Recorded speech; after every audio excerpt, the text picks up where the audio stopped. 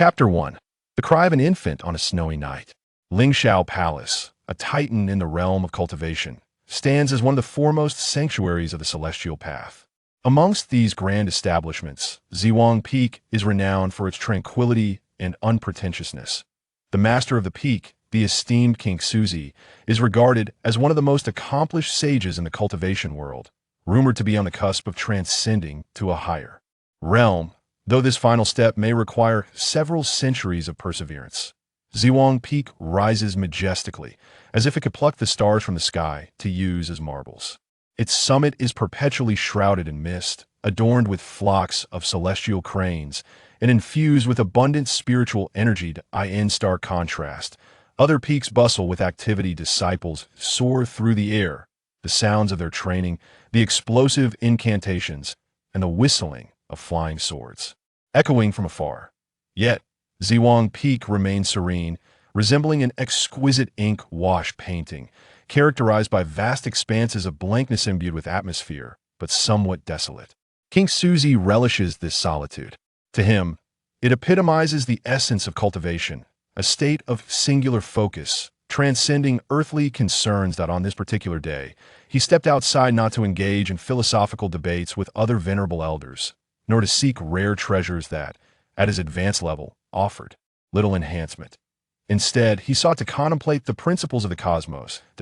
In essence, he sought a secluded place to observe the mountains, the waters, and the clouds, indulging in daydreams and pondering the truths of the universe and the meaning of life. It may sound profound, yet at times it bears little difference from an elderly man strolling through a park to bask in the sun, merely at a higher altitude with more splendid scenery. On his return journey, the sky darkened ominously.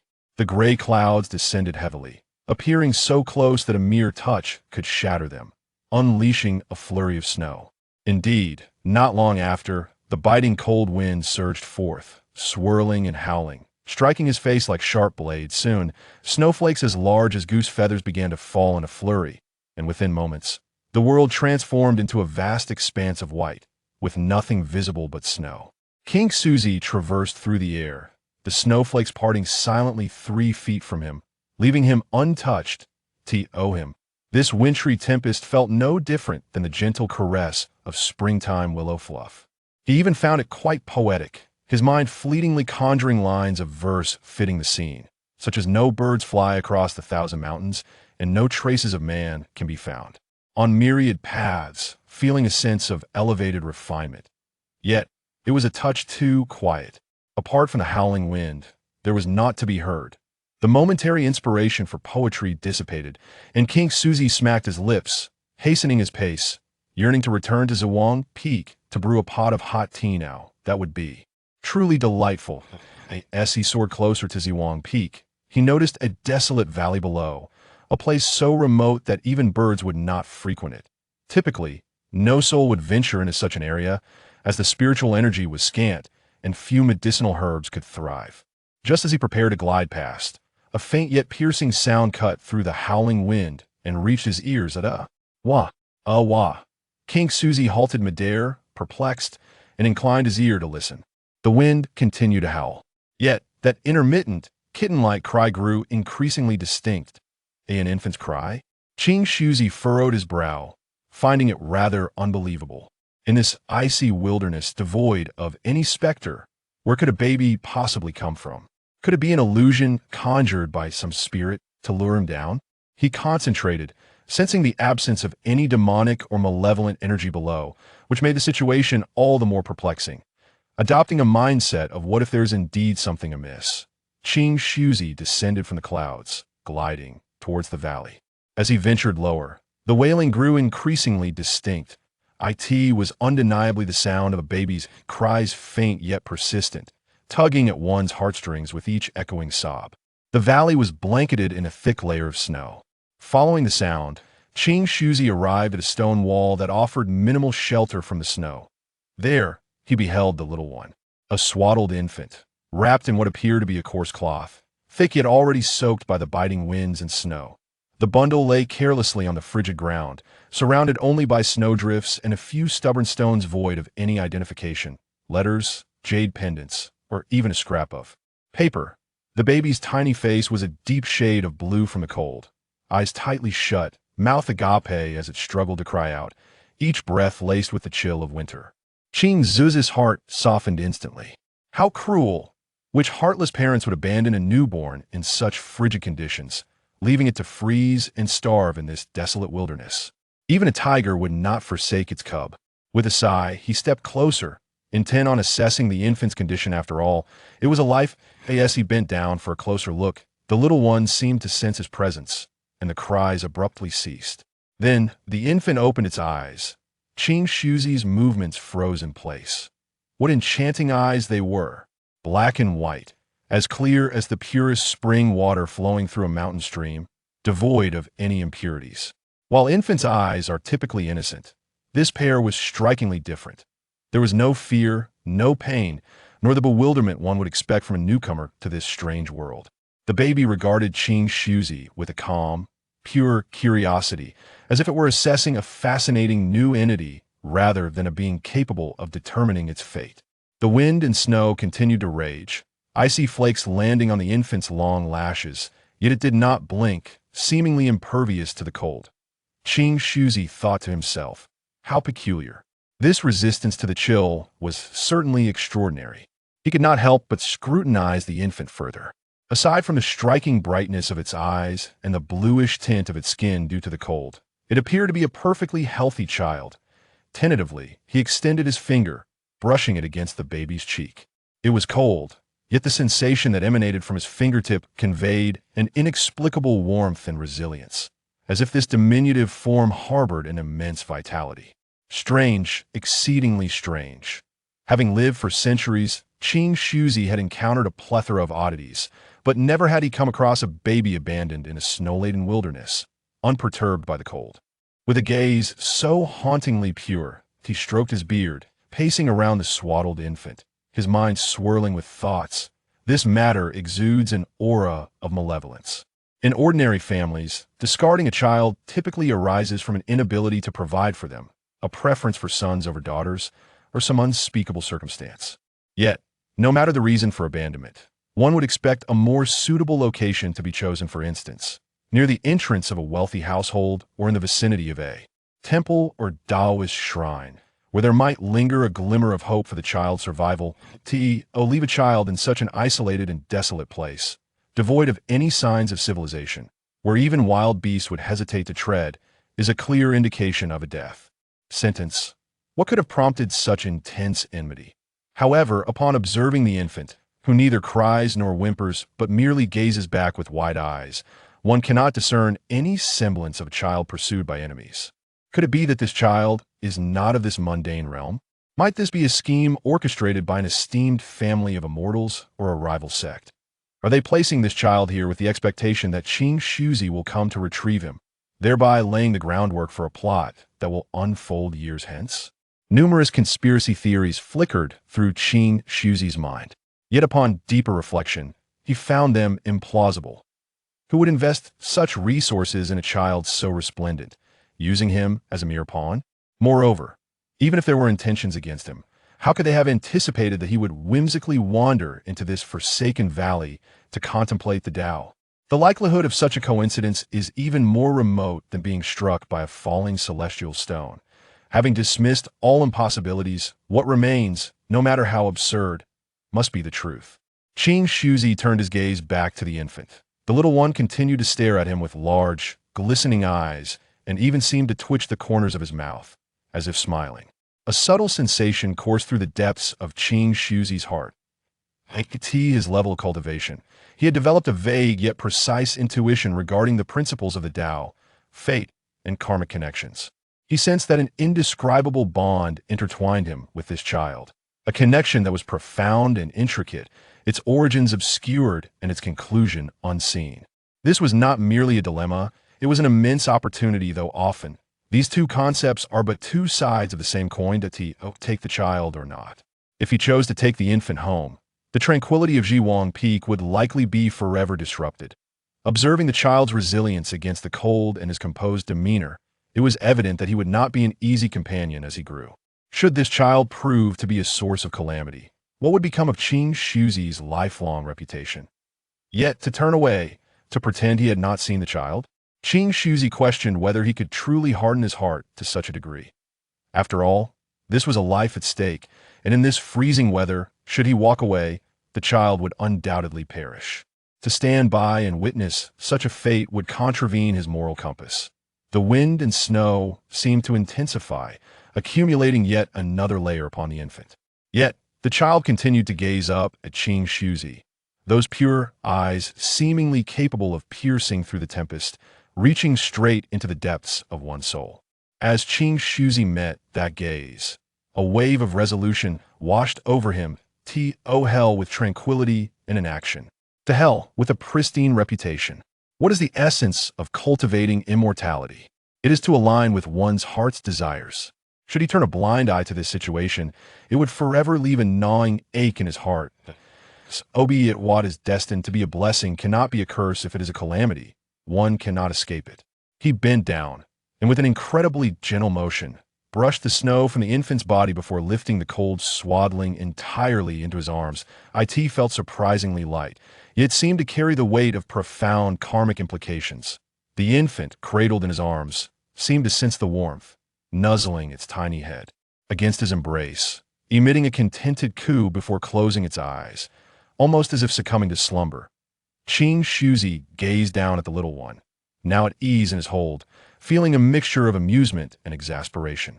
He lifted his gaze to the still, overcast sky, with relentless snowflakes falling like cotton, and shook his head in resignation, letting out a soft sigh. The wind and snow are merciless, yet fate intertwines us, he murmured to himself, his voice dissipating into the gusts. Little one, I wonder if bringing you home is a blessing or a curse. From this moment forth, you shall accompany me to Zhuowang Peak. With that, he tightened his grip on the swaddled infant, and a gentle surge of spiritual energy enveloped him, transforming into a streak of light that pierced through the swirling snow, heading directly towards Zhuowang Peak. Chapter 2. The sixth disciple of Zhiwang. As Qing Shuzi returned to Zhiwang Peak, cradling a swaddled bundle, it coincided perfectly with the dispersal of the evening lessons, with disciples retreating to their respective abodes. The population of Zhiwang Peak was rather sparse. Counting Qing Shuzi, the peak's master, there were merely 6 individuals. With a few cats roaming about, the atmosphere was indeed tranquil, though at times it could inadvertently feel somewhat desolate. The eldest disciple, Chu Tianhua, was the first to notice his master. Having just completed his sword practice, he was meticulously gathering his energy when he glanced up to behold his master, a figure exuding an ethereal grace, unexpectedly holding a rather bulky and animated bundle. It resembled a scenario of having pilfered the largest winter melon from a neighbor's field, one that possessed legs and could scamper away. In that instant, Chu Tianhua was taken aback, rubbing his eyes in disbelief, questioning whether his sword training had caused him to see illusions. Was that truly a swaddled infant in his master's arms? He approached with decorum, bowing respectfully. Master, you have returned. Yet, his gaze could not resist flickering towards the bundle. What is this? Qing Shuzi, pondering how to elucidate the nature of his celestial epiphany to his disciples, felt slightly embarrassed by his eldest disciple's inquiry. He cleared his throat and replied, "Ah yes, I am back. Along the way, I found something." The nonchalance of his words suggested a mere stone had been retrieved. At that moment, the third disciple, Lu Xian, and the fifth disciple, Zhao Mingyue, happened to pass by. Lu Xian, gentle in nature and the heartwarming caretaker of Zhiwang Peak, was carrying a plate of freshly made spiritual cakes intended for her younger peers. Zhao Mingyue, in contrast, was a fiery spirit, wielding a branch she had broken off from who knows where, animatedly demonstrating new sword techniques. Upon hearing their master had found something, their curiosity was piqued, and they eagerly approached. "Ah!" Lu Xian exclaimed upon spotting the small, cherubic face nestled in the swaddling, nearly losing her grip on the plate. "It's a baby." Her eyes sparkled with maternal warmth, and forgetting all propriety, she leaned closer to Qing Shuzi, her voice barely above a whisper, as if fearing to awaken the child. "Master, where did this child come from? In this icy weather, where did you find him? Oh dear, look at that little face, it's frozen. No, wait, it seems quite rosy." She felt a twinge of confusion, yet her compassion overshadowed her doubts. Zhao Mingyue, however, was less restrained. Tossing aside her branch, she squeezed in beside Lu Xian, her eyes wide with astonishment as she reached out a finger, intent on poking the infant. My heavens! It's alive! Master, you're quite remarkable. You went out for a stroll and returned with a child. Whose parents are so heartless as to abandon a child in the snow? If I find out, I shall give them a piece of my mind. Oh, let me touch it. Is it soft? Her finger, still warm from her recent practice, was perilously close to the baby's face when Qing Shuzi quickly sidestepped, casting her a disapproving glare. What a clumsy demeanor. Off you go, he chastised. Exasperated by her reckless enthusiasm, Zhao Mingyue pouted, retracting her hand, yet her eyes remained affixed on the infant, brimming with intrigue. Chu Tianque, being the senior disciple, exhibited remarkable composure. Although a profound curiosity gnawed at his heart, he prioritized the matter at hand. Master, do you have clarity regarding the origins of this child? Abandoned in such weather amidst the wilderness, it surely cannot be an ordinary circumstance. His concern lay in the possibility of a nefarious plot set by ill-intentioned individuals. Qing Shuzi sighed, aware that he could not conceal the truth from his eldest disciple. He briefly recounted the situation in the valley, omitting his own mystical insights, and emphasized the child's pitiable state, noting that the infant seemed to possess a peculiar constitution that rendered him impervious to the cold. Furthermore, he confirmed there were no suspicious figures or traps in the vicinity. We cannot simply stand by and watch him perish from cold or hunger, Qing Shuzi concluded, his tone imbued with righteous indignation and a noble compassion. Though our Zhuowang Peak may not be affluent, we can certainly afford to feed one more mouth. Lu Xian immediately nodded in agreement. Indeed, Master is absolutely right. The poor thing shall stay with us at Zhuowang Peak. She had instinctively embraced the role of a nurturing mother, contemplating making the child small garments and preparing nourishing porridge. Zhao Mingyue, too, slapped her thigh in determination. We shall raise him. He will be my little junior brother. Let us see who dares to bully him. She had already mentally included the infant within her circle and envisioned a future of valiant deeds alongside her little brother.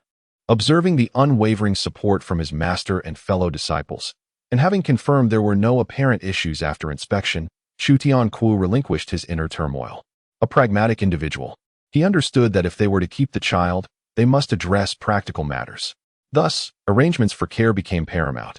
The infant's frail condition necessitated constant vigilance, and his nourishment and daily needs would require meticulous attention. With no women in the peak, he turned to Lu Xian, the most attentive of the group. Lu Xian promptly thumped her chest, exclaiming, "Leave it to me. Senior brother, rest assured. I will ensure he grows up healthy and plump." Her gaze upon the child was almost tear-inducing with affection. Qing Shuzi, witnessing this heartwarming scene, felt a slight alleviation of his earlier apprehension regarding potential troubles ahead. Clearing his throat, he resolved to formalize the decision. Ahem, since there are no objections, from this day forth, this child shall be my sixth disciple, and also my closed-door disciple. The term closed-door disciple bore significant weight, indicating that this would be the last apprentice accepted by the master, granting him a unique status and typically resulting in special favor. Chu Tianque, Lu Xian, and Zhao Mingyue were momentarily taken aback, then collectively beamed with joy. The addition of a little brother, especially a closed-door disciple, was indeed a moment of great celebration. Zhuowang Peak was finally able to welcome a new member, albeit one who required constant care for all his needs. Congratulations, Master, the three exclaimed in unison. Qing Shuzi stroked his beard, a smile beginning to grace his features. He looked down at the still sleeping infant, who was blissfully unaware of his surroundings, occasionally smacking his tiny lips in his dreams, appearing utterly adorable. Since he has joined our fold, he must be bestowed with a name, Qing Shuzi mused. Naming a child is an art, requiring a harmonious blend of beauty, significance, and alignment with their path of cultivation. He pondered, this child, with a background so tumultuous, abandoned amidst the snow and wind, began life in a state of adversity. The path to immortality is long and fraught with countless hardships. Troubles are surely inevitable. Yet, having entered the realm of Sitwang Peak and taken him, Qing Shuzi, as his master, he, as a mentor, naturally yearned for his disciple's well-being. He hoped the child could cast aside unnecessary worries and live with a touch of nonchalance and freedom. The mortal world is laden with concerns, And the journey to immortality is arduous. All one seeks is a tranquil heart and a carefree existence. A name surfaced in his mind. Gazing at the infant's serene countenance, he slowly spoke, his voice imbued with a rare warmth and expectation. The mortal realm is full of worries, and the road to immortality is long.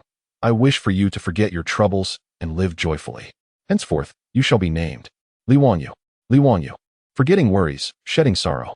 This name serves as both a blessing and a hope. Li Wanyu?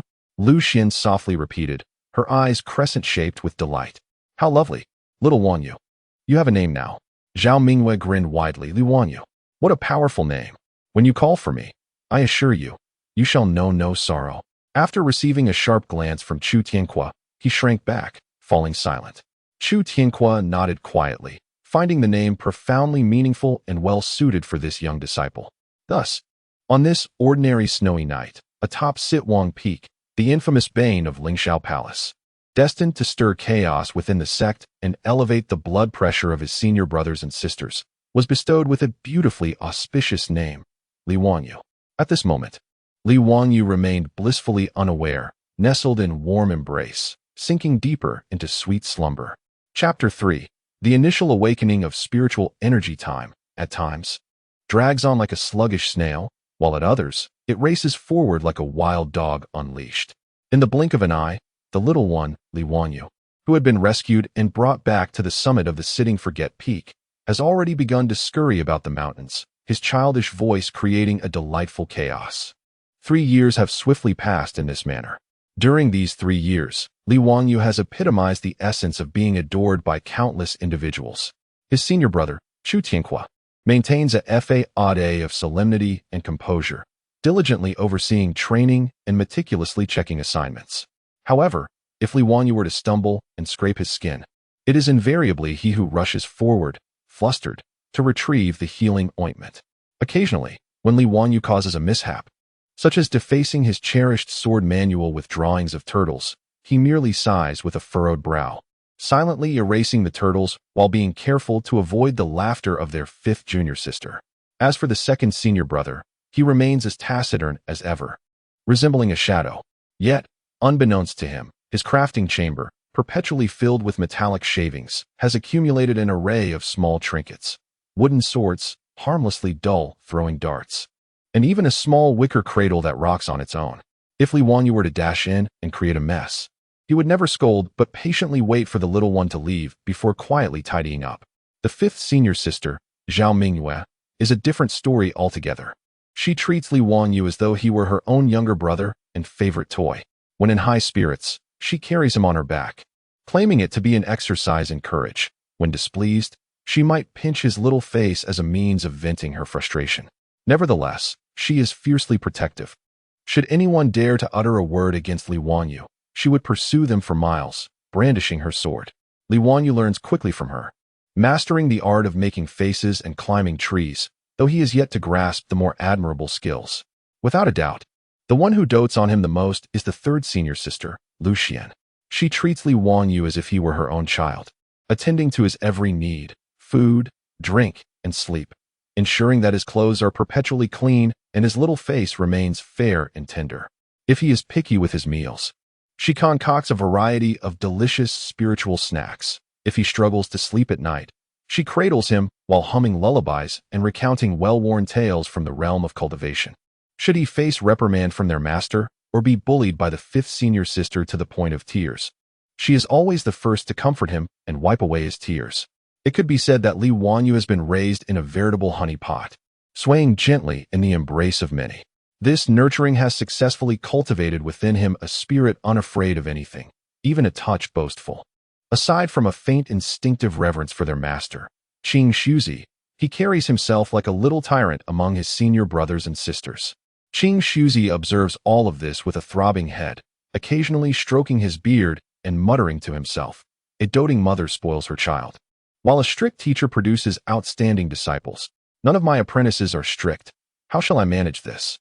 Despite his concerns, he knows he must continue to teach.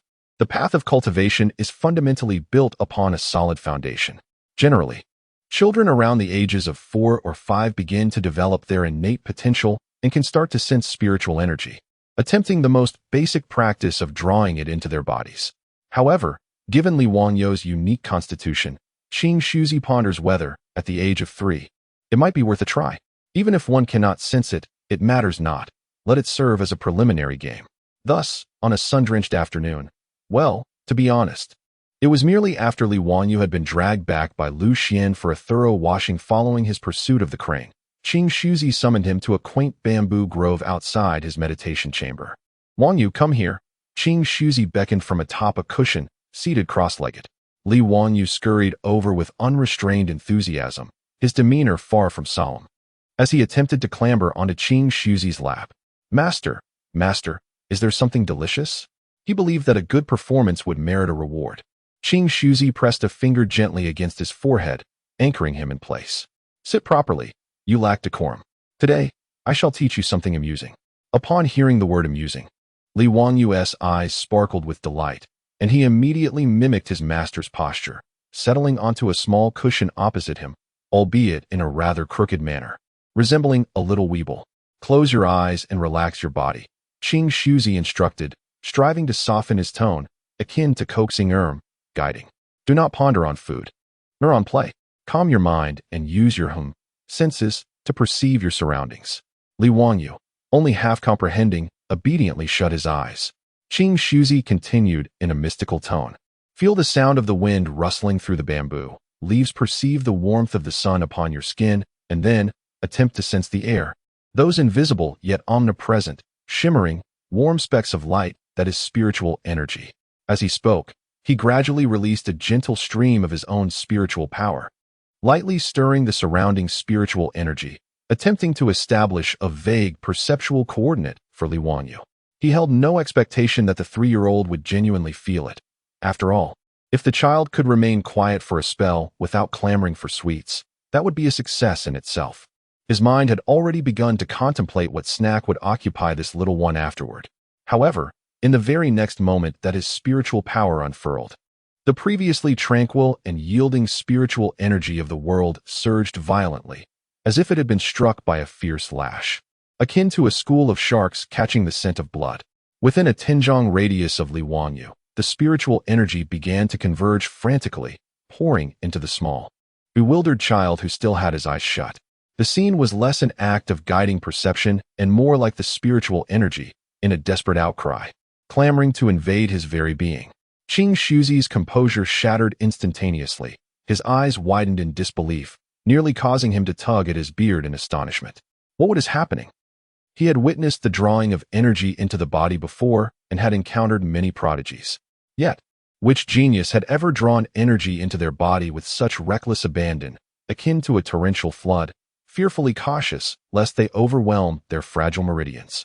This was akin to a colossal abyss voraciously swallowing everything whole. What astonished him further was that despite the immense influx of spiritual energy into the body of a mere 3-year-old, the anticipated scene of ruptured meridians and fatal explosion did not materialize. Instead, the wild spiritual energy, upon entering Li Wangyu's form, transformed as if rivers flowed into the sea, becoming exceedingly docile, obediently settling and integrating into his very limbs and bones, without even the need for a complete cycle of the week. The process was astonishingly simple and brutal. In just a matter of 3 to 5 breaths, the wind ceased, and the bamboo leaves fell silent. The surrounding spiritual energy was utterly drained, creating a brief vacuum. In the distance, the spiritual energy sluggishly began to replenish. Li Wangyu's diminutive frame quivered slightly, a faint, warm sheen flickering across his skin before it vanished. Qing Shuzi could distinctly sense that, in the blink of an eye, this small figure had transcended from an ordinary child to firmly establish himself at the first level of the qi refining stage. It was profoundly solid, as if it was his destined state.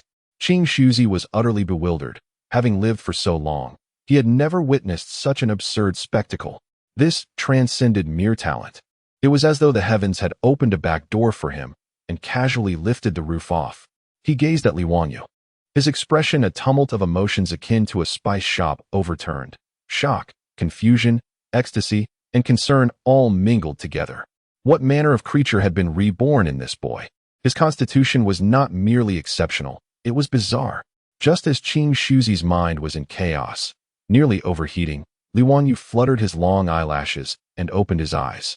They remained clear and pure, yet upon closer inspection, they appeared even more radiant and spirited. It was evident that he was unaware of the startling commotion he had just caused.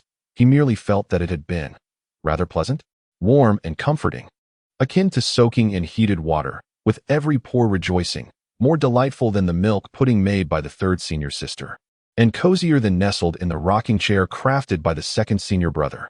He smacked his lips, lingering in satisfaction as he looked towards the still-dazed Qing Shuzi, blinking innocently with wide eyes, and asked in a small, sweet voice, "Master, the spiritual energy bath was so comfortable.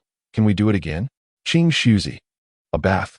You nearly frightened me to death with a spectacle that could make those so-called geniuses outside feel ashamed, and you call it a bath? And you wish to do it again?" Qing Shuzi felt his resolve nearly shatter at those words. He took a deep breath, forcing himself to regain composure. This was far too significant. Absolutely no one must know, at least until he unraveled the situation and devised a means to conceal it. He could not let a single word slip. Otherwise, if this news were to spread, it would not invite admiration, but rather endless covetousness and calamity. He managed to squeeze out a somewhat rigid smile, striving to sound normal. "Nonsense. There is no such thing as a bath. Today is enough. It is perfectly normal not to feel anything. You are still young. Take your time." He paused, emphasizing his words with solemnity. "Remember the sensation you just experienced. If it occurs again, you must not speak of it to anyone, understood? The first senior brother, the third senior sister, and the fifth senior sister are all not to be informed. This is a secret game between you and your master. If you tell, it will no longer be enjoyable, and there will be no treats to savor." He unveiled two powerful treasures, a secret game and delectable snacks. Upon hearing the mention of a game, and the possibility of not having any snacks, Li Wanyu immediately adopted a serious demeanor, nodding vigorously. His chubby little hand even covered his mouth as he mumbled, "I won't say a word. You are as the best at keeping secrets. Let us make a pact." Observing the small finger extended by the little fellow, Qing Shuzi felt a tumult of emotions as he reciprocated the gesture. The secret was indeed safeguarded. Yet the stormy waves within Qing Shuzi's heart remained uncalmed. Chapter 4. The mischief unveiled ever since the incident involving the ore-infused bath.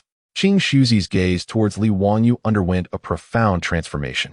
Previously, he regarded his disciple with a blend of paternal affection and occasional exasperation. But now he perceived him as a veritable walking, unpredictable explosion of talismanic chaos, of an almost celestial caliber. He sternly forbade Li Wanyu from engaging in any more games to sense the aura, and began to secretly delve into various obscure methods and artifacts for concealing one's presence and suppressing cultivation, his hair graying with worry, though to outsiders, it remained unnoticed. As for Li Wanyu, he scarcely gave that day's events a second thought. The forgetfulness of a 3-year-old child is immense. The secret games of his master paled in significance compared to the pressing question of what delightful morsel awaited him next. He continued to indulge in his daily routines of eating, drinking, and playing, leading a life of unbridled joy. Moreover, as he grew just a tad older, the layer of spirit energy within him, which Qing Shuzi had vigilantly guarded, began to stir restlessly. Children, upon acquiring new toys, possess an innate desire to showcase their treasures and create a bit of mischief. Li Wanyu was no exception. Although he did not fully comprehend the nature of this warm, swirling energy, he instinctively sensed its potential utility. Thus, a new chapter of chaotic antics on Ziwang Peak was set to unfold. The first victims of this mischief were the plump spirit fish residing in the pond at the back mountain, creatures that had lived for countless years, nearly attaining sentience. These fish, blissfully swimming about, occasionally managed to con their way into snatching bits of spirit grain from the disciples, living a life far more comfortable than that of humans. Little did they realize that their impending doom would come from a tiny figure barely able to maintain his balance. That afternoon, after a hearty meal, Li Wanyu stealthily approached the pond to observe the fish. Sunlight danced upon the water's surface, illuminating the vibrant, well-fed spirit fish as they swished their tails and occasionally leapt from the water, splashing droplets as if in a playful challenge. Li Wanyu squatted by the shore, nearly drooling at the sight. The steamed fish prepared by his third senior sister was delectable, and grilled fish seemed equally appetizing. He blinked, and mischievous thoughts began swirling in his little mind. Extending his chubby finger, he attempted to summon the warm energy swirling within him. Once, there was no response. Twice, the energy stirred slightly. On the third attempt, he squinted, determinedly thinking, "Strike it. Strike that plump one." Lo and behold, it worked. A faint stream of energy flowed from his fingertip, lifting a small stone from the shore and, with a satisfying plop, accurately striking the forehead of a particularly arrogant red carp. The fish, lost in a blissful dream, was jolted awake by the sudden impact, its eyes rolling back as it floated belly up to the surface. "Wow!" Li Wanyu exclaimed in delight, gazing at his finger as if he had uncovered a rare treasure. This new toy was simply enchanting. What followed was a one-sided massacre. Thud, thud, thud. Small stones flew in rapid succession, each one striking with remarkable precision. In no time at all, several spirit fish floated on the surface, their eyes white, varying in size and species. Li Wanyu was utterly elated, flustered and frantic as he sought a branch to retrieve the fish, envisioning a performance akin to a 3-year-old child surviving in the wild, attempting to cook spirit fish by rubbing sticks together. Fortunately, a patrolling disciple happened upon the scene, nearly fainting from shock. He hurriedly rushed over to rescue the precious spirit fish and whisked this little troublemaker away from the pond's edge. When the news reached Qing Shuzi, the old man merely twitched his eye and waved his hand dismissively, muttering, "It's just a few fish, as long as they weren't cooked." What else could he say? He certainly couldn't reprimand this little ancestor, who might hold the future of their sect in his hands, over a handful of fish. He chose to endure it. Just a couple of days after the pond's turmoil had settled, Li Wanyu discovered a new source of amusement: the celestial cranes. The Zoman had nurtured numerous celestial cranes on Ziwang Peak. They possessed graceful forms and elegant dispositions, serving as both vital means of transportation and the sect's proud facade. Typically, they exuded an air of haughtiness, indifferent to all but the disciples who regularly fed them. However, Li Wanyu was unfazed by their arrogance. He found these splendid white birds remarkably beautiful, their feathers smooth and resplendent, and he imagined how majestic it would be to ride one. Thus, on a day that was neither particularly remarkable nor special, he set his sights on a crane that appeared to be dozing peacefully, seemingly of the gentlest temperament. The crane stood on one leg, its head tucked within its wings, indulging in a nap. Silently, Li Wanyu approached, then suddenly pounced, wrapping his arms around the crane's neck and pushing off with his legs, intending to climb aboard. The crane, startled by this unexpected assault, erupted in a flurry of feathers, letting out a shrill, terrified cry, instinctively attempting to dislodge the small creature clinging to it. It flapped its wings vigorously, its feet dancing wildly. Li Wanyu, taken aback by the creature's vigorous response, screamed in fright, yet held on tightly. Thus, the two of them tumbled about on the ground, feathers flying in all directions. The surrounding celestial cranes were alarmed, raising their heads to call out in confusion, creating a cacophony.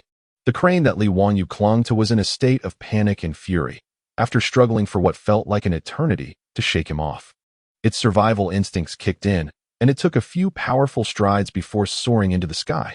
Initially, it only intended to ascend high enough to frighten off this little intruder or find a way to dislodge him. However, it forgot that a plump little boy still hung around its neck. Li Wanyu felt an exhilarating lift as the ground fell away beneath him and the wind rushed past his ears.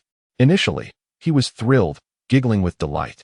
But as they ascended higher and drew closer to the mountain's edge, witnessing the trees and stones below shrinking into insignificance, a wave of fear washed over him, transforming his laughter into frantic screams. "Whoa, too high. Get down, get down."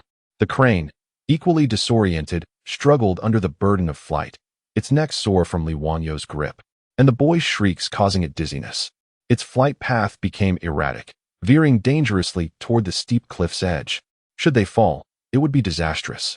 Not only was Li Wanyu merely at the qi refinement stage, but even a foundation establishment practitioner would be reduced to a mere splatter. At that moment, Qing Shuzi was meditating, and upon sensing this chaotic scene, his heart nearly leapt from his chest. He was about to rush out recklessly, but suddenly hesitated. At the very moment when the celestial crane wobbled precariously, on the verge of tumbling off the cliff, a shadowy figure emerged at the precipice. It was the second elder brother, Shi Jian. He appeared from an unknown corner, his expression as inscrutable as ever, his gaze calm and unperturbed. Just as the celestial crane was about to spiral out of control, he swiftly extended his hand, grasping the collar of Li Wangyou's garment, effortlessly lifting him away from the crane's neck like one would a disobedient kitten. Simultaneously, with a casual wave of his other hand, he exerted a gentle force that steadied the bewildered crane, guiding it back to the ground with grace. As soon as the crane touched down, it scuttled away in fear, casting terrified glances at Li Wangyou, likely left with a psychological scar for life. The second elder brother, holding the still squawking and thrashing Li Wangyou, turned and walked back with remarkable efficiency, scarcely glancing at the crane. Li Wangyou, still shaken, dangled in midair, his small face pale, and it took several seconds for him to regain his composure. Upon looking up and seeing the usually reticent second elder brother, his fear dissipated, replaced by an exhilarating sense of survival and novelty. Second elder brother. Second elder brother. We flew so high. The bird was disobedient, he exclaimed, flailing his arms in an animated attempt to share his thrilling experience, entirely oblivious to the fact that he had nearly lost his life. The second elder brother did not pause or acknowledge him, simply carrying him directly to Qing Shuzi's courtyard.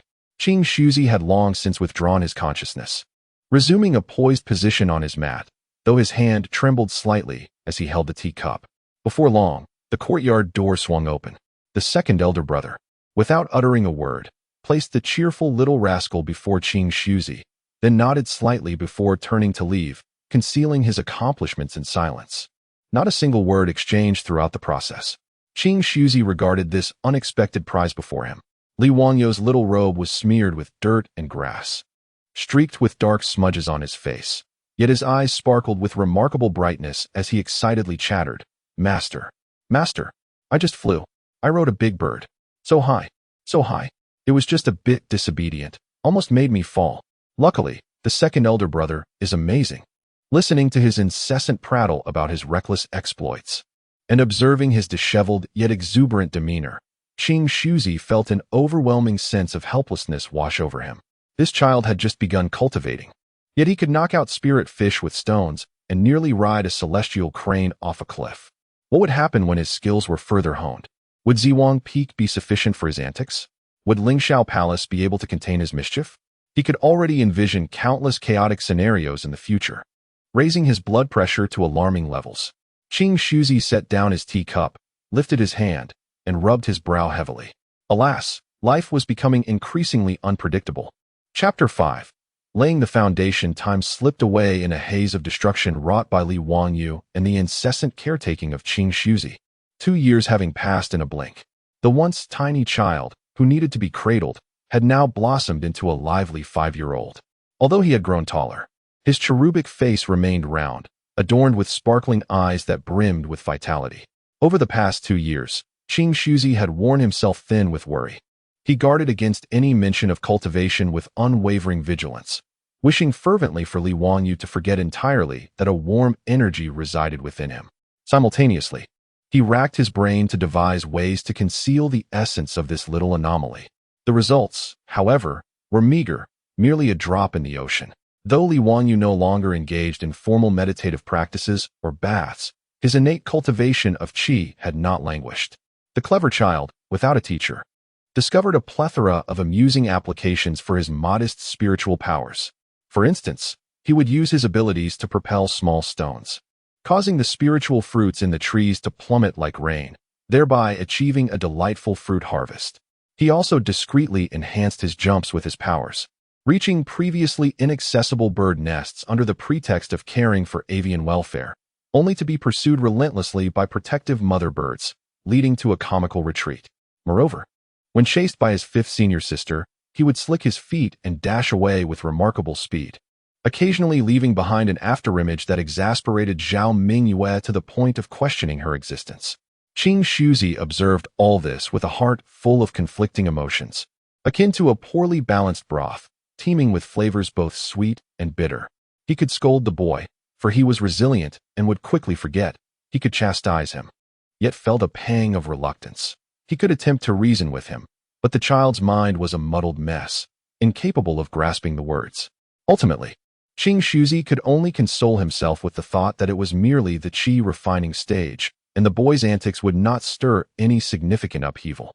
As long as he kept a watchful eye and prevented further baths, perhaps he could guide him steadily into adulthood, and, with a measure of luck, there might still be hope.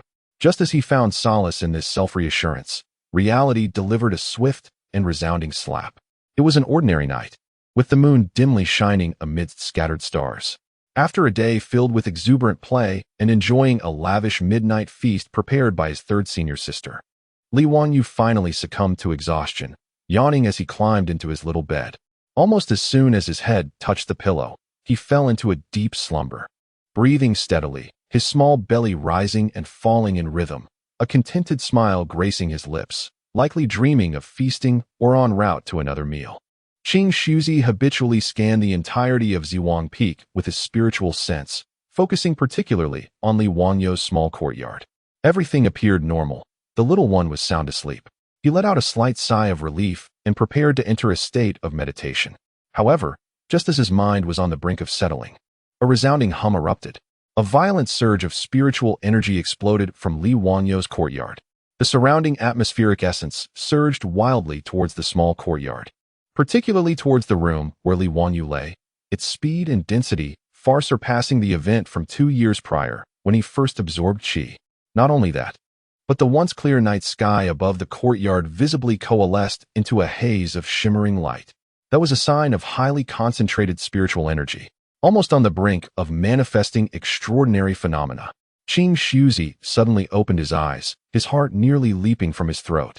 Foundation establishment. This commotion. This is undeniably the sound of Foundation establishment. What a farce in the Nine Heavens immortal realm. He is merely 5 years old. By all accounts, he has only been formally absorbing qi for 2 years, and he is still at the first level of qi refinement. What about the 9th level?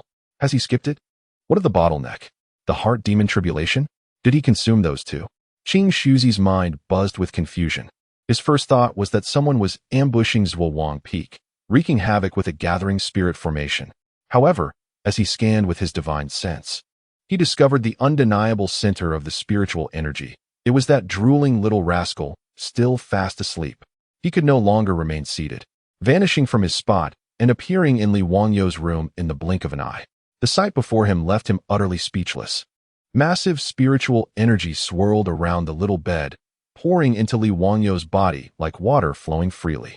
The little fellow continued to sleep soundly, even smacking his lips and turning over, kicking off the covers, completely oblivious to the astonishing act he was performing. It was as if he possessed an endless abyss within him, consuming every bit of spiritual energy at an astonishing rate. What sent shivers down Qing Shuzi's spine was the fact that just above the room, the faint glow of spiritual energy grew increasingly bright, nearly piercing through the roof and drawing the attention of more onlookers. In that moment, Li Wanyu, still lost in slumber, unconsciously wrinkled his little nose, as if disturbed by the noise or the bright light affecting his sleep. Then, the mysterious and immense force within him, which Qing Shuzi had yet to fully comprehend, fluctuated autonomously just once. At that instant, the gathered spiritual energy outside the window vanished without a trace. The violent spiritual energy within the room abruptly ceased, the remaining energy gently merging into Li Wanyu's body, disappearing entirely. Everything occurred swiftly and ended even more rapidly.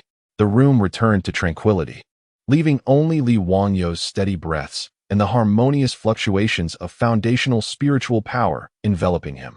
Qing Shuzi stood frozen, mouth agape, struggling to comprehend the scene before him. He felt as if the knowledge he had amassed over centuries of cultivation was being ground into dust at this very moment. 5 years. From the time he was found until now, nearly 5 years had passed, transforming from an ordinary infant into a foundational cultivator. This was no longer mere providence. It was as if the heavens had chewed the food for him, pried open his mouth, and force-fed him. They even upgraded his digestive system in the process. Trembling, he extended his hand to carefully assess Li Wanyu's condition.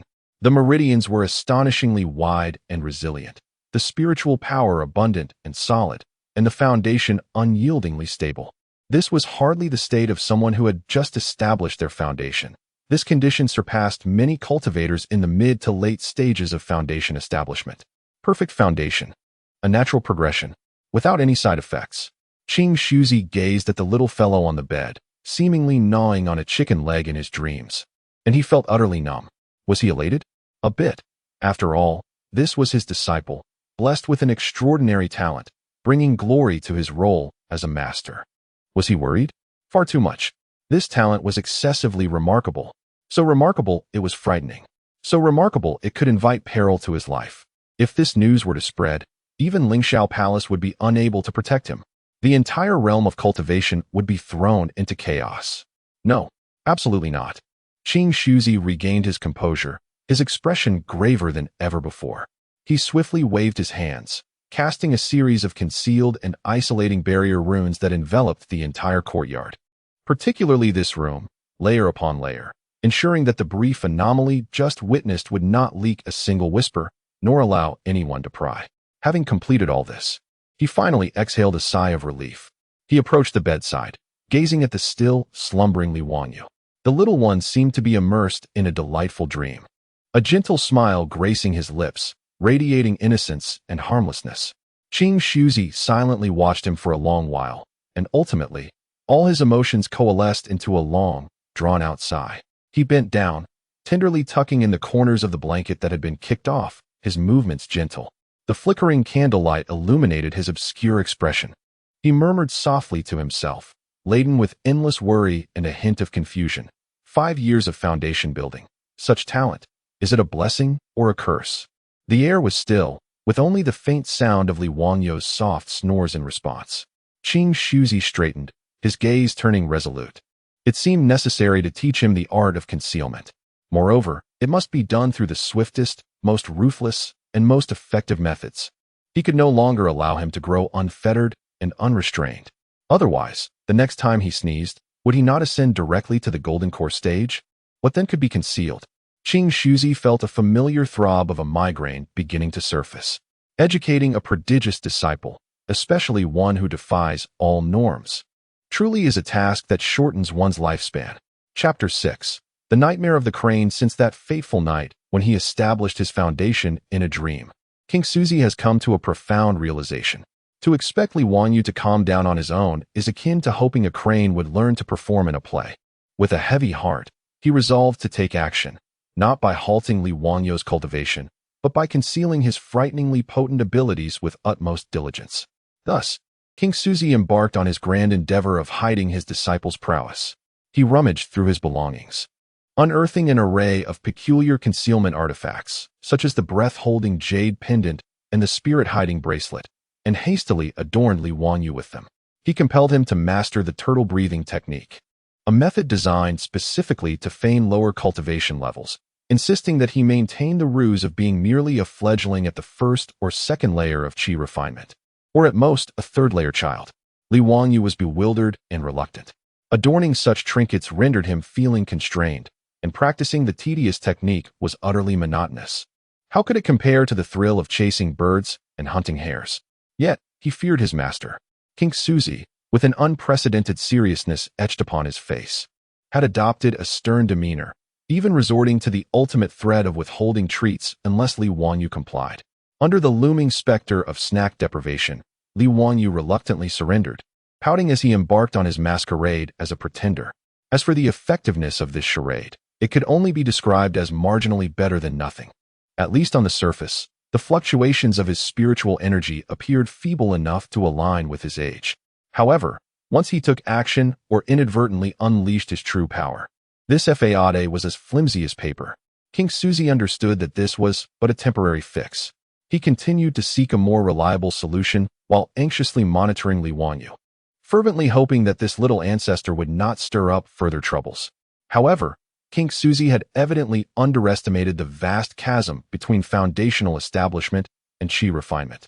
Even if Li Wanyu were to unconsciously wield a fraction of his newfound capabilities, after establishing his foundation, Li Wanyu's body had been thoroughly tempered by spiritual energy, rendering him sharp of hearing and sight, and as light as a swallow. These were now merely basic attributes. He soon discovered that he seemed more formidable. He could run faster, leap higher, and his vision had sharpened. Branches that once eluded him were now easily reached. and he could pursue spiritual hares with such speed that they began to question their very existence. For him, this was akin to stepping into a new world. His propensity for mischief and his destructive potential had escalated exponentially. King Susie's migraines were becoming increasingly frequent.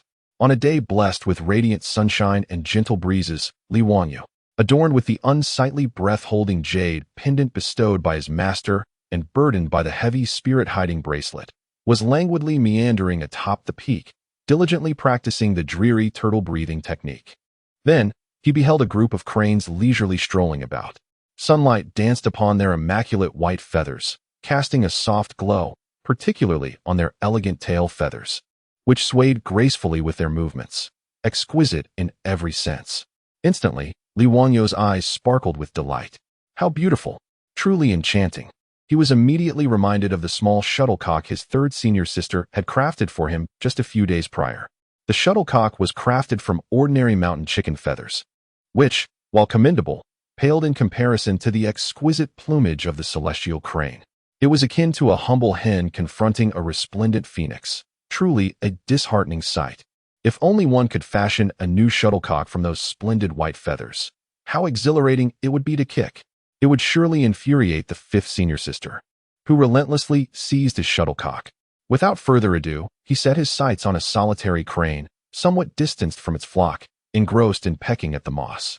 This particular crane possessed exceptionally long, glossy tail feathers that shimmered under the sunlight, almost as if they were aglow. Li Wanyu held his breath, crouching low, and, utilizing the cover of the grass, stealthily approached. Although his foundational spirit energy was intentionally suppressed, instinctively, his movements remained astonishingly light, landing soundlessly. However, the celestial crane was remarkably perceptive. Just as Li Wanyu drew within 7 or 8 paces, it seemed to sense impending danger, abruptly lifting its head and warily scanning its surroundings. Upon realizing it had been detected, Li Wanyu ceased his concealment, a mischievous grin spreading across his face as he propelled himself forward. Whoosh! His slight figure lunged behind the crane, small hands reaching for the most beautiful tail feathers. The crane emitted a shrill, anguished cry, frantically flapping its wings in an attempt to flee. Yet, Li Wanyu's speed was unparalleled. It merely felt a sharp pain at its rear. A more pitiful cry reverberated through the peaks of Zhuang.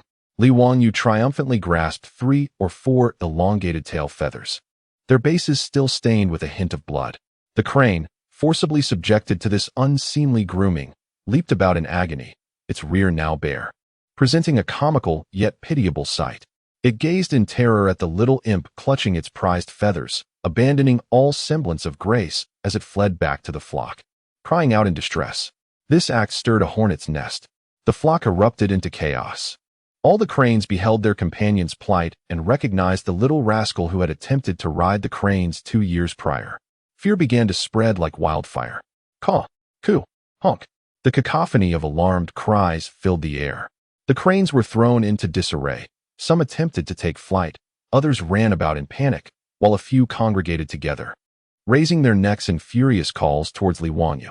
In an instant, feathers flew, and the scene became a tumultuous frenzy. Li Wanyu, however, was indifferent to the turmoil. He gleefully waved his spoils, relishing the sight of the panicked birds, finding the entire spectacle utterly amusing. His playful spirit ignited, he began to employ his remarkable agility, weaving through the chaotic flock, specifically targeting those cranes with particularly striking tail feathers. Thus commenced a one-sided plucking operation. A diminutive figure darted like a gust of wind amidst the startled flock.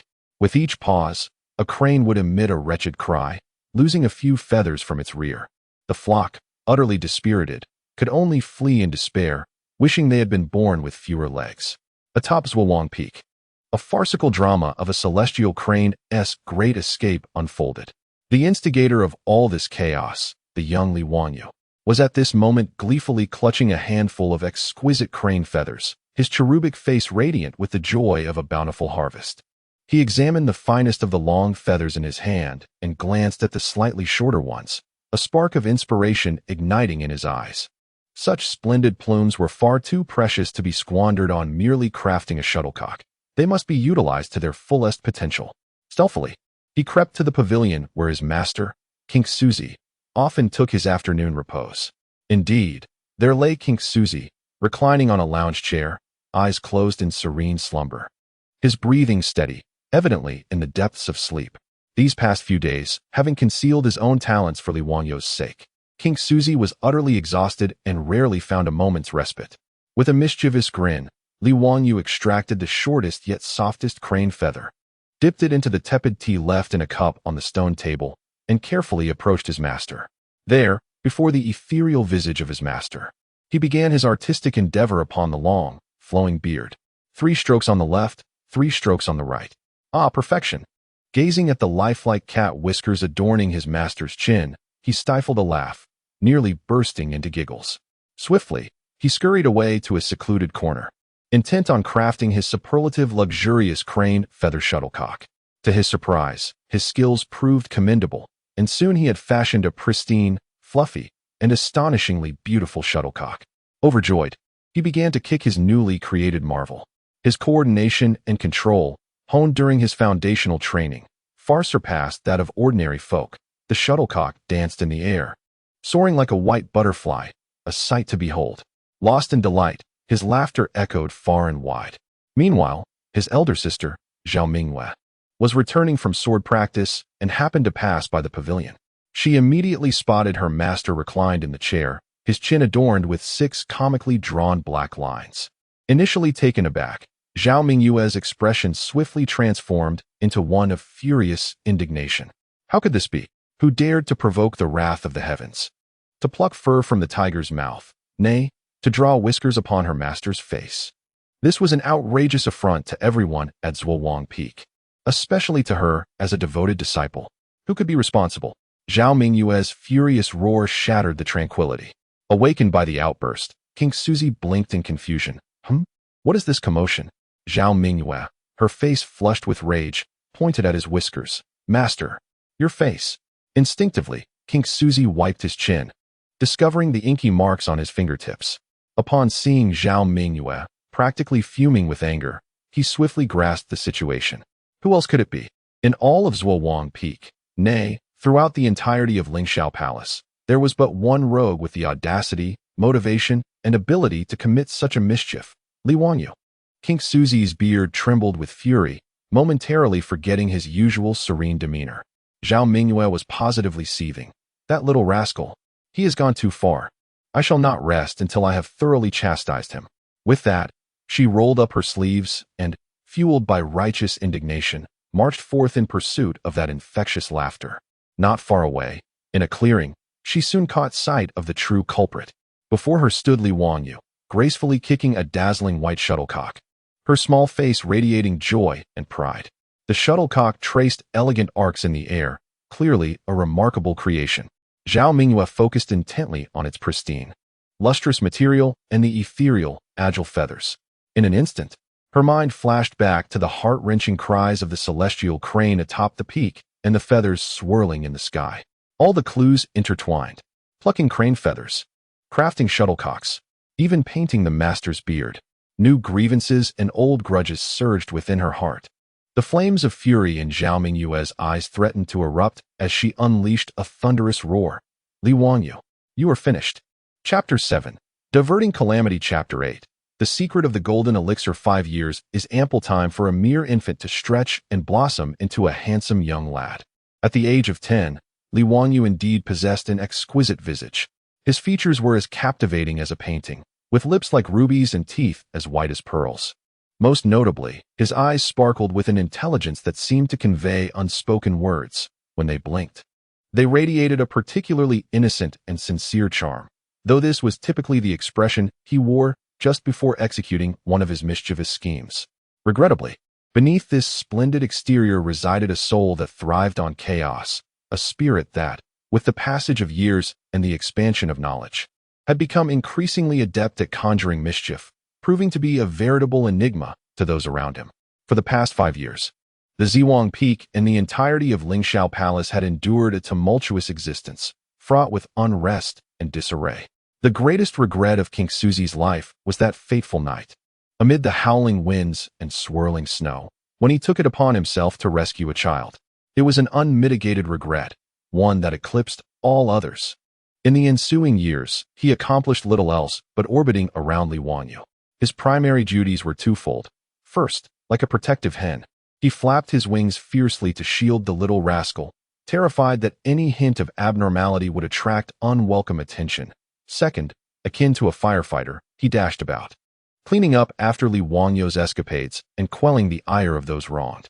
From compensating with spirit fish to soothing the traumatized celestial cranes and offering apologies to aggrieved fellow disciples, even addressing complaints from the elders and peak leaders. His proficiency in these tasks was a source of bittersweet exasperation. The concealment talismans he provided Li Wanyu had evolved from mere jade pendants and bracelets to inner armor, hairpins, and even insoles. The tortoise-breathing technique he enforced upon him was relentless, nearly becoming second nature. As for the results, they were mediocre at best. At least when Li Wanyu refrained from stirring up trouble, he appeared to be an ordinary boy of the third or fourth level of chi refinement, albeit a tad mischievous.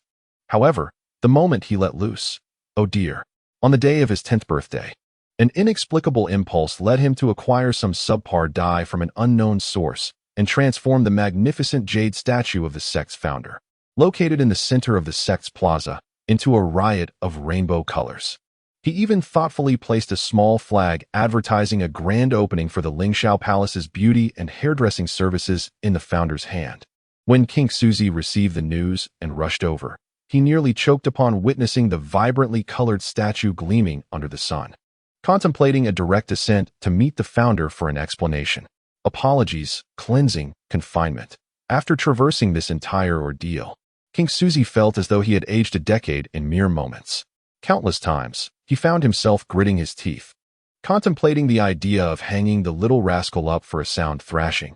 Yet every time he met Li Wanyu's remorseful gaze, which seemed to say, "I acknowledge my faults, but I might do it again," accompanied by the overwhelming surge of formidable spiritual power within him that left even King Suzy feeling a twinge of trepidation. His resolve would swiftly dissipate. Unable to chastise him effectively, he resigned himself to a state of suppressed frustration, fervently praying to the heavens that this child would exhibit some semblance of restraint, at the very least, to refrain from achieving the golden elixir before reaching adulthood. Surely, such a request was not excessive. King Suzy felt his expectations had sunk to the very depths of humility. Yet, it appeared that the heavens had no intention of granting him respite. One day, Li Wanyu once again slipped away to frolic by the waterfall in the back mountains. This place, abundant in moisture and imbued with a more potent aura than elsewhere, is secluded and rarely frequented by others. It serves as his preferred sanctuary. Apart from the kitchen and the scene of calamity, he fondly refers to it as a space for contemplating life, though in truth, it is merely a refuge for idleness or a laboratory for his myriad whimsical ideas. Discarding his outer robe, he finds himself clad only in inner trousers. Floundering like a fish in the pool beneath the waterfall, the immense torrents crash upon him, producing a thunderous roar and sending sprays of water cascading into the air. When fatigue sets in, he ascends to a smooth stone, worn by the currents, at the edge of the pool, sprawling languorously in the sun. The sound of the water, deafening yet strangely forming a unique white noise, lulls him into a semi-drowsy state. The spiritual energy within him, constrained by layers of seals, yet ever tumultuous, seems to flow more freely in this relaxed ambience, instinctively following an arcane path as it greedily absorbs the rich aura permeating the surroundings. The sun's warmth envelopes him. The water's roar reverberates, and Li Wanyu exhales a contented sigh, his eyelids growing heavier. Just as he drifts between slumber and wakefulness, an unexpected transformation occurs within his dantian. The once placid and vast spiritual energy, as if finally having amassed sufficient strength, erupts into a tumultuous frenzy. No longer a gentle flow, it roars like a tsunami. Pure, liquid spiritual energy converges frantically toward the center of his dantian at an astonishing pace, surpassing the spectacle of his last foundational establishment. Concurrently, the ambient spiritual energy outside surges violently, tenfold, 100-fold more intense than during his foundational stage, wildly converging upon Li Wanyu. Above the waterfall, clouds swirl ominously, forming an immense vortex of spiritual energy, streaks of radiant light flickering into existence. accompanied by ethereal sounds reminiscent of celestial harmonies. It appears that a momentous golden core phenomenon is on the verge of manifesting. The commotion is colossal, even in the secluded depths of the back mountain. It would be impossible to elude the notice of the sect's adept practitioners. At this critical juncture, a resonant hum fills the air. The concealed artifacts painstakingly crafted by Qing Shuzi suddenly operate at full capacity, unleashing their final brilliance as they forcibly absorb a portion of the anomalous energy. Simultaneously, his mysterious and powerful consciousness awakens autonomously. This time, it is not a mere tremor, but rather a colossal, invisible hand, exerting its dominance with a fierce grip. The imminent manifestation, capable of astonishing the entire realm of cultivation, is abruptly halted and forcibly repressed back into his being.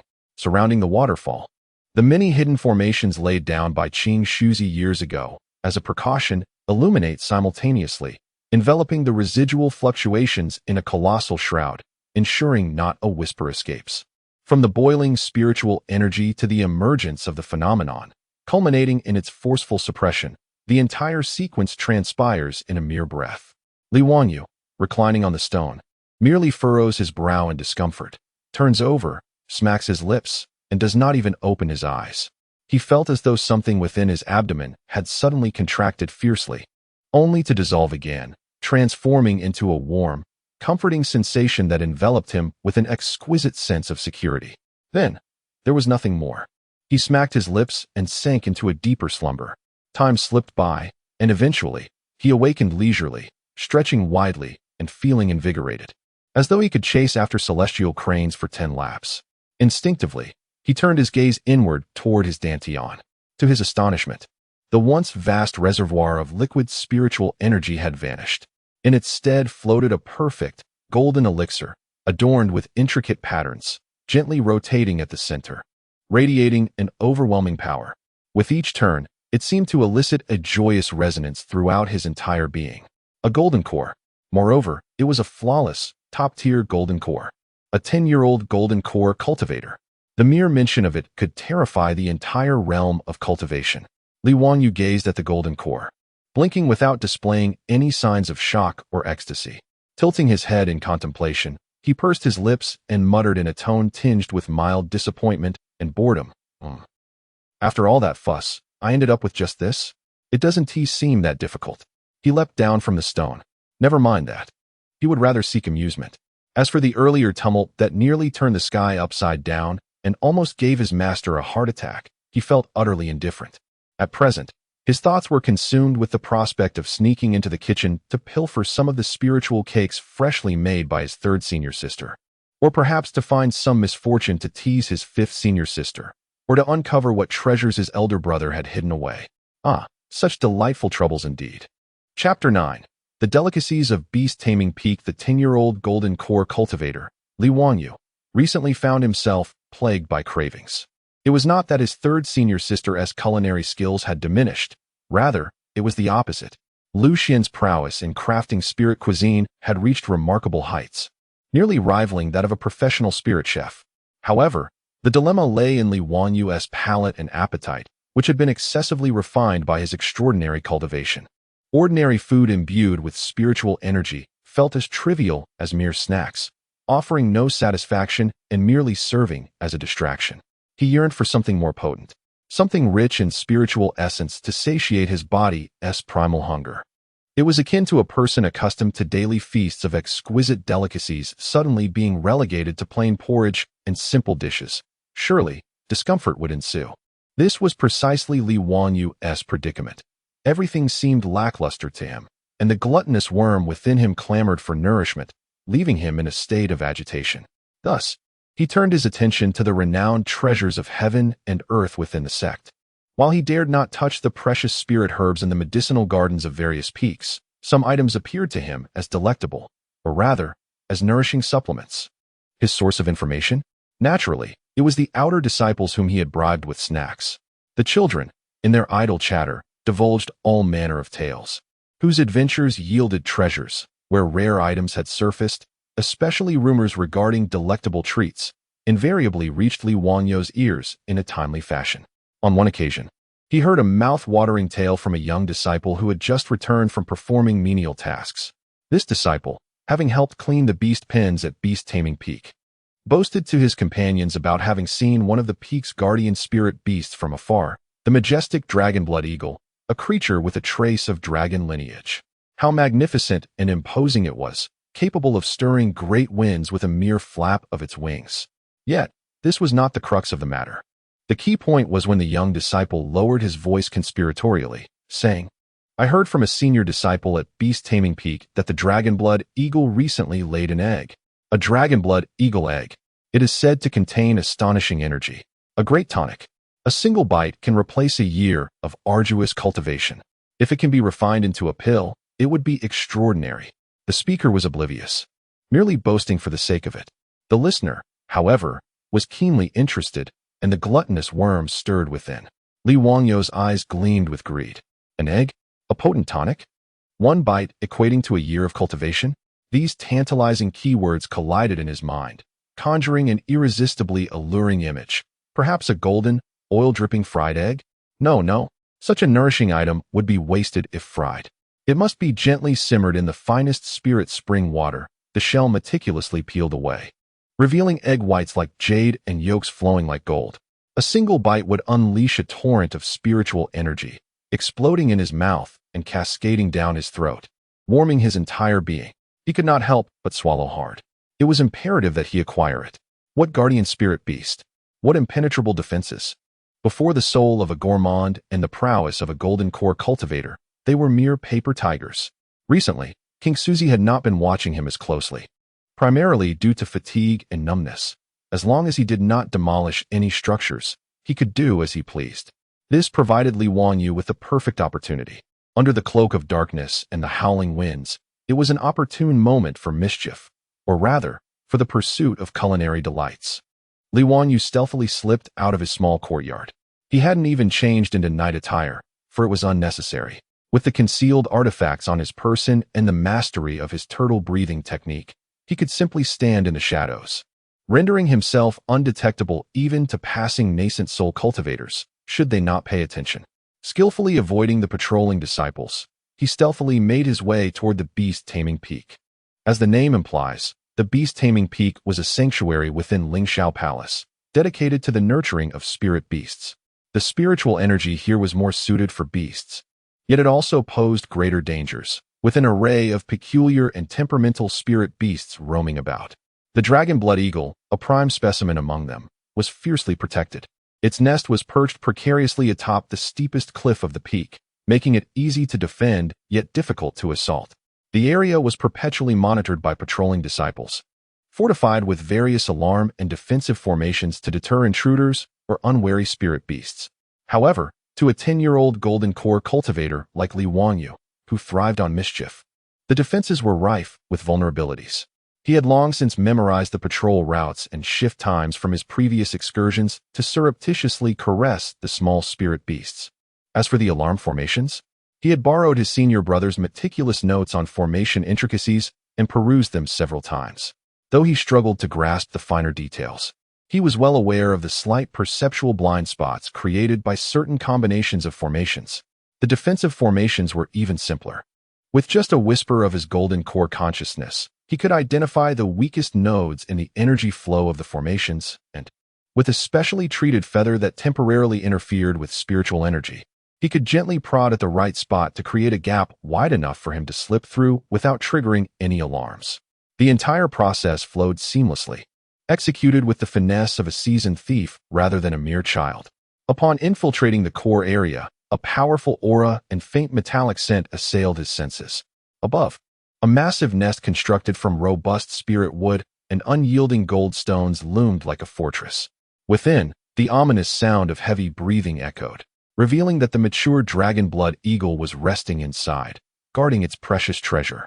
Li Wangyou suppressed his aura to its utmost limits. Cautiously, he scaled the edge of the nest, peering inside. The nest was lined with soft spirit grass and feathers, and at its center lay a colossal egg, its surface adorned with natural dragon scale patterns, quietly resting. In the dim light, he could discern a faint crimson glow emanating from the egg. exuding a rich essence of life and spiritual fluctuations that were irresistibly alluring. Just inhaling that scent made Li Wanyu feel his golden core's energy surge slightly, and the gluttonous worm in his belly began to drum with fervor. This was it, the dragon blood eagle egg, a supreme tonic. Gazing at the egg radiating an enticing red hue and warmth, Li Wanyu's eyes sparkled with excitement, his gaze firmly fixated on it. He swallowed hard, his throat bobbing. In his eyes flickered a blend of exhilaration and cunning. How could he bring it back? Carrying it off seemed too ambitious. Perhaps he could crack it open and consume it here? That seemed a bit wasteful. Or maybe devise a plan to lure the great eagle away. My mind begins to race, with a flurry of culinary plans and escape routes flashing before me in rapid succession. Chapter 10. The turmoil of the dragon's egg. Li Wanyu crouched at the edge of the eagle's nest, his mind racing with 18 different methods to cook the dragon blood eagle egg and 80 escape routes. Ultimately, the cautiousness of a glutton, primarily driven by the fear of being hunted down by an adult dragon blood eagle, prevailed over his impulsiveness. He needed to devise a plan that would allow him to take the egg without disturbing the formidable creature in the nest. His eyes darted around, and an idea sparked in his mind. He rummaged through his storage pouch, extracting a collection of miscellaneous items, a few leftover low-grade spirit stones, several feathers of various hues, and a small packet of fragrant spirit flower powder used by his third senior sister for baking. He began to arrange these fragments at the entrance of the nest. His technique was clumsy, but his creativity was evident, faintly echoing the notes of his fourth senior brother's array studies.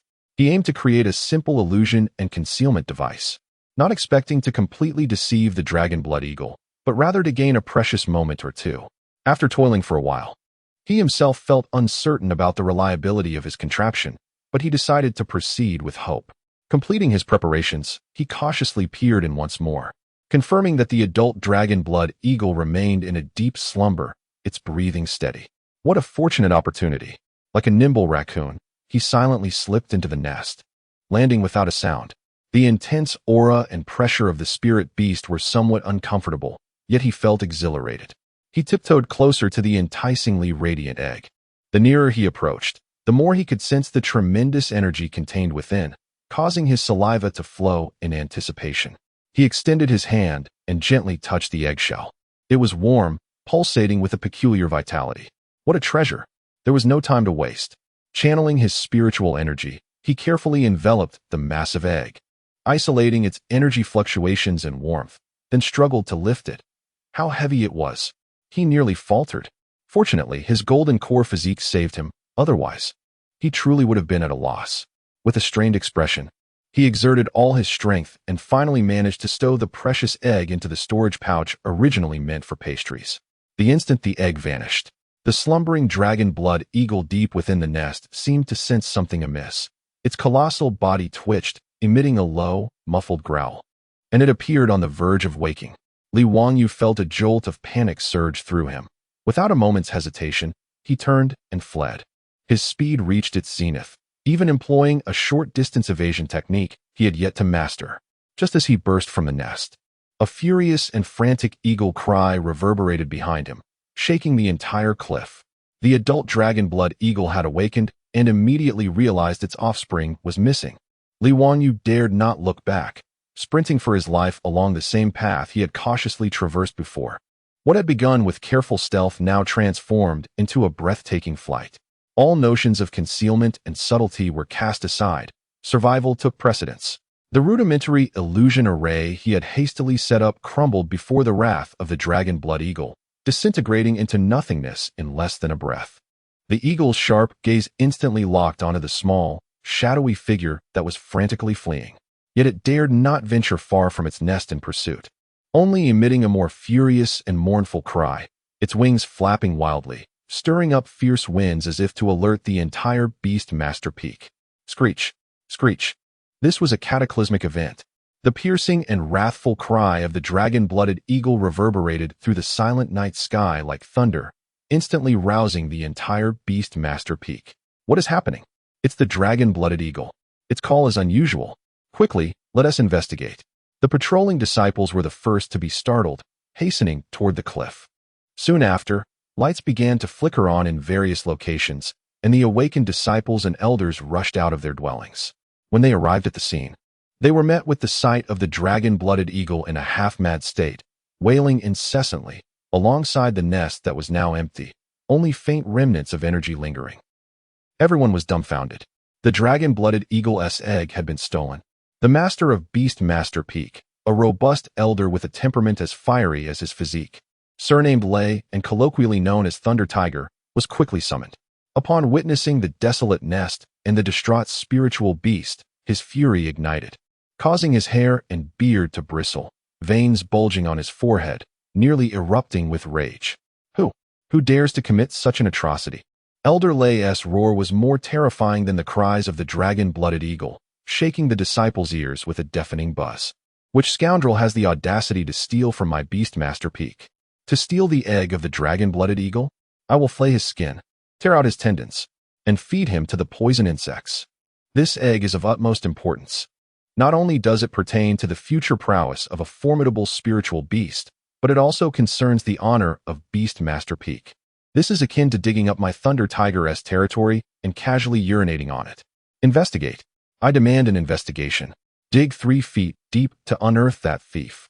Elder Lei's eyes burned with rage as he issued a stern command to seal off Beastmaster Peak. All disciples were forbidden from entering or exiting at will. Search inch by inch. Leave no suspicious trace unexamined. Instantly, the entire Beastmaster Peak was thrown into chaos, with anxiety gripping the hearts of all. The disciples were divided into several teams, commencing a thorough search. Torches illuminated the mountain as various detection spells and tracking spiritual hounds were deployed. Soon, preliminary findings emerged. There were no signs of powerful formations being breached around the nest, indicating that the thief either possessed remarkable skills in formations, or there was an insider, or had some special means been employed. The residual aura at the scene was exceedingly faint and muddled, largely dispersed by the dragon-blooded eagle's furious energy, making it difficult to discern. However, fortune smiled upon them, as a disciple skilled in tracking discovered an exceedingly subtle trace of unfamiliar energy, not belonging to any individual or spiritual beast of Beastmaster Peak, on the descending path a distance from the nest. It was very faint, almost dissipated, yet still captured. Wind-chasing hound. Quickly, Elder Lei, as if grasping a lifeline, immediately commanded. A keen-nosed spiritual hound, resembling a lean wolf, was brought forth. It carefully sniffed the area of the residual energy, then raised its head, emitting a low, puzzled growl, yet resolutely sprinted in a specific direction. The crowd's spirits lifted, and they promptly followed suit. The wind-chaser hound paused intermittently, its sense of direction unerringly leading them beyond the Beastmaster Peak. It traversed the narrow path, crossed the babbling brook, and ultimately halted at a fork leading to other main peaks. Here, the faint aura seemed to crystallize slightly. The wind chaser barked decisively towards one of the paths. The disciples and elders of the Beastmaster Peak, trailing behind, exchanged peculiar glances as they followed the hound's indication.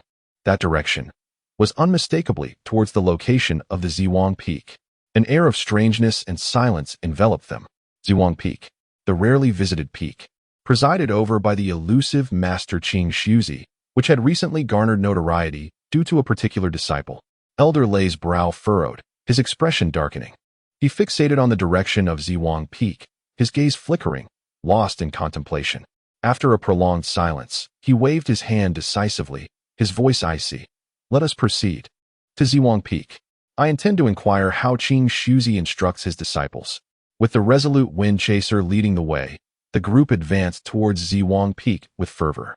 The atmosphere was charged, heralding an impending storm. Chapter 11. The perfect scapegoat. Under the guidance of Elder Lei, the entourage from Beastmaster Peak strode purposefully towards Zhuang Peak, leading an exuberant wind chaser hound, their demeanor reminiscent of an impending raid. The disciples stationed at Zhuang Peak, upon witnessing this formidable approach from a distance, felt their knees weaken in trepidation and hastily scurried to report to Qing Shuzi. Qing Shuzi was enjoying a cup of tea, attempting to calm his nerves after a restless night, fraught with anxiety over mysterious disturbances from the back mountain. The arrival of Elder Lei, accompanied by a throng of followers, nearly caused him to spit out his tea in shock, his heart sinking. His first thought was a grim realization. Trouble was afoot. That little rascal must have caused yet another mishap, and judging by the intensity of the situation, it was no small matter indeed. Stealing himself, along with the curious Chu Tianhua, worried Lu Xian, and impatient Zhao Mingyue, ventured forth to meet the oncoming storm. Just as they reached the front platform, they collided with the grim countenance of Elder Lei, whose eyes were aflame with fury. Qing Shuzi, you have trained quite the troublesome disciple, Elder Lei bellowed, his voice resonating like thunder. Qing Shuzi internally lamented, yet forced a smile onto his face. Elder Lei, what brings such ire? Is there a matter we can discuss calmly? As he spoke, his gaze darted among his three disciples, silently inquiring, who is at fault? What transgression has occurred? Chu Tianhua appeared bewildered. Lu Xian's expression was laced with concern, while Zhao Mingyue bore an impatient look, as if to say, who has stirred up trouble now? Calm discussion? I have nothing to discuss with you. Elder Lei retorted vehemently. The dragon blood eagle egg from Beastmaster Peak was stolen last night. The Wind Chaser Hound tracked the scent straight to Ziwang Peak. Speak. Was it one of your disciples who committed this transgression? The dragon blood eagle egg? Qing Shuzi felt a wave of dizziness wash over him, nearly losing his composure. This was an enormous calamity. Such a precious item was not something to be stolen lightly. It was one of the lifelines of Beastmaster Peak. His heart ached with the weight of the situation, yet he maintained a facade of calm. Elder Lei, surely there is a misunderstanding. Though my disciples may be lacking, they would never resort to such underhanded thievery. Perhaps the Wind Chaser Hound has misinterpreted the scent? Mistaken? Elder Lei scoffed, gesturing toward the hound, which was still fervently sniffing the ground, poised for action. My Wind Chaser Hound has never erred in its tracking. The scent leads directly to Ziwang Peak. If the thief and the egg are not surrendered today, do not expect mercy from me. The atmosphere was fraught with tension. Just then, a bright, curious voice chimed in from the side. Oh, so many people. Master, Elder Lei, what game are you playing? Everyone turned to see Li Wangyu, who had arrived to witness the commotion, blissfully unaware of the gravity of the situation. In his hand, he clutched half-eaten spirit fruit, his innocent face radiating curiosity as he flitted his large eyes from one person to another, embodying the quintessential onlooker. Seeing his expression, Qing Shuzi felt a surge of frustration. Yet inexplicably, a wave of relief washed over him. At least the boy did not appear to be the one who had stolen the egg. Elder Lei shot an exasperated glance at Li Wangyu, disregarding the child, and continued to press Qing Shuzi. You have heard it as well. The Wind Chaser Hound cannot be mistaken. Today, I demand an explanation from the Beastmaster Peak. The Wind Chaser Hound seemed to be irresistibly drawn by a certain scent, growing increasingly restless as it tugged at its leash, whimpering and barking towards the depths of the Sitwang Peak, displaying an unusual excitement. The disciple holding its leash hurriedly reported, Elder, the Wind Chaser Hound appears to have detected a more distinct scent. It's over there. All eyes followed the direction indicated by the hound, which seemed to lead towards the quarters of the disciples. A sense of dread gripped Qing Shuzi's heart. Could it truly be the work of Wangyu? Has he hidden the egg in his own room? That little rascal. His audacity knows no bounds. Elder Lei perked up, waving his hand decisively. Let us go. Follow it. Today, we will dig 3 feet into the ground to unearth that egg. A throng of individuals followed the Wind Chaser Hound, rushing towards the disciples' quarters. Qing Shuzi scowled as he trailed behind, while Chu Tianhua, Lu Xian, and Zhao Mingyue exchanged anxious glances, their hearts uneasy. Li Wangyu, however, trotted along at the back, munching on a spiritual fruit, thoroughly enjoying the unfolding drama. The Wind Chaser Hound, with unwavering determination, weaved through twists and turns, heading straight for the independent courtyard of its elder brother, Chu Tianhua. Chu Tianhua was momentarily taken aback, his expression shifting. Could it be? Before he could gather his thoughts, the Wind Chaser Hound had dashed into his courtyard, halting in front of a doghouse in a corner, barking incessantly at its occupant. Inside the doghouse lay a large yellow dog, dozing peacefully. This was none other than the spirit dog, affectionately named Ah Huang, whom Chu Tianhua had raised for many years. Ah Huang was gentle by nature, albeit somewhat gluttonous, with a penchant for sleeping and seeking food. At that moment, disturbed by the commotion outside, it lifted its head in confusion, gazing at the throng of unexpected guests and its barking companion, its expression a picture of bewilderment. Woof, woof, woof. What is going on? Can't a dog get some sleep? Elder Lei stepped forward swiftly, casting a sharp glance at the doghouse. There, amidst the soft straw lining the doghouse, lay not only the plump ahuang and a few of its shed hairs, but also scattered fragments of eggshell. Furthermore, 2 or 3 distinct tufts of fur. The texture and color of those tufts closely resembled the feathers of a dragon blood eagle. The evidence was irrefutable. Indeed, it was here, Elderlay bellowed, pointing at Ahuang in the doghouse. Chu Tianqua, so it was this beast of yours that committed the foul deed. How dare you let it feast upon the dragon blood eagle's egg? Ahuang, I didn't do it. I swear. Don't accuse me. It trembled in fear, whining pitifully and attempting to retreat into its nest, utterly clueless about the origins of those items. Chu Tianqua's face turned a deep shade of embarrassment and dismay. He glanced at the glaring fragments of eggshell and tufts of fur in the doghouse. Then at the wind chaser hound barking furiously at Ahuang, utterly speechless. How could this be?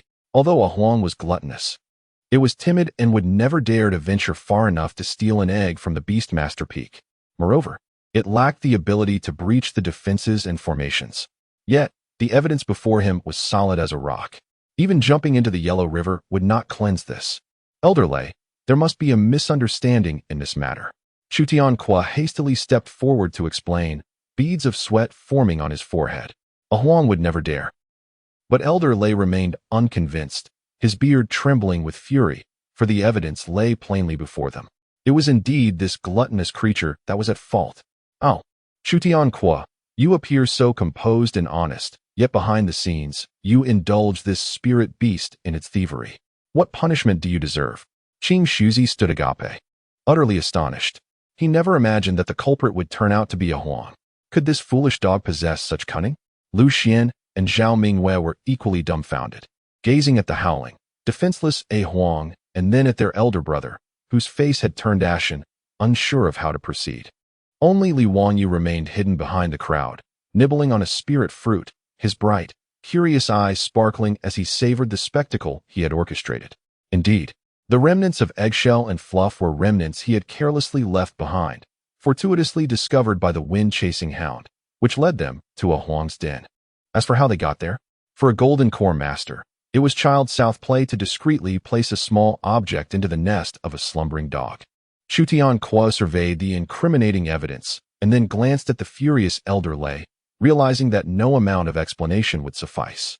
He could only swallow his grievances, his complexion shifting from pale to flushed, ultimately culminating in a resigned sigh. He deeply bowed to Elderlay, his tone strained. Elderlay, please temper your anger. It is the fault of my inadequate supervision that this creature has caused such a disaster. I will certainly enforce stricter discipline. As for the losses incurred by the Beastmaster Peak, Ziwang Peak is willing to take full responsibility and will compensate doubly. His words were filled with frustration, internally cursing Ahuang 1,000 times, though he knew it might be innocent. But for now, he must concede to quell the elder's wrath. Qing Shuzi too attempted to smooth over the situation, internally berating the true instigator 1,000 times. Elderlay, please see this. I truly apologize. It is indeed a lapse on the part of Ziwang Peak. Compensation can be arranged, rest assured. Seeing the sincerity in their acknowledgement and their promise of recompense, Elderlay's fury somewhat subsided, though his expression remained grim. He huffed heavily. Control your spirit beasts. If this happens again, I shall personally skin it and make soup. With that, he shot one last furious glare at the still whimpering Ahuang before storming off with his entourage. The precious eagle egg, it seemed, was lost for good, most likely devoured, which was a painful thought indeed. Once the Beastmaster Peak departed, an air of awkwardness and melancholy enveloped Ziwang Peak. Chu Tianqua looked at Ahuang, trembling and wearing an innocent expression, and felt a mix of anger and resignation, ultimately deciding to take it away for confinement. Qing Shuzi rubbed his aching forehead, sensing that something was amiss, yet unable to grasp any concrete evidence. Meanwhile, the true instigator, Li Wangyu, finished his last bite of spirit fruit, clapped his hands together, a pure and innocent smile gracing his face as he skipped back to his courtyard. Hidden merit and reputation indeed. Chapter 12. The distress of the senior disciple. The people from the Beastmaster Peak departed, leaving behind a chaotic scene at the Sitting Forgetting Peak, accompanied by a mountain of debts. Qing Shuzi patted Chu Tianqua's shoulder and sighed deeply. Tianqua, alas, this matter has caused you great distress. The compensation list will surely arrive from the Beastmaster Peak shortly. The peak will bear most of the burden, but you. As you know, our resources are limited, and you will have to contribute as well. This statement, though delicately phrased, was unequivocal. You bear the blame. And you must also part with some funds. What could Chu Tianque say? He nodded stiffly. Disciple understands. I have troubled my master. Internally, he felt a profound sense of frustration. In the following days, the compensation list indeed arrived from the Beastmaster Peak. The lengthy document enumerated various spirit stones, elixirs, and materials that made Chu Tianque's eyelids twitch and his heart bleed. True to his word, Qing Shuzi allocated a significant portion from the already meager public funds of the sitting forgetting peak. Yet the remaining amount that Chu Tianque was personally responsible for was sufficient to deplete more than half of his modest savings. What further vexed him was that he had to personally transport the compensation materials to the Beastmaster Peak and present them to Elder Lei with a smile. However, Lei Laohu did not give him any more disdainful looks, having received the benefits. Yet, the unmistakable glint in his large copper-ringed eyes conveyed a clear message. Would you dare to let your dog run rampant again? This only intensified Chu Tianque's embarrassment, making him wish to find a crack in the ground to hide. Financial loss and humiliation left Chu Tianque's countenance clouded in gloom for several days. Of course, he did not forget the principal perpetrator, at least the one publicly acknowledged as such, Ah Huang. He confined the plump dog in a rudimentary cave on the back mountain, formerly termed confinement. Ah Huang's diet standards plummeted from sumptuous spirit meat to ordinary coarse grain. Ah Huang felt utterly wronged. It could not comprehend why it had suddenly gone from being the beloved pet of the senior disciple to a prisoner. Each time Chu Tianque brought it food, it clawed at the stone door, emitting pitiful whimpers, its eyes filled with confusion and grievance, as if asking, Master, what have I done wrong? Why can't I go home to sleep? Why is the food so unpalatable? Observing Ah Huang's woeful demeanor, much of Chu Tianque's anger dissipated, replaced by a profound sense of confusion and an inexplicable unease. He knew Ah Huang all too well. It was a lazy and gluttonous dog. Toss a piece of meat in front of it, and it would revel in joy for half the day, but to expect it to hunt for its own food, or to steal the eggs of the ferocious dragon blood eagle from the Beastmaster Peak, not even in its wildest dreams would it dare. The pressure emanating from the dragon blood eagle could make even a low-tier spiritual dog like Ah Huang tremble in fear and flee with its tail between its legs. How could it possibly approach the eagle's nest, accurately pilfer an egg, and escape unscathed? It simply did not add up. And what of the eggshell fragments and down? The wind-chasing dog had traced a clear scent to the sitting forgetting peak, yet why did it ultimately lead to Ah Huang's doghouse? Such a coincidence seemed too implausible. The more Chu Tianque pondered, the more perplexed he felt. He squatted at the entrance of the confinement cave, watching Ah Huang listlessly lick at the coarse grain cake within, his brows knitting tightly in contemplation. Could it be that someone is framing me? Once this thought emerged, it could no longer be suppressed. But who would engage in such an act? What could their motive be? To pilfer an egg merely to implicate a dog? What kind of bored and wicked individual would resort to such a deed? Furthermore, to stealthily infiltrate the heavily guarded Beastmaster Peak, steal an egg from beneath the watchful gaze of the dragon blood eagle, evade all tracking, and finally, skillfully plant the incriminating evidence in Ah Huang's nest. Such cunning, such craftiness, such capability. This is not the work of an ordinary person. The number of individuals on Zhuowang Peak with such skills is exceedingly few. My master? Impossible. My second junior brother? He spends all his time in the refining room, showing no interest in eggs. My third junior sister? She possesses a kind heart and would never commit such an act. My fourth junior brother? He is slow to react and likely wouldn't even know where the dragon blood eagle's nest is located. My fifth junior sister? Though fiery in temperament, she is straightforward and lacks the cunning for such deceit. Then there remains the image of that perpetually cheerful little junior brother, who seems harmless, yet possesses a remarkable talent for causing trouble. Unbidden appeared in Chu Tianque's mind. Li Wangyu? Could it possibly be him? He certainly has the motive, a history of mischief, and perhaps some capability. But as soon as this thought surfaced, Chu Tianque shook his head, letting out a soft laugh, dismissing it as an overreaction. A 10-year-old child sneaking into the core area of the Beastmaster Peak to steal a dragon blood eagle egg, and managing to evade the keen nose of the wind-chasing dog, successfully framing another? How could that be possible? Such a notion was utterly absurd. It was likely just Ah Huang, that foolish dog, having stumbled upon some eggshell fragments and unwittingly brought them back to the nest, only to be caught red-handed. Yes, it must be so. He could only resign himself to misfortune. He endeavored to convince himself, suppressing the ridiculous suspicion. Just then, he spotted Li Wanyu humming a tune out of tune, swinging a piece of dogtail grass plucked from who knows where, skipping along the nearby path. The little fellow appeared to be in high spirits, his face flushed, a smile gracing his lips, embodying the essence of carefree innocence. Upon seeing Chu Tianqua, Li Wanyu paused, beaming with a radiant smile, greeting, "Hello, senior brother. Are you playing with Huang? Has it caused trouble again?" That expression, that tone, was utterly pure. As Chu Tianqua beheld him, the last remnants of doubt in his heart dissipated entirely. Such a simple and adorable child. How could he possibly be the meticulous and adept egg thief? He realized he had been foolishly muddled by anger, to even entertain such a suspicion against him. He mustered a smile for Li Wanyu, ruffling his hair. "It's nothing. Senior brother is just handling some matters. Go play, but don't wander too far." "Got it." Li Wanyu replied obediently, continuing to hum his little tune as he skipped away, the dogtail grass swaying in his hand, exuding the essence of childhood innocence. Chu Tianqua watched his retreating figure, shaking his head in resignation, completely dispelling his doubts. Alas, he must have been overthinking it. This unfortunate incident must simply be accepted. He turned to glance at the pitifully whimpering Ah Huang in the cave, sighed deeply, and retrieved a small piece of secretly hidden jerky from his pocket, offering it to the creature. "Go on, eat it. Next time, be a bit more clever and refrain from dragging all sorts of nonsense into your nest." Ah Huang replied with a soft whimper, "Woo. I truly did not." Chapter 13. The patron of Zixia Peak in the turmoil of the dragon blood eagle egg.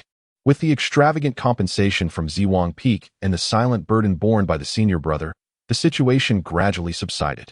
Ah Huang continued to gnaw on the dry, unpalatable grain cakes in the cave on the back mountain, pondering the meaning of canine existence. Chu Tianqua gazed at his deflated storage pouch, occasionally letting out a pained sigh. Meanwhile, the true instigator, Li Wanyu, was enjoying a rather indulgent few days. Having successfully acquired a highly nourishing egg at no cost, he effortlessly shifted the blame, leaving the scene with a flourish while concealing his identity. This thrilling yet secure experience of mischief kept his spirits high, and he walked with a newfound vigor. The pressing matters in his heart began to rise to the forefront. Previously, in an effort to recruit the outer sect disciples as informants and conduct various scientific experiments, he had diligently amassed a stash of pocket money and spoils, mainly obtained through cunning from his fifth senior sister and several senior brothers. But now it was nearly depleted. As the saying goes, an empty pocket breeds anxiety. For Li Wanyu, who aspired to achieve great things, this was utterly intolerable. He needed to acquire wealth, and swiftly. An ingenious avenue for profit struck him like a bolt from the blue while he was savoring the spirit cakes specially provided by his third senior sister. He recalled overhearing a junior disciple lamenting the particularly unpleasant taste of the fasting pills distributed by the sect this month, likening it to chewing on mud, and remarked that their efficacy seemed diminished compared to previous batches, leaving him perpetually hungry. Fasting pills? Li Wangyu's eyes sparkled. This item was essential for lower-tier disciples venturing out for training or entering secluded meditation. Although it held little monetary value, the demand was substantial, truly a form of hard currency. Moreover, from his observations, many disciples found their allocated free portions insufficient or grew weary of the taste and sought to purchase higher quality alternatives privately. If he could procure a substantial quantity of fasting pills and sell them at a slightly elevated price, without hesitation, he set his plan into motion. He immediately began to contemplate the source of supply. Within the sect, the primary producer of elixirs was undoubtedly Zixia Peak, renowned for its alchemical prowess. They not only fulfilled sect tasks, but also secretly concocted some potions for sale to subsidize the peak. Target locked. Zixia Peak. On that day, Li Wanyu deliberately donned a particularly demure and charming disciple's robe, washed his face until it gleamed, and practiced his most radiant smile multiple times before the basin. With his meager belongings in tow, he strode confidently towards Zixia Peak. Zixia Peak and Ziwang Peak were worlds apart in style. Here, the air was perpetually infused with a subtle fragrance of herbs, with disciples bustling about, most in a hurry or revolving around the alchemical furnaces. The outward sales of elixirs were managed by a place known as the Baichao Pavilion. As Li Wanyu trotted into Baichao Pavilion, a managing disciple promptly approached him. Upon seeing the unfamiliar young boy clad in Zhuang Peak's attire, a flicker of surprise crossed the disciple's eyes, yet he courteously inquired, "Little Junior, how may I assist you?" Li Wanyu immediately beamed with the practiced smile, a hint of shyness coloring his cheeks, and replied, "Greetings, senior brother. I am a disciple from Zhuang Peak. My name is Li Wanyu. It was our esteemed senior brother who sent me here." He invoked the prestigious name of Chu Tianhua to enhance credibility. "Brother Chu?" The managing disciple's demeanor indeed grew more serious. He inquired what instructions Brother Chu had. Li Wanyu blinked his large, innocent eyes, his expression particularly sincere. Senior brother said that the disciples of Zhuang Peak are about to engage in collective seclusion for rigorous training.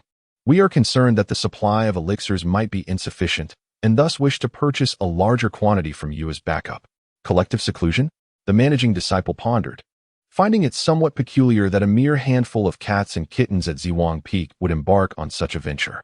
Yet he dismissed the thought, for the actions of Master Qingxiu, the elder of Zhuang Peak, have always been, well, rather unconventional. Perhaps he truly was inclined to instigate a collective retreat? "Oh, I see. How much do you require?" the managing disciple asked. Li Wanyu tilted his head, feigning deep contemplation. Senior brother mentioned, he wishes to secure the entirety of this month's quota, and a bit of the most effective healing elixir as well. Secure the entirety? The managing disciple was taken aback. Zhixiao Peak produces a substantial number of low-tier elixirs each month. While individually inexpensive, the total sum is not insignificant. When did Zhuang Peak become so affluent? And what need could they possibly have for such a quantity of low-tier elixirs? Are they to be consumed as meals? He looked at Li Wanyu with skepticism. "Young junior brother, are you certain? This is no small sum, and the required spirit stones." Certainly. Li Wanyu swiftly retrieved his small cloth bag, spilling its contents onto the adjacent counter. The bag primarily contained low-grade spirit stones, with a few mid-grade ones interspersed among some inconsequential ores and herbs. It appeared to be all that Zhuang Peak could muster, exuding a sense of desperate determination. Senior brother assured me, spirit stones are not an issue, as long as the elixirs are of good quality. Li Wanyu patted his small chest, attempting to emulate his senior brother's usual tone, though it lacked persuasive power and instead came off as somewhat amusing. The managing disciple, observing the pile of spirit stones and the earnest expression on Li Wanyu's face, found his doubts dissipating. Why not? Zhuang Peak is notoriously impoverished. If they could produce these spirit stones, they must have truly sacrificed much. Since they wished to purchase, there was no reason not to sell. Such a substantial transaction would yield a considerable commission. A warm smile instantly spread across his face. "Ah, I see. The disciples of Zhuang Peak are indeed diligent. Quite admirable. No problem. You can count on me. I guarantee that all are freshly produced top-quality elixirs from this month. I will also select the most effective healing elixirs for you." He promptly began tallying the inventory, nearly clearing out all the low-tier elixirs and a portion of the commonly used healing potions from the apothecary, packing them into a large storage bag. "Young junior brother, please check. 300 bottles of elixirs and 50 portions of healing potions. In consideration of Brother Chu, I shall offer you the lowest price, a mere 150 low-grade spirit stones." The managing disciple grinned broadly. Li Wanyu gazed at the small mountain of elixirs, elated within, though he feigned expertise on the surface, nodding earnestly. With a swift motion, he pushed the spirit stones across the counter. "Thank you, senior brother. Here you go." The steward disciple meticulously counted the spirit stones, confirming their accuracy, and his smile grew even more radiant as he personally handed the large storage bag filled with elixirs to Li Wanyu. "Little junior brother, take this," he exclaimed. "If you need anything at Zhuang Peak in the future, do not hesitate to seek your elder brother." Thank you, elder brother. You truly are a good person," Li Wanyu replied, cradling the storage bag with a beaming smile that radiated sweetness. He then made his way to the herb pavilion with the hefty bag in his arms. Behind him, the steward disciple of Zhixiao Peak gazed at the newly added substantial entry in the accounting jade slip, feeling quite pleased within, already calculating how much his bonus would increase this month. Unbeknownst to him, he had unwittingly set the stage for a tumultuous upheaval in the sect's lower-tier elixir market. Meanwhile, The small figure clutching the elixirs sparkled with a cunning glimmer in his eyes, reveling in the triumph of his schemes. With the capital secured, the next step was to commence operations. Chapter 14. Li Ji's little shop in the square. Li Wanyu returned to Zhuowang Peak and found a secluded corner to hide, then began to rub his hands together, ready to embark on a grand endeavor. Selling goods requires the right timing, location, and people. Timing. It was the end of the month when disciples of the sect faced a food shortage. The free fasting pills provided by the sect had nearly run out, making this the peak of demand. Location? The central square of the sect, of course. A bustling hub with a constant flow of people. It was truly an auspicious spot for setting up a stall. People? Huh. With Li Wanyu in action, he relied on his silver tongue and his deceptively innocent visage. No sooner said than done. Early the next morning, Li Wanyu carried a large bag of goods to the central square, choosing a spot that was not too conspicuous yet not entirely hidden. Unlike other disciples who carelessly tossed down a cloth, he extracted a low wooden table from his storage bag and even laid a clean blue cloth upon it, presenting an air of professionalism. He then arranged dozens of bottles of fasting pills and several packets of healing medicine neatly on the table. After completing this, he produced a small piece of paper with uneven handwriting that read, Li Ji's little shop, special efficacy elixirs, exclusive supply, buy now. He pressed the paper down with a small stone and stepped back 2 paces, crossing his arms and nodding in satisfaction. Yes, it looked quite impressive. Soon, the square began to fill with people. The passing disciples were intrigued by the sight of such a young lad setting up a stall so formally, prompting them to glance over with curiosity. One person, intrigued, asked, Little junior brother, what are you selling? Fasting pills? Healing medicine? Isn't that sold at the 100-herb pavilion? Li Wanyu had been eagerly awaiting such an inquiry. Instantly, he flashed his signature innocent smile and, raising his voice slightly to ensure those around could hear, responded, Senior brother, you have a keen eye. Indeed, I have fasting pills and healing medicine, but what I offer here is incomparable to the ordinary wares of the 100-herb pavilion. He lifted a bottle of fasting pills as if showcasing a treasure, his expression serious and earnest. This is our Zhuowang Peak's exclusive secret formula, an enhanced fasting pill, crafted from the finest spiritual grains and infused with the essence of 49 rare medicinal herbs, meticulously refined by my third senior sister. Through the secret methods of Zhuowang Peak. He almost let slip the truth, hurriedly shifting the credit to the non-existent secret methods of Zhuowang Peak. Its efficacy far exceeds that of ordinary fasting pills. Consume one, and it will sustain you for 3 days. Moreover, it has a delicate texture, melting in your mouth with a subtle sweetness, absolutely devoid of the waxy chewiness of regular fasting pills. It can even slightly nourish your spiritual energy. He then picked up the healing medicine, and this, the extraordinary gold sore medicine. It stops bleeding and resolves bruising, promoting rapid healing with astonishing results. For minor scrapes and bumps during practice, just a dab will do. His enthusiastic boasting attracted even more onlookers. Everyone watched this earnest little fellow spinning tales, amused and curious. Is it real or merely a fabrication? Junior brother, boasting is not commendable, a disciple jestingly remarked. Of course it is true, Li Wanyu exclaimed, widening his eyes in an exaggerated manner to convey utmost sincerity. Our disciples from the Zhuowang Peak have personally verified its efficacy. How could I offer it for sale otherwise? There is no deception here. And how much for a bottle? Someone finally inquired about the price. Li Wanyu raised 2 fingers, then paused to add another, declaring a price that left those around him gasping. 3 low-grade spirit stones for a bottle of the pill of abandoning grains. 5 low-grade spirit stones for a portion of the healing elixir. What? 3 low-grade spirit stones? You're robbing us, someone exclaimed. The Baichao Pavilion only charges half a spirit stone per bottle. Indeed, your prices are 6 times that of the Baichao Pavilion. Junior brother, your heart is far too blackened. The crowd erupted in discontent, voicing their grievances regarding the outrageous pricing. For many low-tier disciples, 3 low-grade spirit stones could sustain them for several days. Some who had initially shown interest immediately shook their heads and turned to leave, perceiving this as a blatant attempt to swindle the unwary. As the onlookers began to disperse, threatening the prospect of his first sale, Li Wanyu felt a surge of anxiety. With a quick shift in strategy, he began to promote his wares with renewed vigor, his tone sincere and his expression earnest. Dear senior brothers and sisters, there is a reason for the price. My elixirs are truly extraordinary. Consider this. Ordinary pills leave a bitter aftertaste, whereas mine are sweet and delightful. Regular elixirs merely fill the stomach, while mine also nourish the body. If the efficacy is twice as strong, what is a slightly higher price? You get what you pay for.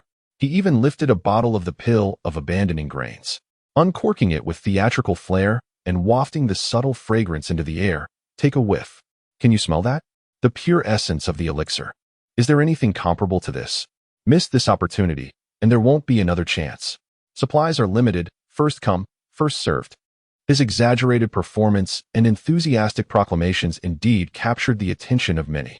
Numerous disciples gathered, intrigued by the spectacle, eager to see what this seemingly miraculous elixir was all about, and whether anyone would be foolish enough to buy it. As the crowd grew denser, pointing and discussing animatedly, Li Wanyo's little shop became the liveliest spot in the square. Watching the throng reassemble, he silently encouraged himself. Excellent. Attention has been drawn. The next step is to make the sale. Chapter 15. The establishment of the Children's Guild. As the crowd swelled, the onlookers grew in number, yet not a single soul reached for their purse. They were merely pointing and murmuring, reveling in the spectacle. Li Wanyu felt an acute sense of urgency within. His senior brothers and sisters were as cunning as monkeys. Relying solely on their tongues to boast, it was evident that mere words would not suffice. A change in strategy was imperative. His eyes darted around, surveying the throng. Suddenly, they fixed upon a group of shorter disciples jostling at the periphery. These were a few outer sect youngsters, tiptoeing with curiosity, their eyes sparkling with the wonder of children. Eureka! An idea ignited in Li Wanyu's mind. Adults were difficult to deceive, but children could be easily swayed, couldn't they? Moreover, enlisting a gaggle of innocent little ones to sell wares would undoubtedly yield far greater results than his own shouting. Who would guard against the charm of a cluster of adorable little disciples? Without hesitation, he maneuvered through the crowd, making his way toward the diminutive outer sect disciples. The children, engrossed in their observation, felt a sudden rush of nerves upon noticing the boisterous senior brother approaching them, instinctively shrinking back. Hold on, little ones, Li Wanyu exclaimed, adorning his face with what he believed to be the warmest smile, softening his tone considerably. I see you all have been watching for quite some time. Are you perhaps interested in my miraculous elixir? The bravest among them, a timid little boy, shook his head hesitantly. No, we don't have any spirit stones. We're just looking. Oh, looking is perfectly fine, Li Wanyu responded, crouching down to their level, appearing even more approachable. My elixir boasts unparalleled efficacy. It's these adults who fail to recognize its value. He pouted, adopting a look of resigned wisdom that successfully evoked the children's empathy. Children loathe being deemed ignorant by adults. A girl with pigtails quietly inquired, Senior brother, is your elixir truly that delicious? Is it better than the sweet buns from the dining hall? In her eyes, deliciousness was the ultimate virtue. Absolutely, Li Wanyu replied without a flicker of hesitation. He promptly retrieved a small paper pouch from his storage bag, unveiling a few morsels of sweet-smelling pills he had previously concocted, indeed enhanced with a touch of licorice for sweetness. Here, give it a try. It's on me. He generously distributed the elixirs to the eager children. With a mix of skepticism and anticipation, the children popped the morsels into their mouths. Upon chewing, their eyes sparkled with delight. Sweet. Really, it's a bit sweet. Much better than the ones from the herbal pavilion. The simplicity of a child's joy is astonishing. A mere hint of sweetness instantly elevated their trust in Li Wanyu to unprecedented heights. Observing their satisfied little faces, he chuckled inwardly. The first step of fostering goodwill was a resounding success. Seizing the moment, he lowered his voice, shrouding his words in mystery. So what do you think? I didn't deceive you, did I? This is the exclusive recipe from our Ziwang Peak. Not only is it delicious, but its effects are particularly remarkable. Just one pill keeps hunger at bay for 3 days, while also boosting one's strength. He shook his slender little arms, demonstrating a vigorous motion. The children nodded in agreement, now believing about 70 to 80% of what this generous and kind little senior brother said. However, the initial hesitation of the little boy lingered. It is still quite expensive. Who said you need to buy it? Li Wanyu, with a cunning glimmer in his eyes, revealed his ulterior motive. Senior brother, I seek your assistance, and in return, you can earn a bit of pocket money and some candy. Earning money? Candy? These two words held immense allure for the children. Instantly, the eyes of several little ones sparkled brighter than when they first laid eyes on the sweet pills. Yes, Li Wanyu began to weave a grand vision. You see, I am here setting up a stall, only able to sell to passers-by, which is rather slow. I would like to ask you to help me sell them. Over at the training grounds and the disciples' dormitory, where there are many more brothers and sisters in need of pills. He paused, observing the children's reactions, seeing them listen intently. He continued to entice them. All you need to do is take these pills and tell the brothers and sisters that this is a special elixir provided by Senior Brother Li, with extraordinary effects. Missing out on it would leave one regretting for a year. For every bottle of fasting pill you sell, I shall give you. He quickly calculated the costs in his mind. I will give you a low-grade spirit stone, plus 3 pieces of candy. A low-grade spirit stone. To these outer sect disciples, this was indeed a small fortune. Their monthly allocation of spirit stones from the sect was meager, most of which was spent on cultivation, and candy was a rare treat.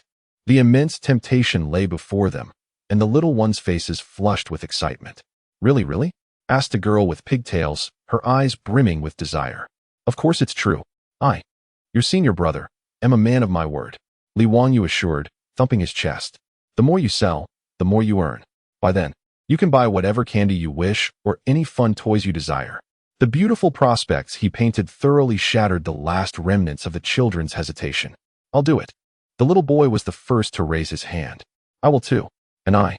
Soon, 5 outer sect disciples were successfully recruited by Li Wanyu. Filled with joy, Li Wanyu led the 5 little ones aside, away from the adults' gaze, and began their training.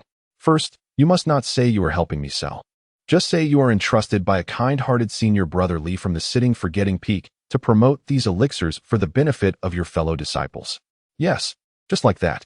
Elevating their role to one of benefiting their peers sounded much more credible. Next, be polite. When you meet the brothers and sisters, greet them and smile cutely. You are all so adorable. The senior brothers and sisters will surely like you. The little ones nodded, somewhat understanding, and endeavored to muster their most charming smiles. Finally, and most importantly, Li Wanyu's expression turned serious.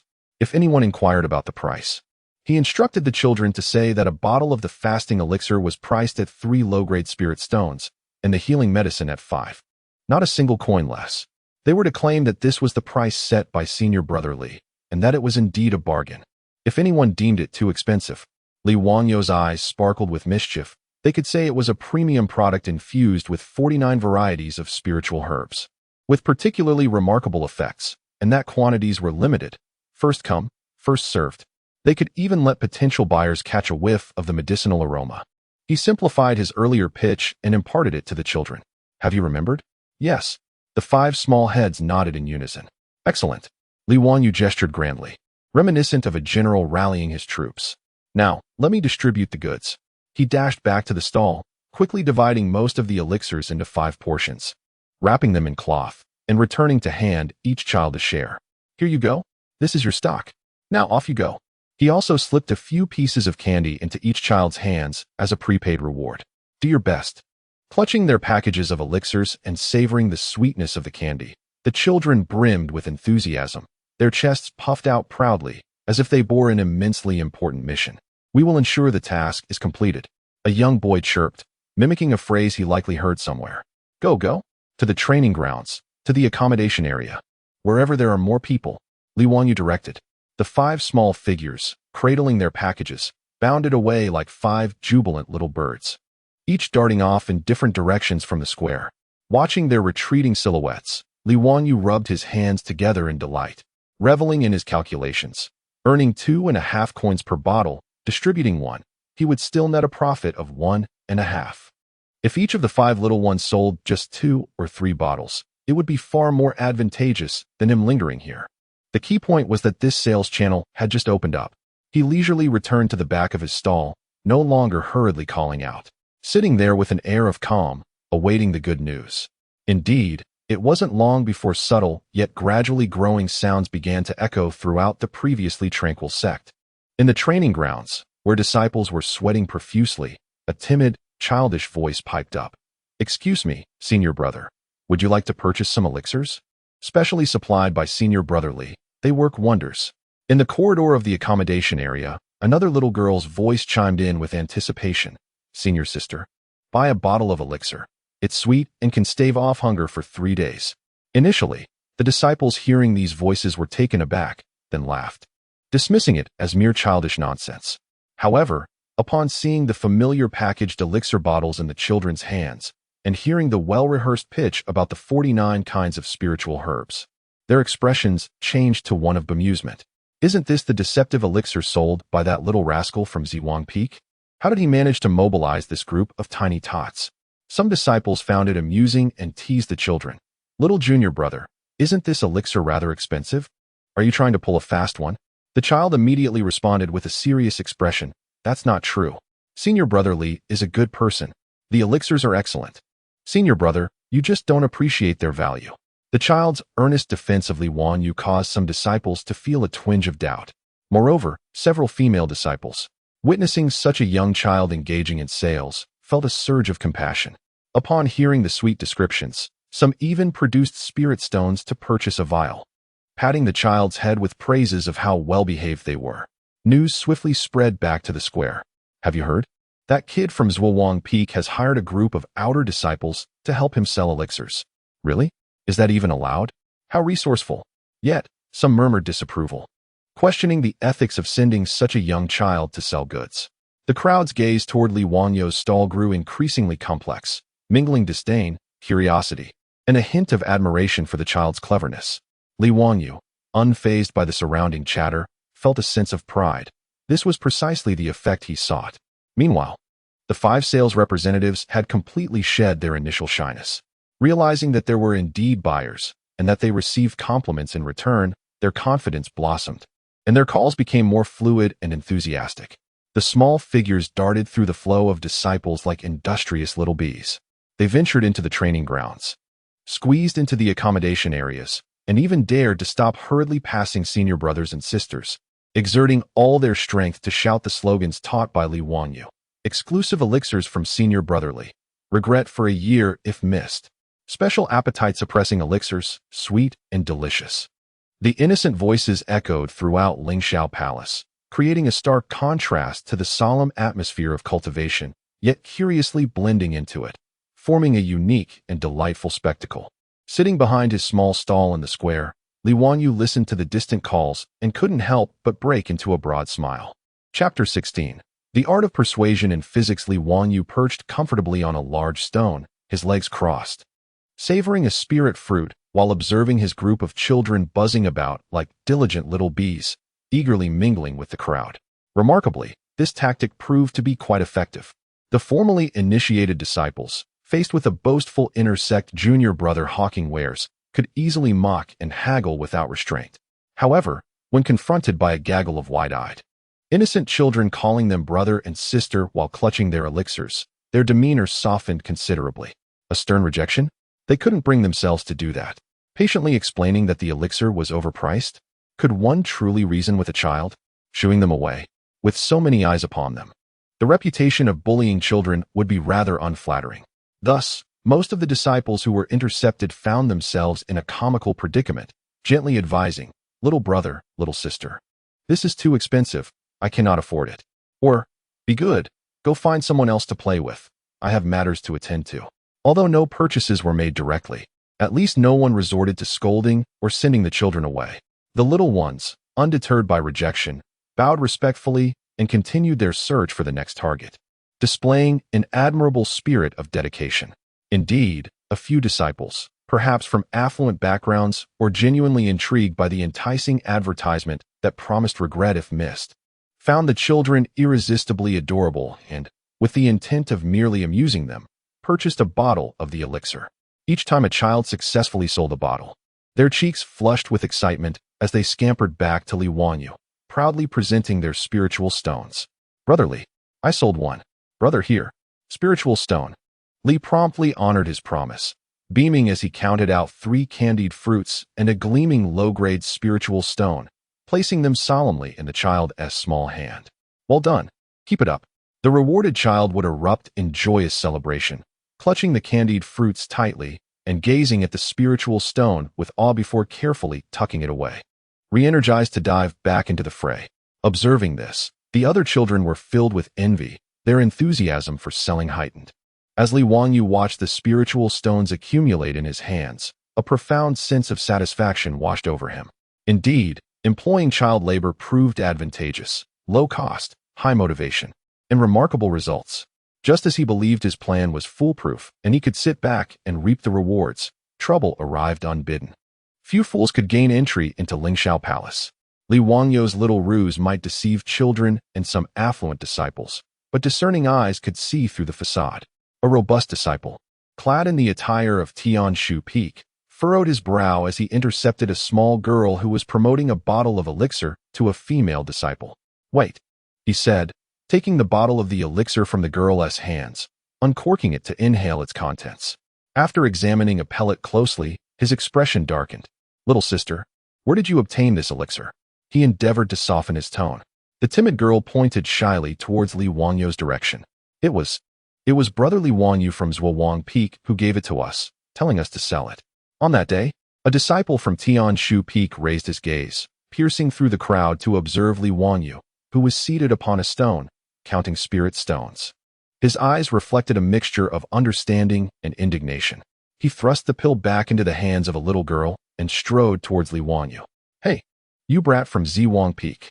Before he even arrived, his boisterous shout echoed through the air. Li Wangyu lifted his head, his heart sinking.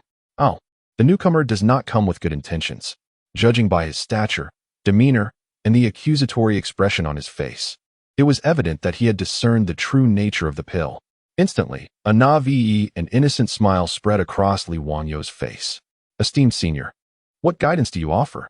Are you interested in purchasing a spirit pill? We assure fair dealings." "Purchasing? Ridiculous." The disciple from Tianshu Peak stepped closer, unceremoniously slamming a bottle of fasting pills onto the stone before Li Wangyu. "Isn't this just the most ordinary fasting pill? It's identical to what is sold at the Baichao Pavilion. How dare you sell it for 3 lower-grade spirit stones? Are you devoid of conscience? Using these outer sect youngsters as your pawns?" His voice was loud, drawing the attention of many nearby disciples who began to murmur amongst themselves. "Indeed, it does appear to be quite ordinary. What a scam. Even using children, that's excessive." Internally cursing, Li Wangyu maintained a face of feigned grievance. "Senior, how can you unjustly tarnish my reputation? This is truly our special edition from Zhuowang Peak. The effects are distinct." "Nonsense." The disciple from Tianshu Peak grew angrier. "Have I never seen a fasting pill before? This is clearly the standard version refined by Zxia Peak. Speak. Did you swindle it from somewhere? Then resell it at this exorbitant price?" Li Wangyu blinked innocently. "Senior, one cannot speak carelessly. Do you have evidence? Have you tasted it? Without tasting, how can you ascertain the effects are the same? Truth is revealed through practice, dear senior. Practice my foot." The disciple was infuriated by his obstinate demeanor. "Quit your nonsense. Return the spirit stones you deceitfully obtained. Then accompany me to the law enforcement hall for clarification." "To the law enforcement hall? That is unacceptable." Li Wangyu pondered internally, realizing this matter must not escalate. He quickly concocted a plan. His expression of grievance deepened, and he feigned a hint of fear, murmuring softly, "Senior, if you insist on this, I am left with no choice. There are many people here. Shall we discuss this in a quieter place over there?" He pointed to a secluded path leading to a tranquil bamboo grove, adopting the demeanor of a coward reluctant to lose face. Upon seeing his submissive demeanor, the disciple's anger subsided somewhat. "Humph, you are perceptive. Let us go. Let us see what tricks you have up your sleeve." He thought to himself that as a late-stage qi refinement practitioner, he had nothing to fear from this seemingly mid-stage qi refinement child. Li Wangyu timidly jumped down from the stone, lowering his head as he followed the disciple from Tianshu Peak down the path. The onlookers gradually dispersed, assuming it was merely a farcical encounter. Upon entering the bamboo grove, far removed from the clamor of the plaza, the disciple of the Tianshu Peak had just come to a halt, prepared to continue his reprimand, when he beheld Li Wangyu, who had previously appeared utterly cowed, suddenly lift his head. The fear had vanished from his countenance, replaced by a mischievous smirk that sent an inexplicable jolt through the disciple's heart. "You little rascal!" Before he could finish his sentence, Li Wangyu deftly flicked his wrist, launching a sudden assault upon the disciple's face with a speed so astonishing it was nearly imperceptible. Cough! Cough! What is this? A pungent and fiery red powder rushed forth, infiltrating his eyes, nose, and mouth in an instant. It was a specially crafted chili powder, supercharged, no less. Ah, my eyes. Cough. Cough. The disciple of Tian Shu Peak let out a wretched scream, tears and mucus streaming down his face, his eyes ablaze with pain, utterly unable to open them. His throat felt as if it were aflame, forcing him into a fit of heart-wrenching coughs as he writhed on the ground. Oh dear, brother. How could you be so careless? Did you choke on the wind while walking? Li Wanyu stood to the side, feigning concern. Yet his hands were busy retrieving several yellow talismans inscribed with strange runes. Seizing the opportunity, while the disciple was occupied with rubbing his eyes and coughing, Li Wanyu flicked his fingers, accurately slapping a few itching talismans onto the disciple's armpits, waist, and behind his knees. Ugh. Ah, it itches. I'm going to die from the itching. Ha ha ha. Cough. It itches. The searing pain from moments before was now compounded by an unbearable itch, creating a maddening sensation that oscillated between agony and mirth, leaving one utterly overwhelmed. The disciple of Tian Shu Peak, caught in a fit of uncontrollable laughter and coughing, twisted his body in a desperate attempt to alleviate the torment, his hands flailing about, nearly tearing his garments as his dignity crumbled. Li Wanyu, not yet satisfied, observed the disciple's erratic kicks and stealthily extended his leg to trip him. Oh no! Amidst the cacophony of laughter, coughing, and itching, the disciple of Tian Shu Peak lost his balance and fell in a most undignified manner. With a leisurely pace, Li Wanyu approached, squatting beside him, and gently poked at his head with an empty pill bottle, his voice still sweet and innocent, yet the content sent the fallen disciple into despair. Brother, shall we engage in a friendly negotiation regarding the price of my special fasting elixir? Do you still find it unreasonable? At that moment, the once imposing disciple bore none of his earlier bravado. His eyes were swollen like peaches, tears streaming down his cheeks, his face smeared with snot and dirt, while his body itched as if it were shedding skin, compounded by the aches from his fall. It dawned on him that this lad was far from a mere practitioner of qi at the mid-stage. His methods were shockingly underhanded. He was, without a doubt, a wolf in sheep's clothing. See, can we say? Reasonable? Quite reasonable. Whatever you say, junior brother, he exclaimed, his voice tinged with a sob, hastening his words in fear of further retribution. And what of my visit to the law enforcement hall? I shall not go. I shall not go. I misjudged. Your elixir is indeed extraordinary. Worth 3 spirit stones. Truly. And what of compensation for the mental distress? Li Wanyu weighed the empty bottle in his hand. I shall compensate. I shall compensate. The disciple, enduring an unbearable itch, fumbled through his storage bag and extracted several low-grade spirit stones, offering them to Li Wanyu. Junior brother, I apologize. I was blind to your worth. You possess a magnanimous heart. Li Wanyu accepted the spirit stones with satisfaction, patting his shoulder. Now that's more like it. Senior brother, do watch your step in the future and avoid any drafts. He added, by the way, the effect of this itching charm will last for a couple of hours, so do enjoy it at your leisure. With that, he rose, whistling merrily as he strolled back. Before he had exited the bamboo grove, he encountered 2 disciples approaching in pairs, their expressions betraying their intent to provoke. They were evidently companions of the earlier commotion in the plaza, or had sensed something amiss. Halt! What have you done to Senior Brother Wang? One of them barked. Li Wanyu instantly donned an expression of innocent fear, pointing towards the depths of the bamboo grove. Esteemed brothers, that senior brother, he seems to have suddenly succumbed to a strange ailment, crying and laughing uncontrollably while rolling about. It's quite terrifying. He sighed. The 2, half convinced, peered into the bamboo grove, only to behold the alarming sight of their senior brother Wang, disheveled, red-faced, tears streaming down as he laughed maniacally while scratching at his itch and writhing on the ground. They were instantly taken aback. In that fleeting moment of distraction, Li Wanyu executed his scheme once more. Chili powder, itching charm, trip them up. A seamless series of maneuvers executed with such finesse, it was almost painful to witness. Ah, my eyes. It itches terribly. Thud, thud. Soon, the bamboo grove echoed with the agonized coughs and uncontrollable laughter of 2 more unfortunate souls, rolling about on the ground in distress. Li Wanyu, employing the same tactics, engaged in amicable negotiations once again, amassing a substantial compensation. After a brief half-hour, The two, supporting each other, emerged from the bamboo grove in a disheveled state, fleeing without a backward glance, their speed akin to that of a pursued spirit. From that day forth, no one dared to provoke the seemingly innocuous little demon of Zhuowang Peak. Whispers circulated in hushed tones. Li Wangyu of Zhuowang Peak possesses a sinister charm. Anyone who troubles him will surely face dire misfortune.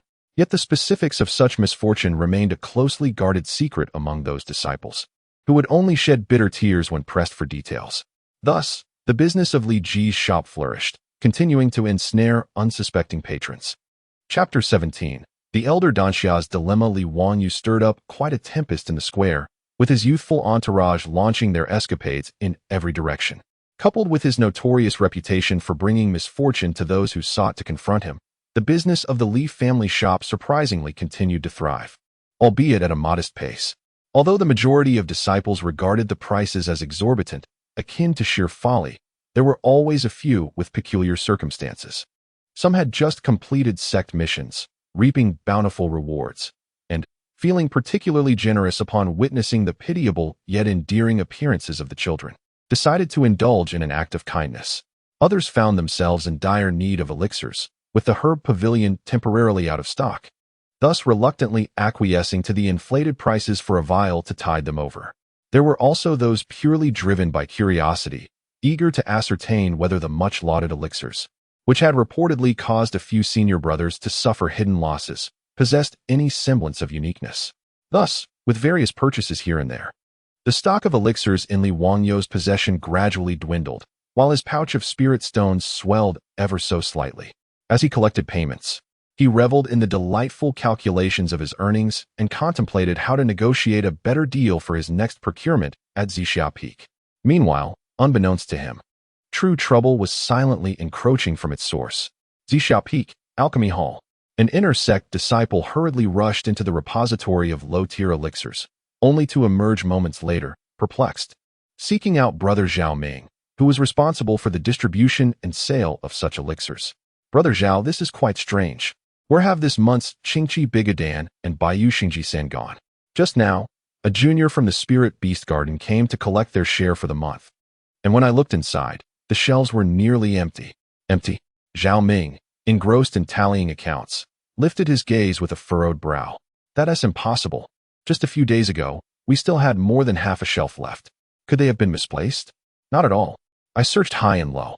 There are only a few dozen vials left in the corner, which is utterly insufficient for distribution, the disciple asserted with certainty. Zhao Ming set aside the ledger and personally ventured into the repository. Indeed, the area once brimming with Bigadan and healing elixirs had become sparse, the remaining quantity barely adequate to satisfy the monthly needs of Zixia Peak disciples, let alone distribute to various peaks. This, Zhao Ming was left dumbfounded. While the consumption of low-tier elixirs was significant, it shouldn't have depleted so rapidly, especially since it wasn't yet time for the concentrated distribution of shares. In haste, he rushed to examine the recent records of inventory movements. The logs revealed that the last substantial outflow occurred merely days prior, with the purchaser being Li Wangyu of Zhuowang Peak. The quantity was astonishing. Bigadan, nearly the entirety of this month's new stock, and a considerable portion of the healing elixirs as well, all at an astonishingly low bundled price. Zhao Ming's mind buzzed. Li Wangyu? That infamous troublemaker from Zhuowang Peak? What on earth could he want with such a vast quantity of the most rudimentary Bigadan and healing elixirs? Even if every disciple at Zhuowang Peak were a glutton, perpetually wounded, they could scarcely consume such an amount. Moreover, the price. It was evidently a guise for a collective procurement by Zhuowang Peak, treating the public-priced elixirs as wholesale goods. An ominous premonition surged within Zhao Ming. He promptly dispatched someone to inquire further. The disciple sent out returned shortly, bearing a peculiar expression, hesitating to speak. Did you uncover anything? What on earth is happening? Zhao Ming asked anxiously. The disciple, with a complex demeanor, half smiling yet restrained, replied. Brother Zhao, I found out that Li Wangyu has set up a stall in the central square, reselling the elixirs he purchased from us at exorbitant prices.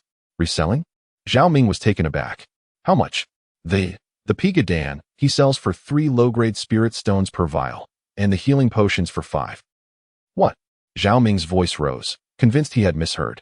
3 low-grade spirit stones. For Pigadan, that is worth at most half a spirit stone from us. Absolutely true. Many of our junior brothers and sisters witnessed it. He even deceived a group of outer disciples to help him promote it everywhere. The disciple nodded emphatically, adding, moreover, I heard that a senior from Tianshu Peak confronted him, and in the end, well, I'm not quite sure what happened.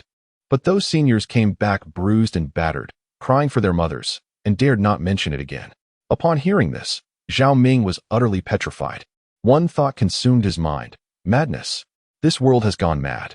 That fellow from Zhuowang Peak has completely lost his senses.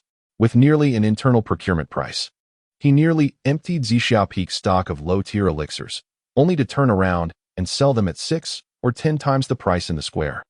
This was no mere speculation. It was a blatant slap in the face of Zixia Peak. The most astonishing part was that people were actually buying. Moreover, he had somehow dealt with those who sought trouble. The audacity of this operation, the sheer boldness, the thickness of his skin, utterly shattered Zhao Ming's previous understanding. He could not afford to delay. This was no longer a matter he could manage alone. He hurriedly took the account books and the information he had gathered and rushed to report to Elder Danxia, who oversaw the daily affairs of the alchemy hall. Elder Danxia was a regal-looking middle-aged female cultivator, usually amiable, and at that moment was inspecting a furnace containing new elixirs. Upon hearing Zhao Ming's impassioned yet somewhat absurd report, she was initially taken aback, then a strange expression crossed her face, as if she wanted to laugh but found it inappropriate, ultimately transforming into a profound sense of helplessness. You mean, Brother Qingshu's precious disciple, Li Wanyu? Elder Danxia set down her fan, confirming. That's him. Elder, what do you call this? Zhao Ming exclaimed indignantly. This is sheer nonsense. What does he think Zixia Peak is? His supply warehouse. He is leveraging our reputation to extort at high prices. If this gets out, others will think we are unscrupulous. This tarnishes our reputation. Elder Danxia rubbed her temples. Li Wangyu's reputation is indeed thunderous, yet no one anticipated that this young man would go to such lengths, even bringing his business to the very peak of Zixia. The medicinal pills he sells, are they of questionable quality? Are they mere imitations, or perhaps adulterated? The elder inquired. Not at all. Zhao Ming shook his head, explaining that he had made inquiries and discreetly procured a vial for examination. It was, without a doubt, the standard Qingqi Bigu pill refined by our Zixia Peak, precisely as it should be. This is rather peculiar. Elder Danxia found the situation amusing. He was selling genuine products at exorbitant prices, yet no one dared to confront him. This little rascal possesses quite a knack. Instead of feeling anger like Zhao Ming, she found the absurdity of the situation somewhat entertaining. How did such a serious and earnest person as Senior Brother Qingshu end up with such a lively and clever disciple? Elder, what shall we do now? Our storeroom is nearly empty, and the allocations for each peak are about to be distributed. If we cannot deliver the pills, then... Zhao Ming was anxious about the practical implications. Elder Danxia pondered for a moment. Punishing Li Wanyu? It hardly seemed a grave offense. It was a matter of mutual agreement. Not coercive sales, merely a clever exploitation of procurement rules. Furthermore, it was said that Senior Brother Qingshu cherished this disciple dearly. Seeking retribution for such a trivial matter seemed overly dramatic. Yet, this issue could not be ignored. We cannot simply stand by and watch the pills of Zixia Peak be squandered, albeit at high prices. The main concern was the dwindling inventory, which would disrupt normal distribution. After some contemplation, she decided it prudent to summon that young man to inquire about the situation. It would be enlightening to discover the audacity he possessed, and, in the process, witness how he transformed ordinary pills into miraculous elixirs. Elder Danxia exhaled softly and instructed Zhao Ming. Very well, I understand the situation. Go. Send someone to the central square to invite that young man, namely Wanyu from Zhuowang Peak, to our Zixia Peak. Inform him that I am quite interested in the miraculous elixirs he sells and wish to have a word with him. She placed particular emphasis on the words invite and miraculous elixirs, a smile playing at the corners of her mouth. Upon hearing this, Zhao Ming immediately bowed in response. Understood. I shall go at once. In his heart, he mused. Young man, your time is up. With the elder personally involved, let us see how you maintain your arrogance. Chapter 18. The sophistry of Li Wanyu. Li Wanyu lounged comfortably, gleefully counting his spoils from the day. contemplating whether to first indulge in a roasted chicken from the dining hall as a reward for himself or to entice a few new members into his children's group to expand his sales. Just then, a disciple clad in the attire of Zixia Peak approached him with a stoic expression. Li Wanyu, junior disciple? Upon hearing this, Li Wanyu looked up, his heart momentarily skipping a beat. The individuals from Zixia Peak were indeed swift in their arrival. Nevertheless, he quickly adopted an innocent demeanor, feigning compliance. It's me. Is there something you need, senior brother? The disciple, observing the seemingly naive young boy before him while recalling his myriad misdeeds, felt a twitch at the corner of his mouth and sternly replied, Our elder Danxiao requests your presence immediately at the Dan Hall of Zixia Peak. Here it comes, the reckoning. Li Wanyu understood perfectly well that this was undoubtedly in regard to the illicit sale of elixirs. Yet, he remained unfazed, instead donning a surprised and slightly bashful smile. Elder Danxiao wishes to see me? Really? Is it because my elixirs are selling well, and he wants to commend me? The disciple from Zixia Peak was nearly taken aback by his words, taking a deep breath to suppress the urge to retort, and coldly stated, You will find out when you arrive. Please, follow me. His tone brooked no argument. Wonderful. Li Wanyu joyfully leaped down from his perch, hastily stuffing his spirit stone pouch and blue cloth table into his storage bag. He then called out to the children's group still engaged in their sales nearby. You all continue to have fun. I shall return shortly. With that, he cheerfully trailed behind the disciple towards Zixia Peak, curiously glancing around and peppering the disciple with questions, as if he were merely visiting, which exasperated his guide to no end. Upon arriving at the Dan Hall of Zixia Peak, the atmosphere shifted dramatically. The overseeing disciple, Zhao Ming, stood with a stern expression, his eyes nearly ablaze with ire. Several other disciples from Zixia Peak had also gathered, eagerly anticipating the unfolding drama. The hall was infused with a faint medicinal aroma, yet it was permeated by an invisible tension. Elder Danxia sat at the head of the hall, his expression inscrutable, holding a familiar small jade vial, the very type of elixir Li Wanyu had sold. Elder, Li Wanyu has arrived, reported the guiding disciple with a bow. Li Wanyu promptly stepped forward, performing a ceremonious greeting, his voice sweet and clear. Disciple Li Wanyu of Zhuowang Peak pays his respects to Elder Danxia. You summon me? Elder Danxia lifted his gaze, scrutinizing the upright figure of the boy, who wore an expression of innocence. Shaking the vial in his hand, he cut to the chase. Li Wanyu, is this elixir one you sold in the square? Indeed, indeed. Li Wanyu nodded vigorously, his eyes sparkling. Elder, you've heard about it? Isn't its effect remarkable? Elder Danxia, nearly amused by the obviousness of the boy's question, stifled a laugh, maintaining his stern fade. Oh, remarkable, you say? I've heard it is merely the most ordinary clear chi elixir produced by our Zixia Peak. Moreover, do you sell 3 inferior spirit stones for a bottle? Esteemed elder, I am wronged. Li Wanyu immediately protested, his expression a portrait of grievance. It is indeed true that this elixir was crafted on the Purple Mist Peak. There is no doubt about it. Yet its efficacy is remarkably exceptional.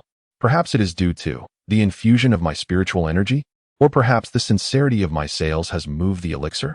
Regardless, the senior brothers and sisters who purchased it all sing its praises. Beside him, Zhao Ming could no longer contain himself and interjected with a sharp reprimand. Li Wanyu, cease your baseless claims. You clearly purchased a large quantity from us at a low price just a few days ago, and now you sell it at a high price. Is this not deceit? How can you say that, Brother Zhao? Li Wanyu turned towards Zhao Ming, his demeanor even more pitiful, his eyes slightly reddening, his acting worthy of an award-winning performance. When have I ever deceived anyone? I was merely assisting my fellow brothers and sisters from the Sitting Forgetting Peak with their purchases. A collective procurement. Bulk buying yields favorable prices. Is this not reasonable, Elder? He deftly redirected the question back to Elder Danxia. The Elder replied with a gentle hum, neither affirming nor denying. If this is indeed a proxy purchase, then where are the elixirs? How did they end up in your hands to be sold at the square? And at such an exorbitant price? Elder, this is where your understanding falters. Li Wanyu puffed out his chest, embarking on his meticulously prepared defense.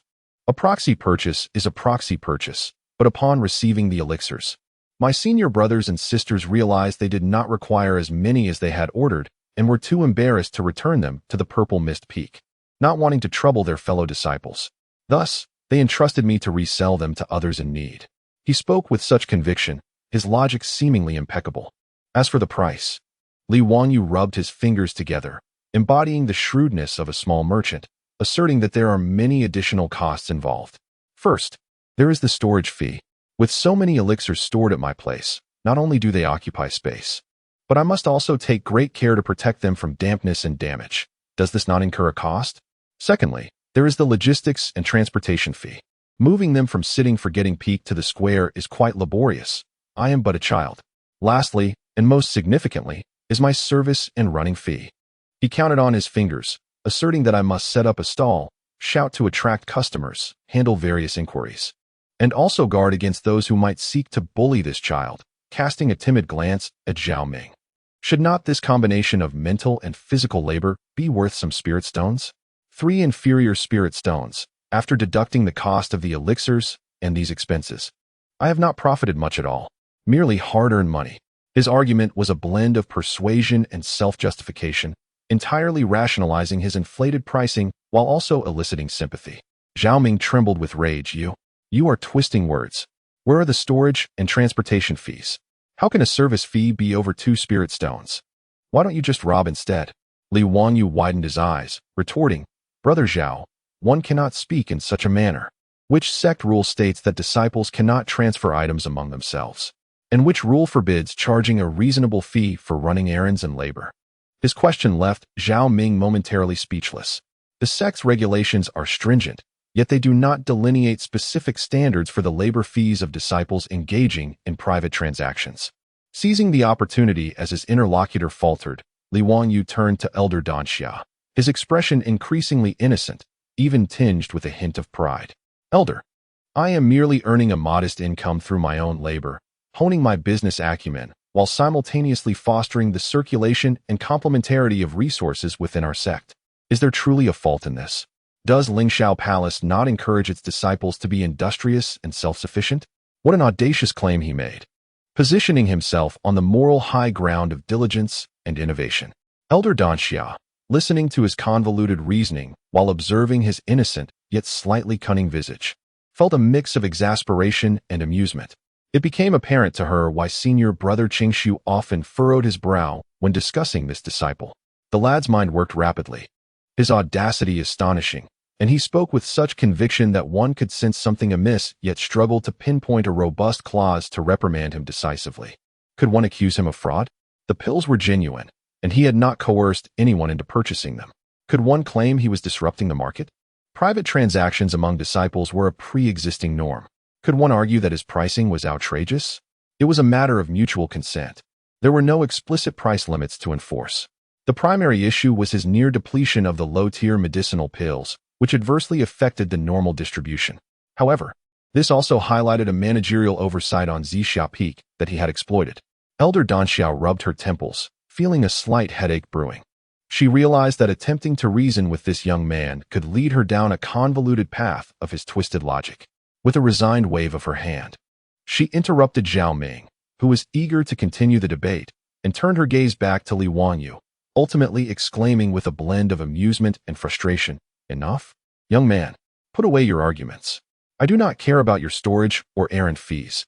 You have nearly emptied the inventory, which has disrupted the affairs of the Dan Hall. This time, I shall overlook it, but consider it a one-time indulgence. Pausing momentarily, she intensified her tone. Furthermore, you are to revert the prices of your medicinal pills to their original rates immediately. You shall not sell them at inflated prices under the guise of extraordinary efficacy. Should I catch you engaging in such antics again, I will have no choice but to summon your master, the esteemed King Suzy, to personally retrieve you. Do you understand? Chapter 19. The first bucket of gold understood. Rest assured, esteemed elder, I shall adhere to your teachings and rectify my actions immediately. I will restore the original price, ensuring fairness for all. Li Wanyu exclaimed, thumping his chest with fervor, his head bobbing like a chick pecking at grains. His face radiated sincerity, and his demeanor was impeccably earnest, embodying the very essence of a diligent disciple who acknowledges his mistakes and is eager to learn. Elder Danxiao observed his antics, fully aware that he was likely putting on a fade. However, given the circumstances, it was unwise to probe further. With a resigned wave of his hand, he signaled that Li Wanyu could take his leave. Go on, remember what you've said. Thank you, elder. Farewell. Li Wanyu bowed deeply once more, then exited the Dan hall with exaggerated, obedient steps, each footfall measured and proper. As he stepped beyond the threshold, free from the watchful eyes of the prominent figures from Zixia Peak, the earnest expression on his face evaporated in an instant, replaced by a sly and triumphant smirk. Rectify? Restore the original price? Huh. The elixirs were nearly sold out. What need was there for rectification? Humming a tuneless melody, he descended Zixia Peak with a lightness in his step, practically bouncing toward the central plaza. In his mind, he calculated the profits with glee. This venture was a resounding success. Upon reaching the familiar large stone in the plaza, his young associates immediately flocked to him, their faces etched with concern and anxiety. They had witnessed Li Wanyu being summoned by the Zixia Peak elders. Brother Li, are you all right? Did they trouble you? What about our elixirs? Not to worry. How could anything happen? Li Wanyu waved his hand grandiosely, brimming with bravado. The elders of Zixia Peak merely called me over to commend my flourishing business and encourage me to continue my efforts. The children, unaware of the underlying intricacies, believed his words wholeheartedly, their sighs of relief transforming their anxious expressions into smiles. Wonderful. Brother Li is truly impressive. All right, everyone, today's business concludes here, Li Wanyu announced. Return all our goods. We are about to settle the earnings. The children obediently handed back the remaining elixir bottles they had yet to sell. Li Wanyu counted, noting only a handful of fasting elixirs and a few healing potions remained. The sales rate was remarkably good. Now for the main event, distributing the earnings. Li Wanyu found a corner and began to tally each child's performance. He meticulously noted how many fasting elixirs and healing potions each had sold. Little doozy. 3 fasting elixirs and 1 healing potion. Here you are, 9 candied fruits, plus 5 low-grade spirit stones.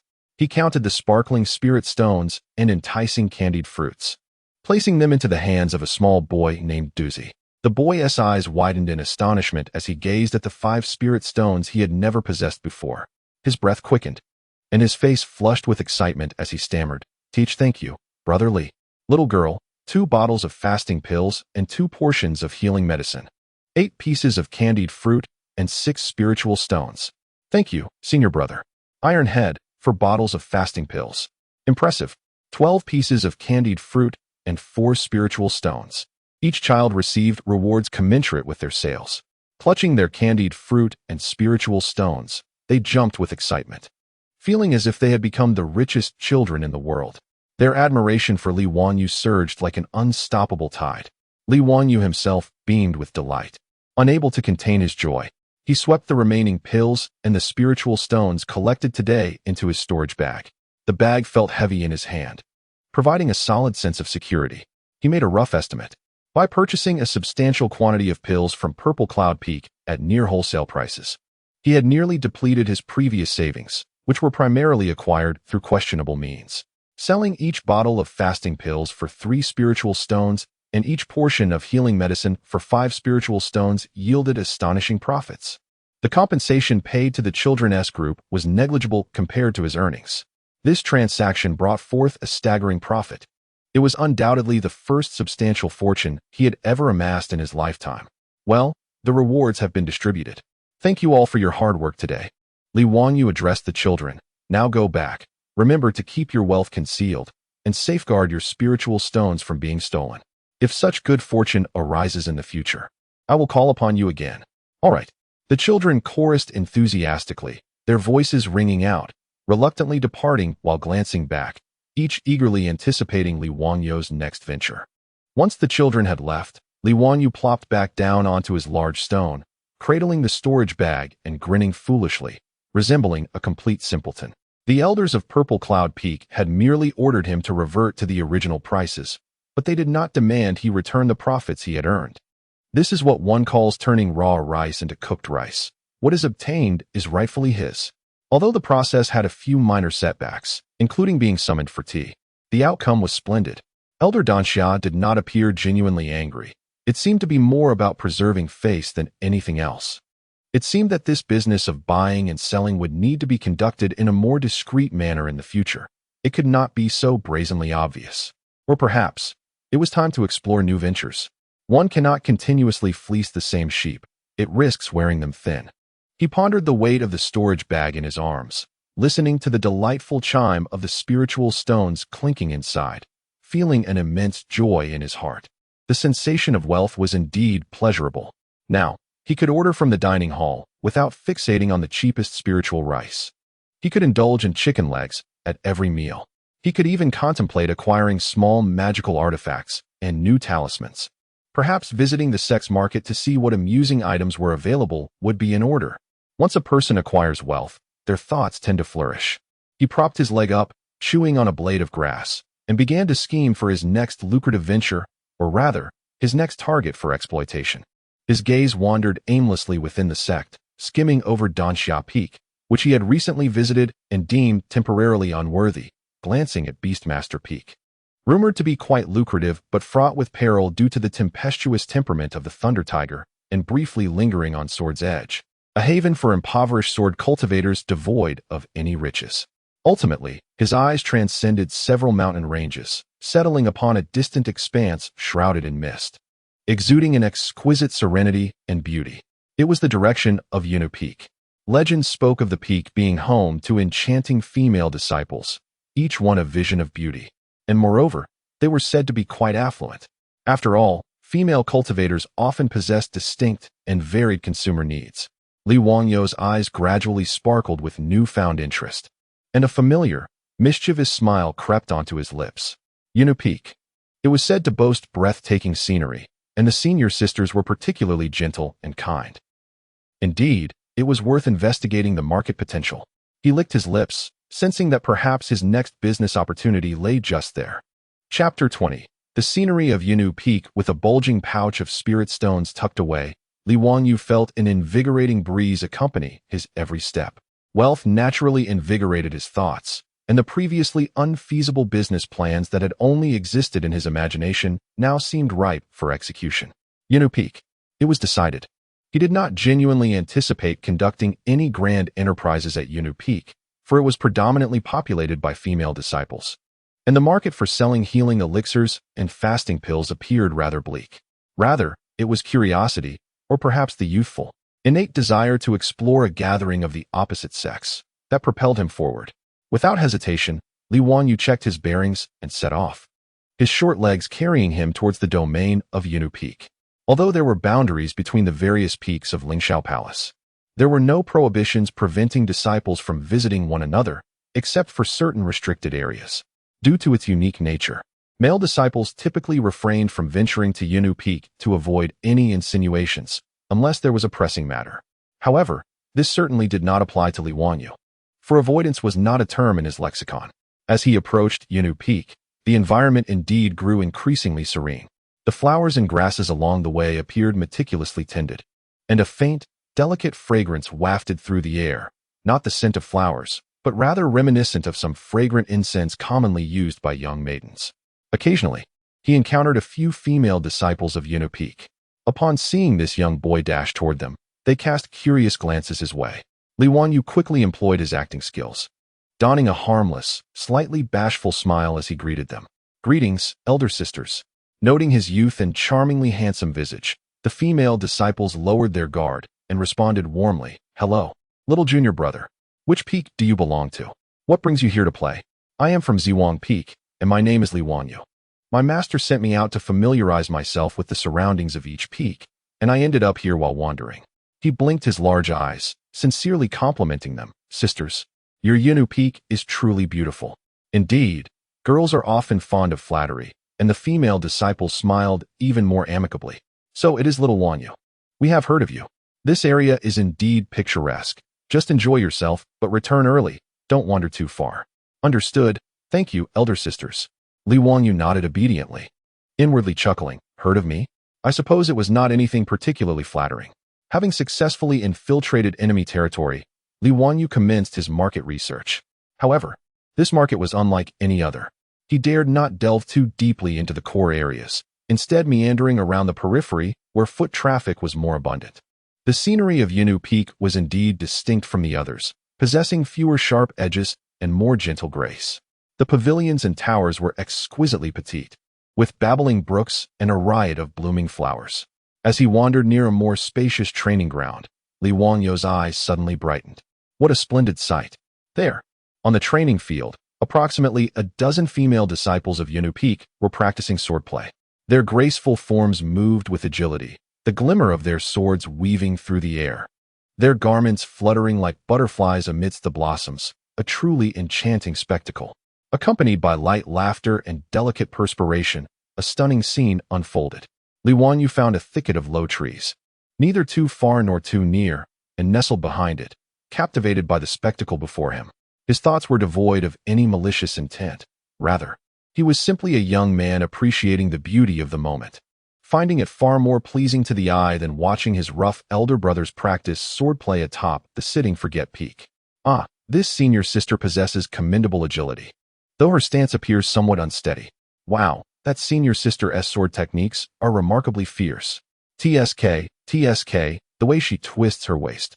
Is she perhaps training in dance? As he observed, he mentally critiqued the performance, his little head nodding as if conducting a professional assessment. After a while, he felt that merely watching the sword practice had become somewhat monotonous. The impulse for mischief surged within him, uncontrollable like spring shoots after rain. What shall he do? Perhaps he could toss a small pebble to startle someone? Too juvenile, easily discovered. Running in to feign a question about directions? That seemed rather dull. Stealing something? Oh. This thought sprouted wildly in his mind, like rampant weeds. What might he pilfer? A sword? Too large, cumbersome to carry. A hairpin? Uninteresting. Stealing? Ah, yes. He had heard that young ladies often possessed some intimate personal items.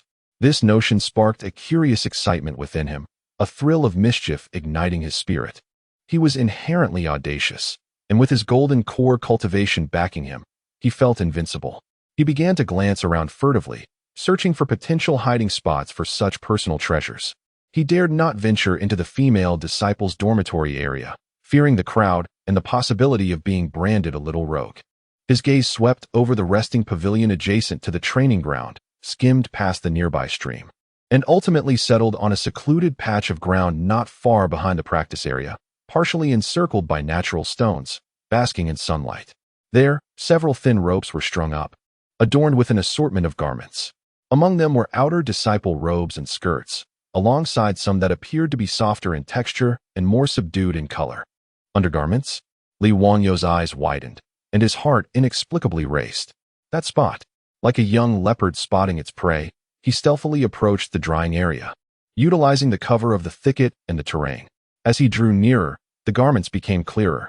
A gentle breeze carried the refreshing scent of soap and the subtle fragrance unique to young women. His gaze traversed the gently swaying clothing, mostly ordinary belly bands and undergarments. While still intimate items, they did not sufficiently pique his interest in mischief.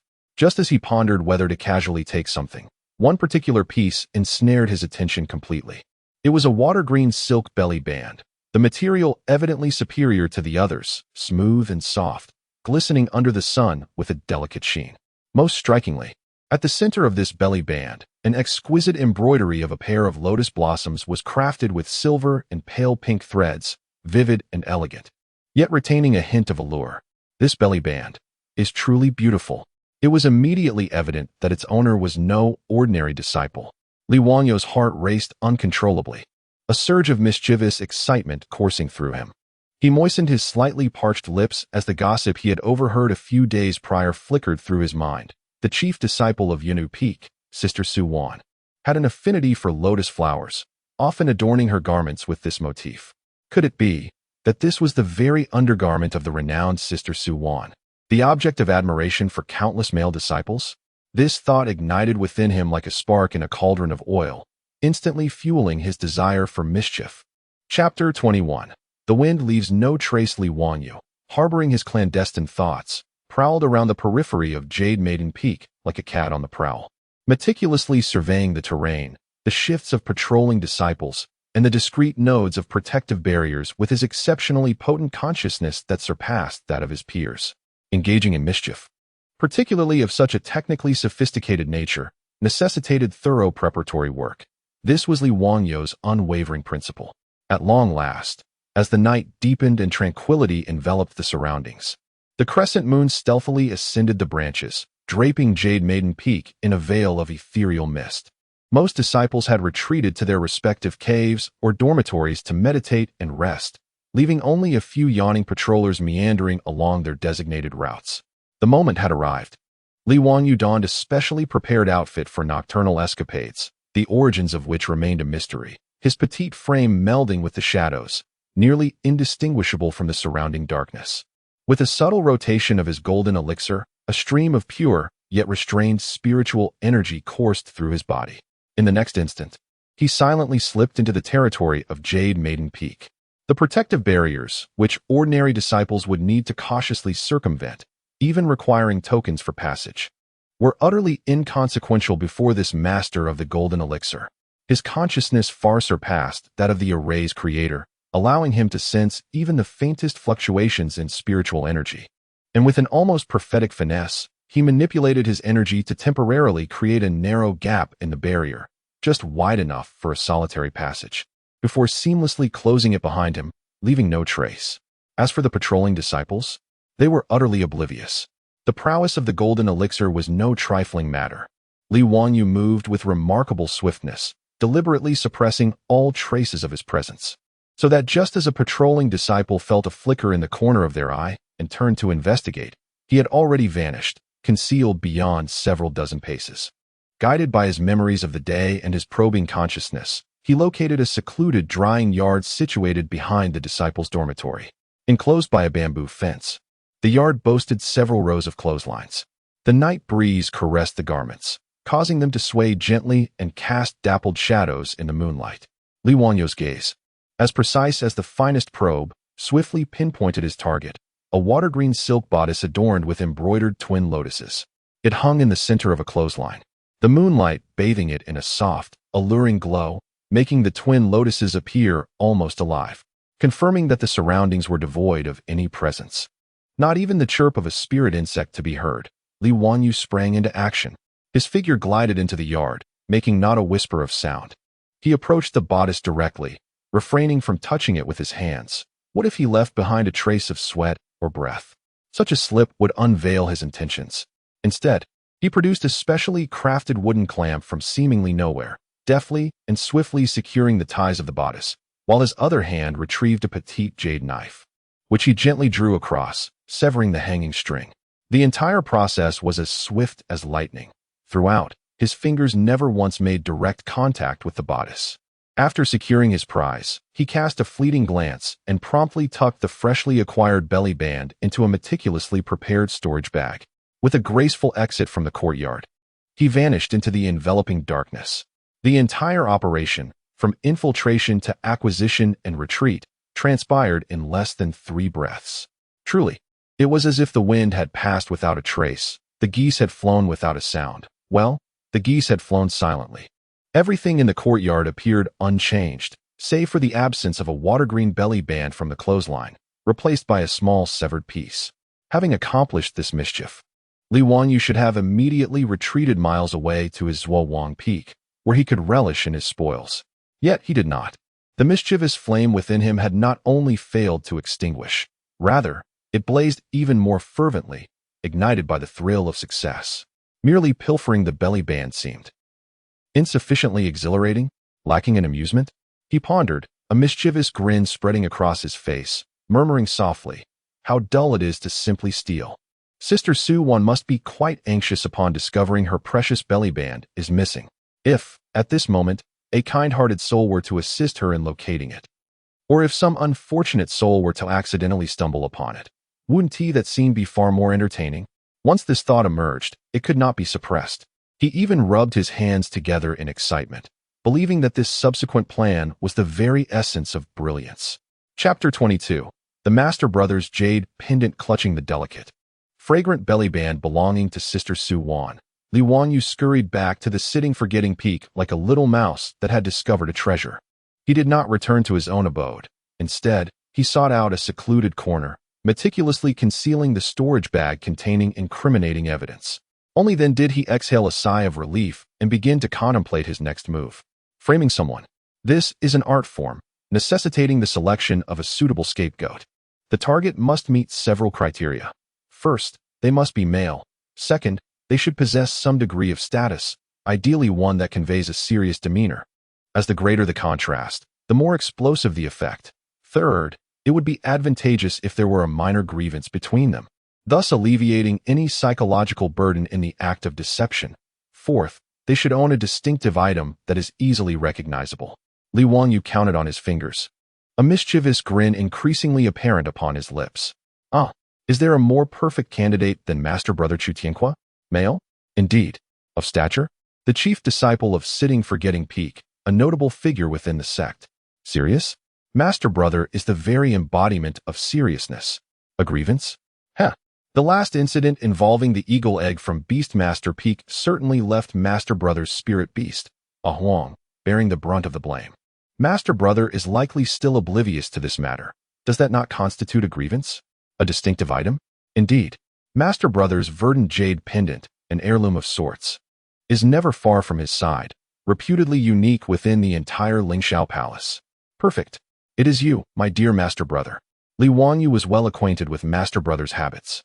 At this hour, he would undoubtedly be practicing swordplay in the serene bamboo grove on the back mountain, as steadfast as a rock.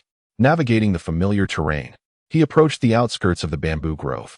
Sure enough, before he even drew near, he heard the subtle yet piercing sound of a blade slicing through the air, accompanied by an unmistakable sword intent.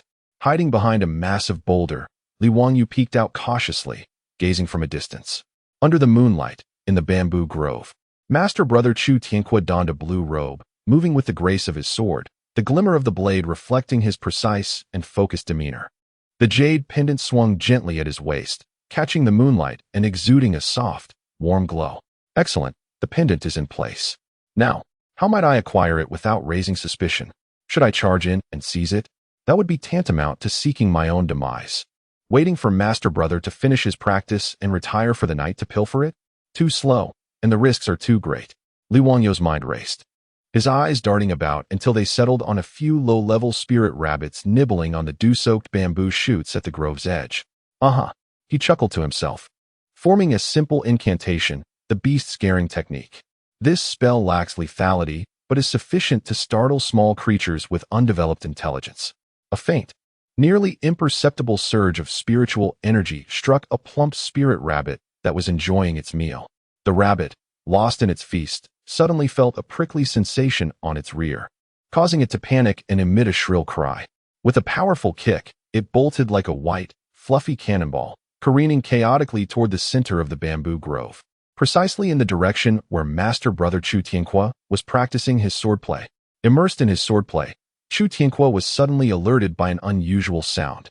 Out of the corner of his eye, he caught sight of a white blur rushing towards him at an astonishing speed. Instinctively, he assumed it was an ambush or some form of interference. However, upon closer inspection, he realized it was merely a frightened spirit rabbit. Being a person of integrity and kindness, the senior brother had no intention of harming this innocent creature. He abruptly retracted the force of his sword, twisting his wrist to transform a thrust into a gentle parry, using the broad blade to deftly intercept the frenzied spirit rabbit, aiming to prevent it from colliding with the bamboo or himself coming into contact with the sword's edge. At that moment, while all his focus was on stopping the spirit rabbit without inflicting harm, in the fleeting instant when his old strength had waned and new strength had yet to arise, Li Wangyu made his move. With an almost imperceptible flick of his fingertip, he unleashed an ethereal strand of spiritual energy, finer than a hair, meticulously condensed and nearly transparent, which silently traversed a distance of several dozen paces, deftly ensnaring the cord of the jade pendant at Chu Tianque's waist. With a masterful tug, the cord snapped. The verdant jade pendant was liberated from its constraint, tracing a graceful arc through the air before silently landing amidst the dense underbrush, not making a sound. At that precise moment, Chu Tianque's sword gently struck the spirit rabbit, the soft force sending it rolling twice upon the ground, disoriented yet unharmed. He let out a sigh of relief, sheathing his sword, still perplexed as to why the spirit rabbit had suddenly gone wild. Little did he realize that the ancestral jade pendant, which had never left his side, had changed hands. Concealed at a distance, Li Wangyu, the instant the pendant fell, had already cast a spell to retrieve it from afar. An invisible force expertly locked onto the jade pendant hidden in the grass, and with a swift motion, it soared into his grasp.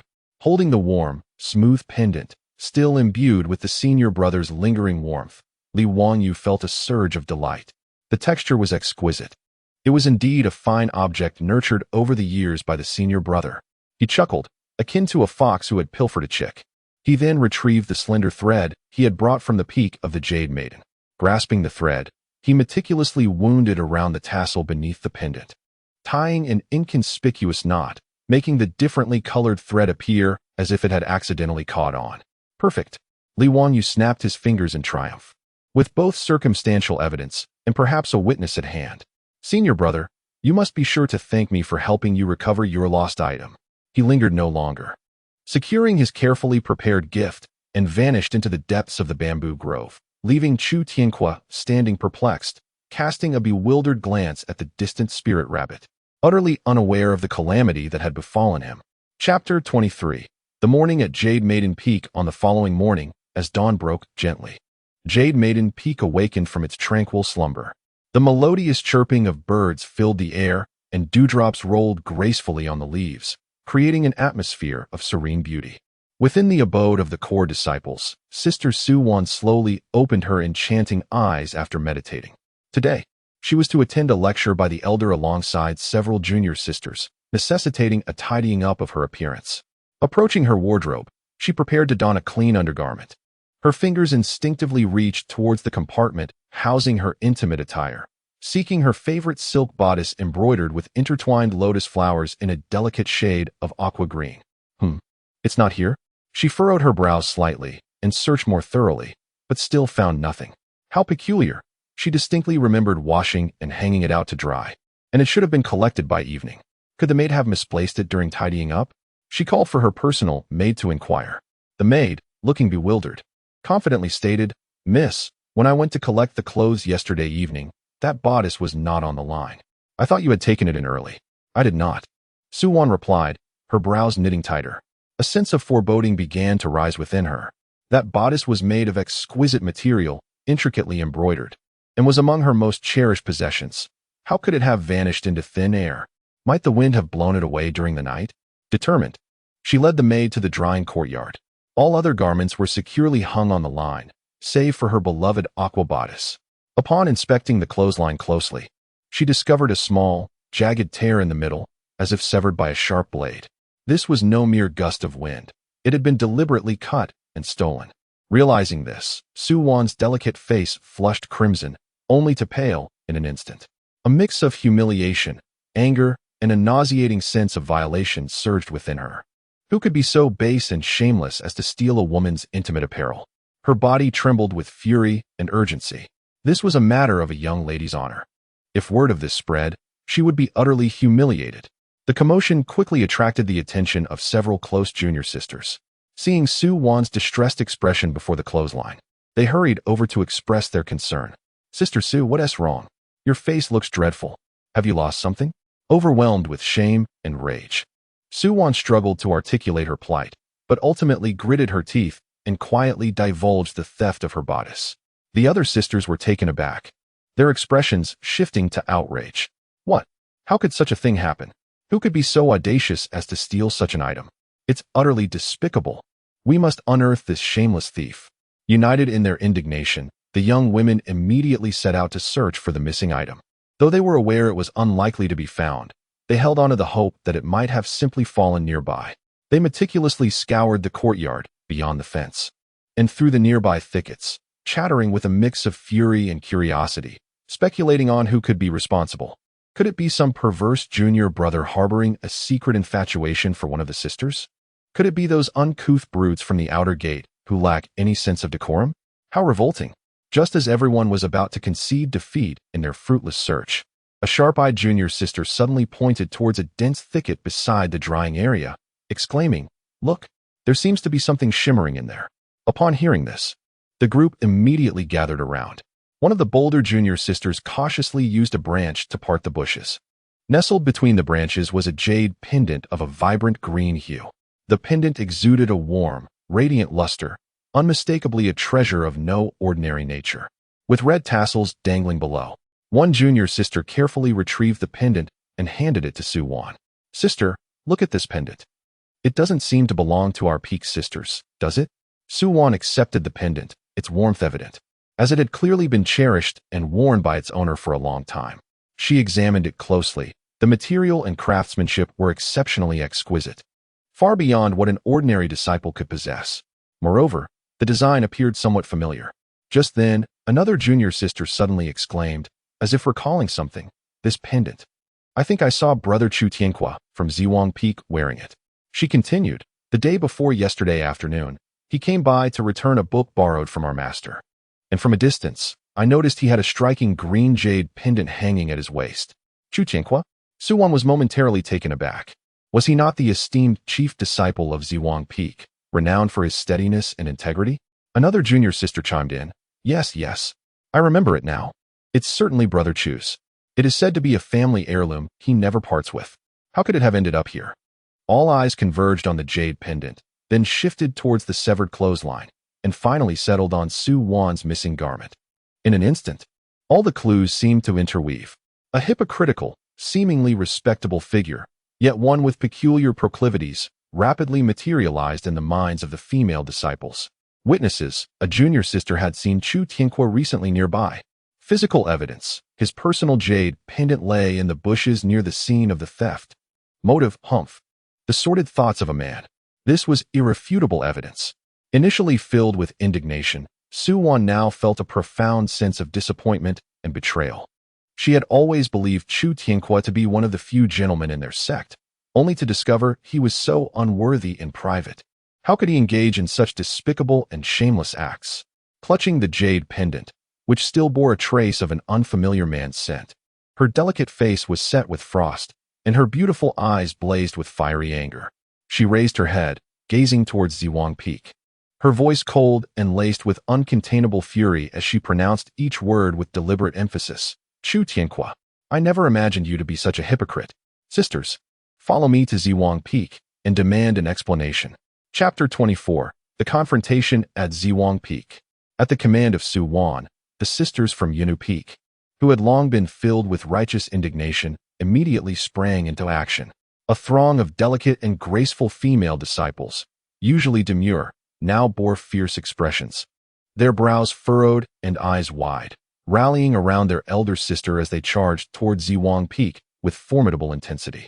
This unexpected display caused quite a stir along their route. "Isn't that Su-won from Yunnu Peak? Where is she headed in such a foul mood? Her expression is quite alarming, and her sisters seem equally incensed. Wait, are they heading to Ziwang Peak? What could have transpired? Let us follow and see the commotion." Numerous disciples from other peaks, intrigued by the spectacle, trailed behind, and the gathering quickly expanded like a rolling snowball. By the time they reached the entrance of Ziwang Peak, they had formed a considerable crowd of onlookers. The entrance of Ziwang Peak was usually tranquil. Two disciples on guard were idly chatting, yawning, and contemplating their shift change. Suddenly, a clamor of footsteps and the animated chatter of women drew near. Upon looking up, they were astonished to see Su-won at the forefront. Flanked by 20 to 30 resolute female disciples from Yunnu Peak, their expressions icy and their gazes sharp, effectively blocking the entrance. Behind them trailed a multitude of curious disciples from other peaks, craning their necks to catch a glimpse of the unfolding drama. The two guarding disciples were instantly jolted awake, their drowsiness evaporating. What was happening? Had the sisters from Yunnu Peak come to challenge them? They had not heard of any discord between the two peaks. One of the disciples, mustering courage, stepped forward with a forced smile, cautiously inquiring, Su sister? Esteemed sisters, what brings you to Ziwang Peak?" At that moment, Su-won was seething with anger, having no desire for pleasantries. Her face was as cold as ice as she replied curtly, "Summon Chu Tianhua to come out." Another guarding disciple quickly approached, attempting to mediate with a conciliatory smile. "Are you looking for our senior brother, Su sister? May I inquire about the matter? He may be in meditation. Perhaps you could." "Enough of your nonsense." A fiery-tempered sister from Yunnu Peak interrupted. "You must summon him immediately. He owes our elder sister an explanation." "Yes, have him come forth." "You hypocritical charlatan. Do you dare to act without taking responsibility?" "Today, We demand an explanation from Yuna Peak. The female disciples were aflame with righteous fury, each adding their voice to the chorus, their tones bright and melodious, akin to the song of larks, albeit with somewhat alarming content. The two guarding disciples turned pale, cold sweat pouring down their brows. Senior brother? Hypocrite? An explanation? The weight of their words was overwhelming, sending their hearts racing. Judging by the fervor of the crowd, it seemed their senior brother had committed some egregious act, inciting the ire of all the disciples from Yunu Peak. Esteemed sisters, please calm your anger. We will inform him at once. Right away, the two disciples, apprehensive and alert, quickly sprang into action. One of them turned and dashed toward the peak, exclaiming with fervor, "Oh no, senior brother, there's trouble. The disciples from Yunu Peak are here." The urgency of his voice resonated powerfully, echoing throughout a significant portion of Zhuowang Peak. Instantly, the atmosphere at Zhuowang Peak erupted in chaos. What? The disciples from Yunu Peak have come? Why? What has senior brother done to incite them? We must see. Third sister Lu Xian, who was tending to the spiritual herbs, nearly dropped her watering can upon hearing the commotion. Fifth sister Zhao Mingyue, in the midst of sword practice, rushed out with her sword in hand, alarmed by the news of an impending confrontation. Second brother Shi Jian peered out from the artifact forging room, utterly bewildered. Fourth brother Chun Mo discreetly reinforced the protective formations near the mountain gate. Even the reclusive Master Qing Su, meditating in his cave, was stirred, sending out his spiritual awareness to assess the situation. Of course, the instigator of this commotion, Li Wangyu, also caught wind of the disturbance. He swiftly emerged from his room, positioning himself among the arriving disciples, standing on tiptoe, his expression one of innocent curiosity, while his heart brimmed with delight. Ah, the spectacle is about to begin. The first to arrive at the mountain gate was none other than the central figure of the incident, senior brother Chu Tianhua. He had been practicing his sword in the backyard when he heard the outcry, feeling perplexed as he hurried over. He pushed through the throng of murmuring disciples gathered at the gate, stepping to the forefront. Upon seeing the dark crowd outside and the frostbitten expression of Su Wan, he was utterly bewildered. "Junior sister Su? Esteemed sisters?" Chu Tianhua exclaimed, his confusion palpable as he struggled to grasp the situation. Habitually, he clasped his hands in greeting, politely inquiring, "What is the meaning of this? Why are you surrounding the gate of Zhuowang Peak? Is there a misunderstanding?" Observing Su Wan's grim expression, he assumed Yunu Peak must have encountered a significant issue necessitating assistance from Zhuowang Peak, his tone laced with concern. However, Su Wan, incensed by his feigned calm and ignorance, stepped forward, her anger barely contained. Without a word to waste, she raised the jade pendant tightly clutched in her hand, presenting it before Chu Tianhua with an icy demeanor that could freeze the air. "Misunderstanding? Chu Tianhua, this is your doing. This jade pendant belongs to you, does it not?" The very jade pendant he had worn for over a decade and had mysteriously discovered missing that morning was now unmistakably in Su Wan's possession. Chu Tianhua's eyes widened in shock, the confusion on his face giving way to sheer disbelief. He exclaimed, This is indeed my jade pendant. I noticed it was missing this morning and have been searching everywhere for it. How could it possibly be with you, junior sister Su?" Chapter 25. Unable to defend himself, the exclamation of "How could it be with you?" from Chu Tianhua, filled with astonishment, set the jade maiden peak ablaze with commotion. Still pretending, the jade pendant is already in senior sister Su's possession, yet you dare to question how it ended up here? Chu Tianhua, I never anticipated you to be this kind of person. You dare to act, but not to take responsibility. The female disciples voiced their accusations, their tones brimming with disdain and fury. Su Wan, even more incensed, felt her chest heave with rage. She fought against the impulse to hurl the jade pendant at his face and sternly inquired, "How did it come to be with me?" "That is a question you must answer yourself. Chu Tianhua, I ask you this. Did you visit the small courtyard behind the Jade Maiden Peak disciples' dormitory last evening into the night?" Caught off guard by the question, Chu Tianhua instinctively replied, "No. After practicing my swordplay yesterday, I remained in my room meditating and never left Zhuowang Peak, let alone visit Jade Maiden Peak." What prompts this inquiry from junior sister Su? Never visited? Su Wan scoffed, raising the jade pendant in her hand. Then why did your personal jade pendant appear in the bushes beside my closed drying courtyard? And moreover, it was discovered after one of my personal belongings was stolen. Being a woman, She felt a twinge of embarrassment at publicly mentioning the word underwear, but the phrases personal belongings and theft were sufficient to convey the gravity of the situation to all present. Astonishment rippled through the crowd. Not only the disciples of Jade Maiden Peak, but even those from other peaks and the disciples of Ziwang Peak watching the drama were taken aback.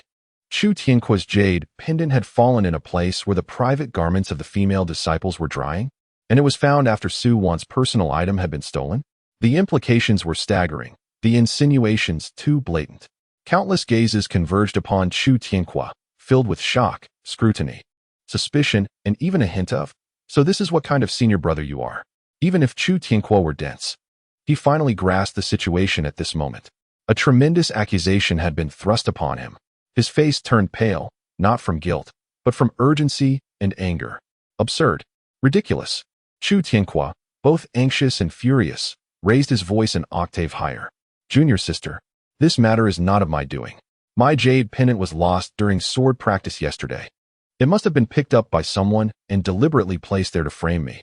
I, Chu Tianqua, act with integrity. How could I engage in such despicable acts?"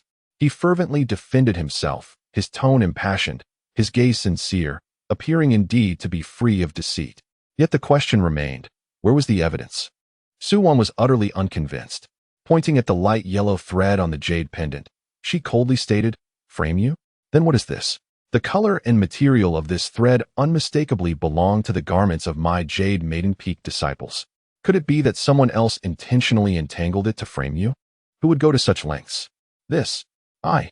Chu Tianqua gazed at the tiny thread, rendered speechless. He had no idea where the thread had come from. He felt as though he had fallen into a meticulously woven net. The more he struggled, the tighter it became. Recently, a junior sister witnessed your presence near the Jade Maiden Peak, and another female disciple has corroborated the evidence. I was merely following the master's orders to return the scriptures that day. I only remained on the periphery and did not enter the accommodation area. Chu Tianqua hastily defended himself.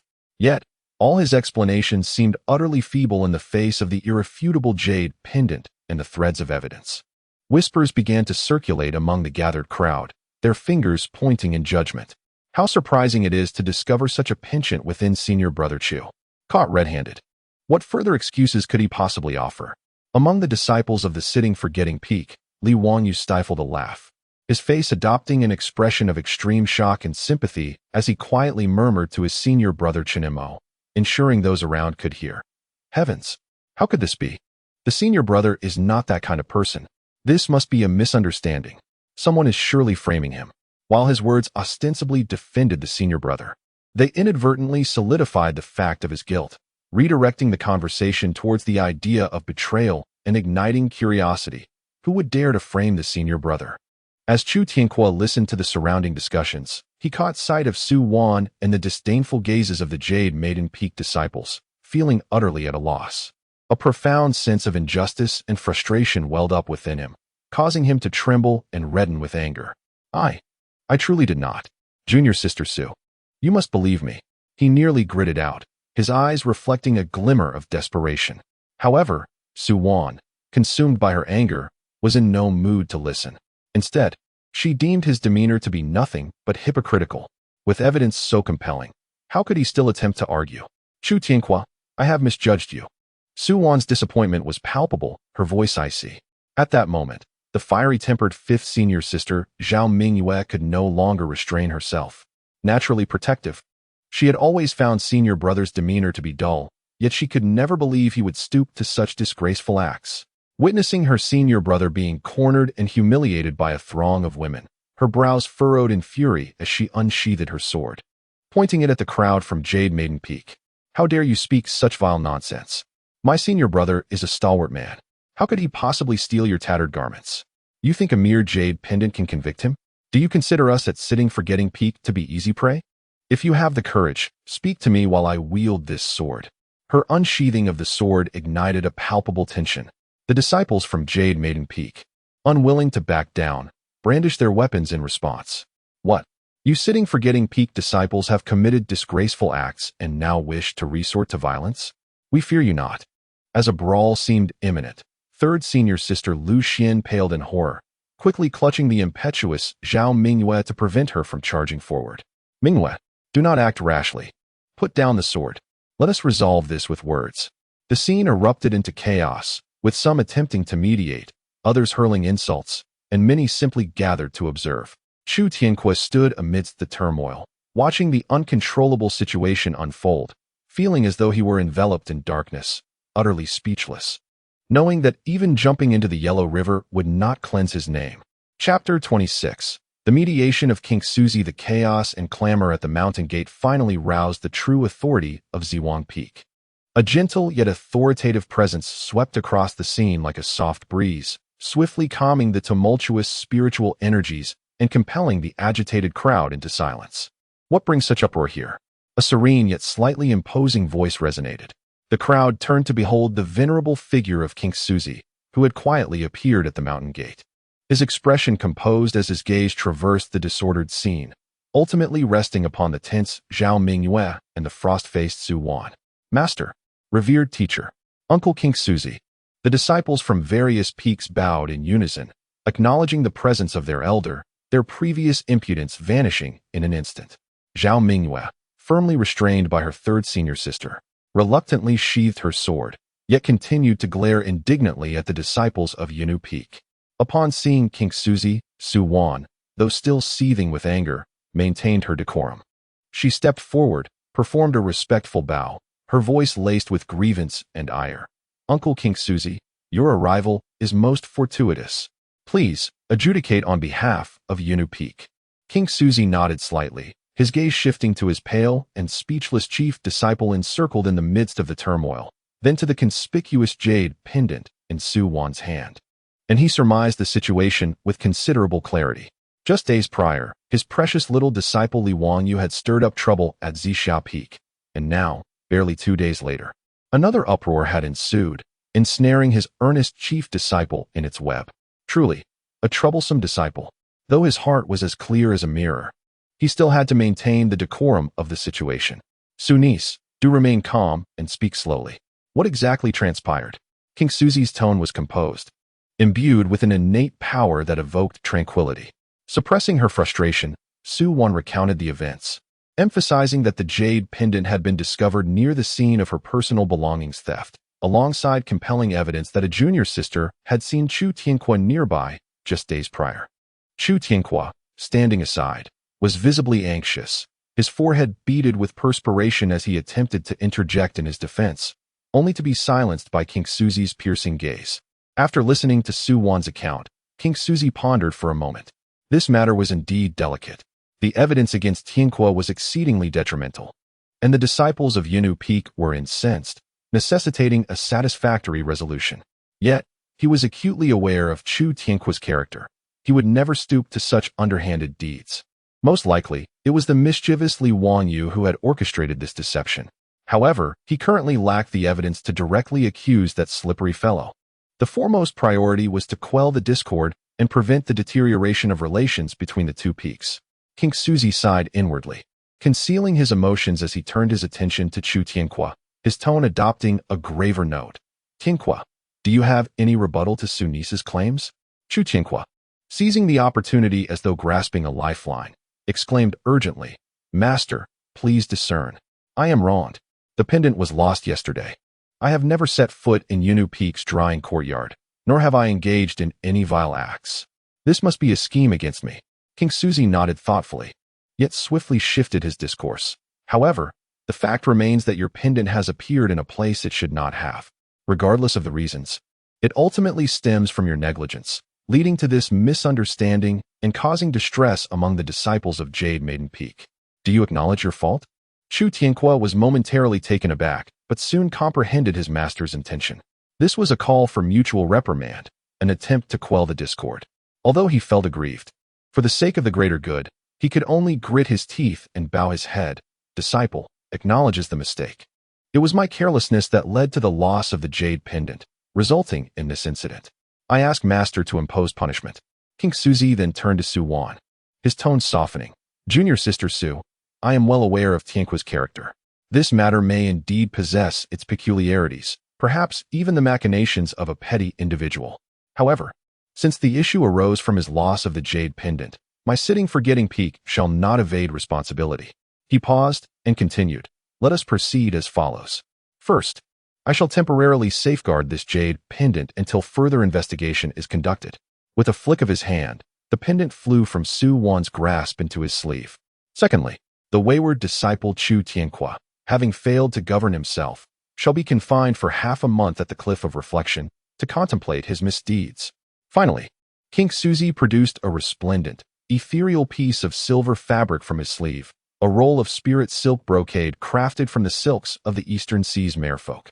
It was both lightweight and resilient, offering warmth in winter and coolness in summer, while subtly gathering spiritual energy, thus benefiting cultivation.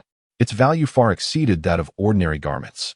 This shall be offered as compensation to Junior Sister Su, as a gesture of apology from sitting forgetting peak. I hope Junior Sister Su will not allow this misunderstanding to further harm the harmony between our peaks. This resolution was indeed a gesture of courtesy towards Jade Maiden Peak. It not only punished the involved party, albeit unfairly, but also provided tangible compensation far surpassing the worth of the original garment. The spirit silk brocade. Such exquisite fabric was the dream of many female disciples. The eyes of several of Su Wan's junior sisters widened in awe. As Su Wan gazed upon the shimmering brocade, and then at the solemn King Suzy, her anger dissipated considerably. With such a generous offer from Master King Suzy, should she continue to press the issue, it would only reflect poorly on Jade Maiden Peak. Although she still felt a pang of indignation, she resolved to let it be for the time being. Taking a deep breath, she accepted the brocade and performed a graceful bow. Since Master King Suzy has spoken thus, I shall not pursue further. I hope this matter is indeed just a misunderstanding. I take my leave. With that, she cast a lingering glance at the ashen-faced Chu Tianhua, accompanied by her junior sisters from Jade Maiden Peak, and turned to depart. The onlookers, realizing the spectacle had come to an end, gradually dispersed. The storm seemed to have temporarily subsided. Once the members of Jade Maiden Peak had departed, only the disciples of Sitting Forgetting Peak remained at the mountain gate. King Suzy cast a profound gaze over his disciples, lingering momentarily on Li Wangyu, who was straining to shrink his presence. His face adorned with an expression of pity for the plight of the senior brother, as if he were a paragon of innocence. Feeling the weight of his master's gaze, Li Wangyu's heart sank, and he quickly lifted his head, blinking his innocent, wide eyes, striving to present the most unassuming and sympathetic expression for his senior brother. King Suzy withdrew his gaze, his expression impassive, yet internally scoffing. You little rascal, you play your part quite convincingly. Just wait, I shall deal with you later. He spoke no further, flicked his sleeve, and turned to return to the peak. The disciples were left exchanging glances, while the eldest brother, overwhelmed by injustice, was on the verge of vomiting blood. Chapter 27. The eldest disciple's confinement. The Cliff of Reflection, as its name implies, is the place where disciples of the Sitwang Peak face the wall in contemplation. In essence, it is a secluded stone cave located in the back mountain, furnished only with a stone bed and a meditation mat, devoid of any other amenities, with an atmosphere of sparse spiritual energy that emphasizes a life of austerity and solitude. Chu Tianhua found himself cast into this dismal abode by a mere utterance from his master, King Suzy. The stone door slowly closed behind him, severing any connection to the outside world, leaving only a stifling silence and a faint musty odor within the cave. Rather than taking a seat on the frigid stone bed or touching the unyielding meditation mat, he stood rigidly in the center of the cave, his fists clenched so tightly that his nails nearly embedded themselves into his palms. He was overwhelmed with an indescribable sense of indignation, a monumental frustration. Chu Tianhua, a paragon of integrity, had never committed a single wrongdoing throughout his life. Within the sect, who would not speak of him as a steady and reliable individual, of impeccable character? Yet now he found himself accused of loitering while female disciples hung their garments to dry, of pilfering Su Wan's undergarment, and caught red-handed to boot. The mere thought of the disdainful, furious glares from the disciples of Yunu Peak, the icy disappointment etched on Su Wan's face, and the whispers and pointed fingers of his fellow disciples made the blood rush to his head, fueling a shame so profound that he wished he could vanish into the depths of the earth. This unwarranted blame was far too egregious. It was utterly repulsive. It was not me. Truly, it was not. He roared at the cold stone wall, his voice echoing in the confined space, yet it felt so utterly powerless. Confinement for reflection? He was unfazed. Even if his master were to impose a harsher punishment, he would accept it. But he could not bear to accept this baseless slander. If word of this spread, how could he ever maintain his standing within the sect? How could he face anyone again? Desperately, he tried to recollect the events of the previous day. When had he lost the jade pendant? He distinctly remembered it being with him during sword practice in the afternoon. After completing his practice, he had habitually rubbed it. Wait, it seemed he had noticed the cord feeling a bit loose at that time, but he had not given it much thought. Then, upon waking this morning, he discovered the pendant was missing. He searched every nook and cranny of his room, convinced it must have fallen into a corner or slipped away during sword practice. Yet now, the pendant had inexplicably appeared at Yunu Peak, coinciding perfectly with Su Wan's loss of personal belongings. What a bewildering coincidence. So outrageous it was. Someone must have plotted against him. Surely. But who would harbor such malicious intent towards him? He prided himself on his amicable relations within the sect, having never fostered any deep-seated enmity. What motive could anyone possibly have to resort to such despicable tactics to ruin his reputation? He paced anxiously within the stone cave, his mind a chaotic jumble. Wait. During sword practice yesterday, there had indeed been something unusual. He abruptly halted, furrowing his brow. Yesterday evening, while practicing in the bamboo grove on the back mountain, he had been utterly focused. It seemed a spirit rabbit had suddenly dashed towards him in a frenzied manner. Yes, that was indeed the case. The rabbit had appeared so unexpectedly that it startled him, prompting him to sheath his sword to avoid harming it. Upon careful reflection, the behavior of that rabbit indeed seemed rather peculiar. Typically, the ethereal rabbits dwelling within the bamboo grove are quite timid, fleeing at the slightest sound of swordplay. How could it have so recklessly charged towards the blade's edge? Moreover, just as I diverted my attention to fend off that rabbit, I felt an almost imperceptible sensation brushing against my waist.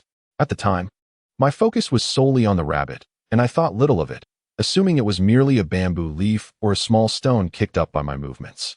Now, as I pieced together these fragments, the rabbit's unusual charge, my momentary distraction, and that subtle, nearly undetectable touch, followed by the loss of my jade pendant, and then its sudden appearance at Jade Maiden Peak, this sequence of events ceases to be a mere coincidence. A subtle urgency crept into Chu Tianqua's breath, and an unsettling chill coursed down his spine. If his conjecture held any truth, the individual orchestrating this scheme possessed an astoundingly meticulous mind, cunning tactics, and impeccable timing, truly terrifying.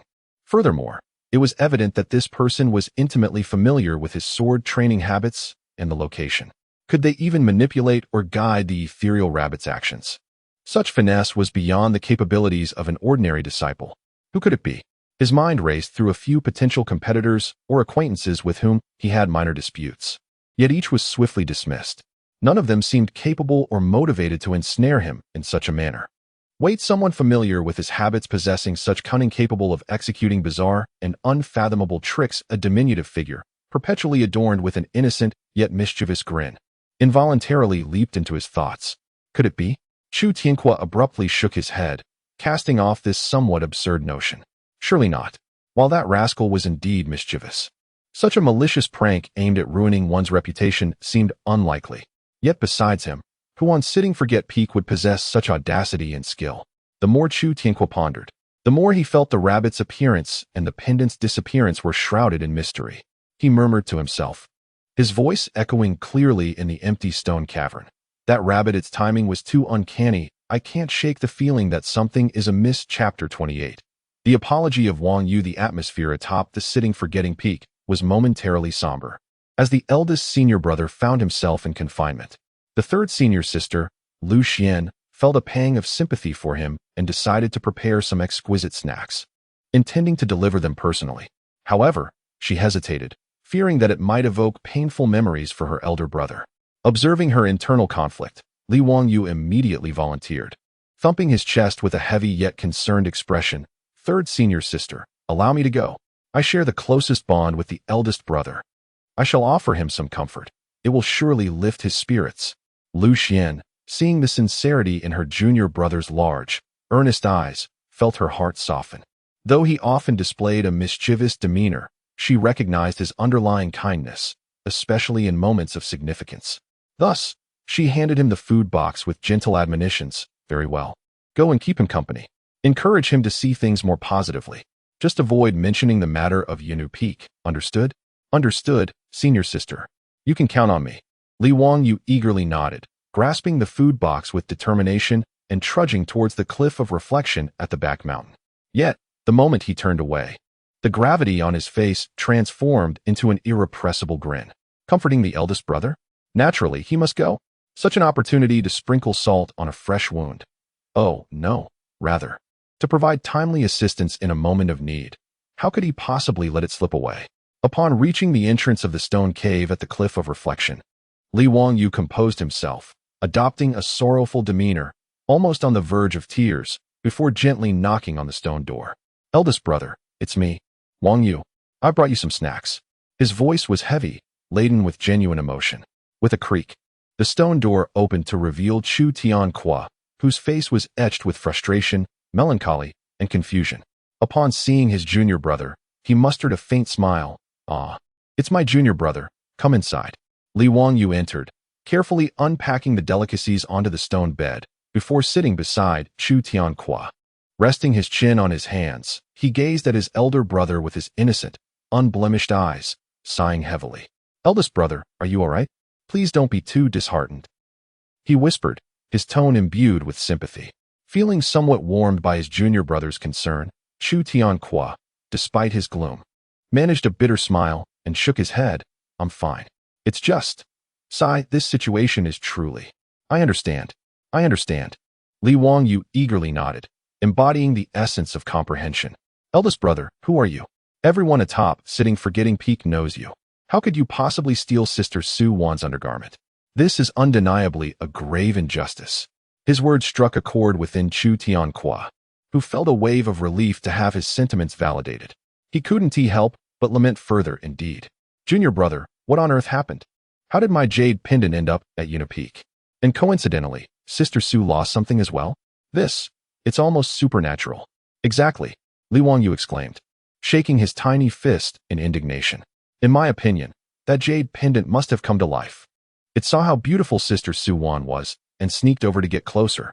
Alas, it got caught and dragged you into this mess. That wretched jade pendant is utterly inconsiderate. Chu Tianqua. A jade pendant coming to life? Rushing over to comfort Sister Su Wan? What nonsense is this? Chu Tianqua was momentarily taken aback by this absurd consolation, as the flicker of warmth he had felt vanished into thin air, leaving him even more frustrated. Was this little junior here to offer solace or to provoke him? He opened his mouth to retort, but felt it beneath him to engage in a serious discussion with the child, so he could only suppress a sigh. Junior brother, please don't speak such nonsense. How could a jade pendant possibly come to life? Why couldn't it? Li Wangyu exclaimed, his eyes widening as he began to ramble earnestly. Everything possesses a spirit. Master brother, your jade pendant has absorbed the essence of heaven and earth, along with your own vitality, so perhaps it has already awakened. It just seems to have developed an inclination for the wrong sort of affections, like for a girl. He paused, displaying a knowing expression. Chu Tianqua's face darkened considerably. Vitality? Awakening? Developing a fondness for a girlless undergarment? The more he spoke, the more absurd it became. He felt a throbbing in his temples. Junior brother, tread carefully with your words. He had no choice but to assert his elder brotherly authority. Oh! Li Wangyu immediately lowered his head, pouting, feigning a pitiful demeanor as if to say, I didn't mean to upset you, master brother. He murmured softly. I just wanted to help you analyze things. Otherwise, it simply doesn't make sense. Unless someone deliberately took the jade pendant to frame you. But who could be so malicious? You're such a good person, master brother. While seemingly defending Chu Tianqua, his words subtly insinuated the thought of betrayal back into the conversation, quietly reminding him, you're a good person? How could a good person be framed? Did you offend someone? Indeed, Chu Tianqua was led astray by this line of thought, his brow furrowed as he began to ponder which esteemed individual he might have offended. Li Wangyu, observing his master brother's conflicted and frustrated expression, felt a surge of delight within while maintaining an outward appearance of lament. He picked up a piece of pastry and offered it to him. Master brother, you should eat something. Don't let your anger harm your health. The innocent shall be vindicated. I believe that one day, the truth will come to light. Chu Tianque gazed at his junior brother's sincere face, accepting the pastry only to find its taste utterly bland. This consolation was increasingly disheartening. After a while, Li Wanyu sensed he had offered enough comfort and feared he might burst into laughter if he lingered any longer, so he stood to take his leave. Master brother, take good care of yourself and reflect well. Rest well. I shall visit you again tomorrow. Chu Tianque was in a tumult, his mind too chaotic to keep him, so he nodded. All right, go back and thank third sister for the pastries on my behalf. Absolutely. Li Wanyu turned and left, his movements crisp and decisive. Just as he was about to step out of the stone door, it seemed the dim light within the cave caused him to stumble over the threshold. A soft thud echoed as a thin, gaudy-covered book slipped from his embrace and fell to the ground. Li Wanyu hurriedly bent down to pick up the book, muttering to himself, "You startled me. I almost fell." Then, as if fearing that his senior brother might catch sight of it, he quickly tucked the book into his embrace. However, Chu Tianque, with his keen eyes, had already caught a glimpse of the book's cover, which depicted a roguish young master alongside several flamboyant characters exclaiming the romantic chronicles of the flower-picking hero. Chu Tianque's eyes widened in disbelief, his complexion shifting from dark to pale and then to a deep shade of purple. Li Wanyu, you come to visit your senior brother, who has been falsely accused of stealing a pouch, yet you are concealing such a book. Are you here to offer comfort, or to bring me further vexation? A surge of heated blood rushed to Chu Tianque's head, nearly causing him to spew forth a mouthful of frustration. Yet, Li Wanyu appeared utterly oblivious. After securely tucking away the book, he turned back to Chu Tianque with an innocent smile and waved, saying, "Senior brother, I'm off. Take care." With that, he swiftly vanished from sight. Left standing alone, Chu Tianque's chest heaved violently as he stared at the empty cavern entrance, his mind replaying the cover of the romantic chronicles of the flower-picking hero, feeling as though the walls of confinement were closing in, and his blood pressure was on the brink of eruption. Chapter 29 New Inspiration. Upon returning from the precipice of reflection, Li Wanyu's spirits soared as bright as a sunlit day, unmarred by a single cloud. The grim visage of his senior brother was more appetizing than the finest delicacies. He had successfully framed another, extricated himself with finesse, and even paid a visit to the victim, sprinkling a touch of irony upon their wounds. This game was truly delightful. Humming a tuneless melody, he frolicked about the sitting forgetting peak, his mind still savoring the exhilarating moments from earlier. As he strolled past the main hall, he chanced upon his master, Qing Shuzi, escorting a female cultivator out. Clad in a moon-white robe, she possessed a graceful figure, a strikingly serene countenance, and an ethereal demeanor, none other than the esteemed master of Yunnu Peak, Jin Yu. It appeared she had come to confer with Qing Shuzi on some matter, and was now slightly bowing in farewell. Qing Shuzi, ever the embodiment of celestial grace, retained his tranquil, otherworldly air, standing alongside Jin Yu, whose demeanor complemented his own, creating an almost celestial couple aura. Oh, how absurd! Li Wanyu quickly dismissed that thought. Yet, his mischievous eyes darted between the two peak masters, and a bolder, more reckless idea ignited within him, sending shivers of excitement coursing through his veins. Teasing fellow disciples was amusing, even deceiving those from the outer sect had its charm, but it felt somewhat lacking. The stakes were too low. What if? What if he could playfully ensnare these two revered figures within the sect, those who typically exuded authority, rendering disciples mute with a mere glance? To allow the austere master and the aloof, noble Jin Yu to experience a moment of surprise? The mere thought sent a thrilling tingle down his spine. Surely, it would be 1,000 times more entertaining than outsmarting his senior brother. Once that thought crossed his mind, it could no longer be contained, like a wildfire spreading unchecked, igniting every spark of mischief within him. He rubbed his hands together, his eyes gleaming with uncontainable excitement, his grin nearly stretching to his ears. If this were to succeed, his name would undoubtedly echo through the annals of Lingshao Palace, albeit in a rather infamous manner. As for the potential consequences of failure, well, that was not within the realm of his current considerations. After all, the thrill of reckless abandon was simply exhilarating. Without hesitation, he embarked on his scheming preparations. To toy with the two peak masters, a direct approach would surely spell doom. Subtlety was essential. A clever ruse was required. What kind of trick? Sowing discord? Creating misunderstandings? Yes. It would be splendid to instigate a particularly amusing misunderstanding between them. Such an outcome would be explosive. How to induce such misunderstandings? By writing letters. Indeed, he would imitate his master's handwriting and pen something that could easily be misconstrued. His target was set to mimic Master Qing Shuzi's script and craft a unique message for Jinyu. The first step was to procure a sample of his master's handwriting and practice extensively until he could replicate it flawlessly. For Li Wanyu, with his golden core level perception and formidable control, this was not an arduous task. He began to meander near his master's study, feigning casualness. On ordinary days, Qing Shuzi would annotate his disciples' assignments, inscribe talismans, or record his insights, seldom shunning the presence of others. After all, none of his disciples dared to surreptitiously examine the belongings of their master, except for one audacious soul. Li Wanyu seized the opportunity of delivering tea to inquire about various matters, although he often faced reprimand, or would simply feign a casual stroll to discreetly observe his master at work. His memory was prodigious, almost photographic. He meticulously committed to memory his master's grip on the brush, the force exerted during strokes, the structural composition of each character, the nuances of the pen's movement, and even idiosyncratic habits in his writing style, all etched indelibly in his mind. However, mere recollection was insufficient. Practice was paramount.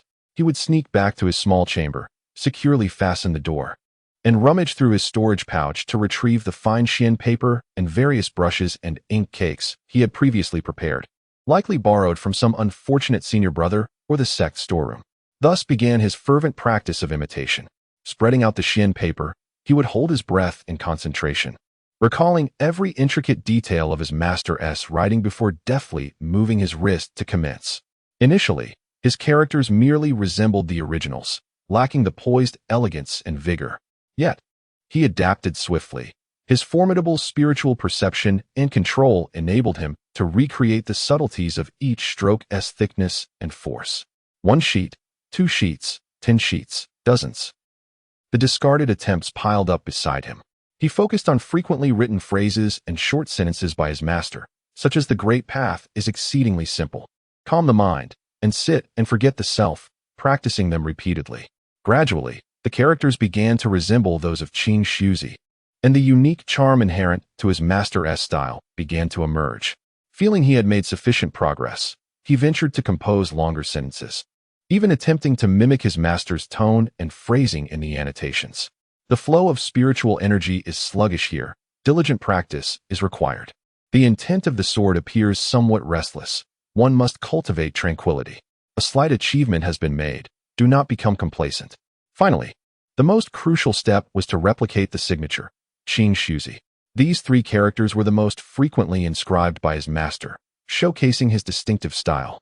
Li Wanyu devoted the most paper to this endeavor, meticulously studying each stroke, each turn, striving for an exact match in the variations of ink density.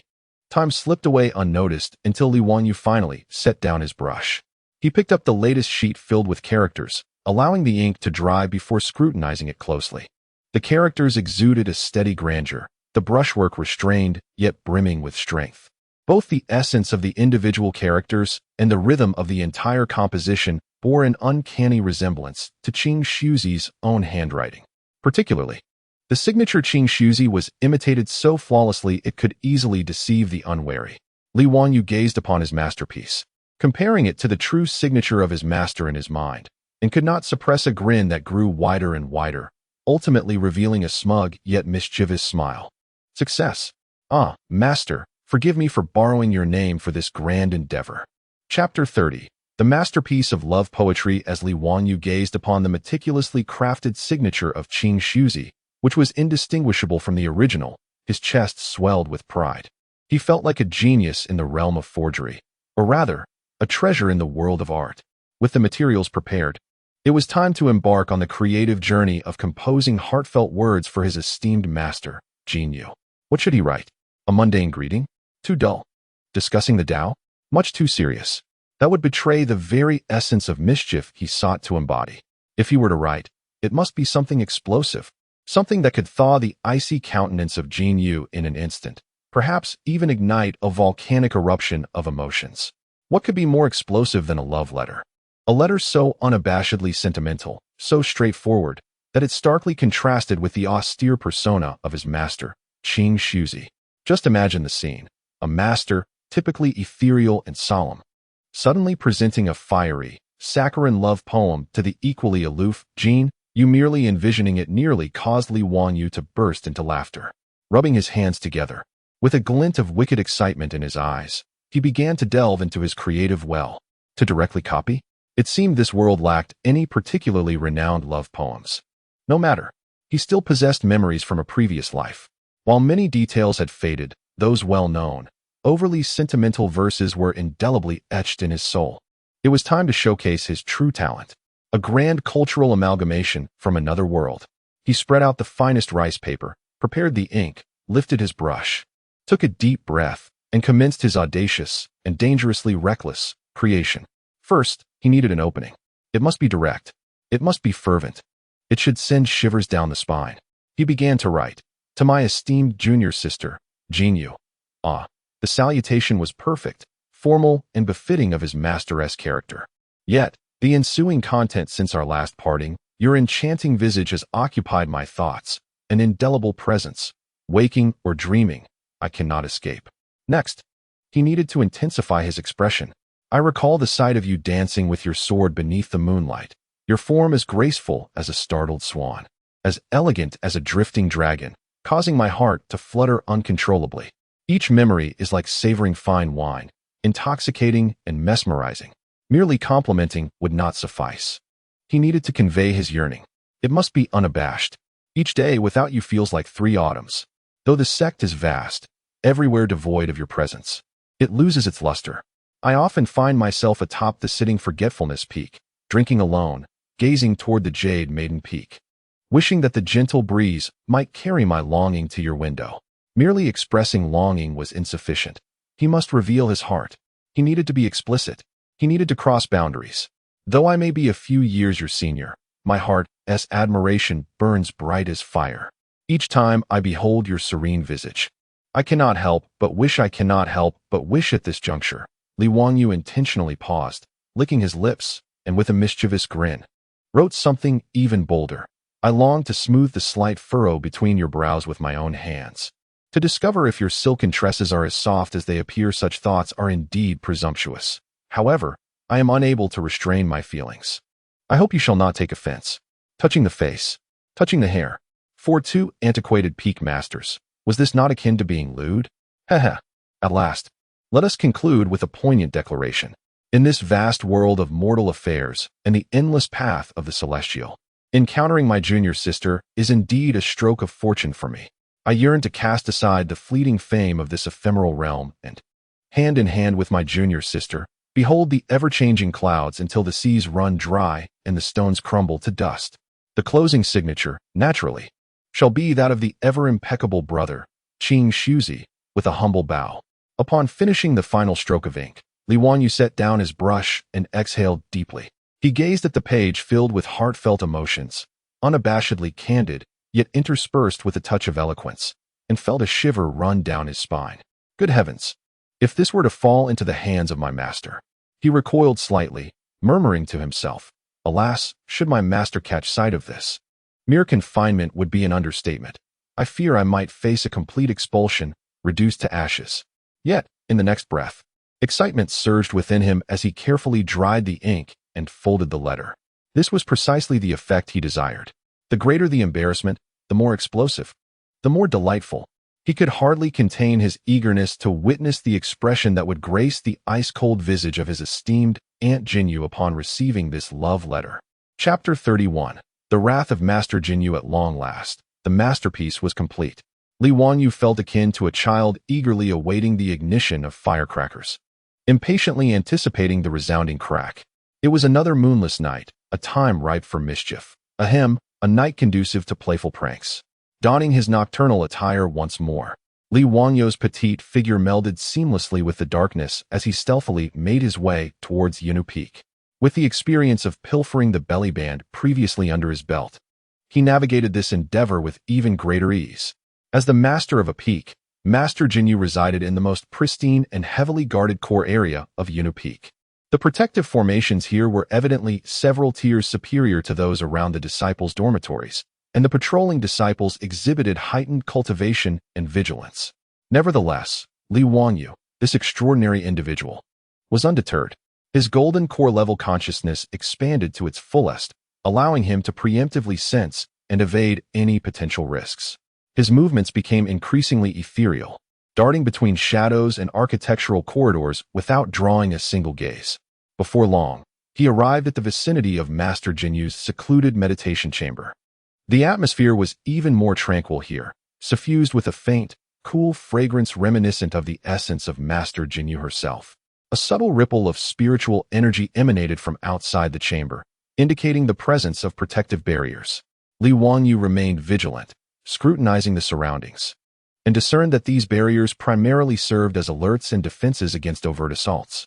They were somewhat lax regarding discreet deliveries, such as this one, particularly at the gap beneath the door. Like a gecko, he pressed himself against the exterior wall of the chamber, inching closer to the door of the meditation room. Inside, silence reigned, save for the faint, steady flow of spiritual energy, signifying that the master was deeply engrossed in meditation. Perfect. A surge of delight welled within Li Wangyu as he retrieved the meticulously folded love letter from his bosom. He pinched the letter between two fingers, suppressing his aura to the utmost, and then, with painstaking slowness, he slid the letter through the narrow gap beneath the door.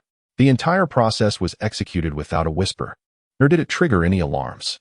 The letter successfully found its resting place on the floor within the meditation chamber. Task accomplished. He stifled the urge to burst into laughter, stealthily retreating like a wisp of wind, leaving no trace behind. His heart raced, not from fear, but from an exhilarating anticipation. He could already envision the chaos that would ensue at Yunu Peak and Ziwang Peak the following day. The next morning, as dawn broke gently, Master Jinyu emerged slowly from her profound meditation.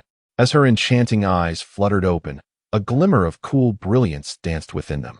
Habitually, she swept her consciousness across the meditation chamber, preparing to embark on another day of cultivation.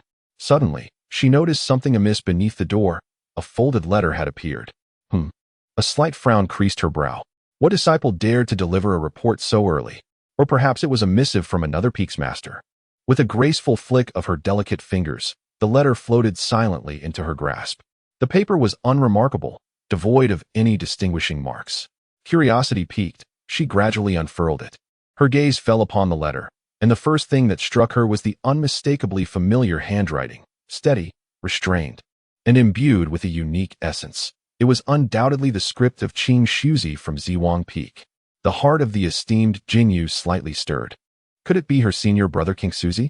When had he ever chosen such a method to convey a message? Was it a matter of utmost secrecy?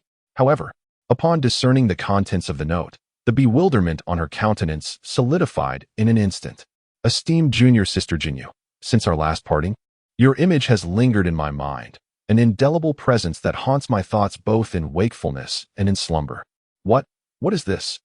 Her gaze rapidly descended, and with each line she read, her expression shifted erratically, from initial astonishment to disbelief, and then to a deep flush. The words were replete with unabashed admiration, audacious fantasies, and even a hint of sacrilegious provocation. Phrases such as soothing the furrowed brow and wondering if your tresses are as soft as silk were simply insufferable, utterly indecent. Could this truly be the work of the typically stern and serious King Suzi, a figure known for his unyielding demeanor and lack of levity? The sheer absurdity and the indignation akin to a volcanic eruption surged within her chest. She felt her cheeks ablaze, not from shyness, but from a profound wrath. Qing Su Z. The name escaped her lips through clenched teeth, her voice as frigid as eternal ice, causing the surrounding temperature to plummet, even conjuring delicate frost within the meditation chamber. She found it nearly impossible to believe. The one who typically exuded an air of aloofness and sagacity, King Suzi, had revealed such base tendencies in private, such disgraceful behavior. To have penned such lascivious words, this was nothing short of a profound humiliation, an utter disrespect and desecration of her dignity. You hypocrite! She sprang to her feet, a chill emanating from her being.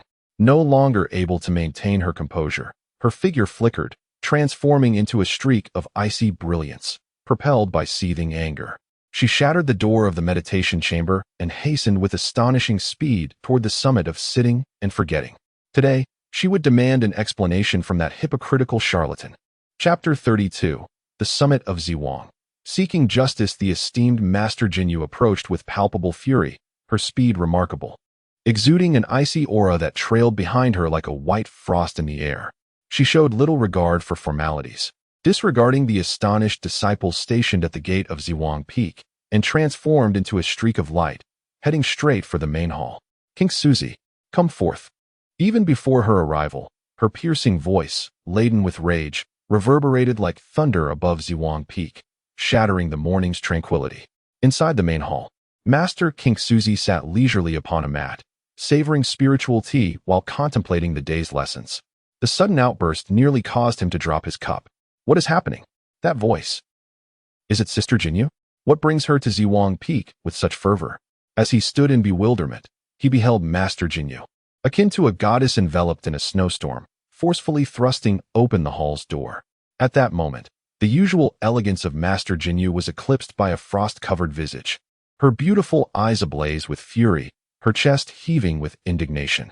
The chilling aura she radiated caused the temperature within the hall to plummet, and ice crystals began to form upon the floor. Sister Jinyu, what ails you? Before King Suzy could finish his inquiry, Master Jinyu raised her delicate hand, hurling a crumpled paper ball towards him with fierce momentum. See for yourself, King Suzy. I never imagined you to be such a hypocritical, shameless scoundrel. Her voice trembled with anger as she pointed an accusing finger at him. King Suzy instinctively caught the paper ball, utterly perplexed. Hypocritical? Shameless? Scoundrel? When had he offended this sister to warrant such an explosive confrontation? With a heart full of confusion and a hint of dissatisfaction, who wouldn't feel discontented when so vehemently berated? He lowered his gaze to unfold the crumpled paper. The paper was of ordinary quality, densely covered with script. As he scrutinized the handwriting, his pupils dilated in shock. This. How could it resemble his own script so closely?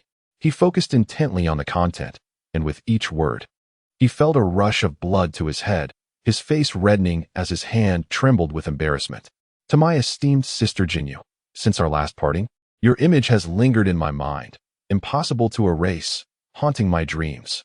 I recall how you danced with your sword beneath the moonlight. Your form as graceful as a startled swan, enchanting as a drifting dragon, causing my heart to flutter uncontrollably. I long to smooth the slight furrow between your brows, to discover if your silken locks are as soft as they appear. I would forsake the superficial accolades of this world, to walk hand in hand with you, witnessing the ebb and flow of the clouds, until the seas run dry and the rocks crumble. What is this madness? So crass, so brazen, so frivolous, so vulgar. King Suzy felt as though the world was spinning, his scalp tingling with embarrassment, mortified to the point that he could almost dig a 3-bedroom apartment with his toes. He had never encountered such shameless prose in his entire life. Moreover, it was penned in his own tone, mimicking his handwriting. Uft. The spiritual tea he had just brought to his lips erupted from his mouth, causing him to cough incessantly, his face flushed with embarrassment, whether from choking or shame. He could scarcely tell. This was utterly absurd, preposterous. How could this be tolerated? King Suzy was so enraged that his beard trembled. His speech became disjointed, and he nearly tore the letter to shreds. He finally comprehended why Master Jinyu was in such a furious rage. Who would not be infuriated in such a situation? The contents of this letter were nothing short of the gravest blasphemy and insult towards Master Jinyu. Not to mention it bore his name. He lifted his gaze to the icy countenance of Master Jinyu, whose eyes seemed to burn with murderous intent. In a state of urgency, anger, and embarrassment, his voice shifted in pitch. Master Jinyu, please allow me to explain.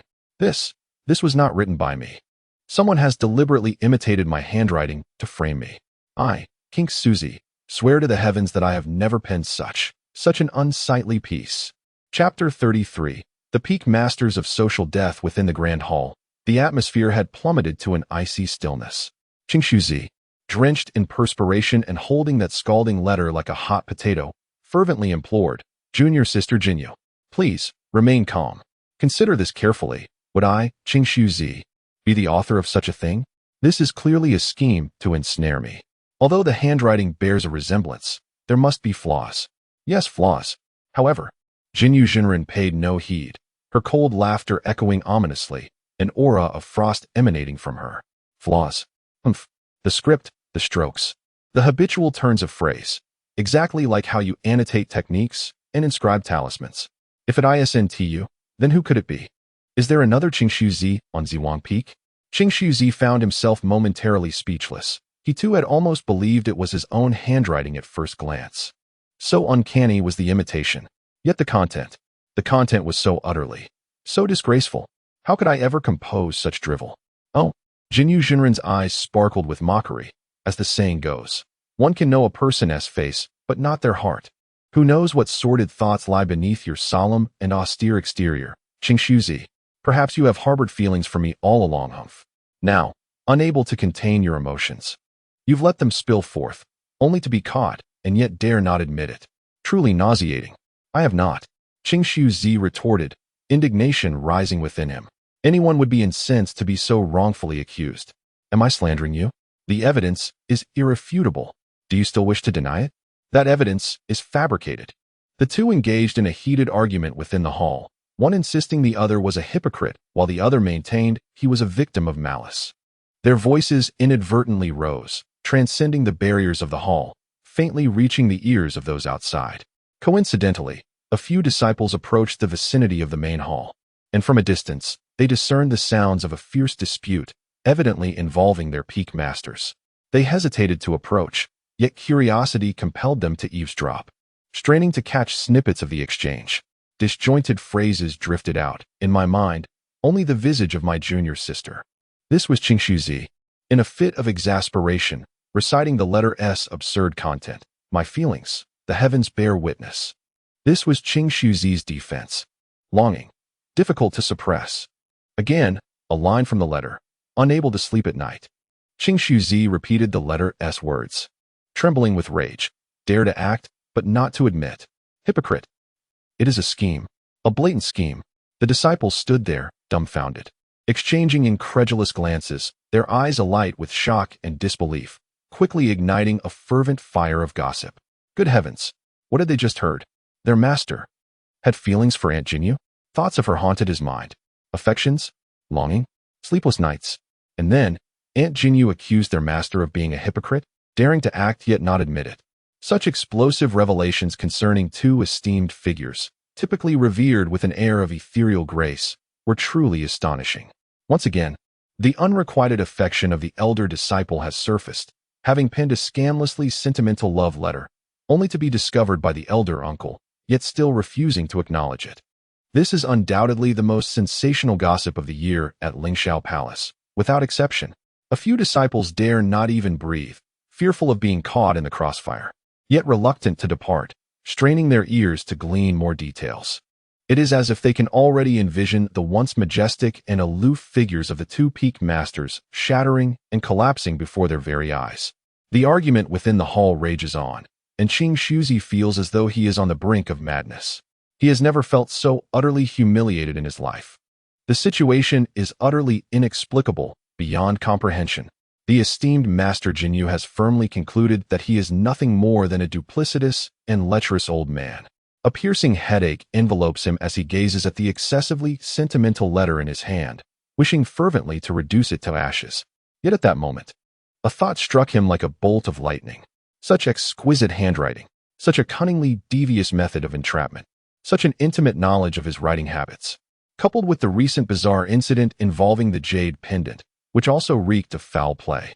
And that unruly little rascal, normally stirring up trouble, has been conspicuously quiet today, not stirring to witness the commotion. All the clues instantaneously converged, pointing towards an unmistakably clear figure. Qingshu's complexion shifted from red to green, then to an ashen black, his teeth grinding audibly as a fury far more intense than when confronting Master Jinyu surged within him. Through clenched teeth, he enunciated 3 words, his voice low yet brimming with uncontainable rage. Li Wang, you. Who else but that wretched disciple could perpetrate such despicable and treacherous acts against his own master and ancestors? Chapter 34. A cloud of suspicion, the words Li Wangyu, which escaped from King Suzi's lips like shards of ice, plunged the temperature in the grand hall further down. At this moment, however, the esteemed Master Jinyu was in a fury, wholly unresponsive to any explanations, especially those that shifted blame onto a mere disciple. She perceived King Suzi's actions as desperate attempts to extricate himself, callously attempting to make a child bear the burden. Li Wangyu? That 10-year-old child? The laughter that erupted from Master Jinyu was laced with icy shards. King Suzi, your desperation to absolve yourself knows no bounds. How could he mimic your handwriting? And why would he even do such a thing? Do you think I am but a child of 3? King Suzi found himself at a loss for words. Could he possibly admit that his disciple was an extraordinary prodigy in the Golden Core stage, capable of effortlessly imitating handwriting? Could he confess that the lad was a mischievous rascal, relishing chaos purely for amusement? He could not. Such admissions would only invite disbelief, perhaps even draw greater troubles upon that wretched disciple, though, at this moment, he longed to throttle the boy himself. The two engaged in an intense and bewildering argument, a cacophony of misunderstandings. Ultimately, Master Jinyu, seeing King Suzi steadfastly refuse to take responsibility, while he seemingly tarnished the reputation of a child in her eyes, was filled with utter disappointment and rage. With a final declaration that this matter was far from over, she stormed off, her ire transforming into a radiant streak of light as she departed. After sending off, or rather, driving away, this formidable deity, King Suzi felt as though he had just emerged from a grueling battle, utterly drained. He weakly waved his hand, dismissing the inquisitive disciples who had been eavesdropping outside, then sat alone in the vast hall, gazing at the remnants of the letter shattered by Master Jinyu's fury. His expression dark enough to draw tears. In the newfound silence, he could finally reflect. The more he pondered, the more alarmed he became, increasingly convinced. He replayed the recent series of absurd events in his mind like a film. The theft of the dragon blood eagle egg from Beastmaster Peak, with shards of the shell inexplicably appearing in the spirit beast nest of Tianqua. He had sensed something amiss at the time. Although Ah Huang was gluttonous, he lacked the audacity and capability to pilfer the eagle egg that Lei Lahu cherished. Now that he thought about it, who could stealthily infiltrate Beastmaster Peak and precisely place the incriminating evidence in Tianqua's possession? Could an ordinary disciple accomplish such a feat?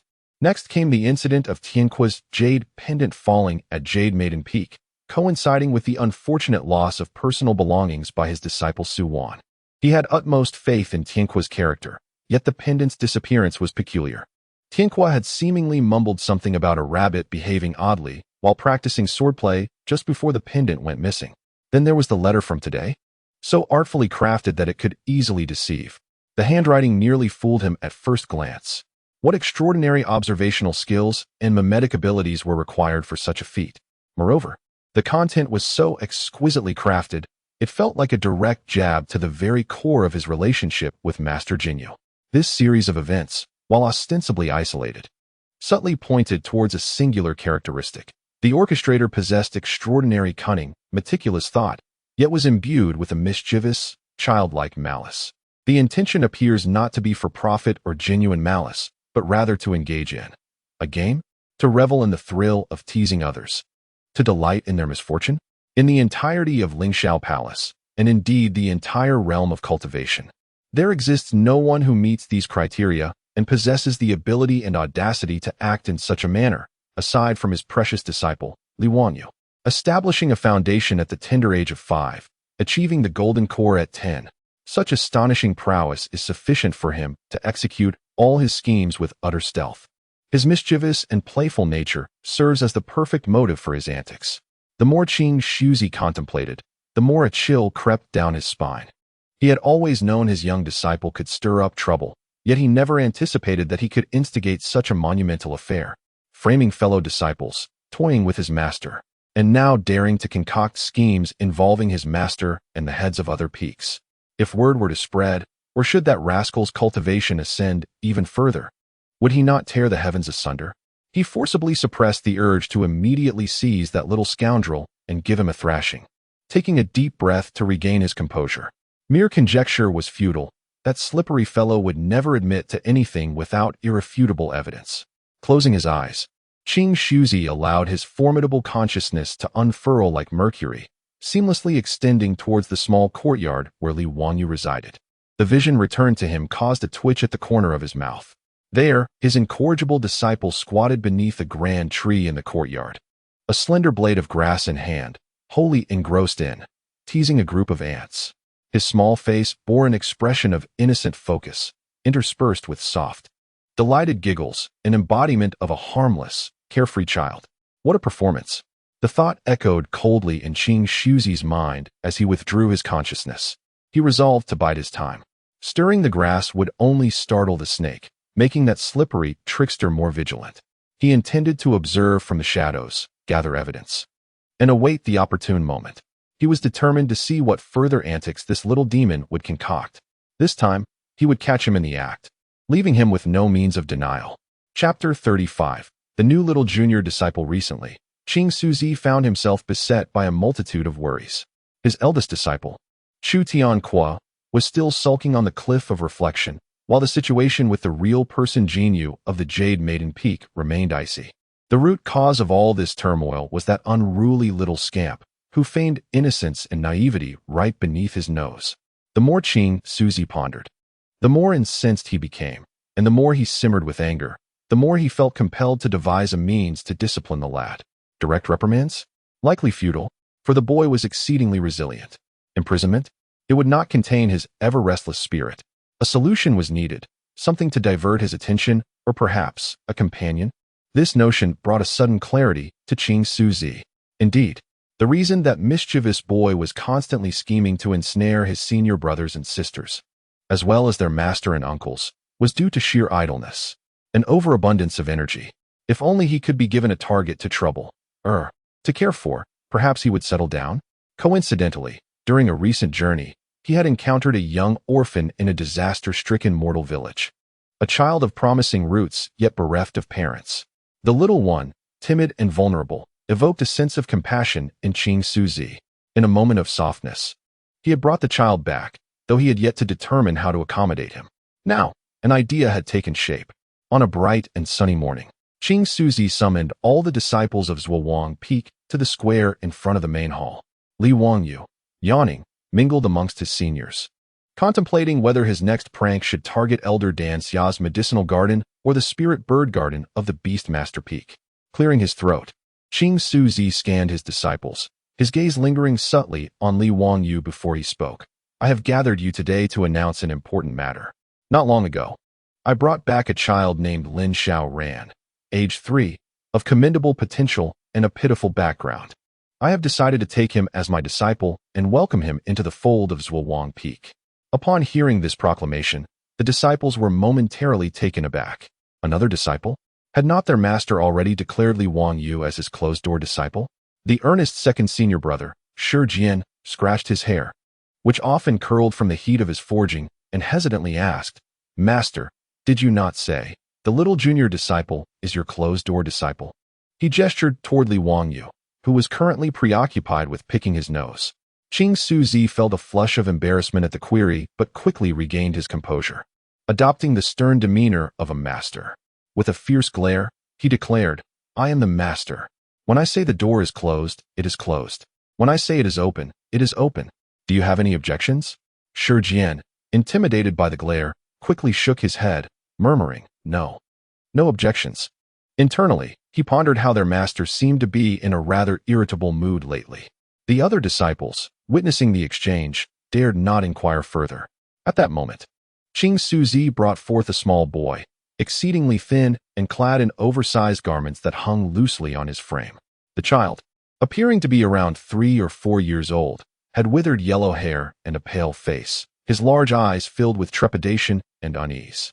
He clutched tightly to the hem of Qing Suzi's robe, half hidden behind him, trembling like a frightened quail.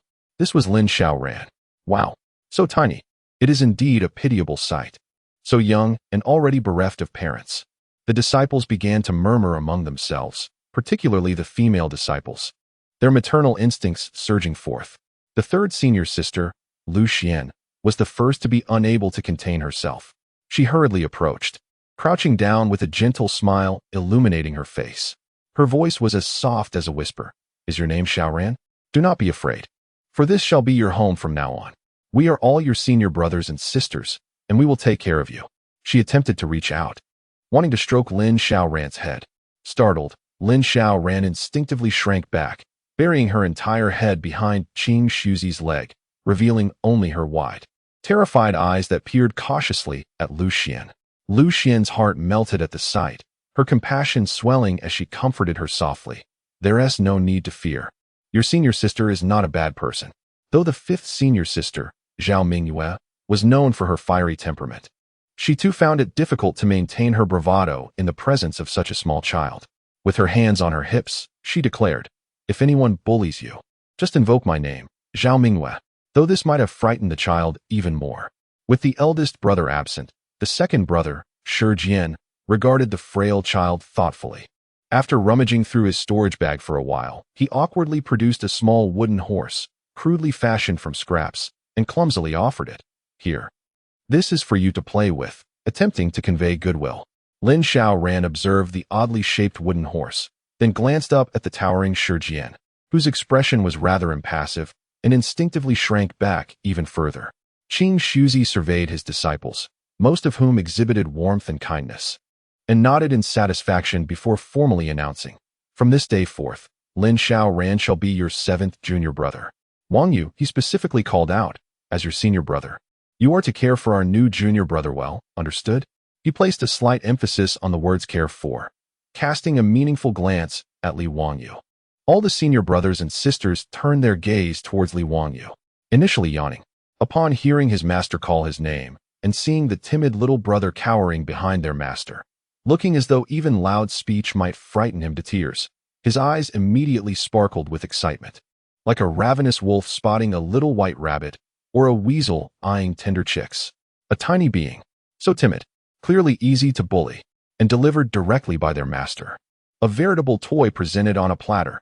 His face broke into a broad, exceedingly amiable smile as he thumped his chest and boisterously assured, "Rest assured, master. Leave it to me. I will certainly care for our junior brother well. I guarantee he will feel the warmth of our Zhuo Wang Peak family." That smile was radiant and bright, his tone sincere and fervent.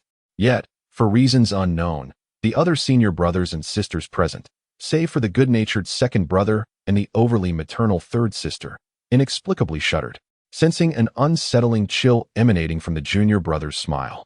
Meanwhile, Lin Xiaoran, hidden behind Qing Shuzi, seemed to pick up on some inexplicable malice. Trembling in fear and burying her small head even deeper, Qing Shuzi gazed at Li Wangyu's exuberant smile, a slight twitch at the corner of his mouth. Placing this little demon king alongside the timid lamb. Was this decision ultimately right or wrong? Why did an unsettling premonition suddenly arise? Chapter 36. The affection of the senior brother. After Master Qing Su announced the beginning of the session, he imparted a few more words encouraging harmonious coexistence before. Under the pretense of guiding Lin Xiaoran in basic breathing techniques, he took the child away. It seemed he wished for Lin to take his time and adapt to the new environment. Li Wangyu watched the small figure follow Master away, an insatiable itch stirring within him. A new plaything. How novel. One that might tremble in fear. This was infinitely more entertaining than toying with those senior brothers and sisters who were already wary of him. He managed to endure until evening, estimating that Master S' foundational teaching would soon conclude. Like a cat catching a whiff of fish, he darted toward the small room designated for Lin Xiaoran's temporary stay. Indeed, the third sister, Lu Xian, had just finished tidying up the room and was gently comforting Lin for a while, preparing to take her leave. Seeing Li Wangyu approach, Lu Xian felt a sense of satisfaction, believing her junior brother had shown the awareness of a senior brother by coming to check on the new disciple. Wangyu is here. Perfect timing. Sharon has just settled in and is still a bit timid. Please keep him company and help him feel at ease, Lu Xian softly suggested. Rest assured. Third sister.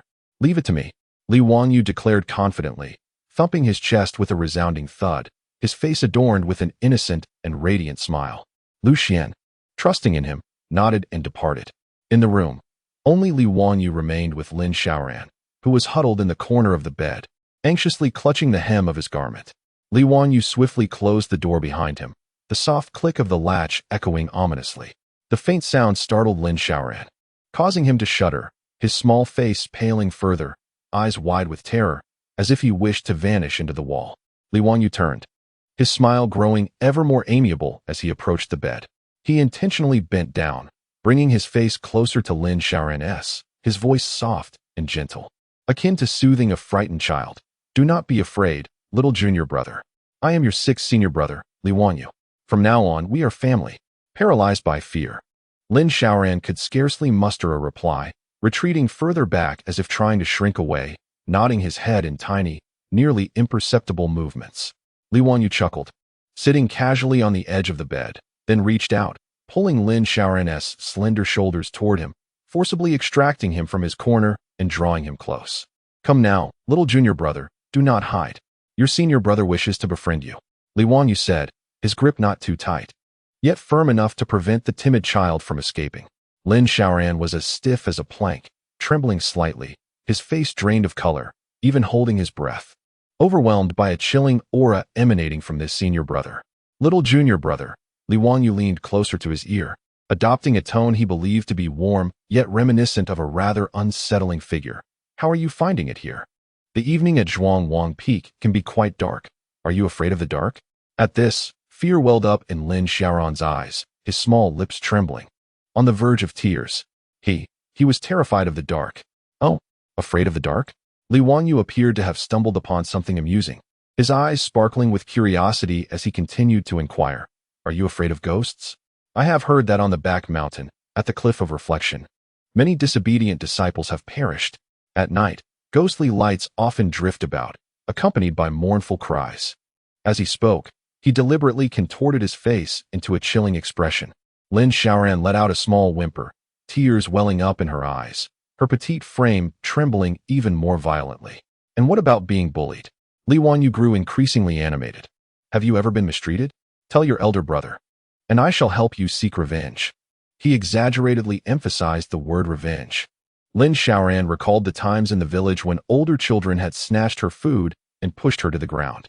A wave of fear and indignation washed over her, causing tears to cascade down her cheeks. Seeing his junior disciple reduced to tears by his playful words filled Li Wanyu with a peculiar sense of satisfaction, a thrill derived from his mischievous antics. He stifled a laugh, adopting the demeanor of a dependable elder brother as he patted Lin Xiaoran's back and assured her loudly, Fear not. Those are all past events. From now on, I shall protect you. I guarantee that no one will dare to bully you again. If anyone dares to provoke you, I shall make them know the meaning of regret. His words, delivered with grandiosity, sounded to Lin Xiaoran more like a terrifying proclamation that only he would have the right to bully her in the future. Especially with that gleam of excitement in Li Wanyu's eyes, he seemed anything but a benevolent figure. Terrified, Lin Xiaoran's instinct for survival propelled her to break free from Li Wanyu's grasp, and with a sobbing voice, she stammered, Thank you, elder brother. I want to find senior sister San. With that, she darted out of the door like a startled rabbit fleeing from a menacing wolf, disappearing in a flash, leaving the door of the room swaying slightly behind her. Li Wanyu stared at the vacant doorway, momentarily taken aback, before smirking and muttering, TSK, what a timid little thing. So easily frightened. Yet, she runs rather quickly, how amusing. Instead of feeling defeated, he found the reaction of this new plaything to be even more entertaining. It seemed that life at Zhuangwang Peak would no longer be dull. Chapter 37. The midnight cry. The sight of Lin Xiaoran fleeing in a panic like a startled rabbit did not evoke even a hint of guilt in Li Wanyu. Rather, it stirred his mischievous spirit into a frenzy. This little junior brother possessed a timidity even greater than he had anticipated, and his reactions were far more amusing. He was indeed the perfect subject for a prank. A mere scare that sent him running was simply not thrilling enough. Rubbing his hands together in delight, Li Wanyu resolved to orchestrate a uniquely memorable initiation for his new seventh junior brother, one that would allow him to fully appreciate the profound affection bestowed by his sixth senior brother. Nestled in his cozy little abode, Li Wanyu busied himself with great enthusiasm. First, he set about gathering the tools to create an atmospheric setting. He rummaged through his trove of treasures and unearthed several sheets of yellow talisman paper and some vermilion powder. With a steady hand and the focused mind of a golden core practitioner, he swiftly sketched several low-tier talismans. Each talisman served a distinct purpose. Some conjured a chilling, eerie breeze, Foam talisman, Others emitted a haunting wail reminiscent of ghostly howls, Guishao talisman, while others projected vague, distorted apparitions capable of instilling terror in the dead of night, Huaning talisman. However, he felt that mere sounds and images would not suffice. A tangible ghostly figure was necessary. Uncertain of where to find it, he managed to procure a large piece of slightly yellowed white cloth. With a few wooden sticks and some twine, he fashioned a crooked cross and draped the cloth over it, thus creating a rudimentary, ghostly silhouette. Yet, this was still insufficient. What ghost would be complete without a touch of eerie green ghost fire? With a mischievous grin, Li Wangyu retrieved a small paper pouch containing white powder, phosphorescent powder he had stealthily scraped from a unique mineral on the mountainside. This substance, when slightly rubbed or warmed, emitted a faint green glow, proving to be remarkably effective in the dark. He sprinkled some of the phosphorescent powder onto the head and hand of the cloth ghost. With all his tools prepared, Li Wangyu surveyed his creation with satisfaction. With this concoction of frightfulness, not only a 3-year-old child, but even a timid adult would likely be scared half to death. Patiently, he awaited his moment, much like a seasoned hunter anticipating the arrival of his prey into slumber. As the night deepened and the moon hid behind the clouds, it was the perfect time to instigate some mischief. Estimating that Lin Xiaoran had likely succumbed to sleep, Li Wangyu hoisted his ghostly prop and tucked a few talismans into his pocket, stealthily making his way toward the small room where Lin Xiaoran was temporarily staying. Inside the room, Lin Xiaoran indeed lay down, yet sleep eluded him. The terrifying presence of the 6th senior brother had left him quite shaken, and now he found himself alone in an unfamiliar room, with the shadows of trees outside swaying ominously, as though concealing countless demons and monsters. He wrapped himself tightly in his blanket, leaving only his wide, frightened eyes exposed, scanning the pitch-black room, trembling at the slightest rustle. Just as his eyelids began to grow heavy, and he felt himself drifting into a daze, a piercing, sorrowful wail erupted outside his window. The sound seemed to carry with it an inexhaustible resentment, drilling straight into his ears. Lin Xiaoran was so terrified that his soul seemed to flee his body, the drowsiness evaporating entirely. He abruptly sat up in bed, his small face as pale as a ghost. Suddenly, with a loud crash, the window he had securely fastened before sleeping was flung open by a sudden, chilling gust of wind. The icy breeze rushed into the room, causing the curtains to flutter wildly and the teacups on the table to clatter ominously. Amidst the howling wind and the eerie wails echoing in the background, an even more horrifying sight emerged. A vague, twisted figure emanating a ghostly green light drifted in through the window. This specter lacked discernible facial features, possessing only 2 hollow eye sockets and a mouth stretched grotesquely to the roots of its ears, emitting a chilling, rasping howl that sent shivers down the spine. And it lunged directly towards the bed. The terrifying scene, the piercing sound, and the frigid wind combined to create an overwhelming assault on Lin Xiaoran's already fragile nerves. His eyes widened in horror, pupils constricted to the size of pinpricks, and his mouth gaped open, yet no sound emerged, as if an invisible hand had seized his throat. After what felt like an eternity of frozen silence, he finally gasped for breath, releasing a heart-wrenching scream of terror. "Ah, a ghost! Mother!" The anguished cry shattered the tranquil night sky above the sitting forgetting peak. Meanwhile, the instigator of this chaos, Li Wangyu, hid outside the window, clutching a voice-changing talisman that still emitted ghostly howls. He watched his terrified junior brother, nearly losing consciousness from fright, and stifled his laughter, trembling with delight at the resounding wails that filled the air. Chapter 38. The Art of Flicking Fingers and Psychological Shadows Outside the Window. Li Wangyu listened to his junior disciple's heart-wrenching cries, feeling a profound sense of satisfaction swelling within him. The outcome exceeded his expectations. Merely frightening him to tears seemed insufficient to convey the warmth of brotherly affection he wished to express. A deviously ingenious thought flitted through his mind. Mere psychological torment would not suffice. A touch of physical interaction was necessary to ensure that his junior would remember this enchanting night vividly.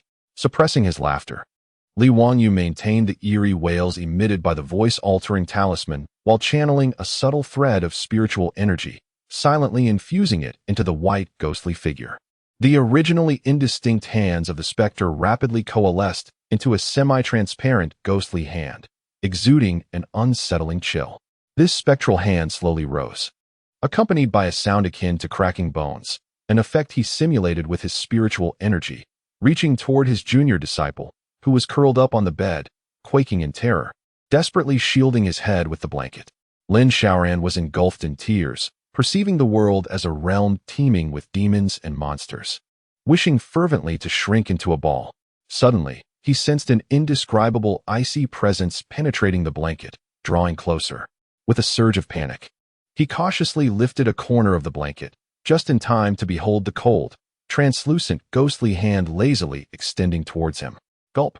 His fear caused him to gasp, his small frame stiffening as he watched the ghostly hand, not grasping him nor striking him, but rather curling its middle finger, targeting the protruding area of his pants, gently flicking it.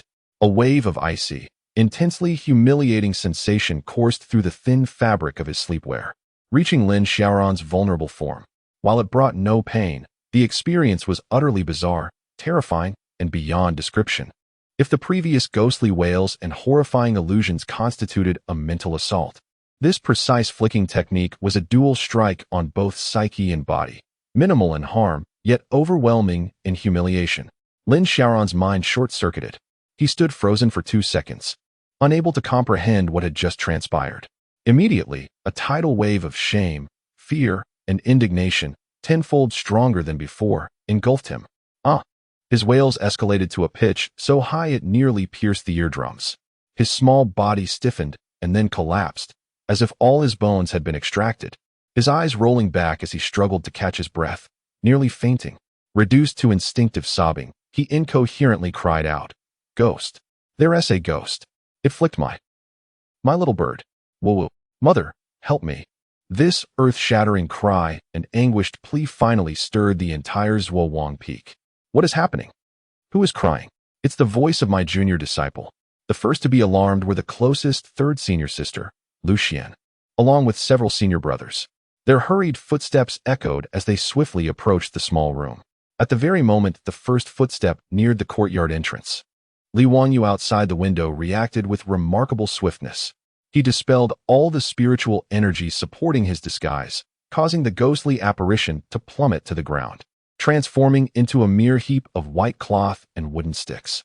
Grabbing the props, he extinguished the voice-changing talisman, and like a shadowy raccoon merging with the darkness, he darted away, quietly slipping back into his own room after a few agile leaps. He hastily shed his outer garments, kicked off his shoes, burrowed into his bed, closed his eyes, and even feigned a slight snore, as if he were an irritable sleeper disturbed from slumber, his acting prowess truly deserving of an Academy Award. "Xiaoran, what is the matter?"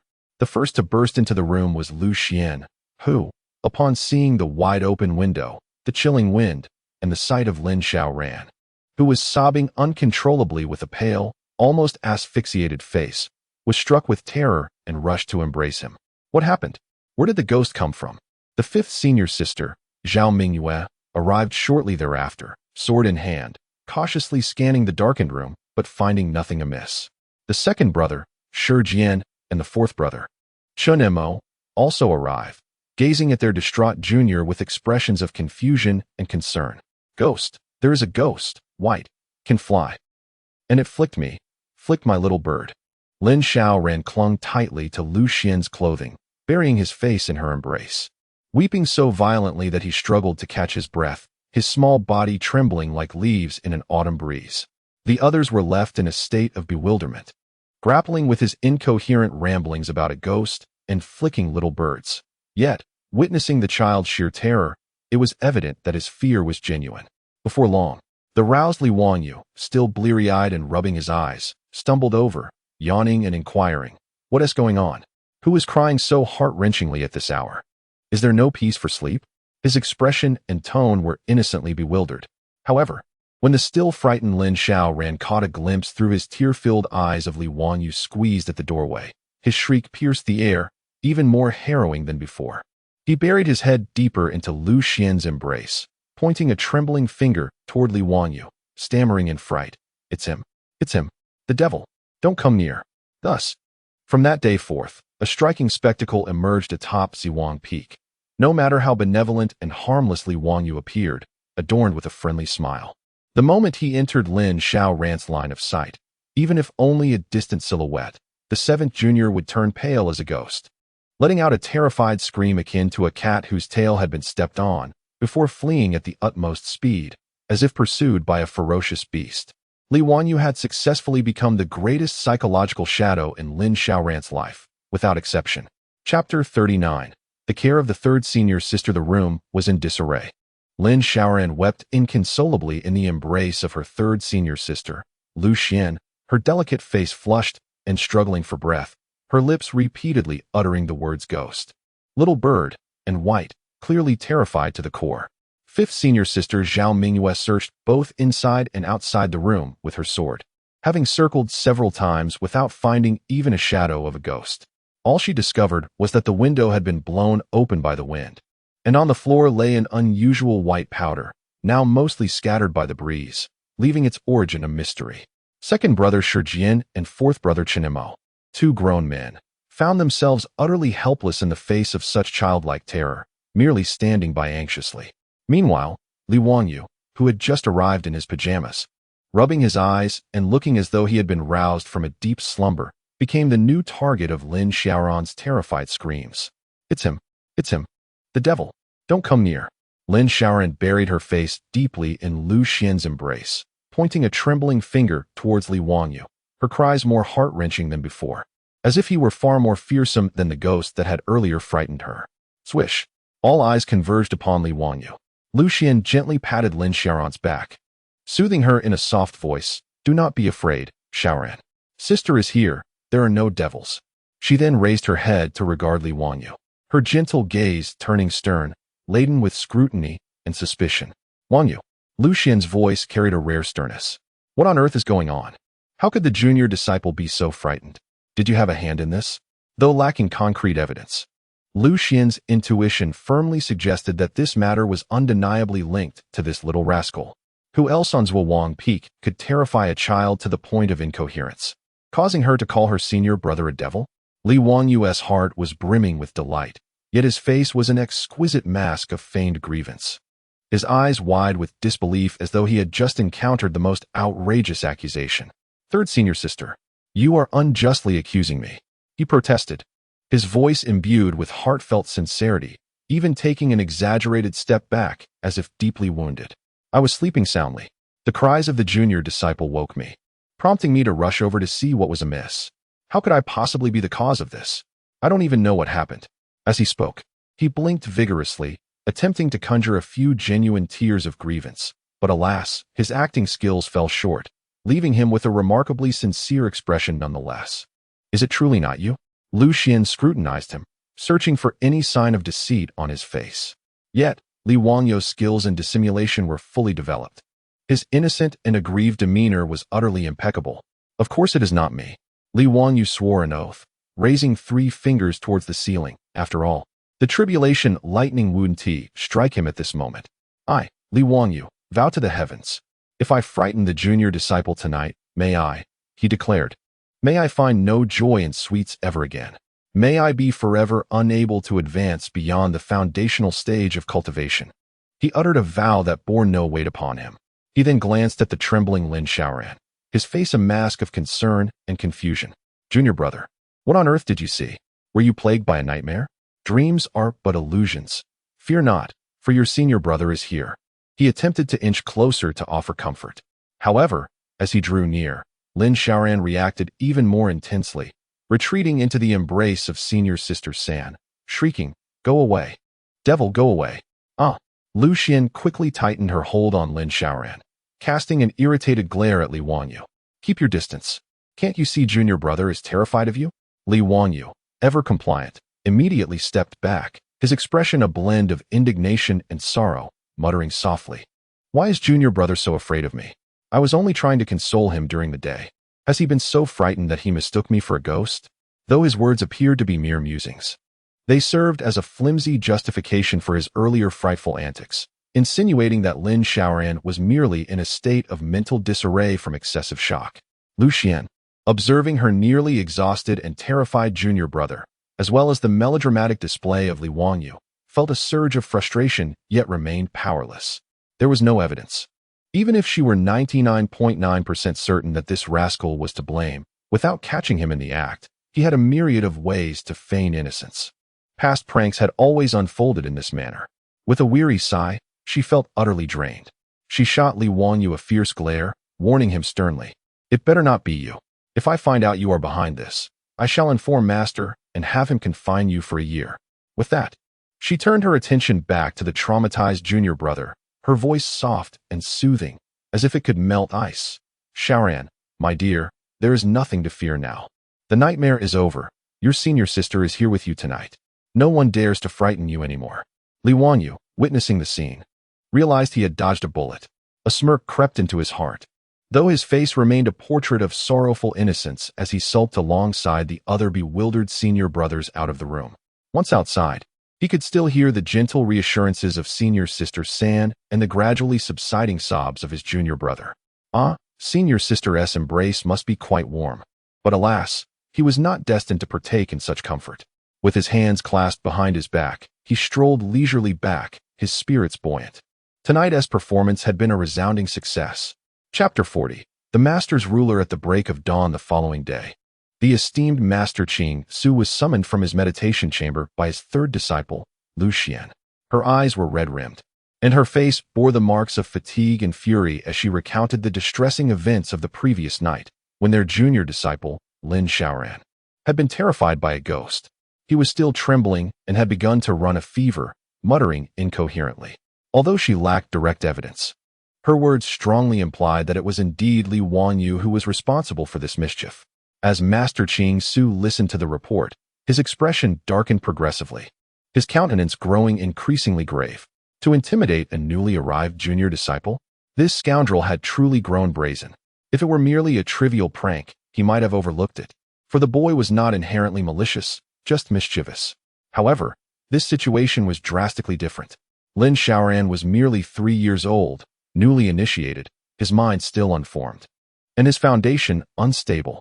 Such a fright could potentially sow the seeds of fear within him, leading to inner demons that would severely impact his future resolve. This was tantamount to sabotaging a path to enlightenment, a transgression worthy of condemnation. The gravity of the situation had escalated beyond tolerable limits, igniting Master Qing Su's wrath. Old grievances and new animosities surged within him. This boy was indeed a tempestuous spirit who needed firm correction. Stealing his expression, he strode purposefully toward the small courtyard where Li Wanyu resided, with Lu Xian hastily following in his wake.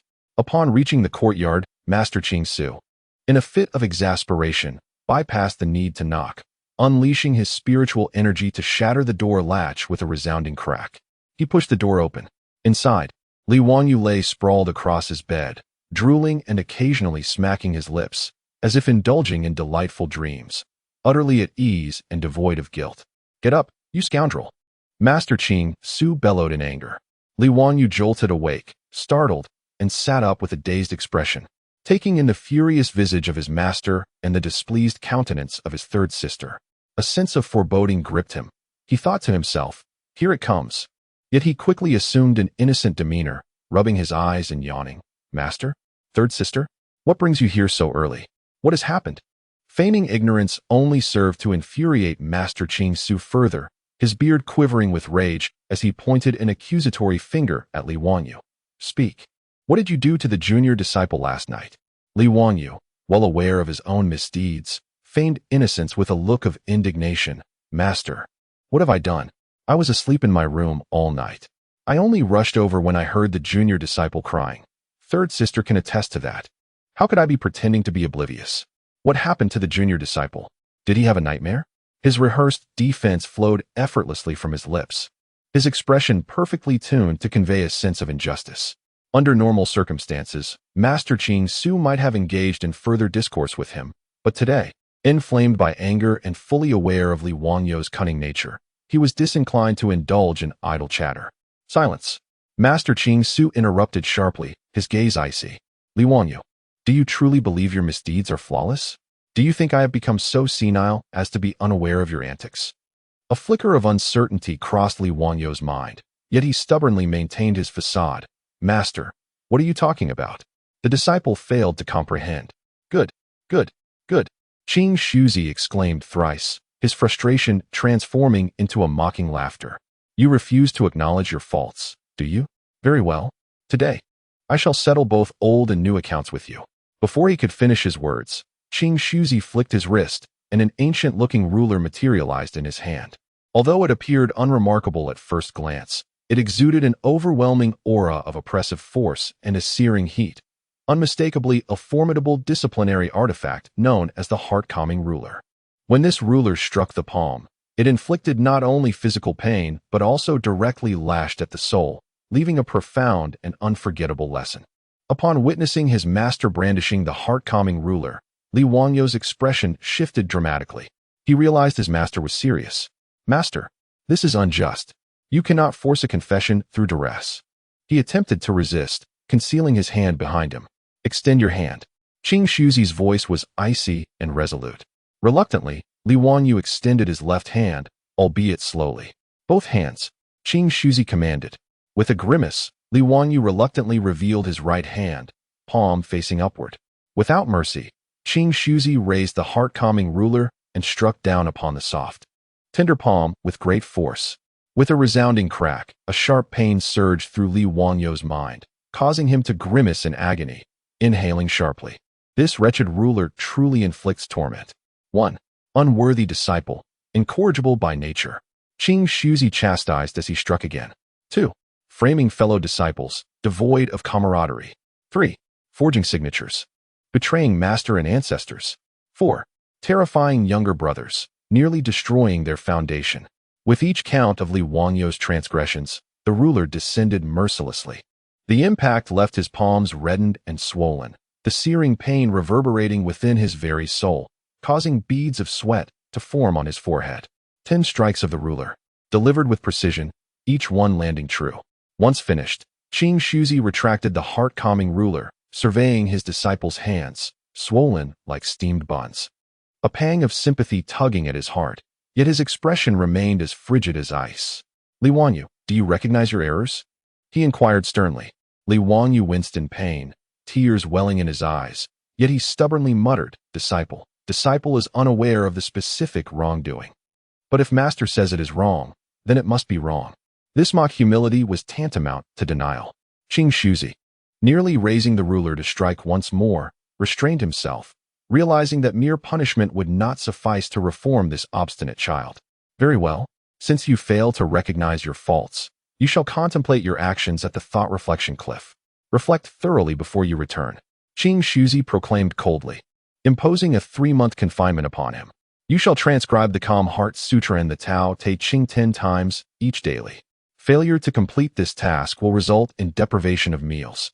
Having spoken, he swiftly rolled up his sleeves, enveloping Li Wangyu in a surge of spiritual energy that left him no chance to resist as he was whisked away from the small courtyard, soaring towards the secluded cliff of reflection in the back mountain.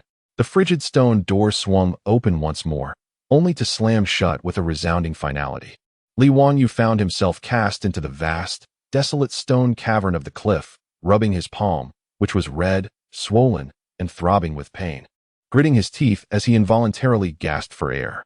Such brutality that old fellow, he muttered under his breath, shaking his aching hand. Confinement? Transcribing texts? Alas, yet another tiresome routine, truly lacking in originality.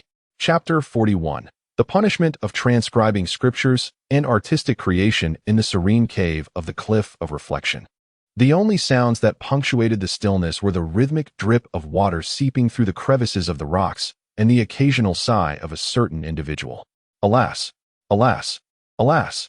Li Wangyu, confronted with a thick stack of rice paper, alongside the hefty volumes of the Heart Sutra and Tao Te Ching, wore a furrowed brow, sighing so deeply that he could have sent the cave's mosquitoes, if any were present, fleeing away. 3 months of confinement? Fortunately, he had endured such isolation before. This place was tranquil, devoid of supervision, albeit somewhat tedious. Prohibited from eating? Not a significant issue, as he had long since established his foundation and possessed enough fasting elixirs to stave off starvation. However, the task of copying scriptures, 10 repetitions each day, for 3 consecutive months. This was nothing short of the most cruel and inhumane of punishments. The Heart Sutra and Tao Te Ching, They were among the most extensive, convoluted, and soporific texts within the sect, not to mention the overwhelming dizziness that merely glancing at them induced, a disturbance to his Tao heart, or rather, an agitation of drowsiness. His master must have orchestrated this intentionally, Li Wanyu muttered under his breath. Surely it was an act of personal vengeance.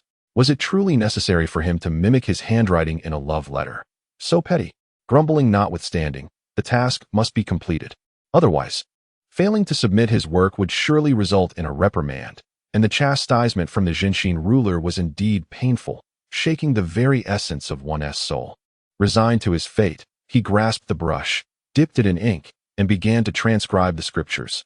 As a seasoned cultivator in the Golden Core stage, the physical labor of writing posed no challenge. His wrist was steady as an old hound. The brush danced fluidly across the page, producing neatly formed characters at a swift pace.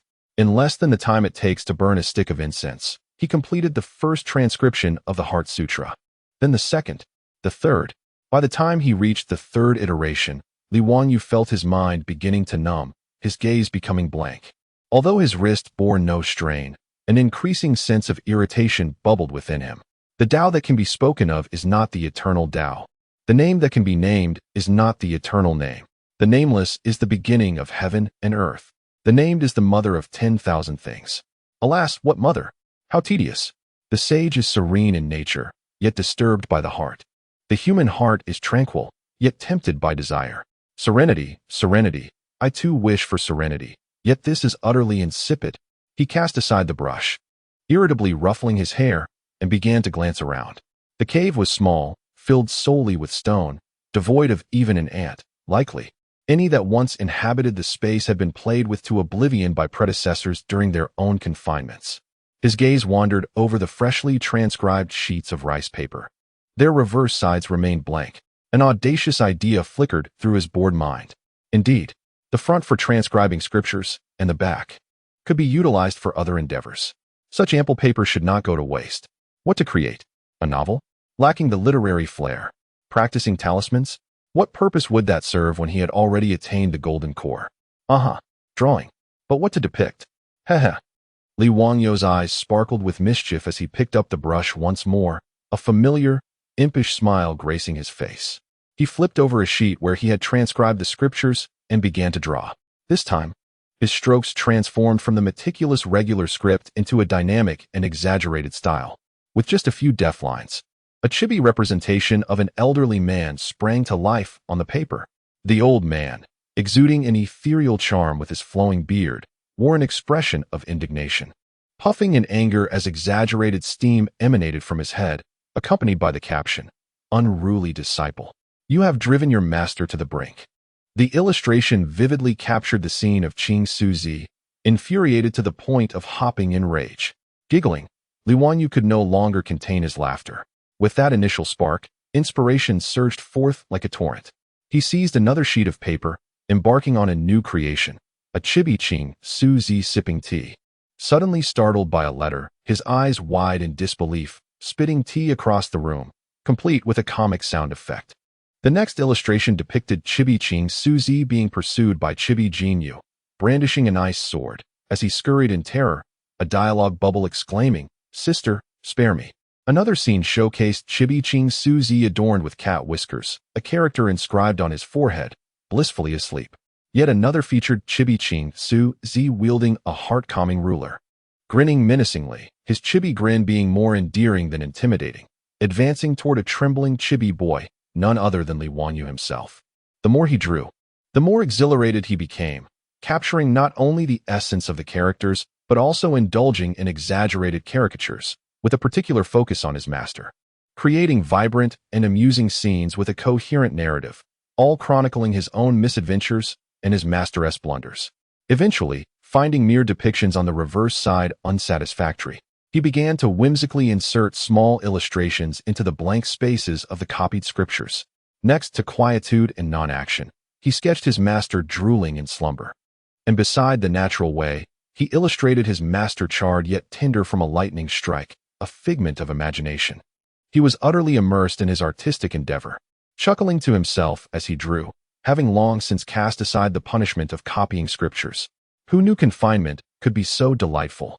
Just as he illustrated the pivotal scene of Chibi Ching Suzy tumbling into a deep pit filled with papers inscribed with homework, while Chibi Li Wanyu joyfully filled the pit with dirt, titling the piece 100 Ways to Bury the Master. The barrier at the cave entrance suddenly wavered.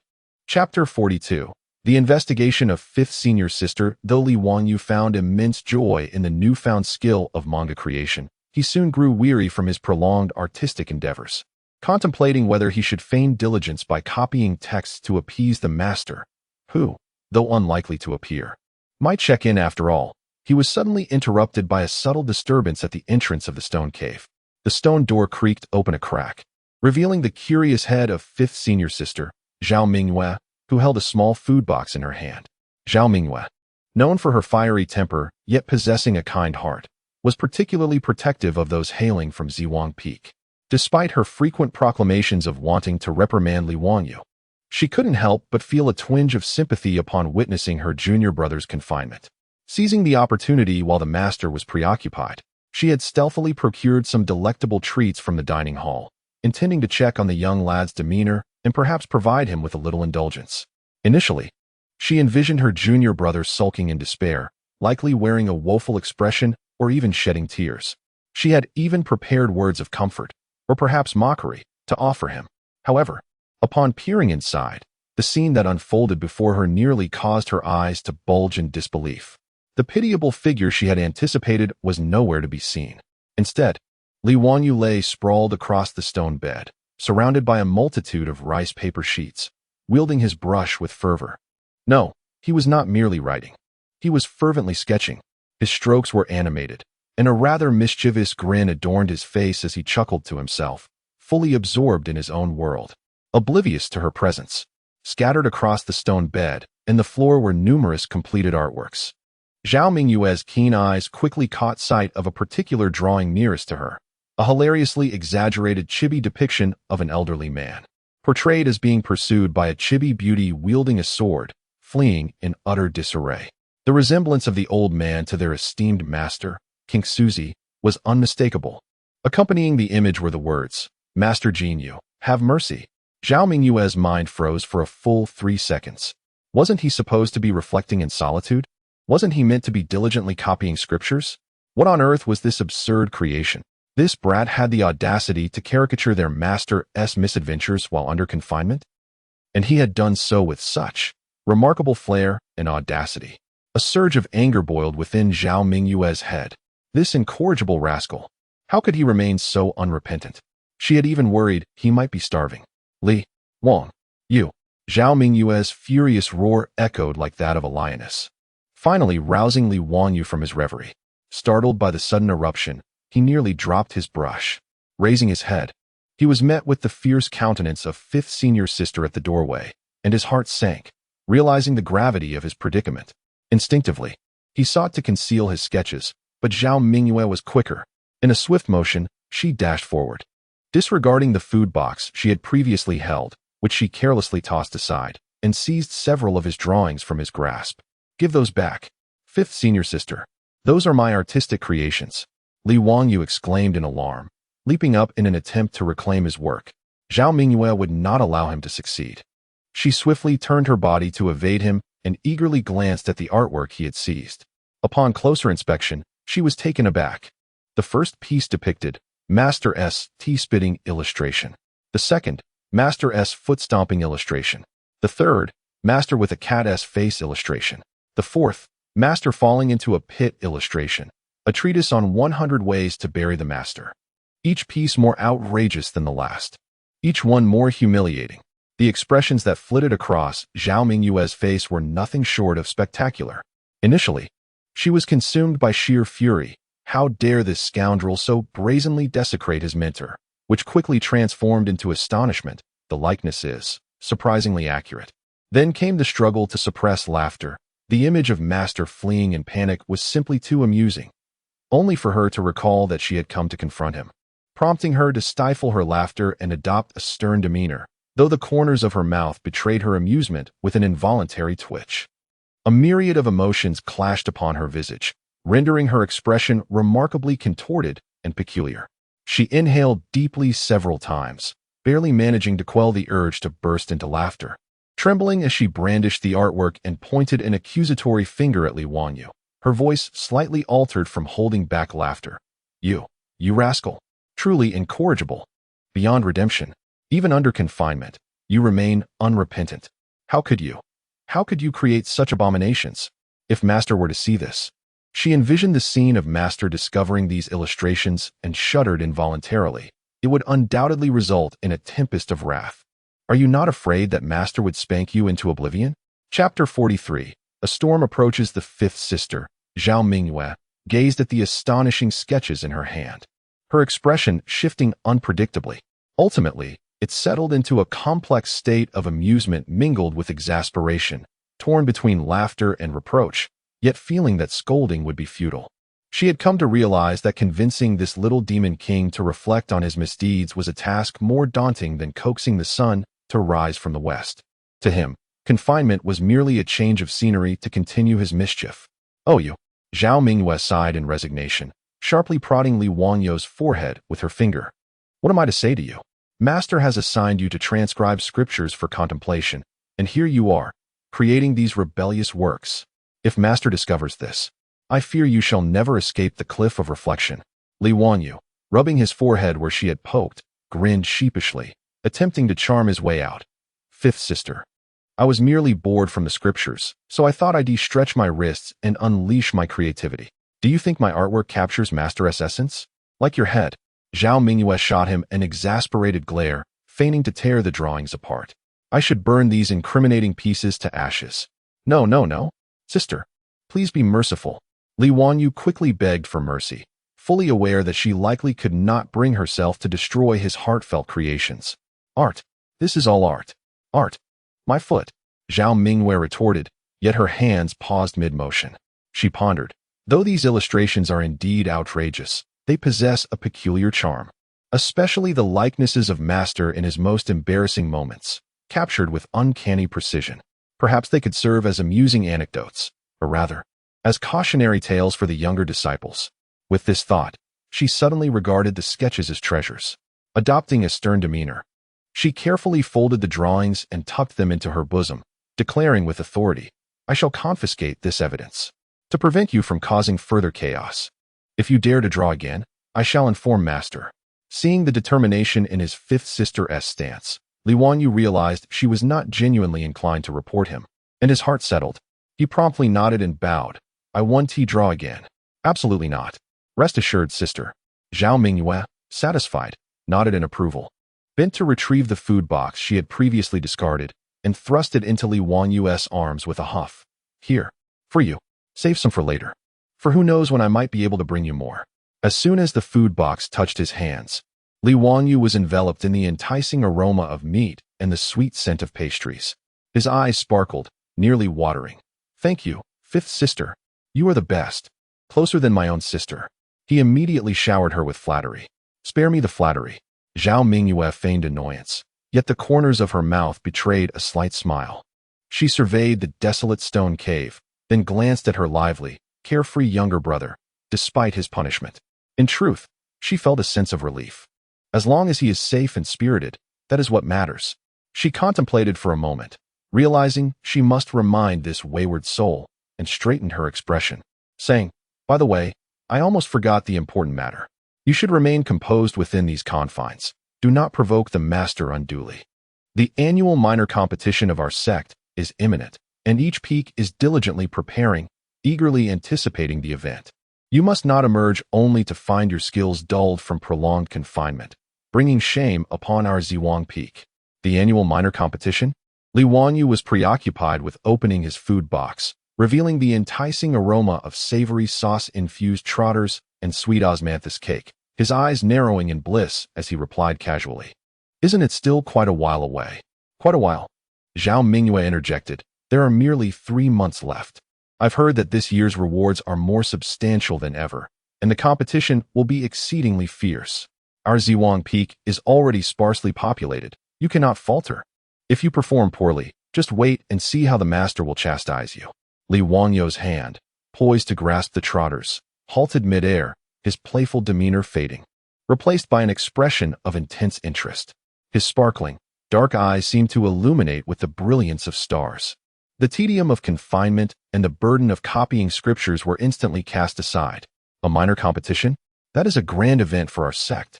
A throng of people, arena battles, numerous rewards of magical artifacts and elixirs, and the elite disciples from other peaks. Li Wangyou's eyes brightened, becoming increasingly radiant, his lips curving into a familiar, mischievous grin, brimming with excitement. It sounded like a splendid opportunity to engage in bold endeavors while reaping benefits. The sect's minor competition, rather intriguing, observing the glow of enthusiasm and that familiar devilish smile on the young disciple's face. Zhao Mingyue felt a sudden pang of apprehension. Oh no, why do I feel as though I have inadvertently reminded him of something significant? Should I have refrained from mentioning the minor competition? Chapter 44. Release 3 months, neither long nor short. For the other disciples of Ziwang Peak, this period could be described as remarkably tranquil, perhaps even excessively so. The stillness became somewhat disconcerting, as if something essential was amiss. For King Suzy, these 3 months offered a rare respite. Although his consciousness occasionally drifted over to the thought-reflecting cliff, where that mischievous brat seemed to be concocting something again, he found solace in the adage, out of sight, out of mind. As long as the boy didn't emerge to cause trouble, he could be left to his devices. As for Li Wangyou, confined within the thought-reflecting cliff, these 3 months were not as arduous as one might anticipate. In the initial phase, he engaged in transcribing scriptures and drawing. Though a batch was confiscated by the 5th senior sister, he subsequently created even more, concealing them more adeptly. In the middle phase, he devised games involving contests of water droplets manipulated by spiritual energy and rock, paper, scissors against the stone wall. As the confinement drew to a close, his thoughts were consumed by the upcoming sect competition a month hence. He had firmly etched the 5th senior sister's admonition to uphold the honor of Ziwang Peak in his mind, though his interpretation of her intent may have diverged slightly from her original meaning. To him, the pinnacle of not losing face was to leave a lasting impression on everyone. As for the methods employed, well, he had his own ideas. At last, on a splendid day adorned with sunshine and the melody of birdsong, the cold stone door of the thought-reflecting cliff creaked open from the outside. Blinding sunlight flooded the cave, causing Li Wangyou, accustomed to the dim lighting, to instinctively squint. Standing at the entrance was the stoic 2nd senior brother, Shi Jian, who had been dispatched by their master to release him. Junior brother, the time has come, step outside. Shi Jian intoned in his usual deep voice, maintaining his reticent demeanor. Li Wangyou adjusted to the light, inhaling the fresh, fragrant air filled with the essence of spiritual herbs from outside, and his face broke into an exuberant smile. Thank you, 2nd senior brother, he exclaimed brightly, stepping out of the stone cave with a lively gait. Once outside the thought-reflecting cliff, he stretched his arms wide, basking in the warm sunlight, indulging in a grand yawn, his entire body cracking with satisfying pops. Ah, how delightful. The air outside is so refreshing. The 3-month confinement seemed to have left no shadow upon him. His skin appeared even fairer. He seemed to have grown a tad taller, and his large, sparkling eyes remained lively and mischievous. In fact, the 3 months of introspective retreat had imbued him with an inexplicable air of feigned profundity. Yet, upon closer inspection, one would discern that the depths of his newfound seriousness sparkled with excitement. He was finally free and ready to cause a ruckus once more. After your release, go see the master first. Shi Jian conveyed the instruction before turning to depart, as he had matters to attend to in his refining furnace.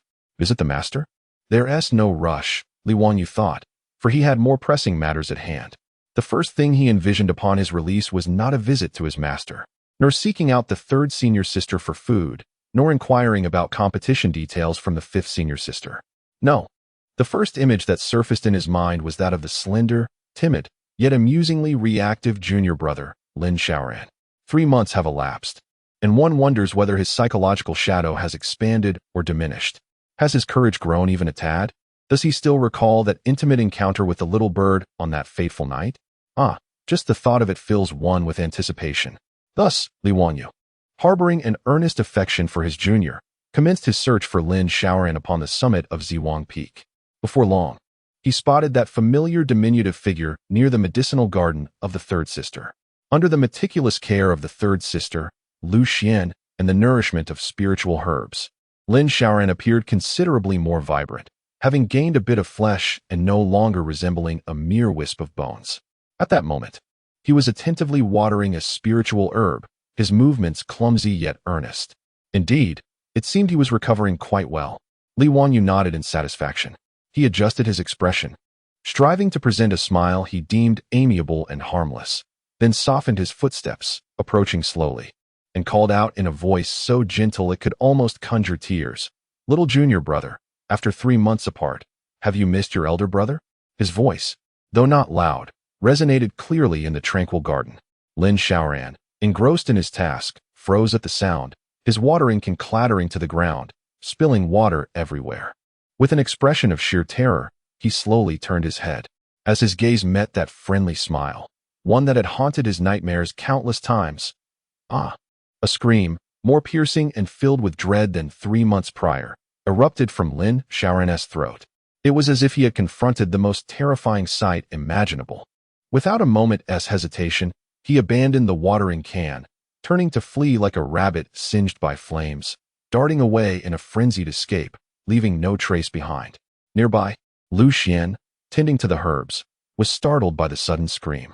She turned to see only Lin Xiaoran's frantic retreat and Li Wanyu, standing bewildered and innocent. Li Wanyu touched his face, tilting his head in confusion and muttering, Am I truly that frightening? What a unique welcome from my little junior brother. It seems, in these 3 months, his courage has not grown one bit. How amusing. Chapter 45. The anticipation of Li Worry how dull, he muttered softly, still timid as ever, demonstrating no growth whatsoever. It was a pity that his third senior sister had provided him with so many spirit medicines. He lacked the self-awareness to recognize that he was the root cause of the psychological shadows haunting the other party. Instead, he believed it was the other's inability to cope that had squandered his earnest care. However, he had no intention of pursuing the matter further. Bullying a little one who only knew to scream and flee was amusing once or twice, but repeating the act grew tiresome and lacked challenge. Idly, he kicked at the small pebbles beneath his feet, meandering around the Sitting Forget Peak. After 3 months away, the summit appeared unchanged, devoid of any new diversions. Just as he pondered whether to head to the dining hall for a treat to reward himself or to visit his master for a perfunctory appointment, a distant murmur of commotion and discussion wafted over with the mountain breeze. Did you hear? This time, the top prize for the minor competition is a. That elixir is immensely beneficial for those at the pinnacle of foundation establishment striving to break through to golden core. Not to mention, there are also high-grade spirit weapons and technique rewards. Indeed, look at the disciples from Tianshu Peak and Sword Peak. They've been practicing to the point of obsession lately. The sisters from Yunu Peak seem to be intensifying their training on the combined sword formation as well. As for us at Sitting Forget Peak, Sai, the eldest brother's status is uncertain. The second brother is only interested in artifact forging. The third sister is not adept at combat. The fourth brother is taciturn. The fifth sister, while formidable, is rather impatient, and the little junior brother, well, he is still a child, not to mention the one just released from confinement. Hush, keep it down. Here comes Brotherly. The chatter ceased abruptly as several outer disciples, caught in casual conversation, noticed Li Worry approaching.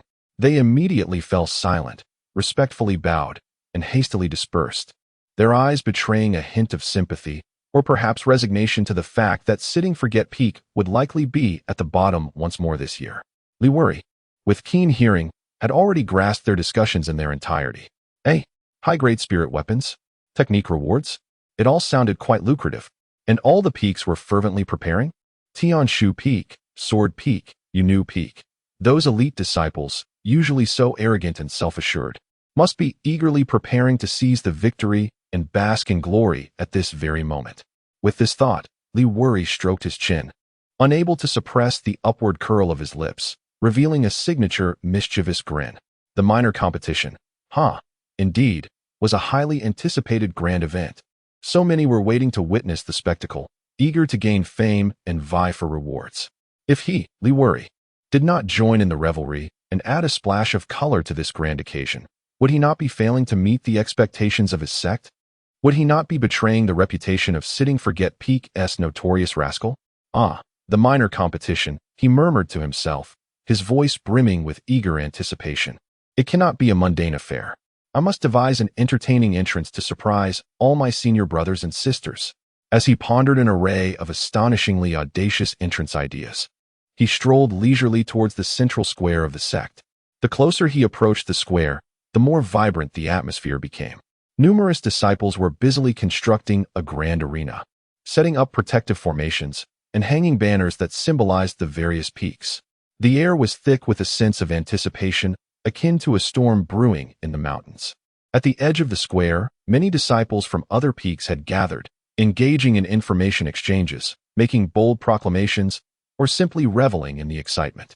Each individual exuded vitality, their eyes sharp and eager, as if poised to leap onto the arena at any moment for an exhilarating contest. Li Wanyu blended into the crowd, his dark, glistening eyes serving as a meticulous scanner, sweeping slowly from left to right over the spirited faces. This disciple from the Tianshu Peak. Exuding a calm, yet formidable aura, he might prove to be quite a challenge. Perhaps a tickling charm could be considered. That one from the Sword Peak, radiating an overwhelming sword intent, could be countered effectively with some slippery oil. Oh, and there are the senior sisters from the Jade Maiden Peak. A more elegant approach to victory would be necessary, perhaps a stinky bomb, or complementing their beauty to distract them. Over there is a disciple from the Beastmaster Peak, accompanied by a snarling spirit wolf. TSK, perhaps I could first trick the wolf into limping.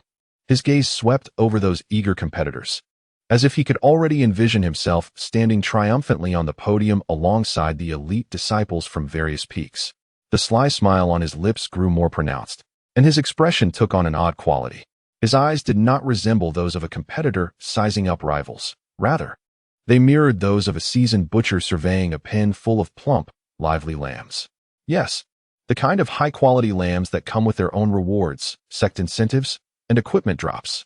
Li Wanyu licked his lips, feeling a tingling in his palms, not a yearning for a brawl, but rather a desire to deceive. He could foresee that the sect's minor competition was destined to be anything but ordinary. A tumultuous storm of excitement and turmoil, both physical and psychological, was about to unfold under his meticulous orchestration, heralding a grand spectacle that would sweep through the entire Lingxiao Palace. Chapter 46. The opening of the minor competition. A month has swiftly elapsed amidst the fervent preparations throughout the sect. Today, the central plaza of Lingxiao Palace is resounding with voices, filled with the fluttering of banners. The colossal arena has been meticulously constructed, inscribed with intricate defensive formations that shimmer with a faint spiritual light. Surrounding the arena is a sea of disciples from various peaks, a dark mass of fervor, with sounds of chatter and laughter merging into a vibrant torrent that disperses the morning mist. The air is thick with excitement, tension, anticipation, and an almost imperceptible hint of gunpowder. The annual minor competition represents a significant opportunity for many outer and inner disciples to showcase their talents, gain recognition, and vie for resources. Even those elite disciples who have already garnered some fame do not dare to show any sign of complacency. Each bears a solemn expression, regulating their breaths, striving to present themselves in optimal condition for the forthcoming battles.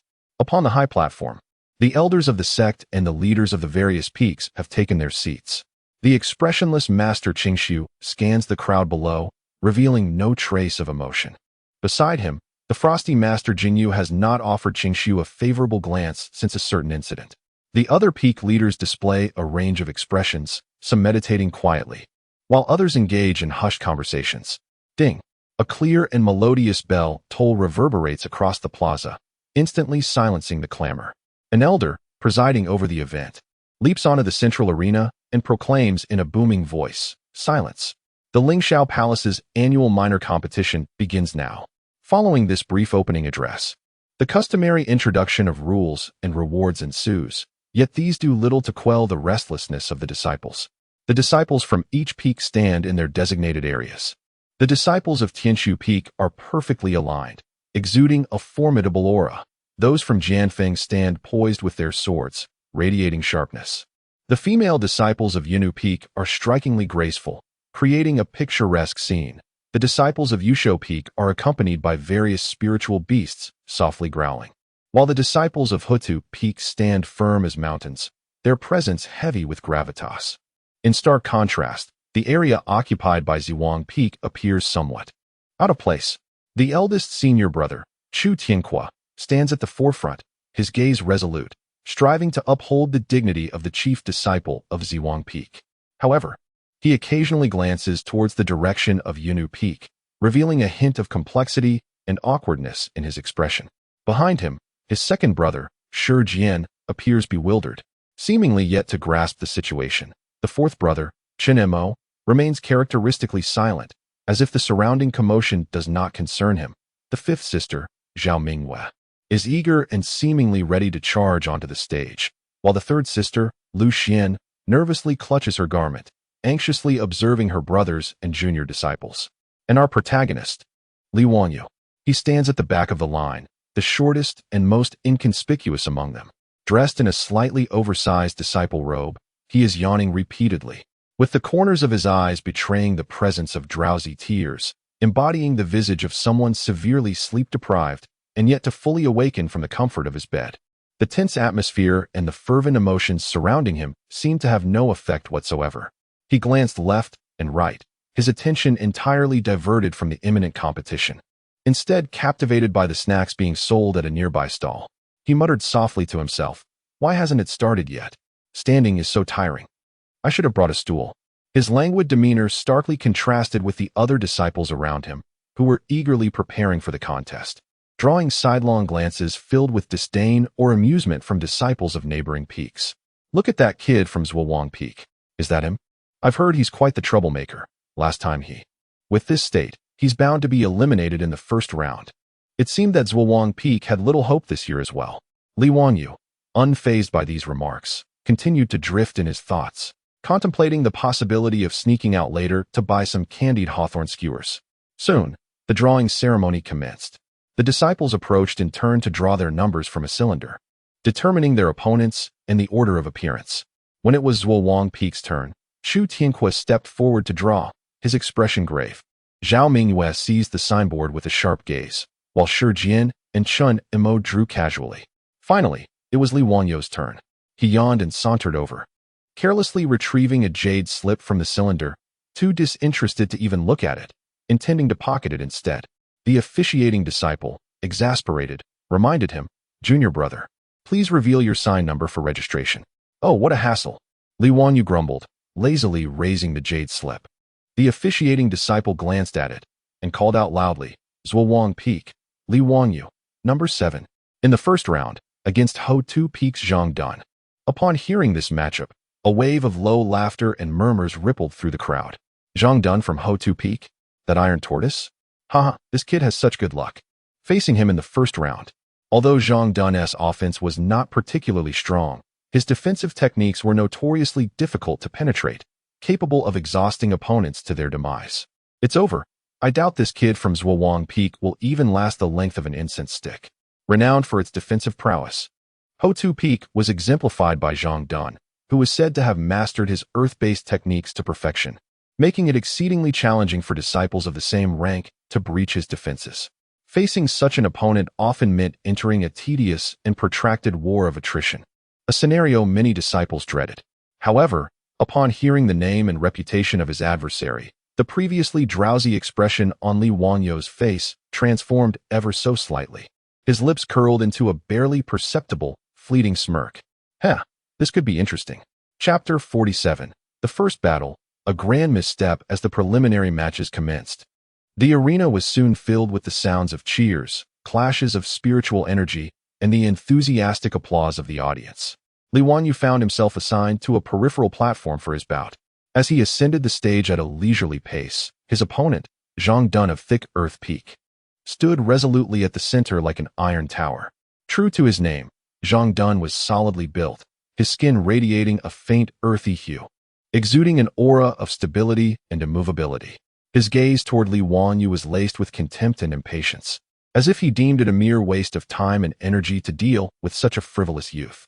The elder referee glanced at both contenders, succinctly reiterating the rules against intentional harm before gesturing to signal the commencement of the match. No sooner had the word "begin" escaped his lips than Zhang Dun let out a low growl, and a flash of earthy spiritual light enveloped him, forming a solid phantom armor that appeared to be crafted from rock. This was the signature defensive technique of thick earth peak, rock armor. He was so disinterested in launching an attack that he merely beckoned Li Wanyu with a casual finger, his voice rumbling. "Come on, kid.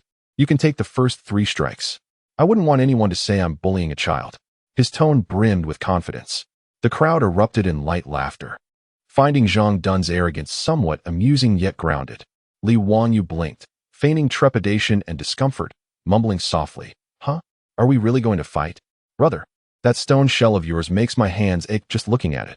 He hesitated, shuffling forward a couple of steps, then feebly unleashed a weak stream of spiritual energy, which merely slapped against Zhang Dun's rock armor without leaving a mark. In fact, the impact caused Li Wanyu to stumble back half a step, wincing and shaking his hand. "Ouch. So hard. My hand really hurts." A wave of laughter erupted from the audience, with even some elders on the high platform unable to suppress their chuckles. Finding this young man from sitting forget peak amusingly comical, Zhang Dun scoffed derisively, completely dropping his guard. "Is that all you've got? Not even enough to tickle me? It seems I can send you packing with just one move." Confident of his impending victory, he resolved to conclude this tedious farce, marching forward with heavy steps, akin to a human tank, ready to collide with Li Wanyu and rudely knock this slippery little fly off the platform. However, in that very instant, Li Wanyu made his move. The boy who had just appeared timid suddenly displayed a newfound agility. With an exaggerated gasp, he seemed to panic, clumsily darting around the edge of the platform in a desperate bid to escape. "Oh no, don't come near. That LL hurt a lot," he yelled, his frantic demeanor eliciting continuous laughter from the crowd. Yet, amidst this seemingly chaotic flight, several small pouches filled with a transparent, oily substance discreetly slipped from his sleeves. With a deft maneuver of his body, concealed by the flailing of his sleeves, he subtly shifted his fingers and silently sprinkled a specially concocted super slippery oil from his pouch onto the ground at the 4 corners of the arena. This unique oil, colorless and odorless, possessed an extraordinary slickness and an immense adhesive quality, rendering it nearly impervious to evaporation, specifically designed to undermine one's footing. Having completed this covert action, he narrowly evaded a lunge from Zhang Dun, dashing to the center of the stage, where he pounded his chest, gasping for breath. Appearing as though he had narrowly escaped a dire fate, Zhang Dun, frustrated after 2 failed attempts and feeling humiliated by his opponent's agility, retorted, "You think you can just run away? Stand still if you have the guts." Li Wanyu, panting and feigning innocence, replied, "Brother, you're so robust. Who could withstand a collision with you? If you have the ability, don't rely on that stone shell. Humph. Without the rock armor technique, you still couldn't defeat me."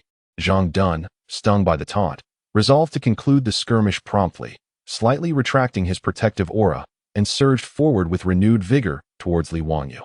This time, his speed intensified and his force magnified. He anticipated Li Wanyu's evasive maneuvers, blocking his escape routes and compelling him towards a corner slicked with the super slippery oil.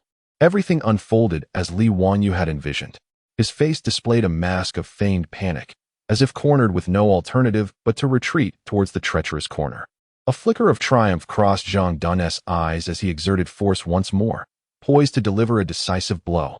However, the moment his right foot landed heavily in that oil-slicked corner, the infused spiritual power that should have anchored him like a rock suddenly betrayed him, stripping away all traction. It was as if he had stepped onto an invisible sheet of ice. A startling sound of slipping echoed through the arena. Zhang Dun felt his footing disappear beneath him, and in an instant, he lost his balance. All his forward momentum transformed into the catalyst of his downfall. Oh no! Before the astonished eyes of the crowd, the formidable Zhang Dun found himself in a hilariously absurd position. His legs splayed forward as he soared through the air, landing squarely on his backside with a perfect thud. He even slid across the slick surface for a brief distance, crashing into the protective ropes at the edge of the arena, bouncing off them. Silence enveloped the crowd. Laughter and chatter ceased abruptly. Everyone stared, wide-eyed and mouths agape, in disbelief at the absurd spectacle unfolding on the stage. What had transpired? How had Zhang Dun fallen? And in such a dramatically ludicrous fashion? Even Zhang Dun himself was momentarily stunned. The pain in his rear and the overwhelming sense of humiliation left him in a daze. He scrambled to rise, but as soon as he exerted himself, he realized the ground was too slippery to gain any purchase. Slip. Thud. His hand lost its grip, sending him face-first back to the ground. Slip. Ouch. His foot slipped again, leaving him sprawled helplessly on his back. He floundered like a turtle turned on its back, struggling and slipping in that slick expanse, a pitiful sight indeed. Meanwhile, Li Wanyu stood at a distance, wide-eyed and covering his mouth, utterly astonished by the unexpected turn of events. Eventually, after countless futile attempts to regain his balance, Zhang Dun, in a desperate attempt to grasp the railing rope, lost his grip once more and completely lost his center of gravity. With a thud, he slid out of the excessively slippery area, landing squarely on the blue stone ground beneath the arena, out of bounds below the stage. The elder referee, clearly taken aback by such an unconventional victory, paused for several seconds before finally reacting, his expression a mix of bewilderment as he announced at the top of his voice, "The victor is Li Wanyu of Sitting Forget Peak." The crowd erupted in astonishment. Was that truly a win? One of the strongest disciples of Thick Earth Peak had simply slipped and fallen out of the arena? After a brief silence, a roar of laughter, discussions, and exclamations erupted, tenfold more intense than before. "Ha! This is hilarious. Zhang Dun actually fell out by himself. What does that even count as? A slip and lose? Was there something on the ground? Why was it so slippery? I have no idea. I couldn't see clearly." Zhang Dun, bruised and battered, nearly shattered from the fall, listened to the laughter and chatter surrounding him, feeling a mix of humiliation, anger, and frustration, nearly spitting blood in exasperation. He pointed an accusatory finger at the seemingly innocent Li Wanyu on the stage, trembling with rage, and yelled with a quivering voice, "What? What kind of skill is that? Referee, he cheated. There must have been something on the ground." Chapter 48. The power of the itch symbol. Li Wanyu achieved his first victory in an utterly outrageous manner, leisurely descending from the arena amidst the uproar and laughter of the crowd. As he passed by, fellow disciples cast him a myriad of complex glances, curiosity, disdain, amusement, and a hint of apprehension towards this peculiar individual. Zhang Dun from the Thick Earth Peak continued to pound the ground in fury, accusing Li Wanyu of deceit and demanding a thorough investigation of the arena's surface. However, after examination by the elder referee, no clear signs of rule violations or traps were found. The slick oil was colorless and odorless, quickly dissipated by Li Wanyu's faint spiritual energy. Thus the result was deemed valid. Zhang Dun, nearly overwhelmed with rage, was assisted away by his fellow disciples, his gaze towards Li Wanyu laden with deep resentment. Li Wanyu paid no heed to these sentiments, blissfully slipping into the resting area of the Sitting Forget Peak, where he was met with a dramatic eye roll from his fifth senior sister, Zhao Mingyue, accompanied by a remark about his unorthodox methods, and a worried admonition from his third senior sister, Lu Xian, suggesting he should compete in a more straightforward manner next time. The eldest senior brother, Chu Tianhua, furrowed his brow, hesitating to voice his thoughts before ultimately sighing. Li Wanyu chuckled, non-committal in his response. Competing straightforwardly? How utterly mundane. The competition continued, and soon it was Zhao Mingyue's turn to take the stage. Her fiery temperament and sharp swordsmanship earned her a swift and decisive victory, restoring a semblance of dignity to the Sitting Forget Peak. Then, the second round of draw commenced. When the attending disciple announced Li Wanyu from Sitting Forget Peak against Lu Feng from Sword Peak, a ripple of excitement coursed through the crowd. Lu Feng, the swift swordsman? It was said that his wind-chasing sword technique had reached a significant level of mastery, with unparalleled speed. This time, that fellow from Sitting Forget Peak was doomed. Let us see what tricks he could employ now. In the face of absolute speed, cleverness would prove futile. The disciples from Sword Peak were renowned for their fierce attacks and rapid movements, with Lu Feng standing out as a prime exemplar. His wind-chasing sword technique was as swift as lightning. Often, his opponents barely registered his movements before his sword tip was already poised at their vulnerable spots. Everyone believed that Li Wanyu's unconventional tactics would have no opportunity to manifest against Lu Feng. Lu Feng himself shared this belief. He leapt onto the arena, his posture regal, wielding his long sword with the unique pride characteristic of sword cultivators. Casting a cold glance at the slowly advancing Li Wanyu, he stated flatly, "Junior brother Li, I am not Zhang Dun from Thick Earth Peak. Your little tricks will not work on me." Show me your true abilities, or my sword does not discriminate. Li Wanyu regarded Lu Feng's confident demeanor, blinking innocently and feigning fear. Senior brother Lu, your sword is so fast, I'm truly frightened. Could you perhaps go a bit easier on me? Lu Feng scoffed, dismissing further conversation. At the referee's command, he sprang into action. As expected, he was indeed as swift as his name suggested, a whirlwind in motion, his sword a streak of light. A fleeting shadow zipped past, the icy sword tip already aimed at Li Wanyu's face. The speed was astonishing. The audience gasped, believing the duel would conclude in an instant. Yet, Li Wanyu's reaction was even more astonishing. He made no attempts to engage directly, nor did he dash around chaotically as he had before.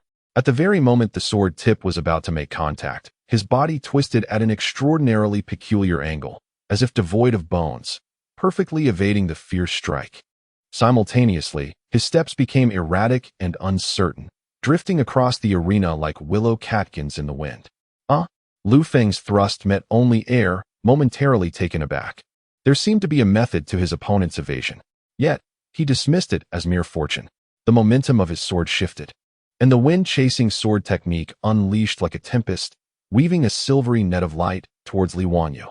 Oh dear, such a swift sword. It nearly struck me, Li Wanyu exclaimed, appearing to be in dire peril, each narrow escape from the sword's edge leaving him in a state of disarray. His movements seemed chaotic, lacking any grace. Reminiscent of an unskilled person flailing to evade a pursuer, yet miraculously avoiding harm each time. The audience below watched in breathless suspense, convinced that Li Wanyu would be struck at any moment, but he remained as slippery as an eel, consistently transforming danger into safety. Lu Feng grew increasingly alarmed and irritated as the battle progressed. His sword was undeniably swift, yet always fell just short. The opponent's dodges, though seemingly clumsy, always managed to evade at the most critical juncture. This sensation left him utterly frustrated. Resolving to hold nothing back, he channeled his spiritual energy into the sword. Accelerating its speed once more, he intended to overwhelm his foe with sheer velocity. However, as he launched his full assault, his focus solely on striking his target. He overlooked subtle, nearly imperceptible movements. During one of his fierce thrusts, as Li Wanyu sidestepped, their figures momentarily intertwined. Li Wanyu's hand, initially raised for balance, discreetly flicked a finger. A thin, translucent yellow talisman, inscribed with strange runes, silently adhered to the back of Lu Feng's robe, instantly vanishing as if absorbed into the fabric. Unaware, Lu Feng continued his relentless attack. After a few more exchanges, when Li Wanyu stumbled backward, appearing on the verge of collapse, Lu Feng seized the opportunity to launch a vigorous offensive, opening a gap in his defense. Li Wanyu, flustered, raised his hand to block, simultaneously executing another nearly undetectable flick of his finger. The second talisman precisely affixed itself near Lu Feng's armpit. Almost immediately, the third talisman, propelled by a slight breeze from Li Wanyu's flailing sleeve during a high leap, found its way beneath his ribcage. 3 itching talismans, all in place. Initially, Lu Feng felt no alarm, merely sensing a slight warmth on his back and under his arm, attributing it to the normal effects of exertion. However, that mild warmth soon transformed into an unbearable itch. It began at his back, as if countless tiny ants were crawling and nibbling at his skin. Then, the sensation under his arm became excruciatingly intense, compelling him to clamp his arms tightly to rub against the incessant irritation. Finally, the sides of his ribs began to itch as well. The itch was not merely a superficial annoyance. It penetrated deep into the marrow, burrowing into his very brain with an extraordinary intensity. It was a discomfort 100-fold worse than any itch he had ever experienced in his life. Lu Feng's swordplay was immediately thrown into disarray. His expression began to contort, his arms instinctively yearning to retract and scratch the maddening itch, while his body involuntarily twisted. How unbearable the itch was. Li Wanyu continued to evade while exclaiming with glee, but to Lu Feng's ears, it sounded like mockery. What have you done to me? Lu Feng was both astonished and furious, attempting to regain control of his swordplay. Yet the pervasive and escalating itch utterly shattered his focus and disrupted the flow of his spiritual energy. His swordsmanship became erratic, his arms twitching sporadically as he fought the urge to scratch, his expression a bizarre amalgamation of laughter and tears, teetering on the brink of both. Ha ha ha, ugh. Insufferable. Ha ha ha. I'm dying of itchiness. He finally succumbed to laughter, but it was a sound more grotesque than weeping, interspersed with painful groans. The audience was left in stunned silence. What was happening? Just moments ago, Lu Feng had been a formidable force. Why was he now flailing about as if possessed? His swordplay was in utter disarray, and he was caught in a strange cycle of laughter and tears. What has happened to Senior Brother Lu? Has he been bewitched?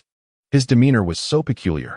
At this moment, Lu Feng had completely lost his combat effectiveness, unable to steady his sword, which clattered to the ground. He could no longer care for the sparring match or his image, frantically scratching at his back, under his arms, and between his ribs. His entire being curled up in laughter, rolling on the ground, tears and snot streaming down his face. Ha ha ha. I concede. I concede. Ha ha ha. Please stop. I'm dying of itchiness. Ha ha ha. As he laughed uncontrollably, he struggled to articulate his surrender. The elder referee looked on in utter bewilderment at Lu Feng, who was rolling on the stage, utterly devoid of dignity, then glanced at the innocent-looking Li Wanyu standing nearby, before finally announcing with resignation, the victor from Ziwang Peak is Li Wanyu. The crowd erupted once more in astonishment. Yet another inexplicable victory? The disciples of the Sword Peak rushed onto the stage to assist Lu Feng. Amidst his raucous laughter, Lu Feng struggled, using his last ounce of strength to point at Li Wanyu, his words tumbling out in disjointed bursts. Li Wanyu. You. Ha ha, shameless. Ha ha ha. What sorcery, ha, have you employed? Li Wanyu shrugged innocently, his expression as pure as snow. His voice resonating clearly throughout the arena. Senior Brother Lu, one must not speak carelessly. There are no rules against using talismans on the stage. If your focus is lacking and your sense of humor too easily provoked, how can you blame me? Chapter 49. Illusions of Flowers and Water. Li Wanyu has captured the spotlight of this minor competition, having achieved victory in 2 consecutive matches with an almost juvenile flair. Although his methods have sparked considerable controversy, they nonetheless adhere to the rules, allowing him to advance smoothly. Now, nearly everyone is keenly observing his upcoming performance, eager to see what new tricks this rascal from Ziwang Peak will unveil. Will he continue his reliance on underhanded tactics, or will he finally reveal his true self? Receiving a lesson from genuine elite disciples? The results of the 3rd round draw have been announced. Li Wanyu from Ziwang Peak will face Lu Yi from Huanyue Peak. This matchup has piqued the interest of many. Huanyue Peak specializes in illusions and mental arts, boasting a limited number of disciples, each possessing unique and unpredictable skills. Lu Yi, in particular, has emerged as a standout among her peers in recent years, mastering the 1,000 illusions technique to a remarkable degree, often ensnaring her opponents in illusions unbeknownst to them, leading to inexplicable defeats. How will this cunning trickster fare against Huanyue Peak? It is an intriguing prospect. Illusions are particularly effective against those who rely on cleverness. Let us see how he maneuvers. Before Lu Yi's illusions, all is but a mirage. This is the moment when Li Wanyu will be unmasked. Many believe that his prior victories were due to external aids, and his own abilities are undoubtedly lacking. Once he encounters an opponent specialized in mental arts like Lu Yi, he will surely be at a loss. Lu Yi gracefully ascends the stage, her figure ethereal, draped in delicate veils, her gaze dreamy and shrouded in a misty allure, evoking a sense of surrealism. She regards Li Wanyu, her voice soft yet imbued with confidence. Junior Brother Li, your previous bouts were quite unique. However, the path of illusion cannot be broken by mere external objects. Be cautious. Observing her enigmatic demeanor, Li Wanyu feigned an appropriate level of tension and concern. Illusions? Oh dear, that is my greatest fear. Just looking at it makes me dizzy. Sister Lu, could you possibly go a bit easier on me? I am afraid of nightmares.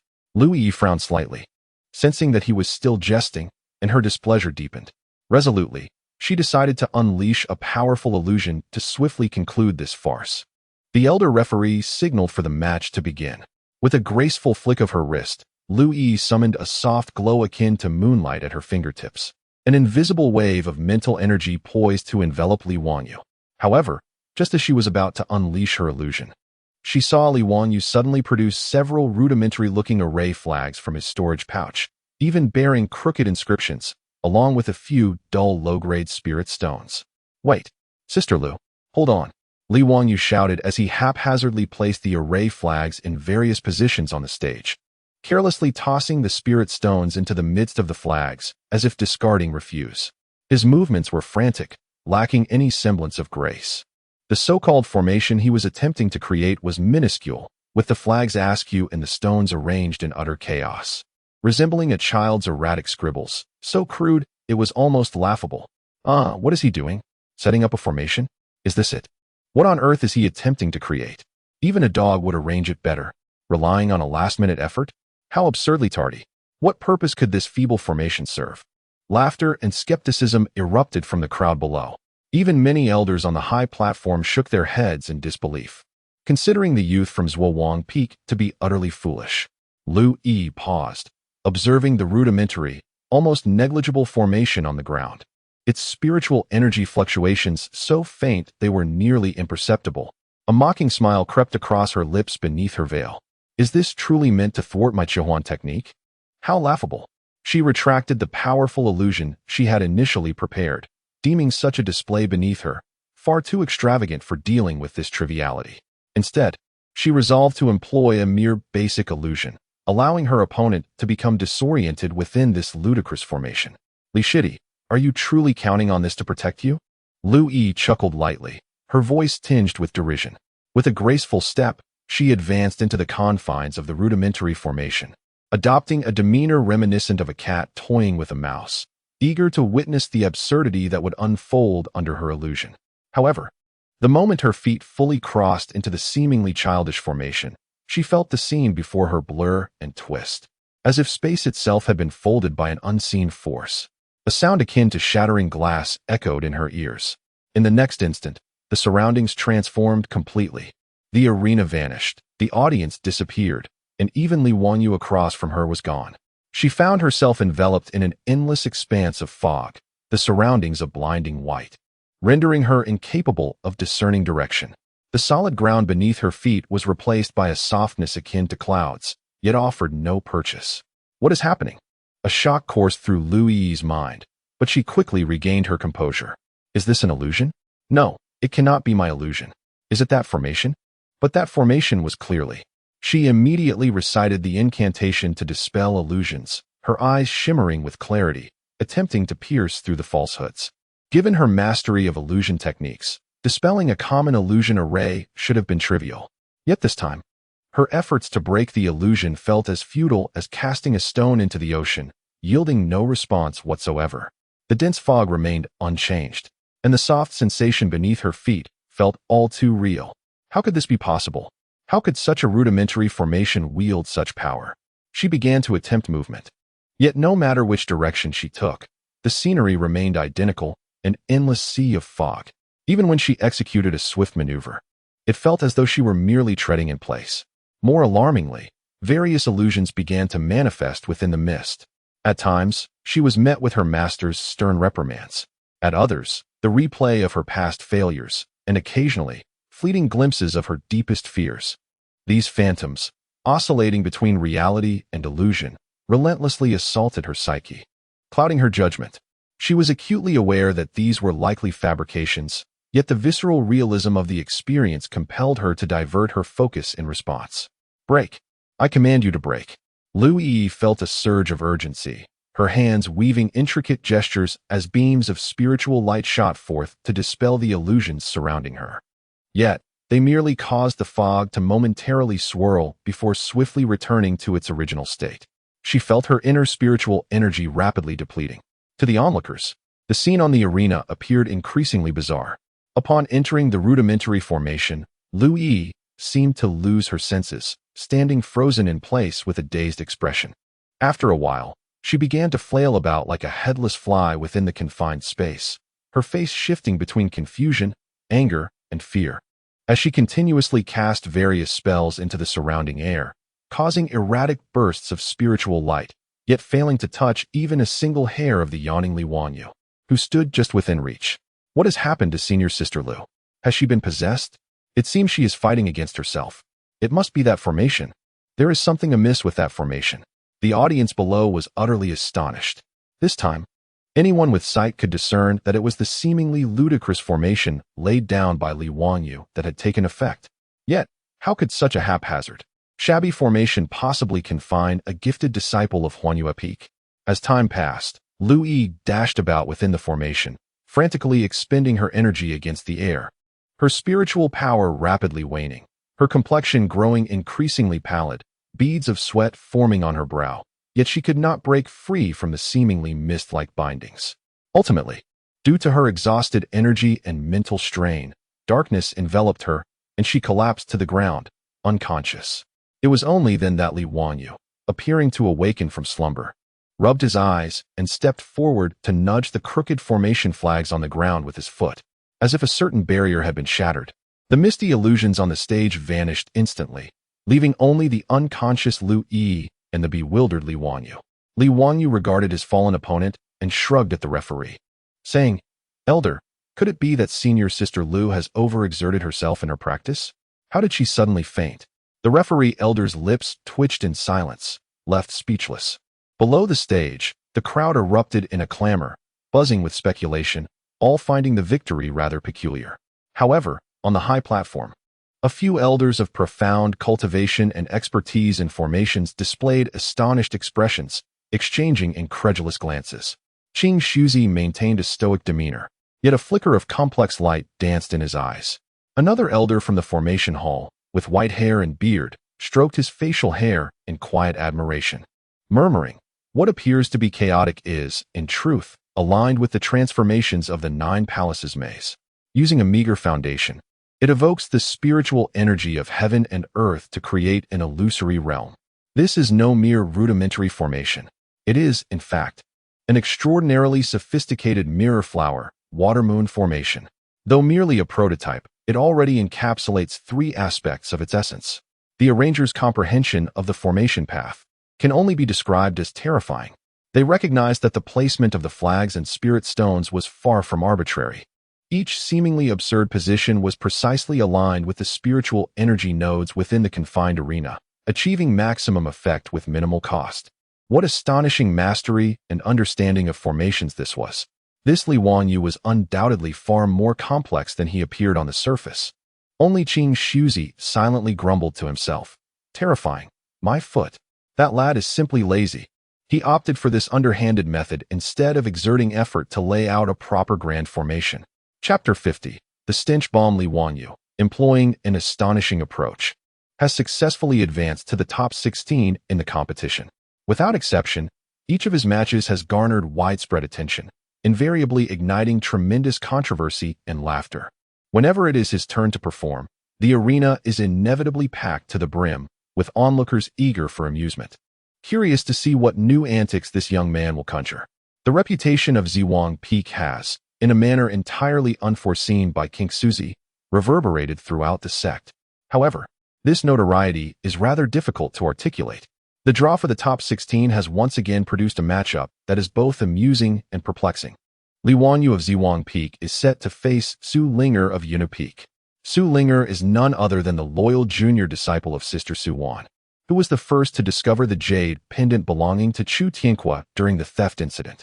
Upon hearing the outcome of the draw, Su Linger's delicate face hardened, her beautiful eyes ablaze with fierce determination and indignation.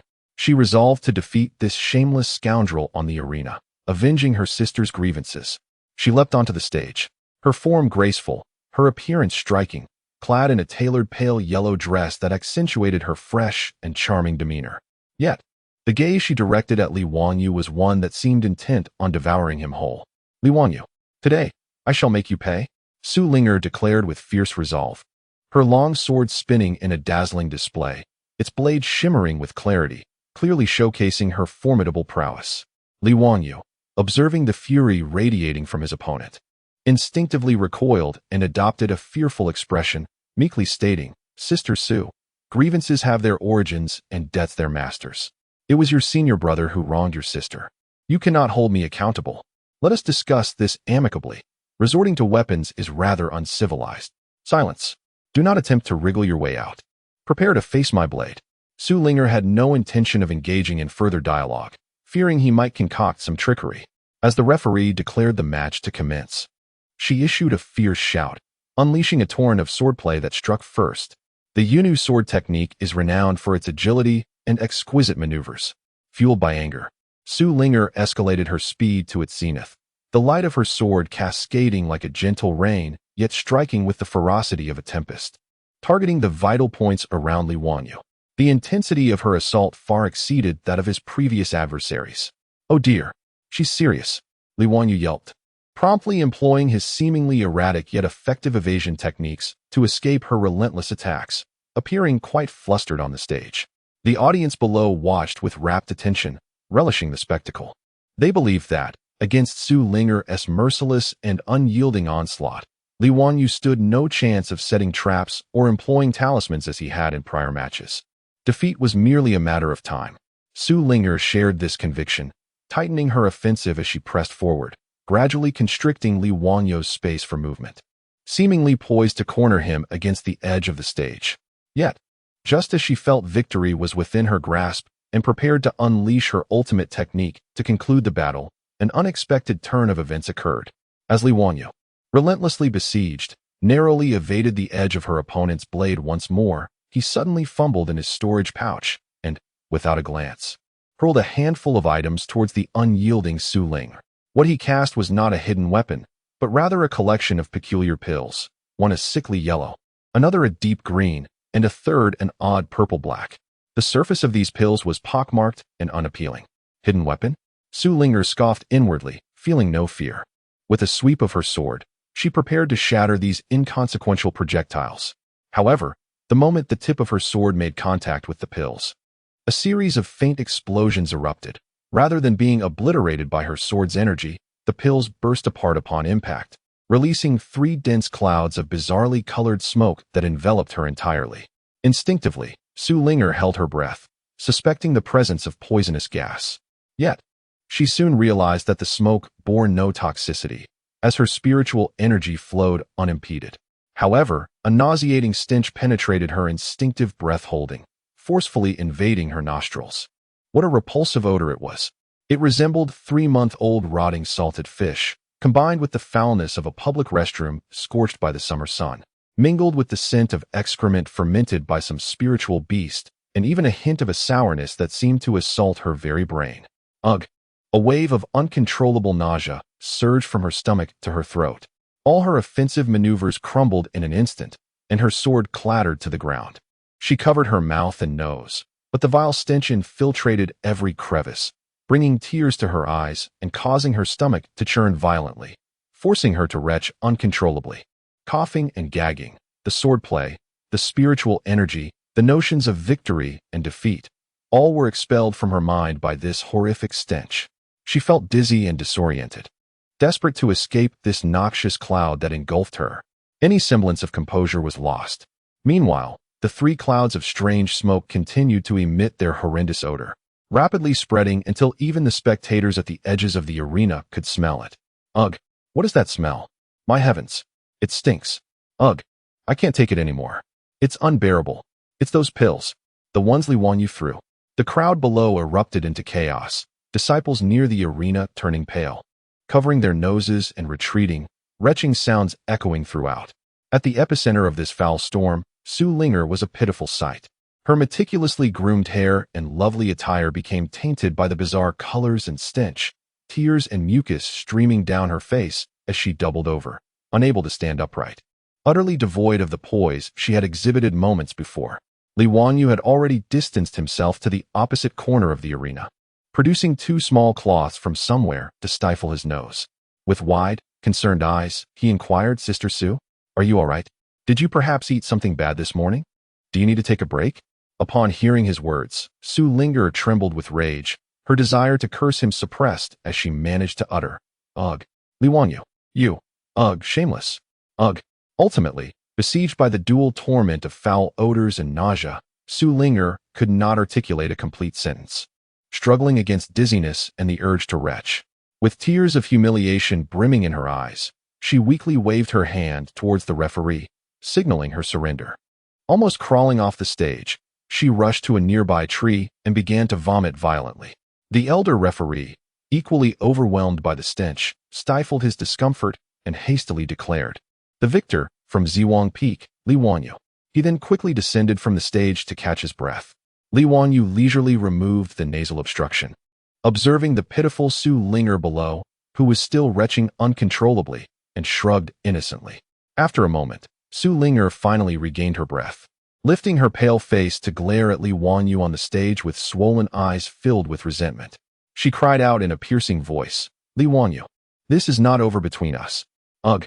At that, she bent over once more, succumbing to her nausea. The audience below, holding their noses and dispersing, cast sympathetic yet amused glances at the unfortunate Su Linger. Chapter 51. The helplessness of senior brothers and sisters with each victory of Li Wanyu. There echoed the frustrated howls of his opponents, the bewildered laughter of the audience, and the curses of disciples from various peaks, their teeth gritted in vexation. Shameless, deplorable, despicable. What kind of skill is this?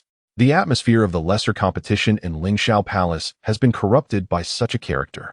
Report him. He must be reported. Disqualify him.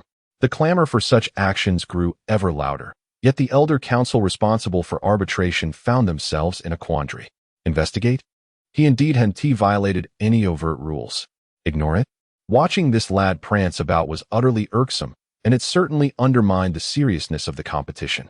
Ultimately, after much deliberation, the elders could only begrudgingly acquiesce, secretly intensifying their surveillance of Li Wanyu's forthcoming matches to prevent him from executing any further outrageous antics. In the resting area of Zhiwang Peak, the atmosphere was palpably complex. The senior brother, Chu Tianhua, gazed at the young disciple on stage, who had once again won by sheer luck and was now making faces at the audience. A vein throbbed on his forehead, and he couldn't help but press his finger firmly against his temple.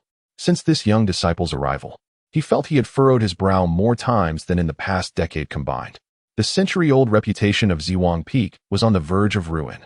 Yet, despite everything, this lad had indeed emerged victorious, even against an opponent of evidently superior cultivation. This left him at a loss for a valid reprimand, and he could only stammer, "Preposterous, utterly preposterous." Third sister, Lu Xian, wore a bittersweet smile as she observed Li Wanyu bouncing back towards her. She yearned to scold him, but realizing that despite his absurd methods, he had not truly harmed his opponent, save for some psychological distress, and had indeed garnered points for Zhiwang Peak. She could only exhale a resigned sigh and hand him a cup of water, saying, "Wanyu, next time could you perhaps win in a slightly more conventional manner?" Her expectations had lowered to the ground. Fifth sister, Zhao Mingyue, had the most peculiar reaction. Initially, she felt that Li Wanyu's tactics were utterly shameful, wishing to step in and fight in his stead.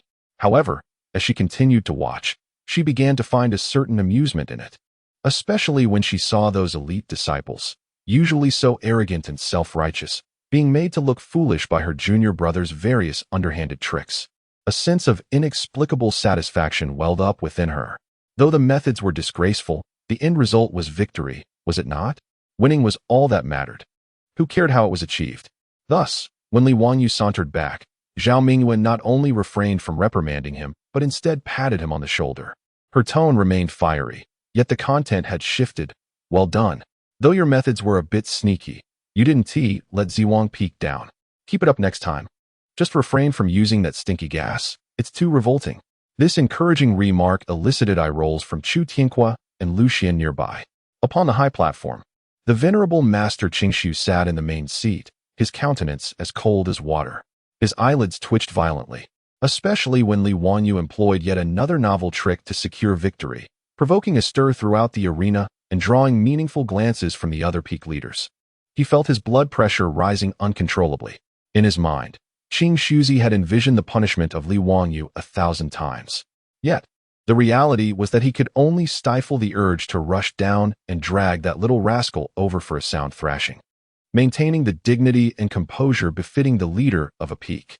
Even as the other peak masters insinuated that Qing Shuzi had adeptly guided his disciple, he forced a smile that was more painful than tears, replying, "An incorrigible disciple, I apologize for the embarrassment." He felt as though he had lost all face in this lifetime. Amidst this peculiar atmosphere, the results of the draw for the top 16 were announced. When the steward disciple proclaimed that Li Wanyu of Zhuwang Peak would face Dan Chenzi of Zixia Peak, The previously boisterous square fell into a momentary silence. Soon after, an uproar erupted, louder than any before. Danshenzi, the alchemical genius from Xixia Peak? It was said that he had reached the pinnacle of late Foundation establishment, with a wealth that was astounding. He consumed various elixirs as if they were mere candies, and possessed an unfathomable number of magical artifacts and talismans. It was over. Li Wanyu's streak of good fortune had come to an end. In the face of absolute prowess and financial might, his trivial tricks would be rendered utterly ineffective. Senior brother Danshenzi, uphold justice. Teach that shameless scoundrel a harsh lesson. Everyone believed that Li Wanyu's unorthodox methods might suffice against ordinary disciples, but against Danshenzi, who was not only formidable in strength but also backed by the financial might of Xixia Peak, he would undoubtedly suffer a crushing defeat. Chapter 52. The Spendthrift Player? Danshenzi, true to his name, resembled a star nurtured within an alchemical furnace. He was the prize jewel of the Xixia Peak and one of the leading contenders for victory in the current minor competition. Adorned in a resplendent robe embroidered with intricate patterns of alchemical clouds, his attire spoke volumes of exceptional quality. As he gracefully ascended the arena, he exuded an air of arrogance, his gaze imbued with a confidence wrought from an abundance of spirit stones. He scarcely acknowledged Li Wanyu, treating him as though he were a mere insignificant insect. Junior brotherly, he intoned coolly, his voice laced with the fragrant essence of medicinal herbs and an unmistakable sense of superiority. I have observed several of your matches. You possess a modicum of cleverness. However, I suggest you refrain from employing any trivial tactics in my presence, lest you bring humiliation upon yourself. Li Wanyu, captivated by the opulence of his attire, gazed at him with eyes aglow like searchlights, his countenance betraying admiration and envy. Brother Dan, I have long admired your esteemed reputation. Pray tell, how many spirit stones did this splendid ensemble cost you? It is truly magnificent. So dazzling. Hearing this, a proud smile curled at the corners of Danshenzi's lips, further reinforcing his belief that Li was inconsequential. As the referee signaled the commencement of the match, Dan had no intention of engaging in close combat. He commenced his display of prowess instead. With a deft flick of his wrist, a petite yet exquisite jade shield, emanating a warm yellow glow, soared forth, expanding instantly to envelop him in a protective barrier, the Xian Gui shield. Following this, he activated a golden talisman, transforming it into a resilient light membrane that encased him, the advanced defensive spirit talisman, the Golden Bell Shield. Yet, this was not the end. He summoned a rotating copper mirror, a special artifact designed to disrupt mental waves, the Disruption Mirror. Within a mere span of 2 or 3 breaths, he had enveloped himself in 3 layers of radiant defenses, not including the inherent protection of his robe. The audience below watched in rapt astonishment, gasps of awe echoing throughout the arena. However, this was only the beginning. Once his defenses were established, Danshenzi let out a sinister chuckle and commenced his offensive. Eschewing spells, he instead drew forth a multitude of shimmering mid to high-tier attack talismans, Fire Serpent talismans, Ice Spear talismans, Golden Blade talismans, hurling them at Li Wanyu with reckless abandon. In an instant, the arena became a chaotic spectacle of elemental magic, dazzling lights, and a cacophony of explosions. This was no mere contest. It was a reckless assault fueled by spirit stones. Faced with this tempest of extravagant attacks, Li Wanyu appeared utterly defenseless, resorting to his evasive footwork to flee across the arena, narrowly escaping the explosive aftermath of the talismans, looking thoroughly beleaguered. Yet, he did not remain silent. Wow. Brother Dan is incredibly wealthy. The talismans rained down like a deluge. Oh dear, is that an explosive flame talisman? I've heard it's worth several mid-tier spirit stones. And it's just been detonated? Does it not pain your heart? Goodness, that Xian Gui shield is remarkably sturdy. It must have cost a fortune. What a pity it would be if it were to suffer any damage. As he dodged, he narrated the unfolding spectacle in an exaggerated manner, his words laden with envy and concern, fanning the flames of excitement. Initially, Danshenzi paid little heed, perceiving his opponent as merely a pitifully envious soul. However, as the incessant taunting continued, particularly while witnessing his precious talismans being expended one after another, a sense of irritation and anguish inevitably crept into his heart. The management of numerous magical artifacts and talismans was inherently taxing, demanding a high degree of mental concentration. At the moment, he was distracted by Li Wangyou's incessant chatter and prepared to summon a treasured offensive artifact, the formidable, sharp-edged Pasha shuttle. Radiating a fierce metallic aura, Li Wangyou's eyes gleamed with opportunistic brilliance. Seizing the moment, he continued to vociferate. "Oh, that shuttle appears even more exquisite. Be cautious, senior brother. Do not let it fall." While doing so, he discreetly flicked his finger, unleashing an almost imperceptible thread of spiritual energy that silently traversed space, deftly disrupting Dan Shenzi's mental connection to the Pasha shuttle. This interference was remarkably subtle. Dan Shenzi sensed an inexplicable sluggishness in his control over the shuttle, which, despite being fired with great velocity, veered slightly off course. Instead of striking directly at Li Wangyou's chest, it altered direction toward the side, where another crucial defensive artifact, the spinning distraction mirror, hovered. Panic surged through Dan Shenzi as his countenance shifted dramatically. He attempted to rectify the trajectory, but it was already too late. Under the horrified gaze of all onlookers, the invaluable, power-laden Pasha shuttle, imbued with indomitable metal energy, struck the equally precious distraction mirror with pinpoint accuracy. A crisp sound of shattering echoed. The mirror's brilliance dimmed instantaneously, its surface riddled with countless fractures, before it erupted into a multitude of shards cascading to the ground, its spiritual essence utterly depleted. The Pasha shuttle, having expended its force in the collision, clattered lifelessly onto the arena. Dan Shenzi stood in a daze, his expression frozen in shock, staring blankly at the heap of debris on the floor, his mind a void. His heart bled profusely. That distraction mirror was a treasure he had painstakingly procured after much persuasion with his master. Just like that, shattered by his own hand? Oh dear! Li Wangyou immediately cried out in feigned distress. It's broken. How could such an expensive mirror shatter? Senior brother Dan, you must be more careful. What a tragedy this is. I feel your pain. At these words, Dan Shenzi's vision darkened with fury, his rationality completely submerged by rage and regret. Li Wangyou, I shall slay you. He roared in a fit of madness, disregarding any semblance of strategy, and recklessly hurled the remaining talismans from his storage bag, even some low-grade artifacts, toward Li Wangyou in a frenzy. As his temper erupted and he launched his chaotic assault, Li Wangyou sprang into action. He produced a handful of the lowest tier, cheapest smoke and flash talismans from his storage bag and scattered them toward Dan Shenzi like celestial flowers. Boom, boom, boom. A multitude of white smoke and blinding light erupted upon the arena, engulfing the disoriented Dan Shenzi, who was now bereft of the distraction mirror's protection. Ah, my eyes. Cough. What is this? In an instant, Dan Shenzi found himself engulfed in utter chaos, blinded by the dazzling flashes that rendered his vision useless. Like a headless fly, he flailed aimlessly amidst the swirling smoke, striking out wildly, yet failing to hit his mark. Meanwhile, Li Wangyou, akin to a specter in the nocturnal shadows, effortlessly evaded his indiscriminate assaults and stealthily approached. Then, in a moment so swift that none could comprehend, he delicately tapped the ankle of the disoriented Dan Shenzi with the tip of his foot, whereupon the latter had unwittingly stepped upon a low-level entrapment talisman he had previously discarded. Ouch! Dan Shenzi cried out, losing his balance and crashing to the ground with a resounding thud. Before he could regain his footing, Li Wangyou leisurely sauntered over, lifted his foot, and gently kicked him in the rear. With a thump, Dan Shenzi, in a befuddled haze, tumbled off the ring, landing with a solid thud.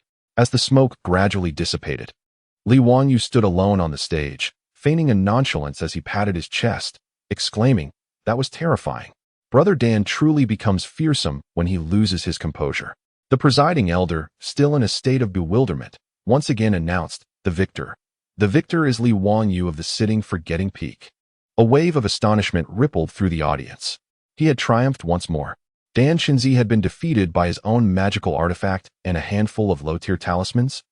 The disciples of Xixia Peak hurriedly rushed to assist the disheveled and bewildered Dan Shenzi, who was now questioning his very existence. On the high platform, an elder clad in the robes of Xixia Peak watched in shock as his prized disciple's precious shard of the distraction mirror lay shattered. Rage coursed through him, causing his body to tremble and his beard to bristle with indignation. That was a treasure of considerable potential, now utterly destroyed. He glared at Li Wangyou. who wore an expression of innocence, wishing fervently to descend and toss this calamity into the alchemy furnace for retribution. Li Wang, you. The elder of Zixia Peak spat these 3 words through gritted teeth, his heart aching as he lamented, "You shall compensate for my disciple's artifact." Chapter 53. The Battle of Wits among the top 8. Li Wanyu, treading upon the corpse of the affluent Dan Chanzi, strode into the top 8 with an audacity that left the elder of Zixia Peak aghast. No longer could anyone afford to underestimate this seemingly unassuming little demon of Zhuowang Peak, who, despite his appearance of merely being in the Qi refinement stage, had proven his mettle by vanquishing a series of formidable opponents. His methods, though still deemed contemptible, attested to his exceptional prowess, particularly in the art of instigation, where he was undoubtedly a master. As the draw for the top 8 commenced, the pairing drew keen attention. Li Wanyu of Zhuowang Peak was set to face Zhao Neng of Tianshu Peak. Zhao Neng, an elite disciple within the inner circle of Tianshu Peak, was renowned not just for his solid cultivation but also for his silver tongue. His eloquence was matched by a sharp intellect, making him adept at unsettling his opponents through verbal distractions, often causing them to falter before the match even commenced. He had earned the moniker Chatterbox Zhao. Upon learning that his adversary was Li Wanyu, Zhao Neng felt invigorated rather than intimidated. He believed that Li Wanyu's prior victories were mere strokes of luck, indicative of a lack of genuine strength. Moreover, given his youth, Zhao surmised that the younger man's temperament would be unstable, making him the perfect target for Zhao's rhetorical onslaught. His intent was to bombard this little rascal with incessant philosophical discourse, rendering him doubtful of his own abilities and prompting an early concession. As they ascended the stage, Zhao Neng took the initiative, adopting a posture of condescension with his hands clasped behind his back. He began, "Junior brotherly, I have observed your previous matches.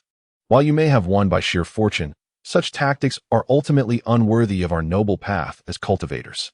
One must refine oneself and achieve clarity of mind, rather than relying on underhanded tricks. To act in such a manner is no different from the ways of demonic practitioners. Have you not heard that a gentleman is open and forthright, while a petty person is burdened by trepidation? Should this continue, you risk descending into darkness and jeopardizing your future." His words landed heavily, resonating with the disciples supporting Zhao Neng, who nodded in agreement, convinced by his reasoning. Li Wanyu blinked, a perplexed expression crossing his face. "Senior brother Zhao, your words are quite convoluted. May I ask, which rule in the competition prohibits the use of external means or cunning?" Zhao Neng was momentarily taken aback, but quickly retorted, "Though the rules may not explicitly forbid it, one must possess an internal measure. This is a matter of the Tao heart." "The Tao heart?" Li Wanyu tilted his head innocently. "What is that? Can one eat it?" "Oh, I see. Senior brother Zhao, your Tao heart is simply about standing there to be struck without retaliation. If you strike back, your Tao heart wavers, am I correct?" "Utter nonsense." Zhao Neng, nearly exasperated by Li's nonsensical banter, struggled to contain his fury. "That is not my meaning. I am advocating for a dignified confrontation based on one's true cultivation. Only then can one embody the spirit of the righteous path." "Oh, a dignified confrontation?" Li Wanyu elongated his tone, suddenly countering. "Then pray tell, Senior brother Zhao, what is the purpose of your cultivation? Is it merely to engage in honorable combat?" Without thinking, Zhao Neng replied, "Naturally, it is to pursue the grand path of immortality and roam freely across the cosmos." "Roaming freely across the cosmos?" Li Wanyu's eyes sparkled with excitement as he clapped his hands. "Yes, freedom, ease, joy. This is indeed the ultimate goal of cultivation." He shifted his tone, launching into his twisted reasoning. "Just look at yourself now, fervently arguing with me over a trivial ranking, proclaiming about righteousness and the path of the heart versus the demonic path. Are you truly living freely, at ease, joyfully? Are you not burdened by the shackles of hollow fame, straying from the original intent of your cultivation?" "Zhao Neng, what does this even mean?" Li Wanyu, without allowing him to retort, continued his incessant monologue. "In my view, cultivation is all about happiness. Whatever brings joy, pursue it. I find great delight in using talismans and elixirs to win competitions, and I take pleasure in watching my opponents seethe in frustration. Does this not align with my carefree heart of cultivation? Yet here you are, brother Zhao, insisting that I compete in a manner that does not resonate with me. Are you not impeding my pursuit of happiness? Hindering my path to enlightenment? Surely, that is the true delusion. You twist words. Zhao Ning found himself somewhat dazed by this convoluted philosophy of joyful cultivation. He sensed something was amiss, yet could not articulate a counterargument. Moreover, Li Wanyu shrugged. If you cannot win, just concede. What's the big deal? Knowing you cannot prevail, yet stubbornly persisting, is not bravery. It is folly. It is the utmost lack of carefreeness. As the saying goes, those who understand the times are the true heroes. If you cannot win, then dance. If you cannot win, join in merriment. A match you cannot win is best replaced with a dance. Come now, brother Zhao, since you cannot argue against me, why not join me in a dance to lighten the mood, and then you can concede gracefully. As he spoke, he indeed twisted his hips and executed an exceedingly unrefined dance move. The audience erupted in laughter. What on earth was happening? Zhao Ning's face flushed with embarrassment. He was utterly confounded by Li Wangyu's relentless barrage of absurdity. He felt his decades-long constructed worldview and values being violently shaken. Although the other's words were utter nonsense, they somehow appeared to hold a modicum of internal logic, especially that notion that cultivation is for happiness, which inexplicably stirred a flicker of agreement within him. The more he pondered, the more chaotic his thoughts became, plunging him into confusion. His heart began to waver, his gaze grew distant, and he muttered to himself, happiness, carefree, righteousness, demonic path. What am I truly cultivating for? Have I been mistaken all along? In the midst of his mental turmoil and self-doubt, completely oblivious to his surroundings, including his opponent before him, Li Wanyu made his move. He quietly retrieved a seemingly ordinary, utterly devoid of spiritual energy, coarse rope from his storage bag, just the sort used in rural areas to trip horses. Seizing the moment while Zhao Ning stood dazed and lost in thought, he swiftly crouched down, skillfully tying both ends of the rope to two inconspicuous protrusions on the arena, taut and barely an inch off the ground. Then, he rose and approached the oblivious Zhao Ning, waving his hand before his eyes. Brother Zhao, have you come to a realization? Shall we dance? Zhao Ning remained utterly unresponsive, murmuring to himself, the Tao that can be spoken is not the eternal Tao. The name that can be named is not the eternal name. Happiness is a name? Li Wanyu sighed, his tone imbued with a sense of sorrow. Alas, it appears that Brother Zhao has reached a critical juncture in his philosophical enlightenment and must not be disturbed. Allow me to assist him in descending quietly. With that, he extended a finger towards Zhao Ning's forehead and gently prodded him. In the midst of his philosophical ruminations, Zhao Ning, caught off guard, instinctively took a step back from the gentle poke. The outcome was inevitable. Oh no! His heel snagged on an inconspicuous little tripwire. He lost his balance. Under normal circumstances, his spiritual energy would have flowed effortlessly, rendering such a minor obstacle inconsequential. However, in this moment of distraction, his mind scattered, and he found himself toppling backward with alarming precision. Thud! A flawless backward fall ensued, and, propelled by the slope of the arena, he tumbled down, until he landed with a thud on the bluestone slab below, the sharp pain in his posterior jolting Zhao Ning back to reality from his contemplative reverie. Bewildered, he glanced around before his gaze settled on Li Wanyu, who was in the process of coiling up the tripwire on the stage. Only then did he comprehend the absurdity of the situation. How did I end up down here? He felt a mixture of shock and rage, humiliation surging through him. To think he had been tripped by a mere piece of string while contemplating the profundities of life. The chief judge, seemingly desensitized to the spectacle, declared in a booming voice, "The victor, from the seat of forgetfulness, is Li Wanyu." A moment of silence enveloped the crowd before an uproarious laughter erupted. Li Wanyu, having secured his tripwire, bowed to the still-dazed Zhao Ning below, a look of admiration on his face. Brother Zhao's resolve is commendable in pursuit of truth.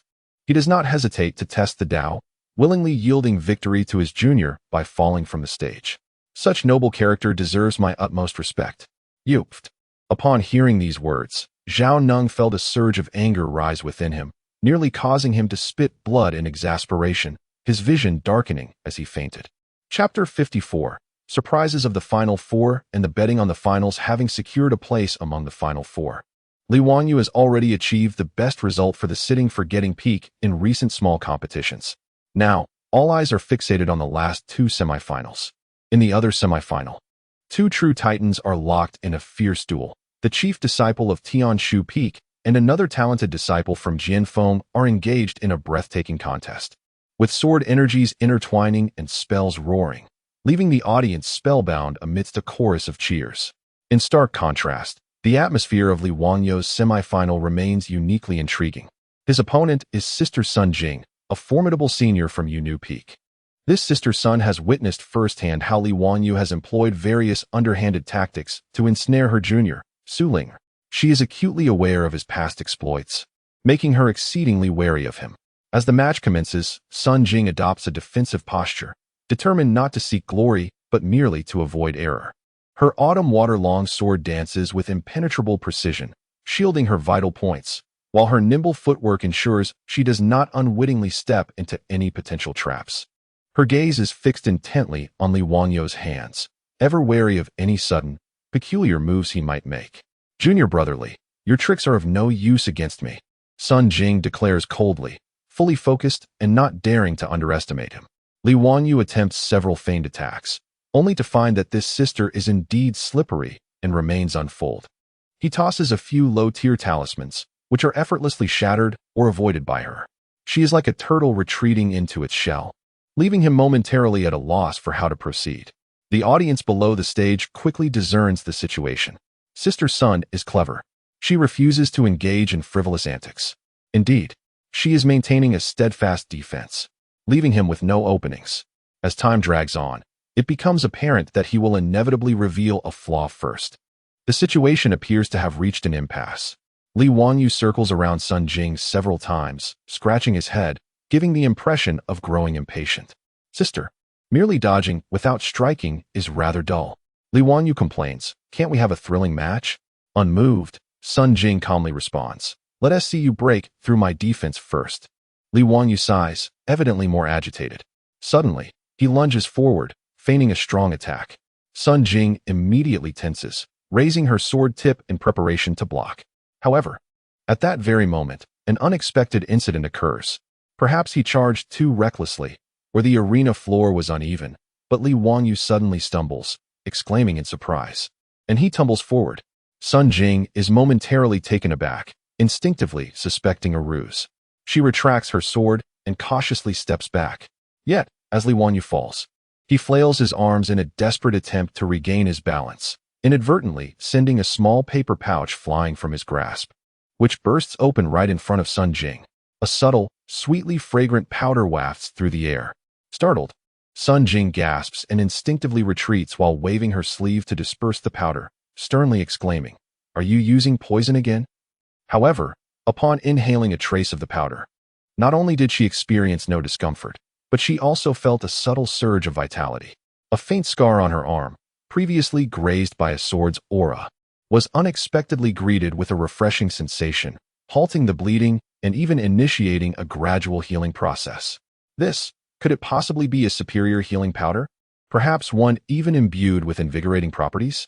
Sun Jing was momentarily taken aback, her mind rendered blank. How could Li Wangyou, in the midst of his fall, scatter such exquisite healing powder? What trickery was this? Was it truly an accident?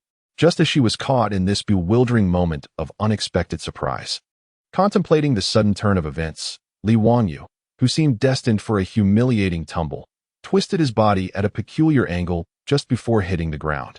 He glided along the surface with remarkable agility, not only averting the fall, but also closing the distance between himself and Sun Jing. Sun Jing's pupils dilated in alarm, a sense of foreboding washing over her. Yet it was too late. Li Wangyou slid to her front, his fingers poised like a sword, devoid of substantial spiritual power. As he swiftly tapped her wrist, where she grasped her sword, Sun Jing felt a sudden numbness in her wrist, nearly losing her grip on the sword, exposing a flaw in her defensive stance. Meanwhile, Li Wangyou's left palm had silently pressed against her waist, delivering a gentle yet decisive force. Caught off guard by this deft maneuver and already unsteady from her momentary daze, Sun Jing gasped as she staggered backward, her foot slipping over the edge of the arena. "Senior sister, please forgive me. Your wound shall be treated by me." Li Wangyou's voice rang out, laced with genuine concern.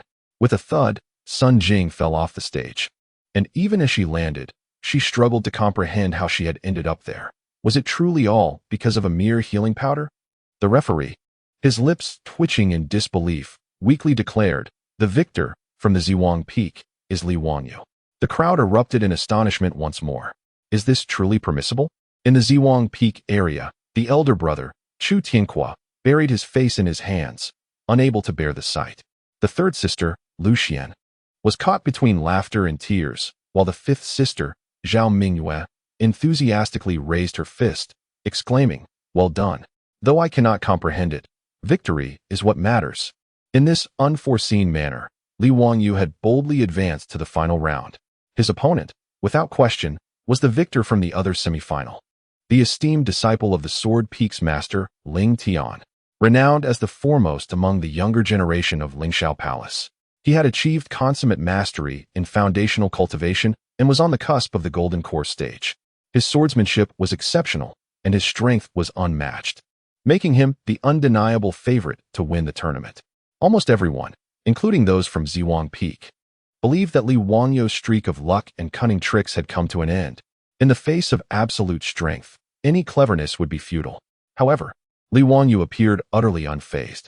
On the eve of the finals, rather than anxiously preparing for battle, he leisurely set up a stall in the disciples' gathering area, brazenly opening a betting table. The betting options were straightforward.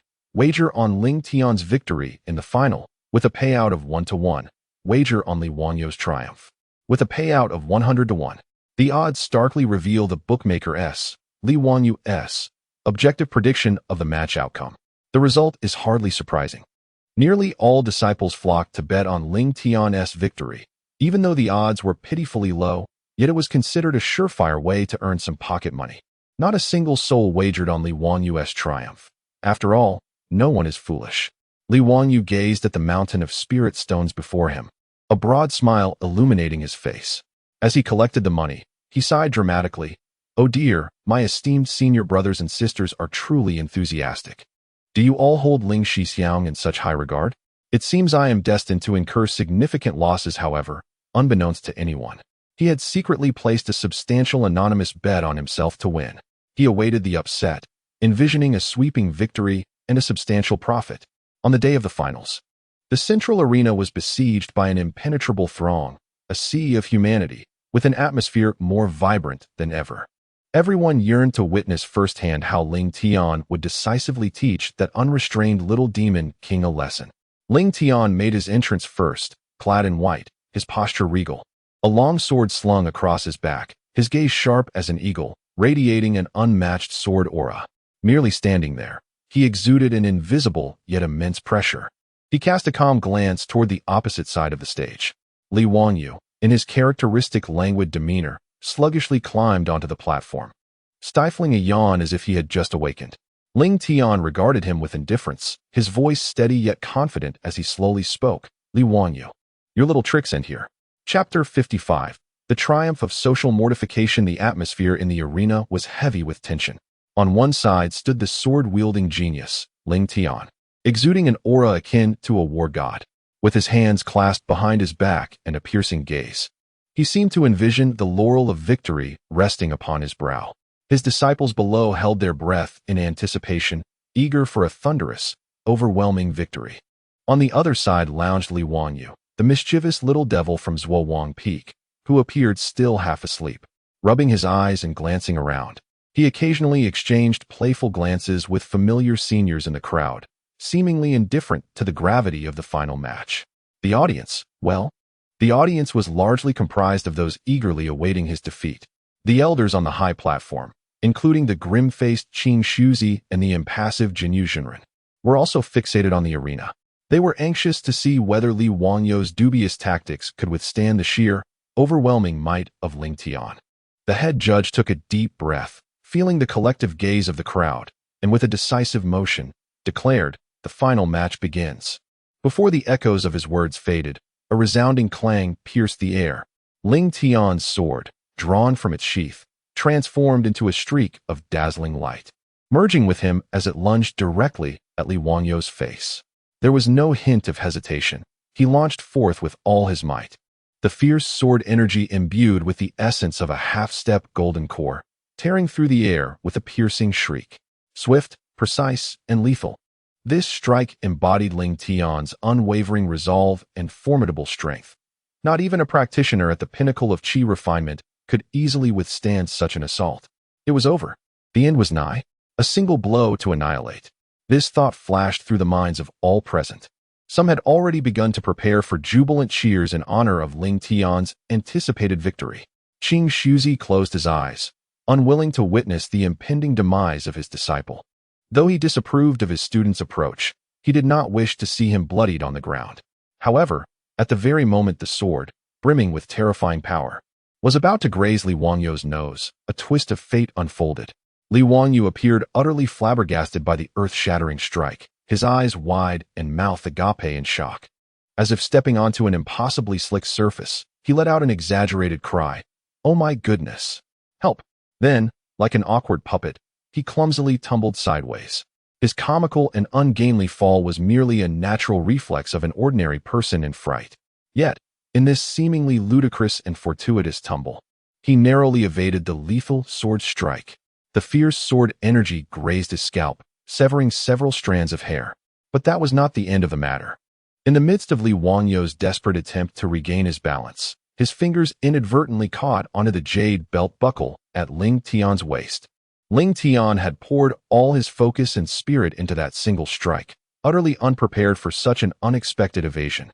A soft pop echoed as the exquisitely crafted jade belt buckle was dislodged. And then, Ling Tian felt an instant loosening around his waist. The once tightly bound moon-white swordmaster's robe suddenly lost its restraint, flaring open to reveal the white undergarment beneath. In his pursuit of unparalleled sword-drawing speed, he had donned only this flimsy garment and the robe, eschewing any inner armor or additional clothing.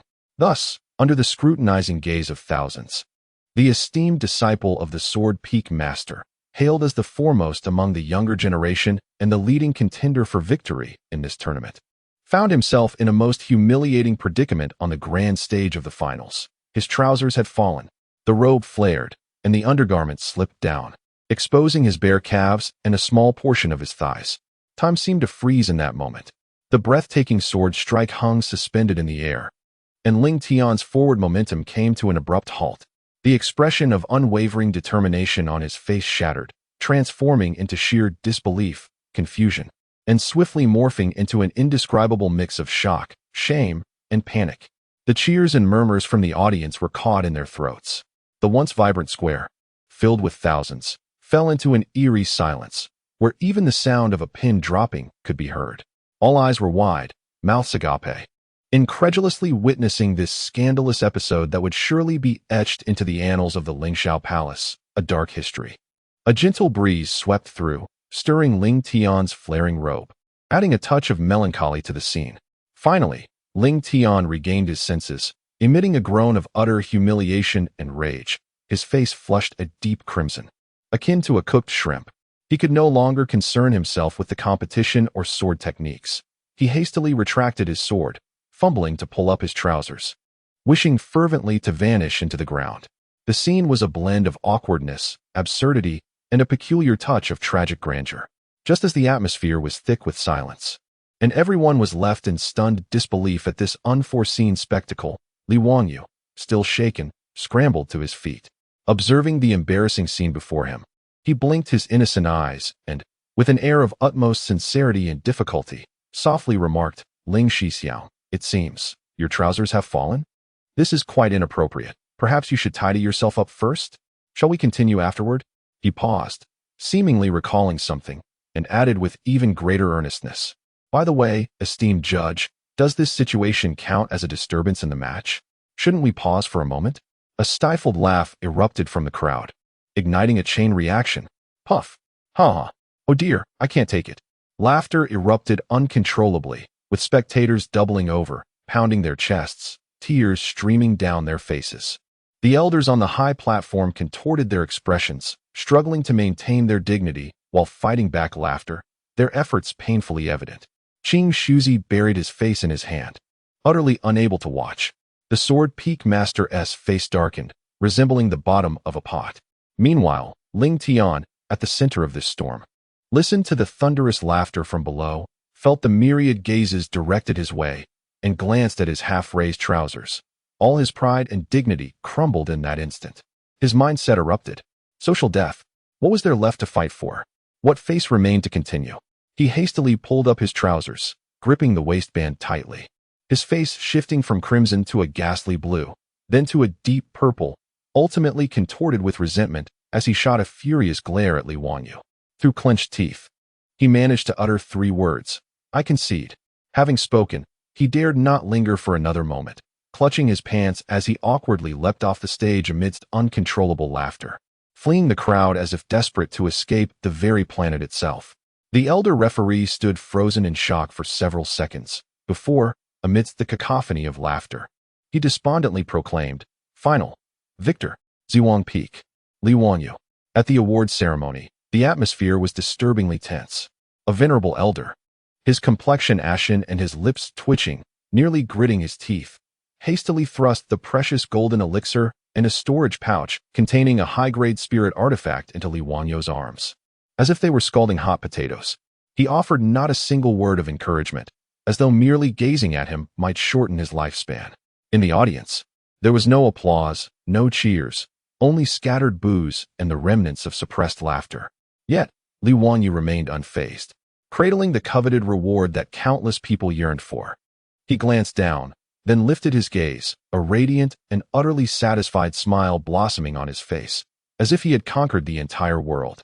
The sunlight illuminated his face, the brilliance of his smile both pure and dazzling, yet it sent shivers down the spines of all those below. He had triumphed. He had it all. The rewards and stakes were entirely his. As for the process, who cares? Chapter 56. The task of delivering a letter after the minor competition. The name of Li Wanyu, whether for glory or infamy, echoed throughout the realm. In an unprecedented manner, he claimed victory in the sex competition, becoming the most controversial champion in the annals of Lingxiao Palace, a title that seemed ill-fitting for someone of his stature. In the aftermath, conversations among the townsfolk revolved almost exclusively around that remarkable final match. It was said that senior brother Ling Tian, upon returning, secluded himself, his resolve severely shaken, leaving him too embarrassed to face anyone in the near future. The master of Sword Peak nearly took up his sword to confront Qing Shuzi on Zhuowang Peak, only to be dissuaded by the other elders.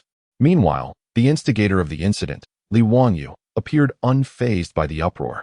He joyfully accepted the substantial winnings from the bets he had placed, nearly bursting his storage pouch with the abundance of spirit stones. He then flaunted his championship prize before his senior brothers and sisters. Senior brother Chu Tianqua sighed upon seeing him, as if a decade had been added to his age. Third sister Lu Xian hesitated to express her thoughts, ultimately shaking her head in resignation. Fifth sister Zhao Mingyue, however, felt a sense of pride. Despite the absurdity of the process, Zhuowang Peak had indeed emerged as the champion, had it not? Only the younger disciple, Lin Xiaoran, upon seeing him, screamed and fled, exacerbating the shadow of fear he cast. During these days, Qing Shuzi's countenance had not seen a moment of brightness. Each time he laid eyes on Li Wangyu's beaming face, a sense of discomfort would knot his chest, causing his blood pressure to rise. He had already resorted to punishment with the ruler and confinement.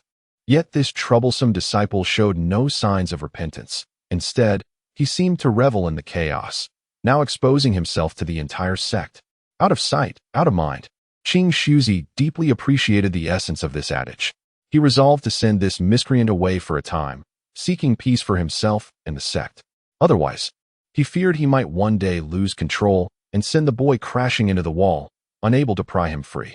Thus, one fateful morning, with a scowl upon his face, Qing Shuzi called Li Wanyu, who was amusing himself with ants using a newly acquired spiritual artifact in the courtyard. Master, you summon me? Are you perhaps rewarding me for my victory? Li Wanyu approached eagerly, his face radiant with joy. Qing Shuzi's mouth twitched, struggling against the urge to pull out his ruler. Instead, he retrieved a seemingly ordinary letter and a simple scroll depicting a map from his sleeve, tossing them at Li Wanyu with irritation. Reward? What reward? A task has been assigned to you by the sect. The Wang family in Qinghe Town, a subordinate family of our Lingxiao Palace, appears to have some trivial matters to report. Deliver this letter on my behalf to the person responsible at the Wang family. Li Wanyu took the letter and map, blinking in surprise. Deliver a letter? Is that all? This task seems rather trivial, typically assigned to outer disciples or newly initiated inner disciples without much strength. What? Unwilling? Are we? Qing Shuzi shot him a glare. If you are unwilling, you may spend 3 months copying scriptures at the thoughtful cliff. Of course, I am willing. I am exceedingly willing. Li Wanyu immediately tucked the letter and map into his robe, thumping his chest in assurance. Rest assured, master. I will complete the task. I will personally deliver the letter to the Wang family without delay. His prompt agreement, rather than instilling confidence in Qing Shuzi, instead provoked a sense of unease within him. He sternly reiterated several admonitions. Remember, deliver the message and return immediately. Do not stir up trouble along the way. Avoid unnecessary complications. And absolutely do not exploit the sect's name for deceitful purposes. If I discover that you have been causing mischief down the mountain, Understood. Rest assured, master. Am I not the most honest and obedient one? Li Wanyu proclaimed, thumping his chest with fervor, his expression radiating sincerity. Observing his seemingly compliant demeanor, Qing Shuzi felt a throbbing at his temples. He waved his hand dismissively, as if swatting away a fly. Off with you. Your presence vexes me. All right. Farewell, master. Goodbye. Senior brothers and sisters. I shall return with local specialties. Li Wanyu cheerfully responded, turning to dash out with exuberance, resembling a wild dog unleashed rather than a dutiful messenger. He appeared more like a child finally set free for a day of adventure. Watching him bounce away, disappearing along the mountain path, Qing Shuzi rubbed his aching forehead, an ominous premonition growing ever stronger in his mind. Is it truly wise to let this troublemaker descend the mountain? The Wang family of Qinghe Town, may they seek their own fortune. With a sigh, Qing Shuzi suddenly felt a pang of regret. However, it was too late for second thoughts, as that rascal had already vanished from sight. Chapter 57. The World Beneath the Mountain. As Li Wanyu descended from the lofty Xian Mountain, home to the Lingxiao Palace, he was immediately struck by the vibrant blue of the sky, the crystalline clarity of the water, and the air infused with a sweet essence of freedom. Although his master had instructed him to return promptly after delivering a message, the distance from the mountain to the emperor was considerable, was it not? After such a rare excursion, it was only natural to savor this precious holiday. He unfolded a rudimentary map and noted that Qinghe Town was not too far from the gates of Lingxiao Palace. With his leisurely pace, he could stroll there in no more than half a day. Time was abundantly on his side. Thus, he resolved to take his time, embarking on a leisurely journey of exploration. Leaving the confines of the Cultivation sect, the surroundings began to transform. The spiritual energy diminished, replaced by the earthy aroma of mundane life. The main road bustled with carriages and horses. Tea stalls and taverns lined the pathways, and farmers toiled in the fields, with wisps of smoke curling up from distant villages. To Li Wanyu, this was all refreshingly novel. Within the sect, he had either been immersed in rigorous training or embroiled in mischief. Although he had secretly ventured down the mountain before, it had always been in haste, never allowing him to indulge in such a slow and immersive experience. Everything caught his attention, sparking a sense of wonder. Wow, that ox cart is moving so slowly. Even I can outpace it. Oh, these candied hawthorns look vibrant and delicious. He promptly purchased a handful, savoring them as he walked. Hey, this clapper sounds so lively. He bought one, shaking it joyfully as he strolled, attracting curious glances from passers-by. He resembled a Na-ve country bumpkin visiting the city for the first time, marveling at everything around him. Before long, his hands were laden with an assortment of trinkets, and his mouth was stuffed with various earthly snacks, enjoying them with great delight. After approximately an hour of wandering, he encountered a bustling little town, far more vibrant than the nearby villages, with cobblestone streets, numerous shops, and a lively throng of people. According to the map, this place was called Qingshi Town, not his intended destination of Qinghe Town, but it offered a perfect opportunity to rest. As he finished the last of his candied hawthorns, he sauntered into the town, his large, inquisitive eyes wandering in every direction. The town center appeared even more animated, surrounded by a crowd. With the sounds of argument rising above the din, Li Wanyu's spirits lifted. Where there was commotion, there was entertainment. He deftly squeezed into the throng, At the heart of the gathering stood a modest stall displaying various mountain goods and herbs, manned by a simple, honest farmer. He was bowing and smiling respectfully at several young men, dressed in fine clothes and exuding an air of arrogance. The leader among them, a dapper youth in splendid attire, was disdainfully poking at the herbs with a riding whip, boasting imperiously, "Old man, this 30-year-old Huangjing root is merely average. I'll give you 10 coins, which is a generous offer." He gestured for his companion to fetch the money. The farmer's face turned pale at the offer, and he quickly bowed. "Young Master Zhang, that is unacceptable. This Huangjing took me half a month of foraging in the mountains to gather. It is worth at least 5 taels of silver. 10 coins. That doesn't even cover the cost." The youth known as young Master Zhang, clad in resplendent garments, darkened in countenance. The whip he wielded sliced through the air with a sharp crack. "What did you say? I have taken a liking to your wares, and I am showing you mercy. Do you dare to haggle with me?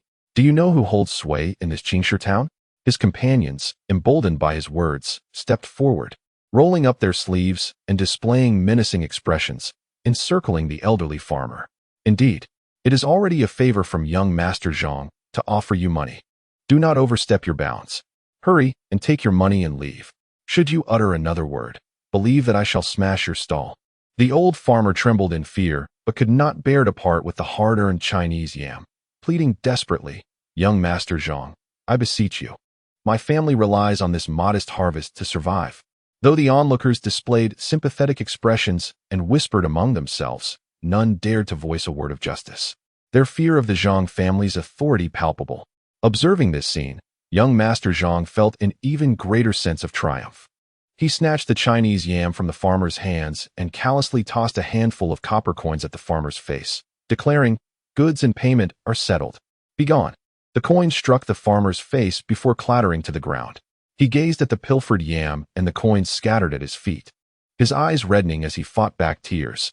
Young Master Zhang scoffed derisively, clutching the yam and turning to leave with his entourage. All of this was witnessed clearly by Li Wanyu, who was jostled among the crowd.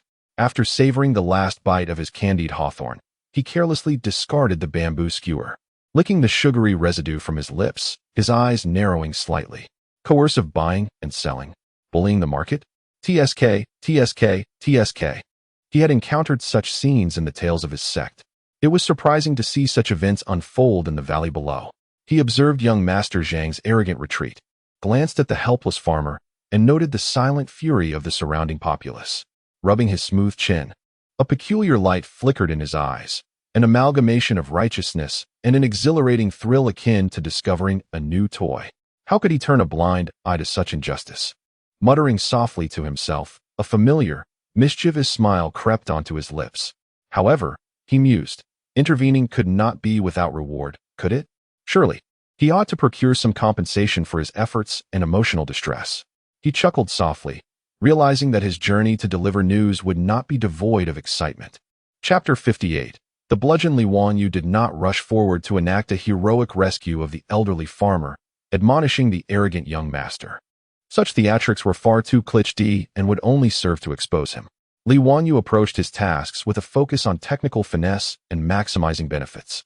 He discreetly extricated himself from the crowd, yet his gaze remained steadfastly fixed on the brazen Master Zhang. Clearly accustomed to his tyrannical reign over the town, Master Zhang dismissed the earlier incident with contempt, reveling in his ill-gotten gains, the precious Huangjing root, while boasting to his cohorts about their plans for an evening of revelry. Li Wanyu trailed behind at a safe distance, ears keenly attuned to their conversation. Such a formidable young master. That old fool dares not utter a word. Indeed, in this Qingshi town, who would dare to disregard Master Zhang? Tonight at the Drunken Fragrance Pavilion, I hear new girls have arrived. Let us hurry home to fetch some silver. Master Zhang, buoyed by their flattery, waved his hand grandly. Let us go. Back home. Tonight, I shall treat. The group, laughing and chattering, headed towards the eastern part of the town, an area clearly dominated by affluent residences. Li Wanyu's heart settled. They intended to fetch money? The Drunken Fragrance Pavilion? Excellent. Their route and motives were unmistakable. He wisely chose not to act in the bustling streets. Such a move would be foolish. What he required was a secluded, uninhabited spot conducive to his clandestine endeavor, a locale suitable for meting out justice. Utilizing his extraordinary memory and keen perception, he quickly mapped out the most probable route the young master and his entourage would take, and commenced his search for an ideal ambush point. Soon, he settled on a narrow alley connecting the main street to the affluent district. The alley, paved with blue stone, was flanked by high courtyard walls, typically traversed only by residents, and at this hour, with twilight descending, it was nearly deserted. Perfect. After selecting the location, he refrained from immediately taking cover, instead behaving like a curious child, exploring the area while subtly surveying the terrain, gauging distances, and planning his escape route post-encounter. Simultaneously, he sought a suitable weapon. A brick? Lacking in finesse. A stone? Insufficiently impactful. Ultimately, his gaze fell upon a somewhat weathered firewood stick propped against the gate of a nearby residence. The stick was approximately the length of an arm, made of sturdy wood, with a comfortable weight, and crucially, it was common enough to discard without leaving a trace. You shall suffice. Li Wanyu glanced around to ensure no one was watching and swiftly snatched the firewood stick, concealing it within his ample sleeve before darting into the chosen alley, finding a shadowy corner cluttered with debris where he could effectively conceal himself. As time passed, the sun sank beneath the horizon, and the night began to envelop the world. The alley was dimly lit, with only a few distant flickers of light. Li Wanyu held his breath, poised like a young leopard awaiting its prey, his heart racing with a mix of anxiety and an exhilarating thrill at his first venture into this clandestine justice-seeking endeavor. They are coming. At the mouth of the alley, raucous laughter and somewhat unsteady footsteps could be heard. Indeed, young Master Zhang had traversed this path accompanied by his entourage, appearing to have indulged in a bit of drink, as evidenced by his slightly swaying gait. Hurry up, don't dawdle. We can't keep the beauty waiting, young Master Zhang urged, punctuating his words with a belch. His companions responded with laughter and banter. As the sounds drew nearer, Li Wanyu clenched the wooden stick concealed within his sleeve, his palms slightly damp with perspiration. It was his first attempt. He had little experience and felt a twinge of anxiety. What if he miscalculated the force? A gentle strike would yield no effect, while a heavy blow could lead to dire consequences. Yet, the arrow was nocked, and it had to be released. Recalling the helpless expression of the old farmer and the arrogance of this young man, Li Wanyu steeled his resolve. It was time to act. Just as young Master Zhang swaggered, boasting and striding forward, he momentarily distanced himself from his companions, presenting the perfect opportunity for Li Wanyu to strike. With a swift motion, he emerged from his hiding place, the wooden stick descending forcefully upon the unsuspecting back of young Master Zhang's head. The action was clean, precise, and merciless. Bang! In an instant, all of young Master Zhang's bravado and intoxication were shattered, replaced by a brief, pained grunt as his eyes rolled back, his body collapsing to the ground. Unconscious, the world seemed to fall silent for a moment. The once sycophantic entourage stood agape, utterly stunned by the sudden and incomprehensible scene before them, their minds blank. Young Master has been struck? Having successfully executed his strike, Li Wanyu did not linger to survey the fallen figure of young Master Zhang. He quickly snatched up the plump purse that had fallen from him and reached for the precious herbs concealed within his opponent's garment. Then, he turned and fled, darting into the adjacent dark alley, disappearing without a trace. The entire sequence unfolded with such speed that it left onlookers bewildered. It was only after Li Wanyu's figure vanished into the woods that the companions regained their senses, erupting into panicked cries. Young Master, a murder has occurred. There are robbers. Someone come quickly. The young master has been knocked unconscious. Chapter 59.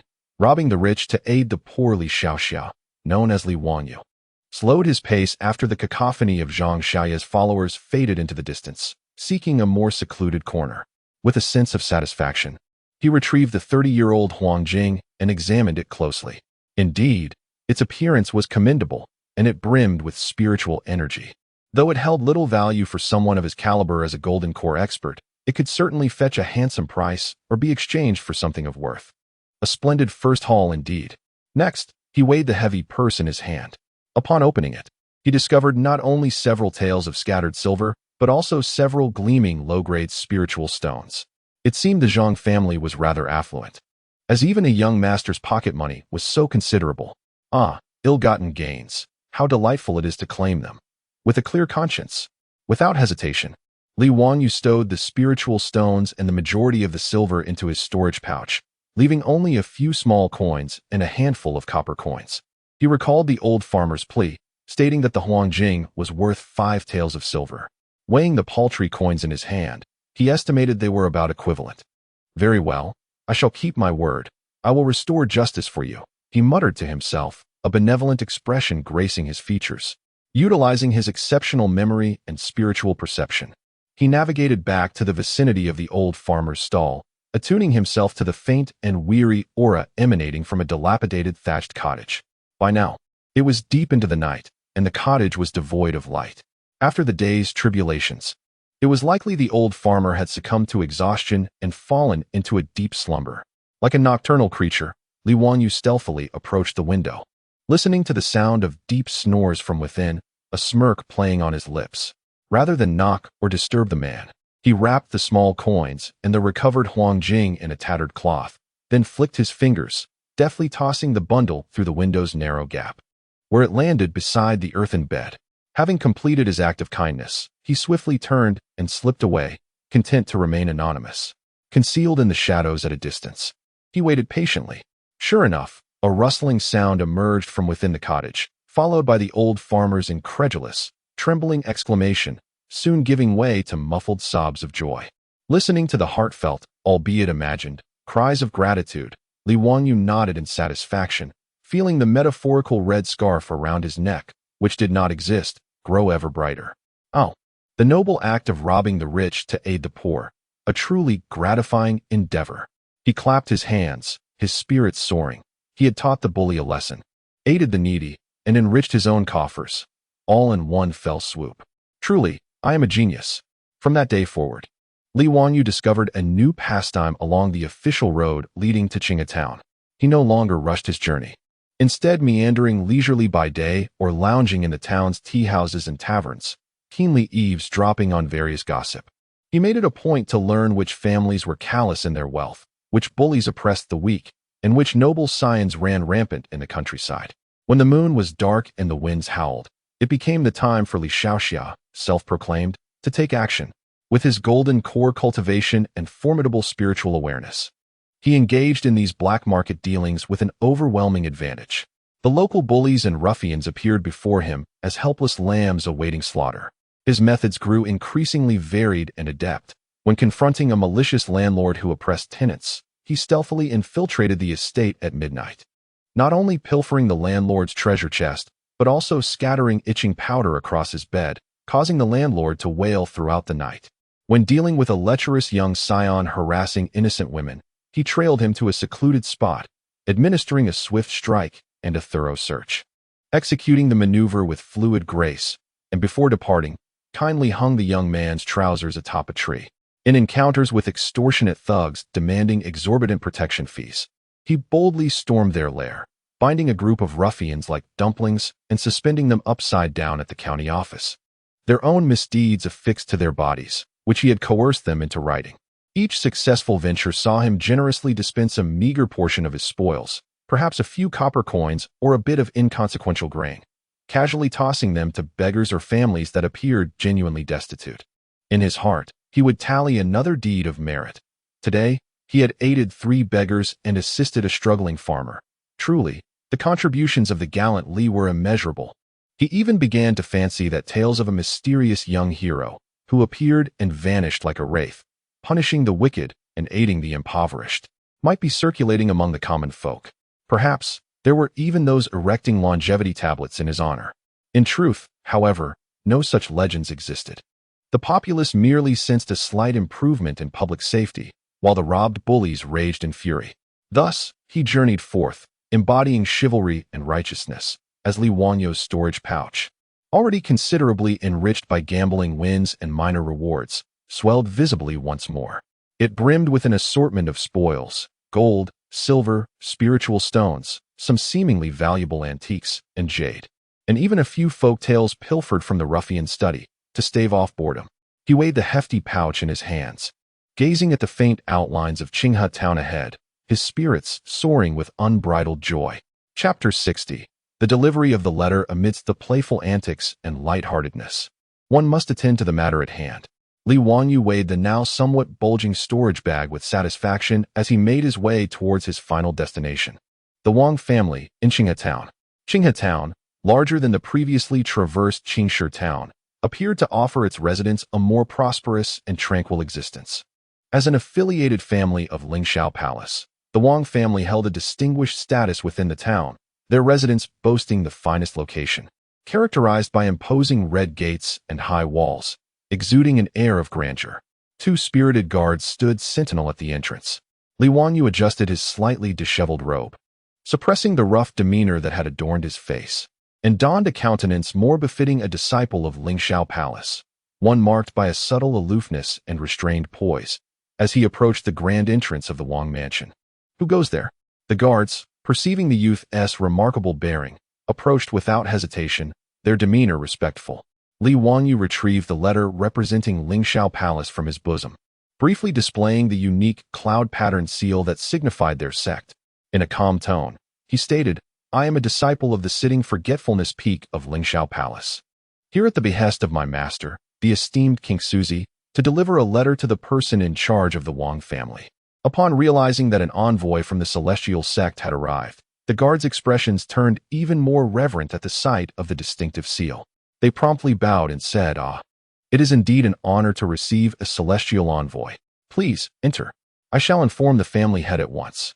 Before long, Li Wanyu was warmly welcomed into the grand hall of the Wang mansion.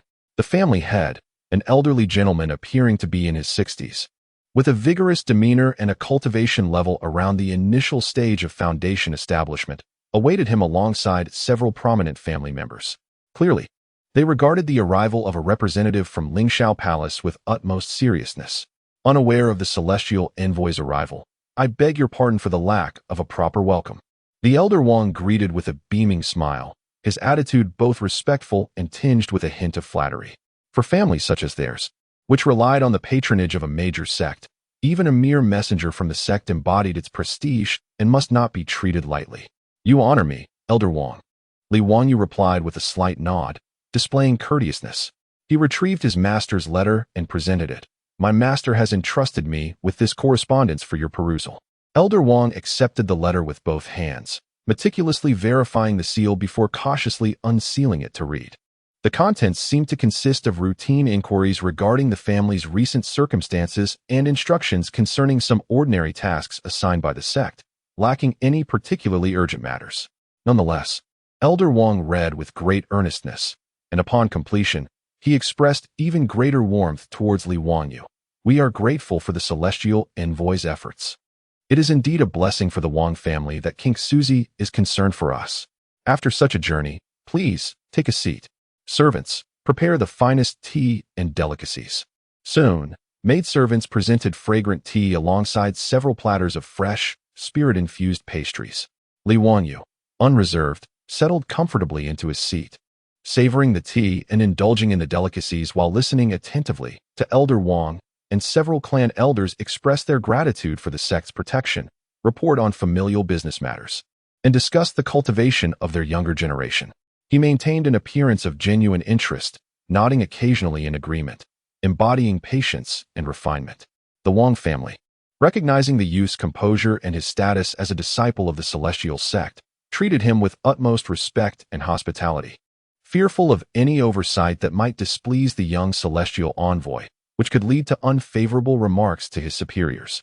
After enjoying a hearty meal and listening to the reports, Li Wanyu felt it was time to take his leave. "The message has been delivered, and I shall convey the Wang family's intentions and circumstances to my master. The affairs of the sect are pressing, and I must not linger." Old Master Wang quickly urged him to stay. "Why the haste, esteemed envoy? Why not rest for a night in my humble abode, allowing me to extend my hospitality?" No. "I must return to the mountain promptly to report back to my master," Li Wanyu graciously declined. He had no desire to remain here, where the customs felt cumbersome and confining. Furthermore, he wished to explore the town's nightlife that evening. Seeing that his entreaties were in vain, Old Master Wang commanded the servants to present a heavy silk pouch as a token of appreciation, clearly filled with an abundance of spirit stones and gold. Li Wanyu's spirit soared as he scanned its contents with his senses, yet he feigned reluctance. "This, Master Wang, is too courteous." The rules of the sect prohibit such gifts. Nay, esteemed envoy, you misinterpret my intent. This is merely a token of my gratitude, unrelated to the sect's regulations. It is imperative that you accept it as a recompense for your efforts. Old Master Wang insisted, firmly placing the pouch into Li Wangyu's hands. With some reluctance, Li Wangyu accepted it, inwardly commending the old man for his acumen. A group of family members respectfully escorted him to the gates of the Wang residence. Just as Li Wangyu was about to bid farewell and turned to leave, he caught a faint sound with his keen ears. Behind him, two young family disciples, fresh off their shift, were engaged in an excited whispered conversation that wafted through the air into his extraordinary hearing. Is the news reliable? The spiritual fluctuations at Yunwu Marsh have been quite unusual lately? Absolutely true. My uncle went there a few days ago to gather herbs and witnessed radiant light appearing in the Zishin area, along with an enchanting fragrance. Surely, a treasure is about to emerge. I've heard that several wandering cultivators and small families have sent people to investigate. Should we not take a chance as well? The head of the family seems hesitant, saying that the place is treacherous and easy to get lost in, full of miasma and venomous creatures, quite perilous. What is there to fear? Fortune favors the bold. If we were to discover a rare herb or a relic from the ancients, it would be our fortune. Li Wangyu paused momentarily, a glimmer of keen interest flashing in his eyes. Chapter 61. Rumors of the Secret Realm return to report? How utterly uninspiring. Going back merely entails enduring my master's incessant lecturing, facing my elder brother's stern demeanor, teasing the timid junior disciple, and listening to the third senior sister's nagging. Where is the thrill of exploring secret realms and seeking treasures? Li Wangyu resolutely decided to venture to Yunwu Marsh. It was imperative that he go. Feigning indifference, he continued his leisurely stride away from the Wang residence. However, he did not wander far. Instead, he meandered through Qinghe town. Appearing casual while his keen ears functioned like the most sensitive radar, capturing every snippet of information related to Yunwu Marsh. He first settled into the largest tea house in town, ordering a pot of the cheapest coarse tea, eavesdropping on the idle chatter of fellow patrons. Sure enough, it wasn't long before he overheard a group at the adjacent table. Seemingly mercenaries or small traders, engaged in discussion. Have you heard? Things have been quite unsettled over at Yunwu Marsh. Unsettled? That's an understatement. I've heard that treasures of immense value are about to reveal themselves. Please, with your meager skills, do you dare covet such treasures? You might lose your life amidst the miasma before you ever lay eyes on them. What's there to fear? Fortune favors the bold. So many have ventured there. We could at least try our luck on the outskirts and perhaps gather some overlooked remnants. Li Wangyu perked up, silently absorbing their exchanges. His confidence bolstered. The news was indeed widespread, and many were venturing forth, albeit with inherent dangers. After finishing his tea, he discreetly made his way to the local general store and apothecary, areas typically brimming with the latest gossip. At the apothecary, he pretended to inquire about purchasing detoxifying pills and miasma-repelling talismans, casually asking the shopkeeper, how much for the detoxifying pills? I heard Yunwu Marsh is rather perilous. It's wise to be prepared just in case. The shopkeeper, a lean middle-aged man, nodded at his words. Ah, young man, you are quite well informed. Indeed, recently, the number of those wishing to try their luck at Yunwu Marsh has surged. My stock of detoxifying pills and miasma-repelling talismans is nearly sold out. As for the price, well, naturally, it's about 30% higher than usual. While inwardly cursing the unscrupulous merchant, Li Wangyu paid and continued his inquiries. Oh, many have gone. Is that place truly dangerous? I've heard it's easy to get lost. As the shopkeeper gathered the medicine, he lowered his voice. It's not merely about getting lost. Yunwu Marsh is quite sinister, perpetually shrouded in thick mist, making it difficult to discern directions once inside. And there are natural mazes, not to mention the poisonous insects and miasma in the swamps. Every year, there are reckless wanderers who enter and never return. However, he shifted his tone. This time, the disturbances are extraordinary, possibly an unprecedented opportunity in decades, which is why so many are taking risks. If you intend to go, you must assemble a reliable team. Do not venture alone. Li Wangyu nodded repeatedly, yet internally mused. Assemble a team? How could one quietly amass wealth with companions?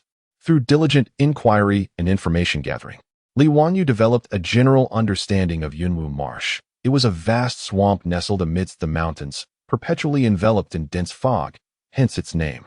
The environment was harsh, rife with miasma, teeming with venomous creatures, and characterized by a complex terrain accompanied by natural mazes, rendering it exceedingly perilous for lower-tier cultivators. However, it is also a site where a low-level secret realm opens every few years.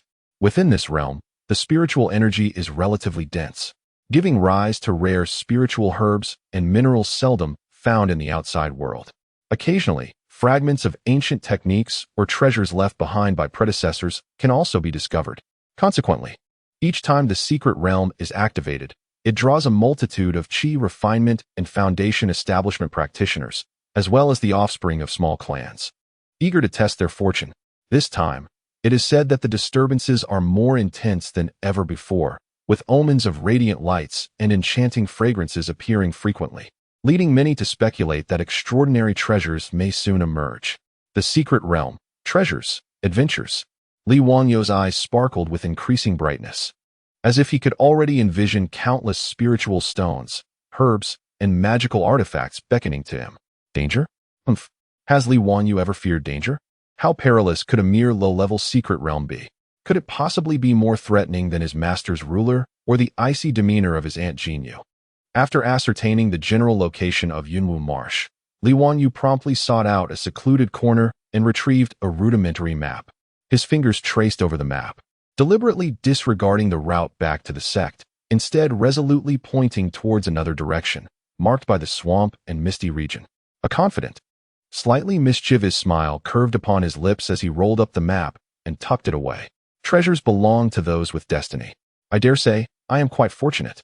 With that, he oriented himself, set forth with a light-hearted stride, humming a tuneless melody, and eagerly made his way towards Yunwu Marsh. Chapter 62. The entrance to the misty marsh. Li Wangyou ambled leisurely along, occasionally engaging in acts of chivalry. After several days, he finally arrived at the periphery of Yunwu Marsh, as marked on the map. The closer he drew, the heavier the humidity in the air became, tinged with a peculiar scent of decaying vegetation. In the distance, an immense expanse of marshland shrouded in thick, grayish-white mist stretched endlessly before him, its density impenetrable, resembling a colossal beast lying in wait, instilling a sense of oppression and mystery. This place was far more bustling than he had anticipated. On a relatively arid highland at the outskirts of Yunwu Marsh, a makeshift market and gathering spot had spontaneously emerged. Tents and simple shelters were crammed together, with a constant flow of people and a cacophony of voices filling the air. Various cultivators mingled among the throng, some adorned in uniform attire, clearly disciples from minor clans or sects, while many others bore diverse garments, their expressions wary and seasoned by travel. The sounds of hawking, bargaining, and bickering echoed around, punctuated by calls to form teams. Premium anti-miasma pills. Only a few bottles left. First come, first served. Recruiting companions. Seeking one adept in earth magic. Rewards distributed by contribution. Freshly made insect repellent powder. The bane of the poisonous insects of Yunwu Marsh. Only 3 spirit stones. Clear off. We were here first. The entire area was a chaotic blend of individuals, the atmosphere thick with tension, excitement, and restlessness. All gazes instinctively turned towards the depths of the marsh, shrouded in mist, their eyes glinting with greed, desire, and caution. Li Wangyou stealthily blended into the crowd. He had already employed a secret technique to perfectly conceal his golden core cultivation fluctuations, projecting only a faint aura akin to that of a mid-stage chi refining practitioner. This level was common among wandering cultivators, neither too high nor too low, ensuring he would neither be scorned nor attract undue attention, making it ideal for navigating through murky waters. Dressed in a somewhat worn gray robe, borrowed from an unfortunate ruffian along the way, and with a bit of dust smeared on his face, he appeared as an ordinary, anxious, yet hopeful wandering cultivator, seeking his fortune alone. As he wove through the crowd, he observed his surroundings discreetly. In the center of the gathering, near the marsh's edge, the mist was particularly thick, and he could vaguely sense an unstable spatial fluctuation emanating from within. This was likely the entrance to the secret realm. However, it was clear that the entrance had yet to stabilize completely, and venturing in recklessly might result in being torn apart by chaotic spatial forces. Everyone was waiting for the optimal moment to enter. His gaze swept over the stalls manned by cultivators, most of whom sold various pills, talismans, and low-tier magical artifacts of varying quality, all priced significantly higher than those outside, typical of opportunistic profiteering. He then turned his attention to the groups forming among the cultivators. Their strengths and weaknesses varied, rife with distrust, arguments, and haggling being the norm. Others, like him, remained solitary, observing with keen eyes, their intentions shrouded in mystery. With a soft click of his tongue, Li Wanyu mused to himself about the peculiar assortment of characters gathered in this place, finding it far more intriguing than the sections. As he contemplated whether to seek a place to rest, or perhaps set up a stall to sell some local specialties, a sudden commotion arose at the periphery of the crowd, accompanied by a few hushed exclamations. "Look, it's the disciples of Qinglan's sect. They have indeed arrived." Truly, it was the largest sect within 100 miles, and their presence was formidable. Following the sound, Li Wanyu beheld a group of 5 or 6 individuals parting the throng as they made their way toward the entrance of the secret realm. Clad in matching azure sect robes, each bore an air of haughtiness, casting disdainful glances at the scattered practitioners and disciples from minor clans around them. Leading this assembly was a young man, whose calm demeanor betrayed his mid-foundation cultivation level, making him stand out remarkably among the lower-tier practitioners. Qinglan sect? Li Wanyu rifled through his memories and recalled it to be a second-rate sect, its strength eclipsed by Lingxiao Palace. Yet within this confined territory, it could indeed be considered a local tyrant. The disciples of Qinglan's sect approached the area closest to the entrance of the secret realm, previously occupied by several teams of scattered practitioners, and without a hint of courtesy, they forcefully displaced them, claiming the prime observation spot. Though the displaced practitioners seethed with indignation, they dared not voice their anger. The leading disciple of Qinglan's sect surveyed the swirling mists and remarked to his companions, "The entrance will not stabilize for another half-day. Our sect is determined to acquire the 3-leaf spirit herb within the marsh. Let us remain vigilant and not allow any meddlesome outsiders to disrupt our endeavor." "Yes, Senior Brother Lu." The other disciples replied in unison, their voices brimming with confidence, as though the treasure were already within their grasp. Li Wanyu, blending into the crowd, overheard their conversation with clarity, his gaze drifting over the haughty disciples of Qinglan's sect, particularly lingering on their bulging storage pouches at their waists. He instinctively licked his lips. The 3-leaf spirit herb? It sounds like a remarkable treasure. Disciples from a major sect? They must possess substantial resources. Their arrogant demeanor suggests a lack of worldly experience.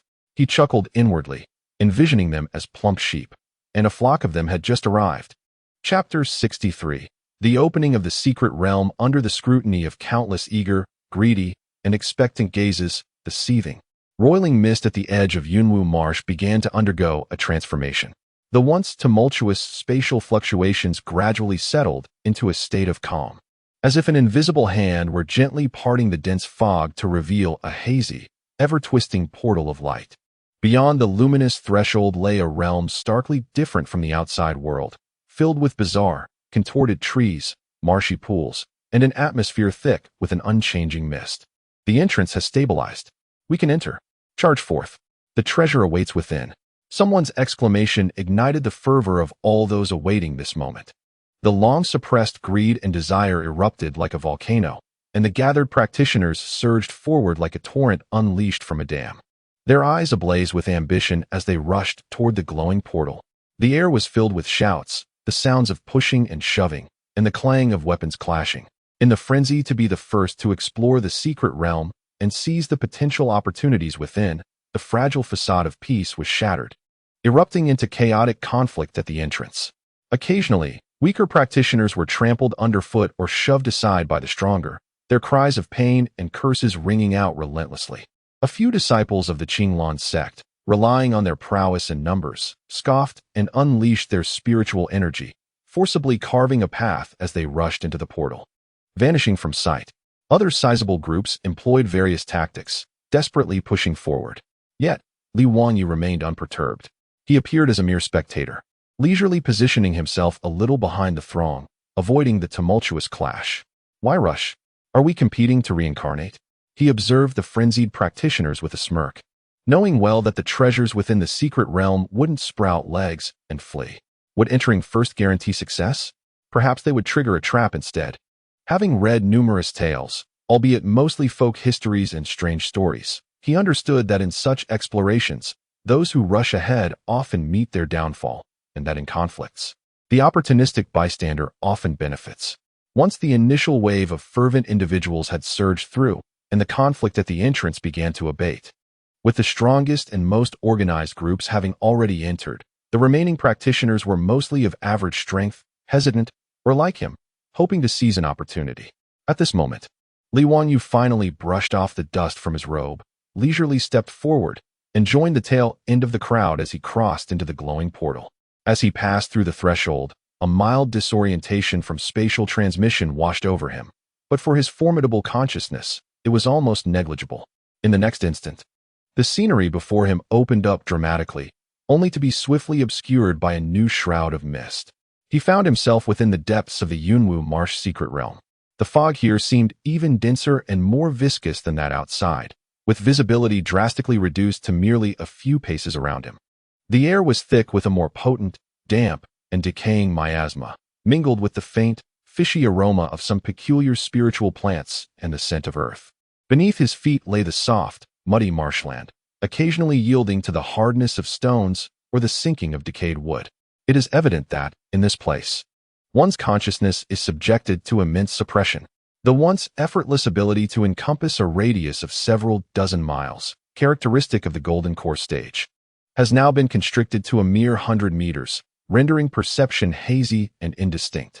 Such an environment undoubtedly amplifies the peril and uncertainty of the expedition, making it all too easy to lose one's bearings and fall prey to unexpected assaults, whether from the dangers inherent in the secret realm itself or from other practitioners. Oh, this cursed place indeed possesses some mysteries. Li Wanyu, sensing the suppression of his consciousness, curled his lips in disdain. Yet, this degree of constraint posed little challenge for him. 100 meters is ample space for him to react. Moreover, the denser the fog, the more advantageous it becomes for his endeavors. He lifted his gaze and surveyed his surroundings, noticing that the first group of practitioners to rush in had already dispersed, vanishing into the depths of the thick mist. Faint sounds of distant skirmishes, gasps of surprise, and the rustling of exploration could be heard. The later arrivals also chose their respective paths, cautiously delving deeper. Soon swallowed by the fog, Li Wanyu remained stationary, refraining from randomly selecting a direction. He closed his eyes and concentrated. Although his consciousness was subdued, his extraordinary spiritual perception still detected the subtle fluctuations of spiritual power and the direction of breath left behind by those disciples of the Qinglan sect just moments ago, which had yet to be entirely obscured by the mist. A mischievous smile slowly crept across his lips. Those Na'vi disciples of the Qinglan sect, oh no. His senior brothers, wait for me. After discerning the direction, he shifted his form, seamlessly merging with the fog like a specter, silently following their trail. The hunt has commenced. Chapter 64, Professional Equipment. The dense fog served as an impeccable veil. Li Wanyu glided through the mist like a specter, trailing behind several disciples of the Qinglan sect. Clearly, they were well acquainted with this secret realm, moving with purpose and speed towards a specific destination. Along the way, they deftly collected several commendable spiritual herbs and dispatched a few low-level venomous insects that had suddenly emerged from the marsh, demonstrating a commendable synergy. Li Wanyu was in no haste to act. He observed patiently, biding his time for the optimal moment. The pervasive fog limited his spiritual senses, presenting a serendipitous opportunity for resource redistribution. However, he understood the importance of subtlety. After all, they were numerous, and that mid-foundation stage senior brother Lu appeared to possess considerable prowess. A direct confrontation? Too crude, not aligning with Li Wanyu's aesthetic, though admittedly lacking in any profound aesthetic. Strategy was paramount. Professionalism was essential. After trailing them for a considerable distance, having delved deeper into the secret realm, the fog thickened further, and the sounds of combat and the presence of cultivators grew sparse. The moment was nigh. With a swift motion, Li Wanyu slipped silently into a dense thicket of peculiar shrubs enveloped in mist, concealing himself entirely. He cautiously surveyed the vicinity within 100 meters using his suppressed spiritual senses. confirming temporary safety before rubbing his hands together in excitement and beginning to retrieve his tools from his storage bag. First emerged a fitted suit of nocturnal attire. This was no ordinary black clothing. It was woven from the silk of a low-tier shadow spider mixed with special dyes, soft and breathable, designed to absorb light to the greatest extent. Once donned, standing in the shadows rendered him nearly invisible. Next, he produced his primary weapon, a seemingly unremarkable short staff, approximately 2 feet long and dark in hue, appeared in his hand. This was no ordinary stick. During a period of boredom and seclusion, he had crafted this low-tier magical artifact from a piece of somber ironwood, infused with a bit of spirit-absorbing mineral powder pilfered from his second senior brother. Its functionalities were straightforward yet effective. It was exceptionally sturdy, impervious to ordinary spiritual tools. Embedded within were fragments of lightning wood, capable of releasing a weak electric current upon impact to induce temporary paralysis, and the surface was inscribed with the most rudimentary, sound-dampening runes, ensuring that swings and strikes would produce negligible noise. Li Wangyu weighed the professional club in his hands, appreciating its solid feel and smooth spiritual energy conduction, thoroughly satisfied. "Old friend, I shall rely on you this time," he whispered to the staff. Yet, possessing only the staff was insufficient. He retrieved several talismans, not for offense, but for voice alteration, capable of temporarily changing his vocal tone and simulating simple animal roars or whimpers to confuse adversaries and sow chaos. Additionally, he had a few rudimentary breath-concealing talismans. While negligible in effect for someone of his golden core status, their use provided a sense of ritual. Lastly, he extracted a small jade vial, pouring forth a peculiar low-tier disguise pill. This concoction was surreptitiously crafted by him using scraps from the medicinal garden of his third senior sister, based on a recipe from a tattered ancient tome. Its efficacy is far from perfect, yet sufficient to deceive peers of equal or lower cultivation levels. The drawback lies in its overpowering aroma and fleeting duration, lasting at most a couple of hours. For the noble cause of robbing the wealthy to aid the impoverished, he resolved to take the plunge. Li Wangyu pinched his nose, his expression resolute as he swallowed the remarkably fragrant disguise pill. Upon entering his abdomen, the pill immediately transformed into a surge of warmth that radiated throughout his being. Soon, a series of faint, tooth-tingling crackles emanated from his facial bones and muscles, as though myriad tiny insects were wriggling beneath his skin. This sensation was simultaneously itchy and numbing. Not exactly painful, yet undeniably uncomfortable. Li Wangyu resisted the urge to claw at his face, silently channeling his spiritual energy to guide the medicinal effects. After several breaths, the unusual sensations gradually subsided. He touched his face, finding the texture rough, the skin taut, his brow prominent, and even his nose seemed to have slightly flattened. Altogether a stark contrast to the delicate features of the youthful visage he once possessed. A grin spread across his face as he retrieved a small copper mirror from his storage bag. The reflection that greeted him was no longer that of a youth with exquisite features and a hint of mischief. Instead, it revealed a burly man with a face full of flesh, dark and coarse skin, and a menacing centipede-like scar stretching from his left brow to his right cheek. Appearing to be at least in his 30s, with a fierce gaze. Quite impressive. He exuded an imposing presence. Unmistakably the embodiment of a seasoned rogue who had traversed the martial world for years. Li Wangyu bared his teeth at the mirror, attempting to compose a fearsome expression. His voice transformed into a coarse, gravelly timbre under the dual influence of the pill and a voice-altering talisman. "Halt! This path is blocked. Surrender your valuables, if you are wise." He was so amused by his new persona that he quickly covered his mouth to stifle a laugh. The perfect disguise was accomplished.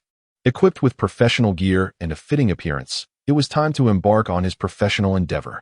He slung the specially crafted club over his shoulder, gauged how long the effects of the disguise pill would last, discerned the direction in which the disciples of the Qinglan sect had departed, and, with a grin he deemed ferocious, once again melded into the dense fog. "Fat sheep, your scarred grandpa Lu has come to bring you warmth."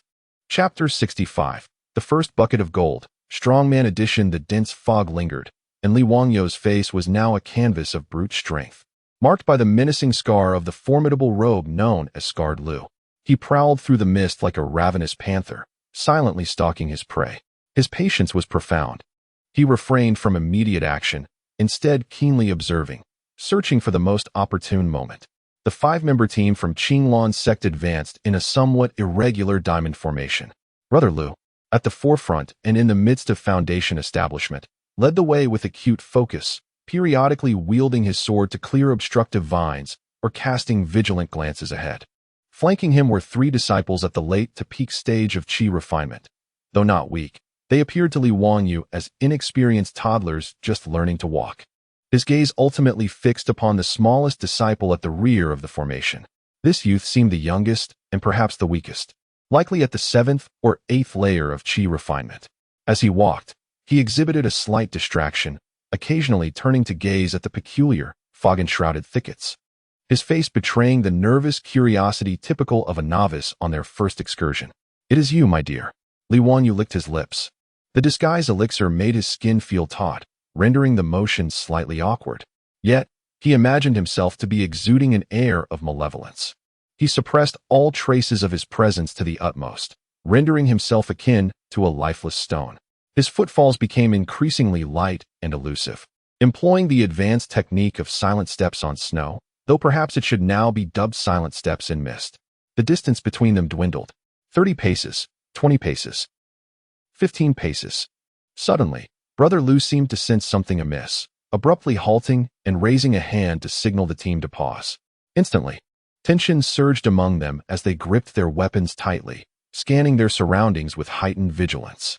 What an opportunity! At that precise moment, as their attention was captivated by the potential danger ahead, just as they paused, and their focus momentarily waned, Scarred Lu struck. His speed was unparalleled. Lunging straight for the small disciple at the rear, the specially designed nocturnal attire and the silencing properties of his weapon rendered his approach almost soundless. The small disciple sensed a violent disturbance in the fog behind him, a chilling gust of malevolence bearing down upon him. Terror coursed through him, and instinctively he yearned to scream, to turn, to activate his protective talisman. But it was too late. In the mere fraction of a moment before his eyes could fully widen, before he could even begin to twist his neck. Bang! A profoundly muffled thud echoed as it struck the back of his head. The sound was subdued, thanks to the silencing runes on the weapon, failing to carry even 5 paces before being devoured by the dense fog. Darkness enveloped the small disciple. All thoughts, all fears dissipated from his mind. He didn't even perceive the paralyzing jolt that followed, as he succumbed to unconsciousness, his body collapsing toward the ground. Li Wangyu swung his staff with one hand, while the other lay in wait, akin to a serpent emerging from its lair. He deftly caught the limp body of his opponent, preventing a loud thud as it met the ground. In the same motion, his toes flicked lightly, sending the bulging storage pouch at his adversary's waist soaring into his palm. Success! It was only then that the elder Lu seemed to register a faint ripple of spiritual energy and a barely perceptible muffled sound. He turned sharply, his voice laced with authority. "Junior Brother Wang? What transpired?" His gaze swept across the rear of the group. However, before his sight could reach that point, Li Wangyu had already retreated, bearing his prize, the staff that had served him so well, and clutched the warm storage pouch in his hand, vanishing like a wraith into the dense mist, leaving no trace behind. All that remained for Lu and the 3 disciples who turned at the sound was an empty space and what appeared to be faint imprints upon the ground, suggesting something had just passed through. "Junior Brother Wang," exclaimed one disciple in shock, as they realized the absence of their comrade at the rear. "Something's amiss. Stay vigilant." Lu's countenance darkened as he unsheathed his sword, positioning it defensively before him, his senses frantically scanning the surroundings. Yet, the thick fog confined him to a limited scope, rendering him fruitless in his search. The other 3 disciples were frozen with fear, forming a protective circle, their faces pale as they anxiously surveyed the swirling mist, wary of any monstrous entity that might emerge from its depths. "Just moments ago, Junior Brother Wang was mere steps behind me," one disciple stammered. "What beast could possess such swiftness? I couldn't discern anything. It felt like a gust of wind passed by." Lu's expression darkened further as he approached the spot where Wang had stood, examining the ground meticulously.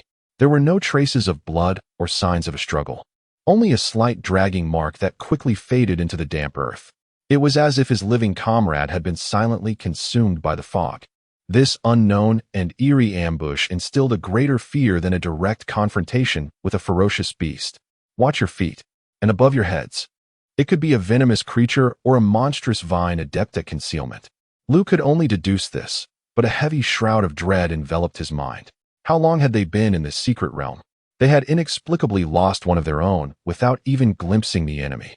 The atmosphere within the small team swiftly morphed from a mild tension to one of sheer panic, each member gripped by trepidation, their pace faltering as every step became a cautious endeavor.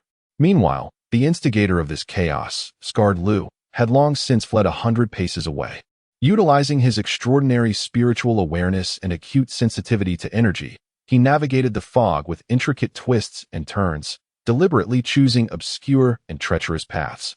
After nearly covering 10 miles, he finally halted behind a colossal, gnarled tree with a hollow at its base, seeking refuge. He first scanned his surroundings cautiously with his spiritual sense, confirming absolute safety before he exhaled deeply, feeling a surge of relief. What an exhilarating thrill! Leaning against the rough bark of a tree, he felt his heart racing from the recent burst of adrenaline and tension. This sensation was undeniably delightful. Glancing down at his prize, he beheld an unremarkable low-grade storage bag, adorned with an unevenly embroidered character for Wang, presumably the surname of the unfortunate Wang Shidi. Ah, Wang Shidi, thank you for your generous contribution. When you awaken, you shall discover this is but a minor trial presented by life, intended to expedite your growth. No need for gratitude. I am Lei Xiaofeng. Li Wangyu mused without a hint of remorse, a smile involuntarily curling at the corners of his lips. He weighed the storage bag in his hands. It felt quite substantial, indicating a considerable amount of contents within. He could hardly contain his excitement as he prepared to unveil the treasures inside. With a flicker of spiritual energy, he breached the protective seals of the storage bag effortlessly, rendering them utterly ineffective against his prowess. With a flourish, he emptied its contents onto the ground before the tree hollow. The first sight that greeted him was a small mound of glimmering low-grade spirit stones. A cursory glance revealed at least 50 or 60 of them. For a disciple in the Qi refinement stage, this constituted a significant fortune. Perhaps all of his worldly possessions, or specifically gathered for this expedition into the secret realm. Indeed, it was clear that robbing was a swift means to amass wealth. Li Wangyu's eyes sparkled as he unceremoniously swept the spirit stones into his own storage bag. Next came an assortment of miscellaneous items, a few sets of ordinary clothing, a couple of vials containing the most basic healing and restorative elixirs, several low-tier fire and wind talismans, whose effectiveness might barely suffice to ignite kindling or stir dust. A crumpled booklet that appeared to contain the foundational techniques of the Qinglan sect, and some provisions along with a water skin. What a miser! Li Wanyu scoffed. Yet adhering to the principle of making the most of every resource, he collected the elixirs and talismans as well. After all, even a mosquito's leg is meat. Though he had no use for them, he might be able to sell them to some unsuspecting fool, rather, to a fellow cultivator in need. His gaze continued to scan through the clutter when suddenly, a small, black, irregularly edged shard caught his attention. The fragment felt cold to the touch, lacking any sheen, and emitted no trace of spiritual energy, appearing as if it were mere refuse chipped off from some decrepit furnace, blending inconspicuously among the other items. What on earth is this? Scrap? Li Wanyu picked up the shard, examining it from every angle, but discerned nothing remarkable about it. With his golden core stage spiritual perception, it seemed to be nothing more than an ordinary object. He instinctively considered discarding it, but paused, a thought striking him. Wait a moment. Why would a Qi refinement stage disciple journey thousands of miles into a secret realm only to carry a useless piece of scrap iron? Could it possibly be something of value that he had failed to recognize? He meticulously examined it once more, even employing a fragment of his divine consciousness to probe deeper, yet still encountered no response. How peculiar. Could it be that I am overthinking this? Is it merely a piece of refuse? Li Wanyu scratched his head, pondering that perhaps he should simply keep it for now. After all, it might be a treasure. Perhaps it requires a drop of blood to acknowledge its master or demands special conditions to be activated. He placed the enigmatic black fragment into his storage pouch, resolving to investigate it further when time permitted. Upon tallying all his spoils, though he did not uncover any earth-shattering treasures, The 50 or so low-grade spirit stones were more than sufficient to satisfy him. This was a venture with no initial investment yielding significant returns. Li Wanyu patted his now bulging storage pouch, and even his fierce, scarred visage could not conceal the satisfied smile that spread across his face, albeit appearing particularly eerie and intimidating with such a countenance. A propitious start. Fortune seems to be on my side, he mused gleefully, wondering who the next fortunate soul would be. With the business just commencing, one must seize the moment.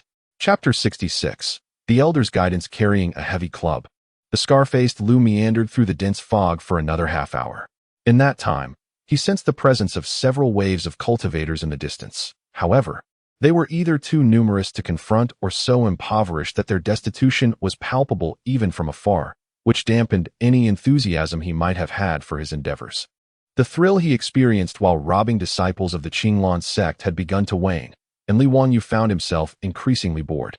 Despite the intimidating appearance of scar-faced Lu, his method of aimlessly seeking out victims with a club seemed lacking in finesse, a stark contrast to Li Wanyu's own agile and cunning approach. It was time for a change in strategy. He stroked the coarse stubble that had recently emerged on his chin, his eyes darting with newfound ideas. The effects of the disguise pill still lingered, but altering his appearance was as simple as consuming another. He contemplated that consistently portraying a violent thug would only invite animosity. And with such a conspicuous target, if Brother Lu from the Qinglan sect regained his senses and organized a search for the scar-faced villain, things could become quite troublesome. Thus, he resolved to adopt a less conspicuous persona, one that would allow others to lower their guard. While deep in thought, he slipped behind a rock. Once again, he retrieved the small jade vial containing the disguise pill, wrinkling his nose in distaste. Yet he steeled himself and swallowed another. The familiar sensation of his bones and muscles shifting coursed through him once more. This time, however, the transformation was entirely different from before. After a few breaths, he emerged from behind the rock. The formidable figure he had embodied moments prior had vanished, replaced by a hunchbacked elder, his disheveled white hair framing a face etched with deep wrinkles and age spots. Clad in a coarse, patched tunic, he leaned on a gnarled stick he had scavenged, his gait unsteady and shaky, as if a mere gust of wind could topple him. His eyes were clouded, and he seemed to mumble to himself, a quintessential image of an elderly wanderer who, having lost his way in the secret realm, sought fortune but found only confusion. Coughing deliberately, he feigned a raspy, weary voice. He was exceedingly pleased with his new guise, for it epitomized frailty, pity, and helplessness. Who could possibly associate such an impending mortal with a brutal thug? He suppressed all traces of his aura, even regulating his breath to be faint and prolonged, perfectly embodying the essence of a lowly cultivator whose vitality had waned. With the gnarled stick in hand, he began to meander slowly along the mist-laden edges of the marsh, appearing to search for something, yet seemingly lost. Before long, his quarry appeared. Not far ahead, a cacophony of argument erupted, suggesting a gathering of 4 or 5 individuals. A glimmer of excitement flickered in Li Wanyu's eyes as he promptly adjusted his course, trembling as he approached the source of the commotion. Navigating around clusters of dense shrubs, he soon laid eyes on a group of wandering cultivators, 4 men and 1 woman, all hovering between the mid and late stages of qi refinement. Were clad in diverse yet travel-worn attire, their faces marked by the unique vigilance and fatigue of wandering cultivators. At that moment, they found themselves embroiled in a heated dispute. "The map clearly indicates this area," exclaimed a scarred man in a hushed tone, impatience lacing his words as he clutched a tattered beast-hide map. "Boss Wong, we've been searching for an hour. Not a single trace to be found. This cursed place is shrouded in mist, teeming with venomous insects. If we linger here any longer, we might lose not only the flower, but our lives as well." A tall, lean man chimed in, swatting at the swarming mosquitoes that threatened to bite his neck. "Indeed, Boss Wong, shall we consider another location?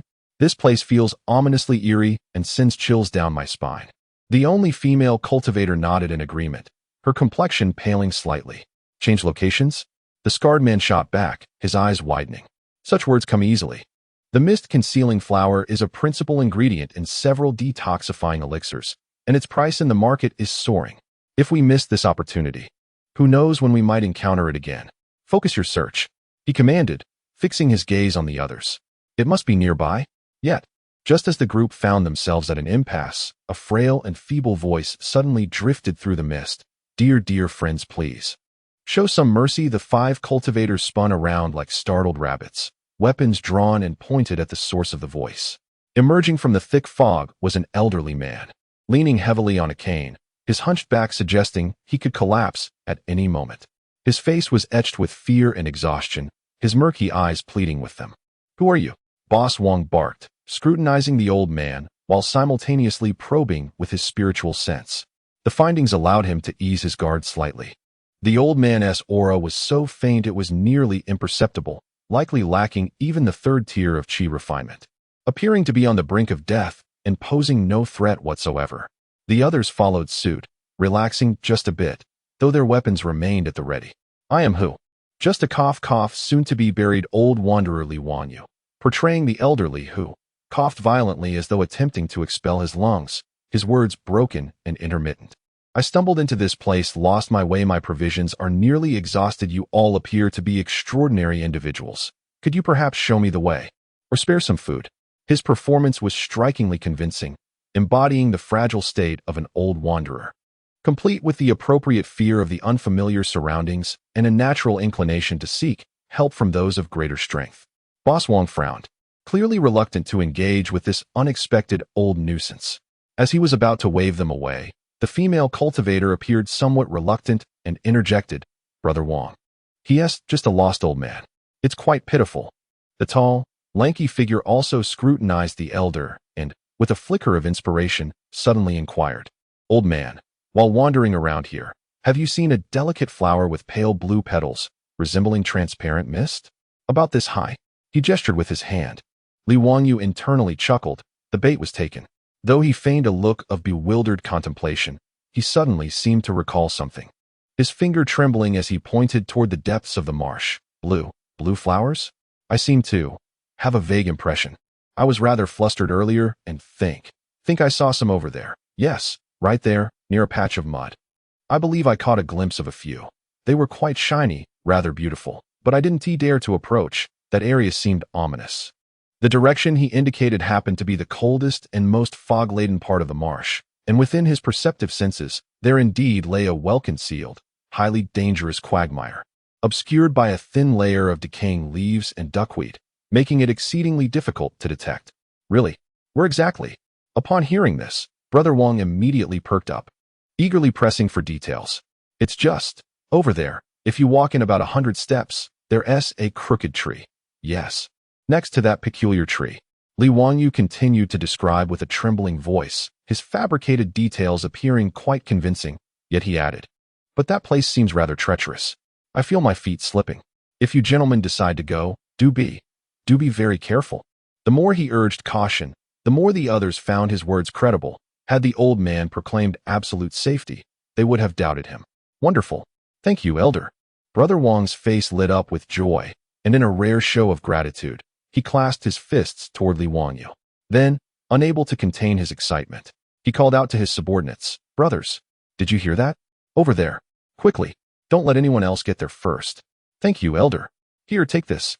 The female cultivator, possessing a kind heart, pulled a piece of flatbread from her rations and pressed it into Li Wanyu's hands. He gratefully accepted it, tears of appreciation welling in his eyes as he repeatedly expressed his thanks. "Thank you, fairy. Thank you, fairy. Good deeds will surely be rewarded. You will certainly find the spirit flower." At that moment, Brother Wong and his companions were already lost in thoughts of the mist-covered flower. Paying no further heed to the old man, and eagerly made their way toward the direction Li Wanyu had indicated. Li Wanyu leaned on his cane, standing in place as he watched their figures vanish into the thick fog, his murky old eyes devoid of any trace of fear or gratitude, replaced instead by a cunning smile of triumph. He broke off a small piece of flatbread and chewed it thoughtfully. "Ugh, quite coarse, sticks to the throat." He grimaced, tossing the remaining bread into the marsh to feed the insects. Then, he tilted his ear to listen. Before long, faint sounds of panic and chaotic thrashing emerged from that direction. "Ah, not good. It's the marsh. Help. Pull me up. Brother Wong. Save me. I'm stuck. Don't move. The more you struggle, the deeper you sink. Quickly find something to pull us out." The cacophony of voices, laced with panic and the bubbling sounds of mud, filled the air. A broader smile graced Li Wangyo's face, betraying no surprise. He had previously noted the mud trap during his reconnaissance with Divine Sense, recognizing it as a prime location. Its powerful suction ensured that any chi refining stage cultivator who fell prey to it, without external assistance, would be nearly impossible to extricate themselves. He had no desire for the lives of these wandering cultivators. His intentions were purely monetary. Thus, while the trap was deep, it would not claim lives immediately, merely subjecting them to hardship and exhausting their stamina. After waiting a brief moment, he surmised that the unfortunate few were preoccupied with their muddy predicament, leaving him free to act. Li Wangyu leaned upon his staff, straightening his previously hunched and trembling form, his gait transforming into one of vigor and purpose. Shedding any semblance of frailty, like a seasoned hunter, he advanced toward the scene of the incident. Before long, he beheld a captivating sight. Beside a gnarled tree, a vast pit of mud bubbled ominously. All 5 members of the wandering cultivator team were ensnared within. The most fortunate among them, Wang the Elder and a female cultivator, found the muck reaching their thighs, struggling futilely to free their feet, only to sink deeper with each effort. Meanwhile, the lanky figure and the 2 most unfortunate disciples were submerged to their chests, their faces ashen, screaming in terror and flailing their arms, inadvertently hastening their descent. Their belongings were long abandoned, scattered on the firmer ground surrounding the pit. "Help! Is anyone there? Pull me up. I'll give you all my spirit stones." Upon spotting the returning figure of the elder Hu, they cried out with renewed desperation. "Old man, save us. Hurry, pull us up." "Yes, yes. Good sir, please. Find a vine." Li Wangyu, masquerading as the elderly Hu, approached the edge of the mud pit, feigning concern as he surveyed their plight. "Oh dear! What on earth has happened? How could my esteemed friends be so careless? Alas, this old body of mine cannot possibly lift you." As he spoke, he ambulated with an air of urgency around the pit, ostensibly searching for something to assist them. In truth, his nimble toes discreetly nudged the most swollen-looking bags and a small cloth pouch, gradually pushing them away from the pit and into the nearby underbrush. His movements were fluid and natural, perfectly complementing the image of a helpless elder, leaving no room for suspicion. The trapped cultivators were wholly absorbed in their struggle for survival, oblivious to the quiet relocation of their belongings by their supposed savior. "Old man, don't just stand there. Think of something. Hurry, go find someone. Get help." Wang the Elder managed to retain a shred of composure amidst the chaos, shouting anxiously. "Ah, yes, yes. I shall fetch assistance immediately. Hold on, you must endure." Li Wangyu seemed to have just been roused from a stupor, hastily nodding in agreement before clumsily gathering the spoils he had carelessly scattered into the underbrush. He turned and made his way back, moving with a tremulous gait, as if he had expended every ounce of his strength. "Hurry up, old man, please," came the urgent cries from behind, mingled with the squelching sounds of mud. Clutching his bounty, Li Wangyu quickly vanished into the dense fog. This time, he ventured a bit farther, seeking refuge within a thicket to take stock of his gains. Although his haul paled in comparison to the plunder from the Qinglan sect disciples, he still secured over 20 low-grade spirit stones and a selection of minor materials and herbs. Better than nothing, indeed. After stowing his findings, he adjusted his attire and transformed back into the guise of the hunchbacked elder. Leaning on his cane, he emerged from the foliage, from which faint echoes of desperate pleas could still be discerned. He paused, casting a glance in that direction, shaking his head with a slow, deliberate sigh, his aged voice resonating softly. "Youth is so impatient. Ignoring the wisdom of the elders, one invites misfortune. Alas." With that, he proceeded, cane in hand, at a leisurely pace towards the thicker mists, concealing his prowess and identity. Chapter 67. The enchanting woman's plea. Li Wangyu weighed the meager spiritual stones he earned from his second labor, curling his lip in disdain. Such paltry gains were akin to tossing crumbs to a beggar when compared to robbing disciples from various sections. Moreover, the repetitive strategy of offering guidance and then pushing others into the abyss lacked any semblance of novelty. It was imperative to innovate and adopt a differentiated approach. Thus, he began to contemplate some mischievous schemes. The sole female among the recent group of wandering cultivators appeared to be more susceptible to garnering sympathy. Although it was she who ultimately provided him with sustenance, she was also the one who suffered the most from his schemes. Ahem. Was it truly a scheme when it came to optimizing resource allocation? The effects of the disguise pill were waning, and he could feel his skin beginning to relax. Retreating behind a dense thicket of ferns, he deftly extracted another disguise pill from his possession. This time, he intended to create something truly striking. With a mischievous grin, he swallowed the pill, exhilarated by the artistic endeavor that lay ahead. His muscles and bones began to shift and transform once more, yet this experience felt entirely different. His height seemed to diminish slightly, his shoulders narrowed, his waist became slender, while his hips broadened just enough to accentuate an alluring silhouette. His skin smoothed and tightened, pores refined, and his features softened into a beguiling visage. His unruly white hair transformed rapidly into a lustrous black mane. After a few breaths, a brand new Li Wanyu emerged. He rummaged through his storage bag and unearthed a pink robe of good quality, evidently belonging to a fashionable female cultivator, as suggested by its color and style. Without hesitation, he tore at the sleeves and hem with his spiritual power, creating the illusion of being torn by the claws of a ferocious beast. He deliberately smeared mud and green moss on the ground to enhance the scene's authenticity. Once satisfied with his handiwork, he appraised his reflection. His figure was graceful, with enticing curves, while the tattered garment artfully revealed a glimpse of his porcelain shoulder and a small section of his smooth calf, exuding a fragile yet alluring charm. However, the area of his chest felt rather vacant, but that posed little concern. With a glint of inspiration, Li Wanyu plucked 2 handfuls of soft, dry moss nearby, crumpled them haphazardly, and stuffed them into his attire, adjusting their shape slightly. Perfect, it sufficed for the intended effect.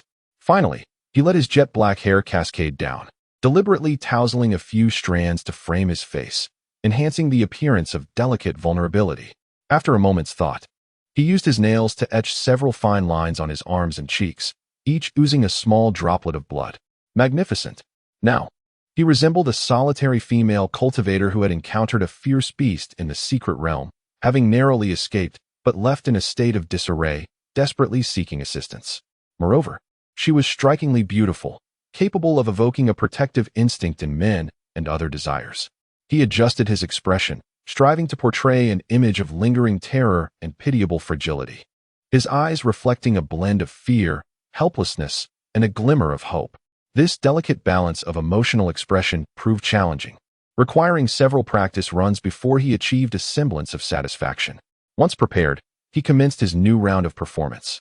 Utilizing his formidable spiritual awareness, he stealthily approached a group of 4 male cultivators who were recuperating to his left. They appeared to be disciples from a minor clan, with the most powerful among them being a middle-aged man at the early stage of foundation establishment, while the remaining 3 were youthful cultivators at the pinnacle of chi refinement. This particular group possessed some strength, but was not overly formidable. The leader needed to maintain an air of authority, while the young men, full of vigor, were the most susceptible to manipulation. Calculating the distance and timing meticulously, Li Wanyu, now transformed into a captivating female cultivator, suddenly burst forth from a thicket shrouded in dense mist.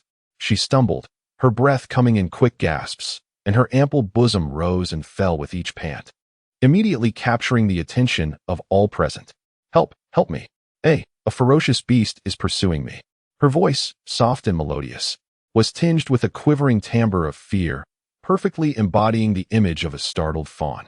The 4 cultivators were indeed startled by her abrupt entrance, hastily grasping their weapons and rising in defense.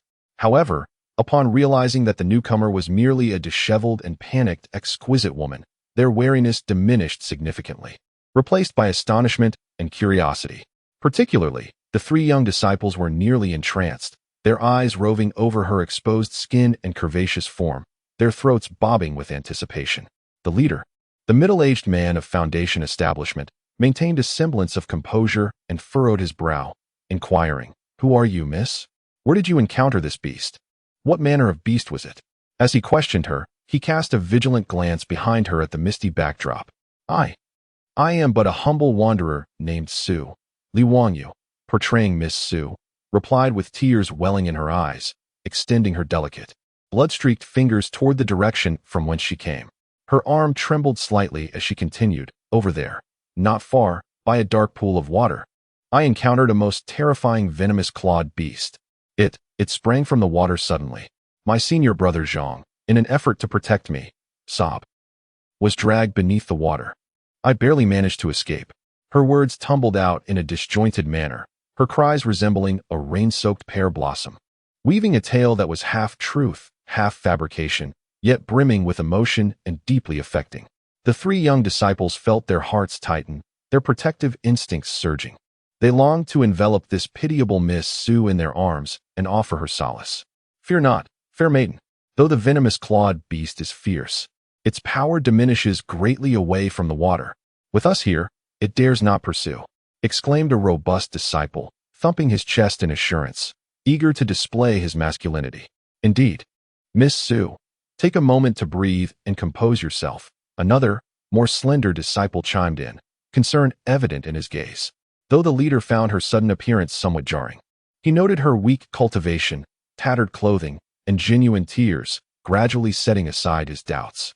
After all, it is a man's nature to rescue a damsel in distress. Especially in the presence of three hormonally charged disciples, he felt compelled to avoid appearing overly indifferent. Since Miss Sue has escaped peril, let us allow her to rest and regain her composure for the time being. The demeanor of the middle-aged individuals softened considerably. Thank you, esteemed friends. Miss Sue expressed her heartfelt gratitude, her voice trembling as she took a few faltering steps towards them, appearing weak and unsteady, as if her legs could give way at any moment. Be careful, miss. The nearest robust disciple and the slender one instinctively rushed forward simultaneously, reaching out to assist her. The other two were drawn in by the commotion, surrounding her and voicing their concern in a cacophony of anxious chatter. Now was the moment. Just as the four were wholly captivated by this unforeseen allure, their minds momentarily at ease, Miss Sue, seemingly overwhelmed by shock, felt her legs weaken once more and abruptly lurched forward, her tattered sleeves fluttering like butterfly wings. A faint, elusive fragrance wafted forth with the movement of her sleeves, enveloping the four closest guardians of her virtue. The scent was peculiar, sweet yet tinged with a refreshing hint of flora, evoking an instinctive desire to inhale more deeply. The middle-aged leader, possessing the highest cultivation level, reacted swiftly. His countenance shifted dramatically as he sensed the peril. Hold your breath. This fragrance. Unfortunately, it was too late. Before he could finish his warning, an intense wave of dizziness struck him, rendering his limbs weak and feeble, as if his internal spiritual energy had been frozen, completely unresponsive. The other three youthful disciples fared no better. Their gazes became dazed, faces adorned with a hint of foolish delight, and without uttering a word, they collapsed to the ground, unconscious like drunken souls. The leader, in the early stages of Foundation establishment, managed to endure for a fleeting moment, attempting to grasp at his weapon, but it was ultimately futile. Darkness enveloped him, and he fell to the ground with a thud, succumbing to oblivion. The entire sequence, from the moment the woman waved her sleeve to the four men lying prostrate, was executed with a swift and silent precision.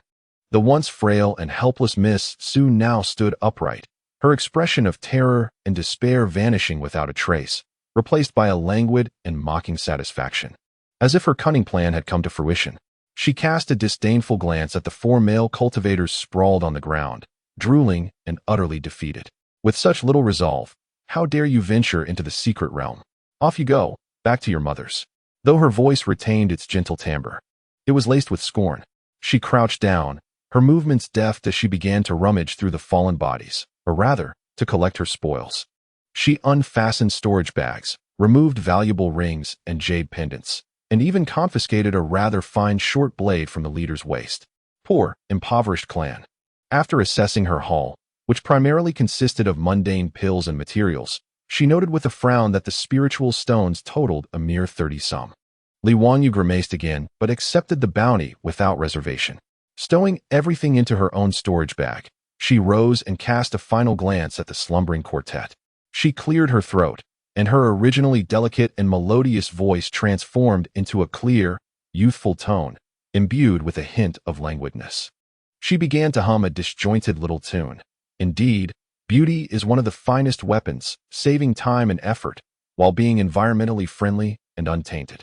Haha, After humming a few lines, she contentedly adjusted her tattered pink robe, utterly unconcerned with the spring light it revealed. With a slight sway, she vanished once more into the thick mist, preparing to seek her next destined encounter. Chapter 68. Black eating black, how tedious it is. Each one of them is as impoverished as can be, rendering my captivating appearance utterly wasted. Li Wanyu disdainfully pursed his lips, realizing that he must seek higher quality clients. As he contemplated whether to continue leveraging this feminine guise for luck or to adopt a more formidable persona to ambush the solitary disciples of various sects, a faint ripple of spiritual energy and reprimanding voices in the distance captured his attention. This commotion, it did not seem to involve fighting against demonic beasts, but rather a conflict among cultivators. Li Wanyu's eyes sparkled. Conflict signified potential profit. He promptly restrained his aura, minimizing his presence to the point of becoming indistinguishable from the surrounding mist, silently advancing toward the source of the commotion. Soon, through the slightly thinned fog, he discerned the scene before him. In a small clearing amidst the trees, 5 cultivators clad in uniform black attire, exuding an ominous aura, had formed a semicircle, cornering 3 plainly dressed loose cultivators. The trio, 2 men and 1 woman, bore injuries, their backs pressed against a massive dead tree, their faces pale and their eyes filled with fury and despair. On the ground lay another loose cultivator, motionless, blood seeping beneath him, clearly having fallen victim to foul play. Damn it, you refuse to drink the toast and instead seek punishment. Hand over your storage bags and the earth vein spirit mushrooms you just gathered, and I might show a modicum of mercy, leaving you with intact corpses. The leader of the black-clad robbers, his cultivation evident as being at the mid-stage of Foundation establishment, wielded a blood-stained ghostly blade, cursing savagely. You bandits. We brothers nearly risked our lives to procure that spirit mushroom. One of the older loose cultivators bellowed in indignation, tightly clutching a dirt-stained cloth bag. Less chatter. What use is the spirit mushroom when your lives are forfeit? Another robber sneered, brandishing a long sword menacingly. Continue to prattle, and I'll chop you into pieces to feed the crocodiles in the marsh. Brother, why waste words on this rabble? Let us slaughter them quickly and take their belongings, urged another robber impatiently, his eyes greedily fixed upon the bag containing the spirit mushrooms. Li Wangyu, concealed in the shadows, observed the situation with clarity. What a stroke of luck to encounter fellow practitioners. Yet, they were the most rudimentary kind, resorting to straightforward robbery. He noted that the 5 robbers were not weak. The lowest among them was at the pinnacle of chi refinement, working in concert and exhibiting ruthless efficiency, clearly seasoned in the art of murder and theft. In stark contrast, the 3 loose cultivators, with their highest cultivation merely at the peak of chi refinement and all severely injured, possessed no means of resistance. The earth vein spirit mushroom? Li Wangyu stroked his chin, now a smooth feminine chin, recalling that it was a type of 3rd-grade spirit plant, typically thriving in areas rich in earth vein spiritual energy, serving as a primary ingredient in the concoction of various potions aimed at enhancing earth-based cultivation, thus holding considerable value. It appeared that these robbers had set their sights on this treasure. In the unfolding scene, the situation favored the aggressors. Despite the sorrow and rage of the 3 loose cultivators, faced with an absolute disparity in strength and the looming threat of death, they ultimately succumbed in despair. The aged man trembled as he cast aside the burlap sack containing the spirit mushrooms, along with his own storage pouch and those of his 2 companions. At least you know your place. The leader of the bandits, with a grim visage, deftly caught the sack, opened it for a fleeting glance, and a satisfied, sinister grin spread across his face. He nonchalantly tucked the sack into his bosom before inspecting the storage pouches, curling his lip in disdain. Tsh. A bunch of paupers. Despite his derision, he nonetheless collected the pouches. Boss, what about these? One of the bandits gestured with a hand across his throat. The black-faced leader cast a cursory glance at the 3 pallid cultivators, snorting coldly. Forget it. I doubt they could stir up any trouble. He urged his comrades to hasten their departure, for the commotion had been considerable, and he wished to avoid drawing attention. Clearly, he was disinclined to complicate matters further. Having secured the most vital prize, the fate of these impoverished cultivators was of little consequence. With that, he waved his hand and, accompanied by 4 eager bandits, swiftly turned and vanished into the mist. The three survivors, having narrowly escaped death, remained frozen for a time, as if all strength had been sapped from their bodies. They collapsed to the ground, gazing at the lifeless form of their companion, and began to weep softly, overwhelmed with a mixture of relief and profound sorrow at their narrow escape. Li Wangyu observed from the sidelines, shaking his head in dismay. TSK, such poor professionalism. If you're going to rob, then do it thoroughly, leaving survivors to seek vengeance later? Either refrain from violence or execute it cleanly. This is the most basic of professional ethics. The principles of banditry. Internally, he derided the bandits for their lack of expertise, noting their incomplete search. It seemed a hairpin artifact was still hidden within the hair of the female cultivator, and the lifeless fellow on the ground appeared to have concealed spirit stones beneath his boots. What a waste. He held little interest in the three surviving cultivators. They were too destitute to warrant the attention of Scar Lu or Miss Su. His gaze had already fixated on the 5 bandits who had just secured a modest fortune and were departing with evident satisfaction. The thrill of predator turning prey. This is my favorite part. Li Wangyu's face broke into a delightfully wicked smile. Thank you for collecting those resources on my behalf. Your packaging service was impeccable. Truly commendable.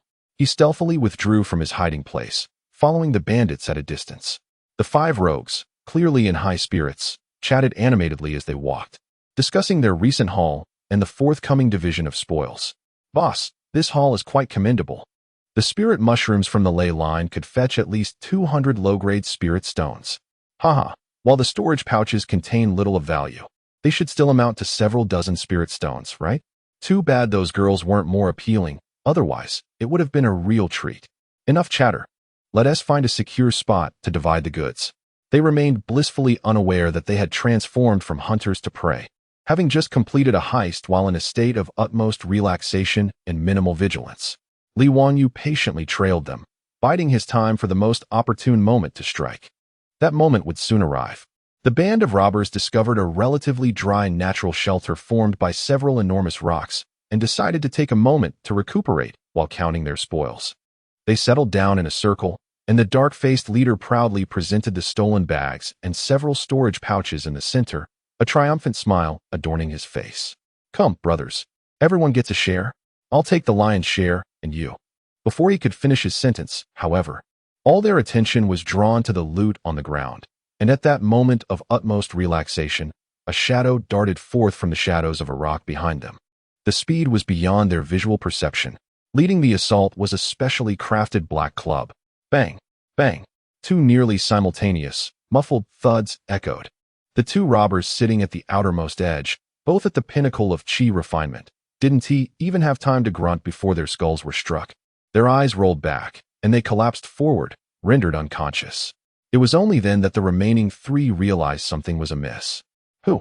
The dark-faced leader reacted the quickest, bellowing in anger as he leapt to grab the ghostly blade on the ground. But the shadow was swifter. Having landed a hit, it did not pause, twisting its body.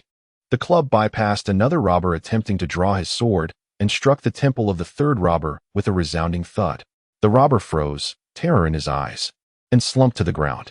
In the blink of an eye, 3 out of 5 were down. Only the dark-faced leader and the last robber, who had just drawn his sword halfway, remained. Damn it! Seeking death. The dark-faced leader, both startled and furious, finally seized the ghostly blade. The spiritual energy of a mid-foundation cultivator erupted violently as he swung a fierce strike towards the shadow. Simultaneously, the last robber screamed, thrusting his sword towards the shadow's chest. Yet, the shadow remained unperturbed in the face of this dual assault. It didn't even bother with any intricate footwork, simply crouching and sliding sideways, slipping between the arcs of the sword and blade. At the same time, its free left hand swiftly flicked at the wrist of the sword-wielding robber. The robber felt a numbing sensation in his wrist, as if stung by a venomous scorpion, and his entire arm went limp and weak, causing his long sword to clatter to the ground. Before he could comprehend what had transpired, a dark club loomed large before him. Bang! The 4th robber fell. From the moment of the ambush to the dispatch of 4 men, the entire process took no more than 3 breaths. Quick, precise, ruthless. A professionalism taken to the extreme. Now, only the solitary dark-faced leader remained. Clutching the ghostly blade tightly, cold sweat beaded on his forehead, his eyes filled with terror and disbelief. He hadn't even caught a clear glimpse of the assailant, only a blurred shadow and an elusive club, while his four brothers lay defeated. Who the hell is this? A late-stage Foundation cultivator? Or an ancient Golden Core expert? Sani, Senior, spare me. It's all a misunderstanding. Just a misunderstanding. The black-faced leader was utterly cowed, his voice trembling, his grip on the knife faltering. Everything is yours. I implore you, spare this humble dog's life. At that moment, Li Wanyu leisurely revealed himself, still clad in his tattered pink robe. However, the disguise that belonged to Miss Su had been removed, revealing his true countenance, albeit obscured by a hastily draped black cloth. He bore the formidable club, which had earned him great renown, and regarded the terror-stricken bandit chief with a mocking glint in his eye. A misunderstanding? Li Wanyu tilted his head, his voice, muffled by the black fabric, laced with a languid sarcasm.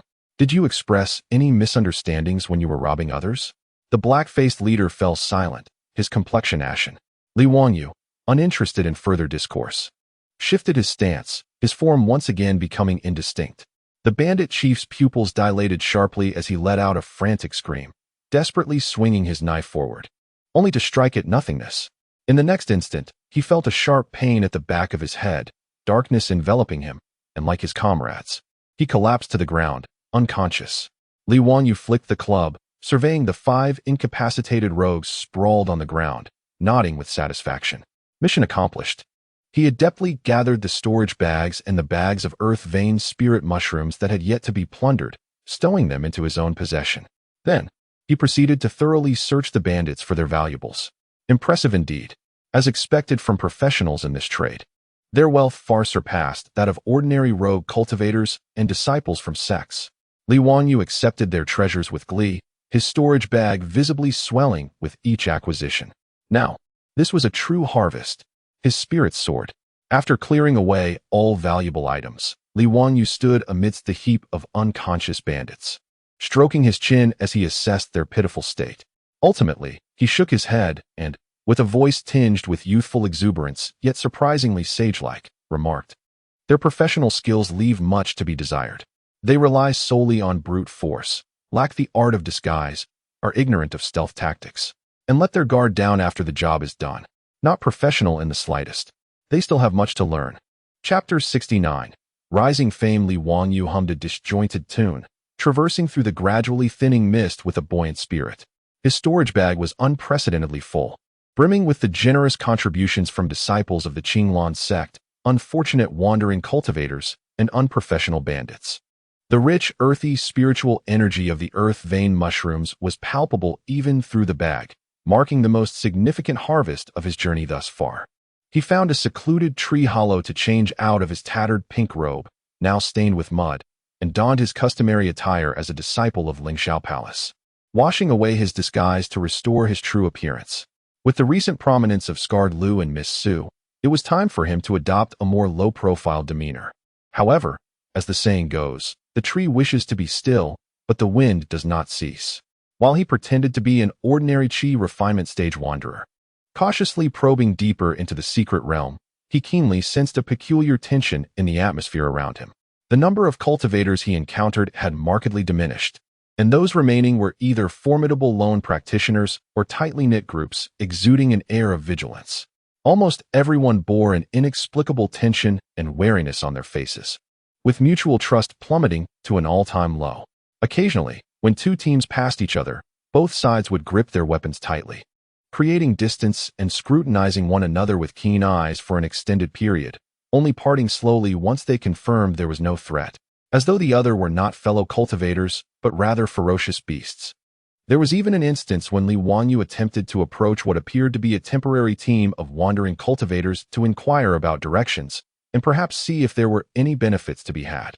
However, as soon as he revealed himself and had yet to utter a word, the 5 or 6 members of that team, like startled birds, swiftly brandished their weapons. The leader barked sternly, "Halt. If you come any closer, do not blame us for our hostility." Taken aback by this excessive reaction, Li Wanyu quickly raised his hands to signal his benign intentions. "Fellow cultivators, please do not misunderstand. I am merely lost and wish to ask for directions." "Ask for directions?" The man eyed him with suspicion, scanning him from head to toe without lowering his guard. How do we know you are not the clubbing maniac in disguise? Get lost. Or don't blame us for our blades being unkind. Clubbing maniac? A look of confusion and a hint of fear appeared on Li Wanyo's face. What kind of maniac? Stop feigning ignorance. Hurry and leave. The group clearly had no intention of elaborating further and viciously urged him away. Reluctantly, Li Wanyu scratched his nose and turned to depart, feeling the weight of their vigilant gazes upon him until he vanished into the mist. Clubbing maniac? Once he had put some distance between himself and them, the disgruntled expression on Li Wanyu's face transformed into one of intrigue. He quietly repeated the moniker, a smile creeping up at the corners of his mouth. It seemed he had stirred up quite the commotion. As he delved deeper, he encountered similar scenarios a few more times. He even concealed himself in the shadows and overheard several groups of cultivators engaged in conversation. Have you heard? Those people from the Tiandao sect were also ambushed. It's said to be the work of a burly man with a scarred face, who struck without a word. Swift and decisive. A scarred face? That can't be right. I have heard tales of a delicate maiden who has incapacitated several disciples of the Blazing Flame sect using a beguiling fragrance. Their garments were stripped away. You all are outdated. The latest news reveals an elderly figure, seemingly on the brink of death, who lures individuals into the marshes and exploits their vulnerabilities. But that is not all. It is rumored he can take on the guise of robust men, women, and even children. It is utterly impossible to guard against him. Who is this enigmatic character? How can he assume any form? Who knows?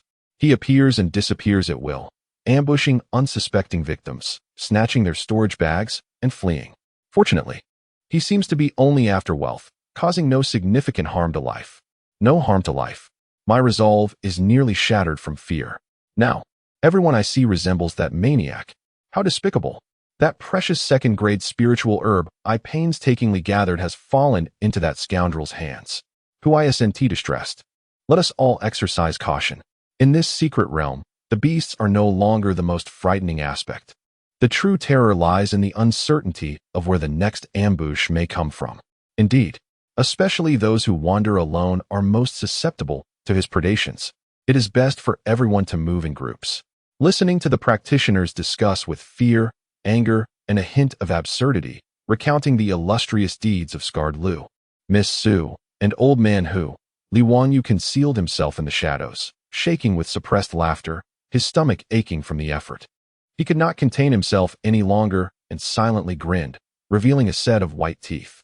The ambush maniac? Who devised such a ludicrous name, devoid of taste? Internally, he scoffed, yet the pride on his face was undeniable. It seems the effect is quite splendid. They are beginning to band together against me? How amusing. A profound sense of accomplishment washed over him, akin to the joy of acquiring a substantial amount of spiritual stones. His name, Li Wanyu, albeit under various aliases, had finally resonated throughout this cloudy marsh secret realm. Although infamous, he stroked his chin with satisfaction, surveying the anxious practitioners who viewed everyone as a potential threat. His mood lifting further. The eyes of the masses are keen. My skills have garnered widespread recognition and vigilance, the highest praise for my professional prowess. After indulging in a moment of self-admiration, he regained his composure. The reputation had been established, and the advantage now is that it sounds formidable. The downside is that future endeavors will undoubtedly become more challenging. Everyone is now on guard, and it will be far from easy to rely on disguises for surprise attacks. Moreover, he noticed that as he ventured deeper into the secret realm, the surrounding mist thinned, his vision gradually clearing. Yet the spiritual energy in the air grew increasingly dense and pure. Inhaling it invigorated him, suggesting a subtle enhancement in his cultivation. This indicated he was approaching the core area of this secret realm. The practitioners capable of reaching this point were evidently far stronger than those on the periphery. It was rare to encounter those in the chi refinement stage. The majority were foundational cultivators, and occasionally, he could sense the obscure yet potent auras of a few golden core practitioners. The conflicts have become increasingly frequent and intense, as fervent battles erupt over a newly discovered rare spiritual herb or a mineral rich in pure energy. The strikes are ruthless, and the power of spells and sword lights far surpasses mere skirmishes on the periphery. Li Wanyu has shed his previous frivolous demeanor, adopting a more solemn expression. Here, although his cultivation at the Golden Core stage still offers him an advantage, it no longer guarantees absolute safety. Should he be besieged by several late Foundation establishment, or even fake Dan cultivators, or inadvertently provoke a hidden Golden Core elder, he could find himself in considerable trouble. He becomes more cautious, expanding his spiritual perception to the maximum, carefully avoiding those powerful auras and areas of ongoing conflict. While stealthily moving towards the direction where spiritual energy is most concentrated. Along his path, he encounters several traces of fierce battles, even discovering the corpses of cultivators, their storage bags having long since vanished. In the core region of the secret realm, the law of the survival of the fittest is laid bare. Just as he circumvents a purple bamboo grove exuding a peculiar fragrance, a faint yet exceptionally clear sensation suddenly sweeps through his dantian. Li Wanyu halts, his pupils narrowing slightly. Was it an illusion? No, it was not. He distinctly perceives that the golden core within his dantian, which has remained quietly rotating and emanating immense spiritual power, has just been subtly stirred, as if drawn by some distant presence. Simultaneously, an indescribable resonance emanates faintly from the innermost core of the secret realm. That sensation is neither a sound nor an image, but rather a call, a resonance stemming from the same origin. Li Wanyu focuses intently. This sensation is exceedingly elusive, intermittent, yet imbued with a sharpness and ancient significance that seems to awaken a slumbering, unparalleled brilliance sealed for eons. His heart involuntarily quickens its pace. This feeling is certainly not that of an ordinary spiritual object emerging. What could it be that stirs the resonance of my golden core? Chapter 70 The Call of the Celestial Sword. The sudden tremor in his dantian left Li Wanyu frozen in place. This sensation, emanating from a distant abyss, carried an indescribable warmth and allure. It was an enigmatic feeling, impossible to articulate accurately, yet within his heart, a distinctly clear voice cried out that something awaited him there. Something intimately connected to his fate. A treasure. Undoubtedly an extraordinary treasure. Li Wanyu's eyes brightened instantly. The fleeting pride he had felt from the notorious reputation of the club-wielding madman was instantly cast aside, compared to this opportunity, which resonated with his golden core. The petty gains from wielding a few clubs and earning those meager spirit stones felt utterly juvenile, akin to a child's play. Moreover, the sheer intensity of the resonance, which could be felt even across such a vast distance, hinted at a formidable essence capable of slicing through all obstacles. This treasure was likely related to the sword path. For any cultivator, especially sword cultivators, or indeed any practitioner wielding a sword-like instrument, the allure of a powerful flying sword is irreplaceable. Although Li Wanyu's primary focus was not solely on the sword path, his lineage from the Sitting Forgetting Peak encompassed a broad spectrum of weaponry, and he harbored a profound affection for swords. At that moment, feeling the call, his heart ignited with fervor. He was about to strike gold. This time, he truly stumbled upon a treasure. Excitedly rubbing his hands together, he forcibly suppressed the urge to leap for joy, replacing his previously nonchalant demeanor with one of intense focus. Akin to a hunter locking onto its prey, his objective became profoundly clear as he followed that faint yet resilient resonance, moving with utmost speed and stealth directly toward the core of the secret realm. He heightened his spiritual awareness to its zenith.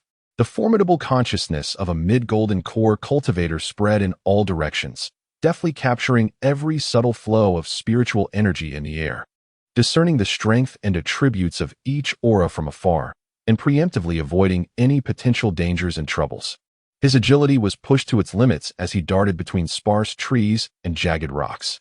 The deeper he ventured, the more abundant the spiritual energy became. Each breath felt invigorating, hinting at the loosening of his cultivation barriers. However, Li Wanyu paid no mind to this. All his focus was dedicated to that increasingly clear resonance of sword intent. The sword intent shone as the sole beacon on his path, guiding him through the mists with the utmost precision. Occasionally, he sensed other powerful auras that seemed to have caught a glimpse of something, also making their way toward a similar direction. Yet, they clearly lacked the definitive navigation Li Wanyu possessed, relying merely on a vague sense of spiritual energy concentration, which hindered their speed and often led them astray. Li Wanyu couldn't help but feel a surge of delight. Flounder about like headless flies, will you? I shall take the lead. Thus, armed with his almost supernatural sensitivity and speed that far exceeded his peers. He traversed a chaotic slope of rubble and crossed a dark current exuding an icy aura, ultimately arriving at a peculiar stone forest. The stones here present a somber iron-gray hue, taking on bizarre shapes reminiscent of countless colossal sword remnants pointing skyward, while the air is imbued with a chilling and ancient aura. Upon arriving at this place, the resonance of sword intent has become strikingly clear, as if whispering directly into his ear. Li Wanyu slowed his pace, more cautiously concealing his presence, weaving between the towering stone spires and columns. Ultimately, he halted in the innermost recesses of the stone forest.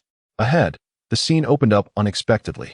The center surrounded by the stone forest was not the grand palace or soaring light column one might envision, but rather an unremarkable small valley. The mouth of the valley was narrow, cloaked in dense, peculiar vines that emitted a faint silvery glow, with steep cliffs on either side, resembling an ordinary hollow found in countless secret realms. However, in Li Wanyu's perception, this place was the core of the entire secret realm, the site of the most potent energy field, and simultaneously, the most perilous location. The source of the piercing sword intent that stirred his golden core was unmistakably directed towards the narrow entrance of the valley. Yet, simultaneously, an acute sense of danger, sharp enough to cause the skin to tingle, assailed him. He squinted, focusing intently. At the valley's entrance, the air faintly exhibited an abnormal distortion and folding, as if separated by a layer of flowing water. Countless strands of fine, nearly imperceptible invisible sword chi darted through that area in an incredibly intricate and mysterious pattern, weaving together to form a vast and formidable natural sword array. This sword array was not artificially arranged, but was a protective barrier formed through the intense accumulation of golden iron malevolence and the naturally emanated sword intent of the treasures within the valley, evolved over long ages. The aura exuded by the sword array was extremely fierce. Li Wanyu had no doubt that even a late-stage Foundation establishment practitioner, if daring enough to charge in recklessly, would be instantly shredded to pieces by the countless strands of invisible sword chi. Even a novice in the Golden Core stage would likely pay a heavy price for such audacity. He even discerned dark brown bloodstains on the ground near the valley's entrance, along with fragments of shattered magical artifacts and torn pieces of clothing. Clearly, other practitioners had previously stumbled upon this place, attempting to force their way in, only to. It seems I am not the first to venture into this perilous territory, though those who came before lacked the fortitude, crushed by the claws of the crab. Li Wanyu muttered quietly, exercising greater caution in his approach. He scrutinized the deadly area carefully. The operation of the sword array appeared chaotic and devoid of discernible order. Yet the minute traces left by the invisible sword chi slicing through the air, along with the energy flows contained within, gradually revealed peculiar rhythms to Li Wanyu's eyes. Enhanced by his golden core consciousness, he stood silently as if a stone statue, his clear and bright eyes seemingly filled with countless minute golden runes swirling rapidly, arising, vanishing, calculating, and deducing. The profound heritage of the sitting forgetting peak's legacy and his own extraordinary comprehension were vividly displayed at this moment. As time passed slowly, Li Wanyu's brows occasionally furrowed, then relaxed. Suddenly, the golden runes dancing in his eyes became resolute, and a confident smile, brimming with mastery, slowly graced his lips. So, it is thus the convergence of Kan and Li, with gung metal presiding over destruction, yet concealing a fleeting glimmer of vitality brought forth by the gentle wind of Sun. This natural sword array possesses a certain intrigue. Although he had yet to fully comprehend all the secrets of the entire sword formation, he had already discerned its fundamental operational principles and the singular, ephemeral point of opportunity that lay within. Chapter 71. The Sword of Spirit. Li Wanyu stood at the edge of the natural sword formation, a glimmer of eager excitement illuminating his face. He softly recited the key steps of the recently deduced footwork, 3 steps to the KN position, a turn to the L position, avoiding the malevolent energy of the Ji-ing metal, stepping into the Su-in wind's entrance. His bright eyes focused intently on the seemingly empty space ahead, which was, in fact, fraught with lethal danger. After observing for several breaths, he confirmed that the rhythm of the sword formation aligned perfectly with his calculations, the singular point of entry flashing periodically in a specific pattern. Now was the moment. He moved. Without deploying any ornate movements or unleashing astonishing speed, he appeared to step forward casually, as if taking a leisurely stroll after a meal.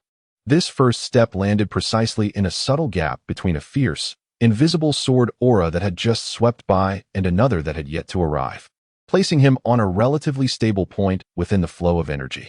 His foot touched the ground as lightly as a feather, stirring not even the dust beneath him. As his foot fell, his body twisted at an angle that appeared awkward yet was, in fact, perfectly timed, gliding 2 steps to the left front as if intoxicated, narrowly avoiding a razor-thin sword aura that silently sliced through from the right. Following this, he retreated half a step, feeling the rush of wind from a sword aura that grazed his nose, tousling a few strands of hair on his forehead. He continued to navigate the sword formation at a measured pace, sometimes advancing, sometimes retreating, occasionally sidestepping, and even turning in small circles. His movements seemed erratic and disorderly, like a lost wanderer in an unfamiliar place. However, any master of formations present would be left astounded, for each of Li Wangyo's steps landed precisely at the ephemeral moments of weakness in the energy flow or during attacks intervals. His figure consistently evaded the crisscrossing deadly sword auras with minimal movement, as if he were not traversing a perilous killing field, but rather enjoying a leisurely walk in his own garden. The invisible sword energies capable of annihilating all cultivators below the golden core stage could not even brush against the hem of his garment. He even found the leisure to observe the swiftly passing energy trails, formed from pure sword intent and malevolence, offering low-key critiques. This sword aura is cohesive yet fleeting. Excessively sharp but lacking in follow-through, the arrangement is somewhat crude. TSK, the energy nodes here are not smoothly connected, wasting considerable malevolence. Poor rating. Oh, this alteration is intriguing, but regrettably lacks a conductor. It feels a bit rigid. Should those cultivators who had previously suffered defeat or even fled in grievous injury hear his musings, they would likely be infuriated to the point of spitting blood. As Li Wangyu gracefully took his final step, completely passing through the distorted barrier of air, the sword formation behind him continued its frantic operation according to its inherent patterns, shrouded in murderous intent, as though no one had ever entered. And he stood, unscathed, within the valley. He turned back to cast a fleeting glance at the still heart-stirring sword formation, his brow arching with a sense of triumph. Done? So easy. With that, he leisurely pivoted, surveying the mysterious valley concealed behind the natural sword array. The scenery within the valley stood in stark contrast to the world outside. Though the space was modest, spanning no more than 100 paces, it imparted an unparalleled sense of vastness and solemnity. The spiritual energy in the air was so dense it seemed to take on a liquid form, allowing one to feel the surging power coursing through their limbs with every breath. Yet, what captivated the attention even more was the pervasive sword aura, more refined, purer, and more domineering than that within the sword formation. This sword energy did not meander aimlessly. Rather, it revolved around the very center of the valley in a manner akin to subjects paying homage to a sovereign, rising and falling in a graceful dance. Li Wangyo's gaze was instantly ensnared by the spectacle at the heart of the valley. There stood a black stone platform, 3 paces on each side. The material of the platform was unknown, its surface jet black and as smooth as a mirror, exuding an ancient, unchanging aura of desolation. At the very center of the stone platform, a sword stood upright, an exquisitely ancient long sword. The blade measured about 3 feet and 3 inches, slightly wider than an ordinary long sword, with a moderate thickness, featuring smooth lines brimming with a sense of power. It was cloaked in a somber gray hue, as if shrouded in millennia of dust, dull and somewhat coarse in appearance. Yet, it was this seemingly unremarkable, even somewhat worn ancient sword that radiated an unparalleled sharpness, causing the entire valley to tremble and submit in reverence. It was a sword intent that was both restrained to the utmost degree and boundless in its magnificence. It seemed that whenever it willed, it could effortlessly rend the heavens and sever the cosmic rivers. Li Wangyo's heart began to race uncontrollably, the rotation of the golden core within his dantian accelerating abruptly, resonating with an unprecedented intensity with the ancient sword.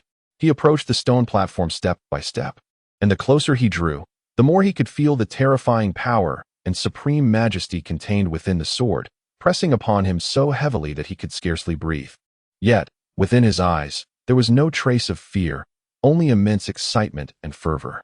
He finally discerned that upon the ancient hilt were inscribed two vigorous, ancient characters, their strokes resembling the force of a sword cleaving through the air, break the heavens. Just as Li Wanyu stepped onto the stone platform, a mere 3 paces away from the break the heavens sword, a deep, yet commanding hum suddenly resonated from the sword that had remained motionless. Though the blade did not shift, a potent and domineering sword intent, as tangible as it was fierce, erupted from the sword, akin to a slumbering dragon awakening, unleashing an invisible yet palpable shockwave toward Li Wanyu. This was not an act of human manipulation, but rather the divine sword's sentience, issuing a trial and challenge of its own accord. The strength of this sword intent far surpassed the totality of the natural sword formation outside.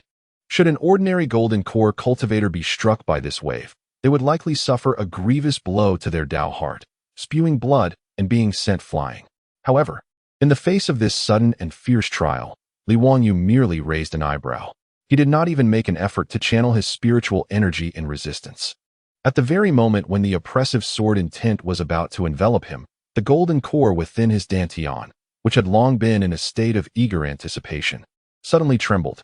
A wave of even more profound and pure sword intent, imbued with a hint of transcendence, surged forth from within him like a provoked monarch, naturally radiating around his being. This sword intent was not the result of conscious cultivation. Rather, it seemed to be an innate essence intertwined with the very core of his soul, birthed alongside the elevation of his cultivation as his destined sword intent. With a soft sound, the piercing sword intent emitted by the breaking heaven sword, upon encountering Li Wanyu's naturally flowing innate sword intent, melted away silently like snow under the blazing sun, failing to even stir the hem of his garments. As if startled by this outcome, or perhaps drawn to the vast and pure sword intent emanating from within Li Wanyu, the hum of the breaking heaven sword became increasingly urgent and resonant in the center of the stone platform. The dark blade began to tremble, producing a series of melodious chimes. It was no longer a hostile probe. Instead, it resembled a joyous dance, an exhilaration, a resonance and acknowledgement from a true master. Beneath the millennia of unchanging dust on the blade, a fleeting glimmer of light seemed to flicker and vanish. Chapter 72. The Sword of Celestial Recognition. The resonant hum of the breaking heaven sword grew increasingly urgent and sonorous, akin to a child ensnared for millennia, finally reuniting with a loved one, yearning to be embraced.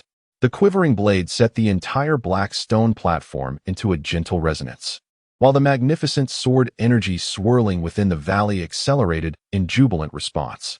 Li Wanyu stood before the stone platform, acutely aware of the affection, intimacy, and a hint of grievance emanating from the breaking heaven sword. All right, I know you've been waiting long. I have arrived, he chuckled, shaking his head as if to soothe a temperamental child, the last vestige of his vigilance dissipating. He recognized that the moment had come. He stepped forward thrice, extending his right hand to grasp the ancient, dark-hued hilt. The touch was not the frigid sensation he had anticipated. Instead, it bore a unique warmth, as if the sword were not an inanimate object, but possessed its own vitality and warmth. The intricate patterns of the hilt perfectly conformed to the lines of his palm, its dimensions and girth impeccably suited to him, as though it had been meticulously crafted for his grasp. In the moment he secured the hilt, a cataclysmic surge of information and energy, vast as the sea of stars, erupted forth from the breaking heaven sword, coursing through his arm and forcefully penetrating his body, directly colliding with his golden core in the dantian. Li Wangyu's entire being trembled, his mind overwhelmed as if 1,000 thunders had simultaneously erupted. Countless ancient and esoteric sword techniques, runes, and fragmented visions surged into his consciousness, a legacy belonging to the breaking heaven sword, the quintessence of its accumulated swordsmanship over eons. Simultaneously, a power of unparalleled purity and sharpness, the innate essence of the sword, flooded into his meridians, cleansing his limbs and bones. This force was overwhelmingly dominant, yet it harmonized flawlessly with his own spiritual energy, inflicting no harm. Rather, it invigorated the long-stagnant barrier of his mid-golden core cultivation, hinting at a potential breakthrough. The golden core within his dantian spun at an unprecedented speed, greedily absorbing this sudden influx of colossal energy, its volume appearing to swell perceptibly, radiating a more resplendent glow. Externally, the phenomena were even more astonishing. The instant he clutched the hilt, the breaking heaven sword erupted with a dazzling brilliance that could blind the unprepared. This radiance was not of a singular hue, but encompassed myriad colors: emerald, gold, violet, white, seemingly consolidating all the sharpness of the heavens into an ascendant burst, as if truly intending to fulfill its name by piercing the very sky of this secret realm. Within the valley, all sword energies reverberated as if bowing before a sovereign, producing a deafening clamor, collectively inclining towards the stone platform in reverence. Yet, this earth-shattering spectacle lasted but a fleeting breath. In the next instant, all light recoiled, vanishing into the darkened blade, leaving no trace behind. The cacophony of sword cries abruptly ceased, and the surrounding sword energy gradually dissipated into the ether. The entire valley fell into an unparalleled silence, as if all that had transpired was merely an illusion. Only the dust accumulated over millennia upon the sword's blade, akin to having lost all support, cascaded down, revealing the true visage of the breaking heaven sword. The blade was an enigmatic, profound black, seemingly capable of absorbing all light. Upon closer inspection, one could discern twinkling star-like glimmers within the sword's body, as if it contained a miniature cosmos, mysterious and boundless. The edge, however, bore no semblance of sharpness. Rather, it appeared archaic and unadorned. Yet, Li Wangyu understood that this was not indicative of a lack of sharpness, but rather a testament to the sword's latent brilliance, having been reined in to its utmost essence, returning to simplicity. Intricate cloud patterns were etched upon the guard, while the characters breaking heaven on the hilt shimmered with a radiant glow, emanating an unparalleled majesty that seemed capable of severing causality and obliterating all laws. The celestial sword, breaking heaven, after a long silence of countless ages, had finally welcomed its new master, officially recognizing its bond. At the very moment Li Wangyu fully withdrew the breaking heaven sword, the extraordinary phenomenon subsided entirely.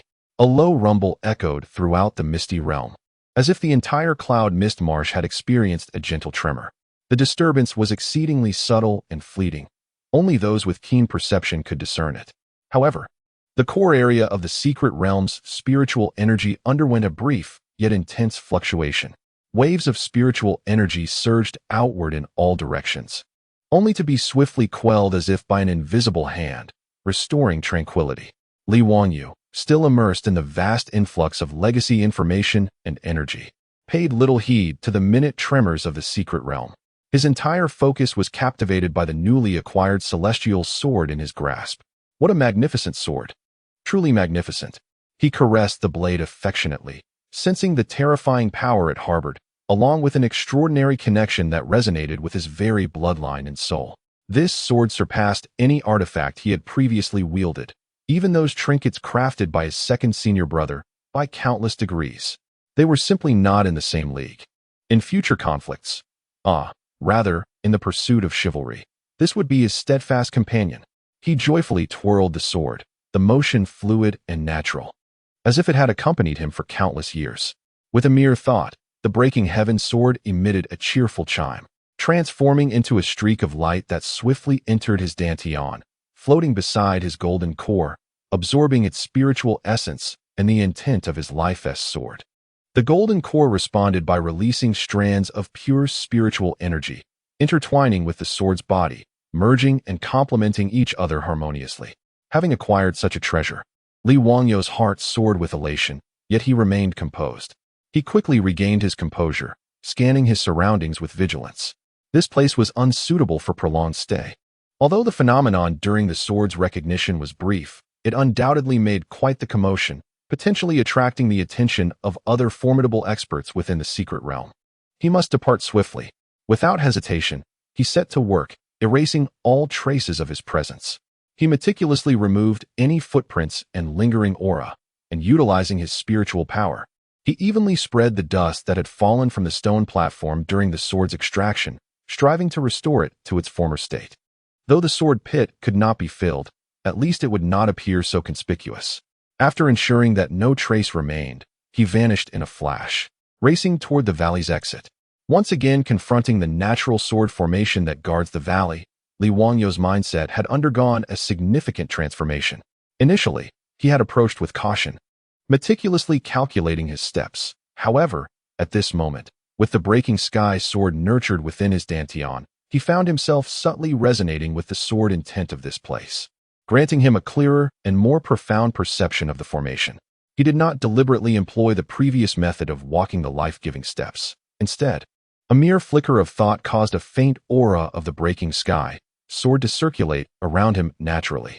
Consequently, the previously treacherous and invisible sword energies, upon sensing this aura, seemed to bow before a sovereign, parting willingly to create a clear path before him. Li Wangyu was momentarily taken aback, then broke into a grin. Ah, this treatment is rather pleasant. He strolled through the sword formation with an air of nonchalance, returning effortlessly to the stone forest beyond. As he stepped out of the formation, he keenly sensed that the atmosphere outside was amiss. The once relatively tranquil core region had transformed into a cacophony. In the distance, he could faintly hear the sound of something slicing through the air and the urgent shouts of cultivators, all seemingly converging towards his direction. The commotion must have been triggered by the emergence of a treasured artifact. The fluctuations of spiritual energy emanated from that direction. Hurry! Damn it! Don't let anyone else get there first. Move quickly. Li Wanyu could distinctly sense at least a dozen, if not several dozen, varying auras rushing towards the stone forest from different directions, akin to sharks drawn by the scent of blood, driven by a frenzy of excitement. Evidently, the slight tremor in the secret realm and the intense fluctuations of spiritual energy in the core had, albeit briefly, managed to attract nearly all the formidable experts within the realm. Everyone believed that a grand opportunity had manifested, their eyes gleaming with greed as they rushed forth to claim it. Li Wangyu stood rooted in place, blinking in astonishment, a rather peculiar expression gracing his face. Instinctively, he touched his dantian, where the breaking sky immortal sword lay quietly. It seemed they had arrived just a tad too late. Chapter 73. The chaotic finale. Listening to the sounds of slicing air and fervent cries from all directions, and feeling the greedy and urgent breaths drawing ever closer, Li Wanyu stood at the edge of the stone forest. His expression swiftly morphed from one of peculiarity to a vivid display of astonishment and ecstasy. He raised his voice, infusing it with a touch of spiritual energy, allowing his melodious youthful sound to resonate far and wide, filled with fervor. Heavens! Did you all see that beam of light just now? It must be an earth-shattering treasure emerging, right in that valley. Charge forth. If we delay, there will be nothing left. His exclamation ignited the already restless atmosphere. Those who had hesitated or intended to observe cautiously could no longer contain themselves upon hearing this eyewitness testimony. Indeed, there was a rare treasure. Hurry, let us not be outpaced. The valley, it lies within the stone forest.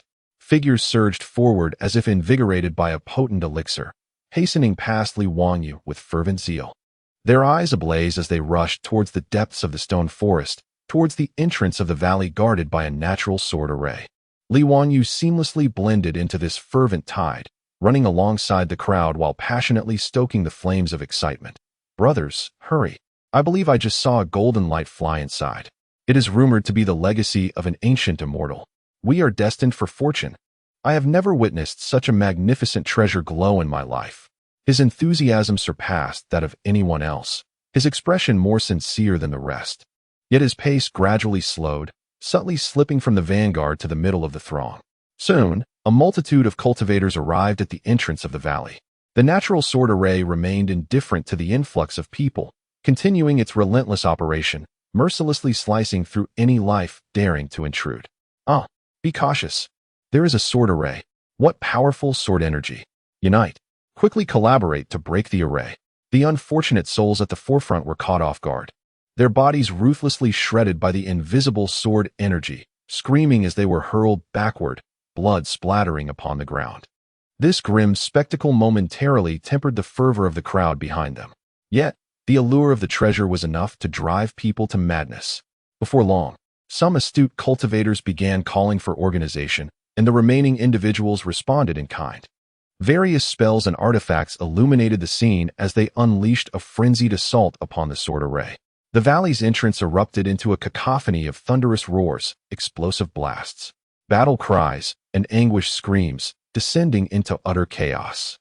There were also those with meticulous minds, attempting to discern the patterns and safe routes of the sword array. Much like Li Wanyu. However, this natural sword array was profoundly arcane. Unraveling its mysteries was no simple task. Without the guidance of the sword intent of heaven, their attempts at deduction proved exceedingly arduous, and a moment's carelessness could lead to dire consequences. Moreover, several factions, already at odds with one another or vying for more advantageous positions to attack, resorted to open conflict outside the sword array. The entire entrance to the valley devolved into utter turmoil. The explosive sounds of spiritual collisions, the clashing of weapons, the roars of cultivators mingled with cries of agony created a cacophony of chaos, with brilliant flashes of light illuminating the scene in a dazzling display. Li Wanyu, blending into the periphery of the throng, pretended to hurl a few low-tier fireball talismans towards the sword formation, his voice resounding with fervent encouragements to break through and claiming treasures lay within, perfectly embodying the guise of a modest cultivator yearning for a fortunate windfall. Yet, his keen gaze swiftly scanned the tumultuous battlefield, seeking the optimal route for escape. The moment was ripe. As the majority of onlookers were captivated by the fierce skirmish at the valley's entrance, some self-assured golden core cultivators even drawn into the fray, further escalating the disorder. Li Wanyu quietly retreated, inching away. Utilizing the cover of rocks, trees, and the chaotic crowd, he deftly distanced himself from the epicenter of conflict. Once concealed from the public eye, he immediately suppressed all traces of his presence, minimizing his existence to the utmost, and opted for a more secluded yet undoubtedly safe path, bolting towards the periphery of the secret realm. Along the way, he encountered several cultivators hurriedly rushing towards the central area, drawn by the commotion. In these instances, Li Wanyu generously pointed the way, feigning urgency. Fellow cultivators, hurry! Over there in the stone forest valley, a battle has erupted. So many treasures. If you arrive late, they'll be gone. The cultivators, upon hearing his words, became increasingly frantic, barely pausing to express their gratitude as they dashed forward. Watching their retreating figures, a wicked smile crept across Li Wanyu's lips, yet his pace remained unyielding. He pressed on, unburdened by any lingering thoughts. While the core area might still harbor other spiritual herbs or treasures, it mattered little now. The greatest boon had already been secured, within his dantian. The celestial sword lay comfortably absorbing nourishment, exuding a delightful sword intent that brought him immense joy. What could possibly rival this? The wisdom of moderation prevailed. One must know when to cease, for such prudence preserves life. Besides, with such a significant treasure in his possession, any inadvertent leak of energy could attract the attention of some ancient being, leading to dire consequences. His singular focus was to swiftly vacate this perilous locale and seek refuge to thoroughly examine his newly acquired prize. His speed was remarkable. In less than half an hour, he had distanced himself from the core area, the surrounding mist thickening once more, and the concentration of spiritual energy diminishing considerably. The sounds of battle and explosions had long faded, leaving only a faint sense of chaotic energy fluctuations emanating from the direction he had fled. Casting one last glance back towards the heart of the secret realm, he envisioned those cultivators still clashing over an empty valley, fighting for a treasure that no longer existed. Their struggle relentless and brutal. He could not help but shake his head, murmuring softly, "Fight on, clash away, the more tumultuous, the better." Alas, the true treasure has long since become a possession of the Li family. Having spoken, he completely vanished into the dense fog, striding towards the exit of the secret realm, shrouded in anonymity and humility. Chapter 74. A bountiful return. As the sun dipped further into the day, Li Wanyu surmised that the time was ripe. The portal to the secret realm was nearing its closure. No longer dawdling, he discerned the direction and hastened towards the general vicinity of the entrance. As he approached, he encountered an increasing number of cultivators, yet the atmosphere starkly contrasted with the excitement that had enveloped them upon their initial entry. When they first arrived, each face radiated anticipation and eagerness, but now, the landscape was grim. Almost every individual bore the marks of battle. Some appeared tattered and bloodied, while others exhibited pallid complexions. Their vitality evidently diminished. Many were grievously injured, limping in despair, supported by their companions, their expressions etched with agony and hopelessness. The air was thick with fatigue, despondency, and a haunting sense of dread, leaving no trace of the joy that once accompanied the prospect of treasure. Soon, an intangible and immense force of spatial energy descended abruptly, enveloping the entire realm. All surviving cultivators, irrespective of their location or activity, were ensnared by this irresistible power, pulled toward an unknown fate. Li Wanyu felt a brief flash before his eyes, accompanied by a disorienting sensation of weightlessness and spatial distortion. When his vision regained clarity, he found himself standing in a familiar clearing at the edge of Yunwu Marsh. The glaring sunlight cascaded upon him, prompting him to squint slightly. His ears were assailed by a cacophony of anguished moans, breaths of the relieved, frantic calls, and a relentless chorus of curses. What a wretched secret realm! It nearly cost me my life. I barely gathered a few spirit herbs, and all my talismans and elixirs are depleted. What a loss! Brother! Oh, brother! Your fate was so tragic. It was all due to those accursed beasts. Has anyone seen my junior disciple? Longshitty, where are you? Amidst the lamentations, one name echoed with alarming frequency, laden with deep-seated resentment, surpassing even the ferocity of the vile beasts. Let me find out who that bastard is. I will have my vengeance. Yes, that scoundrel who strikes without mercy, male or female, young or old, it matters not. Such treachery.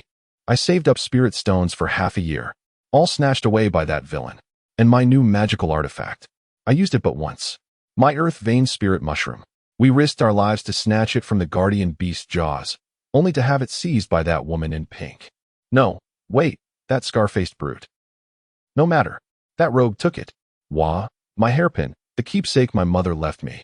A chorus of curses erupted, igniting the crowd's ire. If that rogue were to reveal himself now, he would likely face a fate worse than death at the hands of these furious cultivators.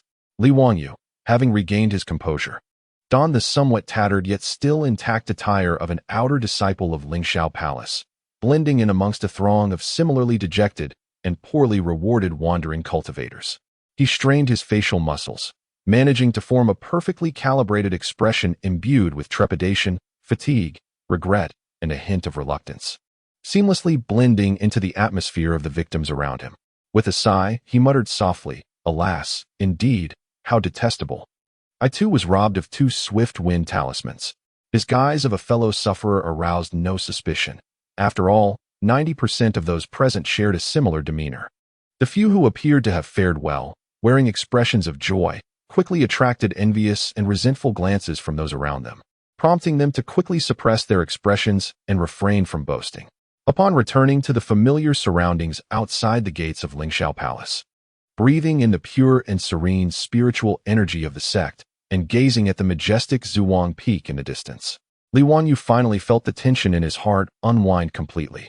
He meandered through the market at the foot of the mountain, purchasing some ordinary food and beverages, deliberately disheveling himself a bit, before leisurely making his way towards Zhuang Peak. As he traversed the secluded mountain path, his mood improved with each step, his gait growing lighter.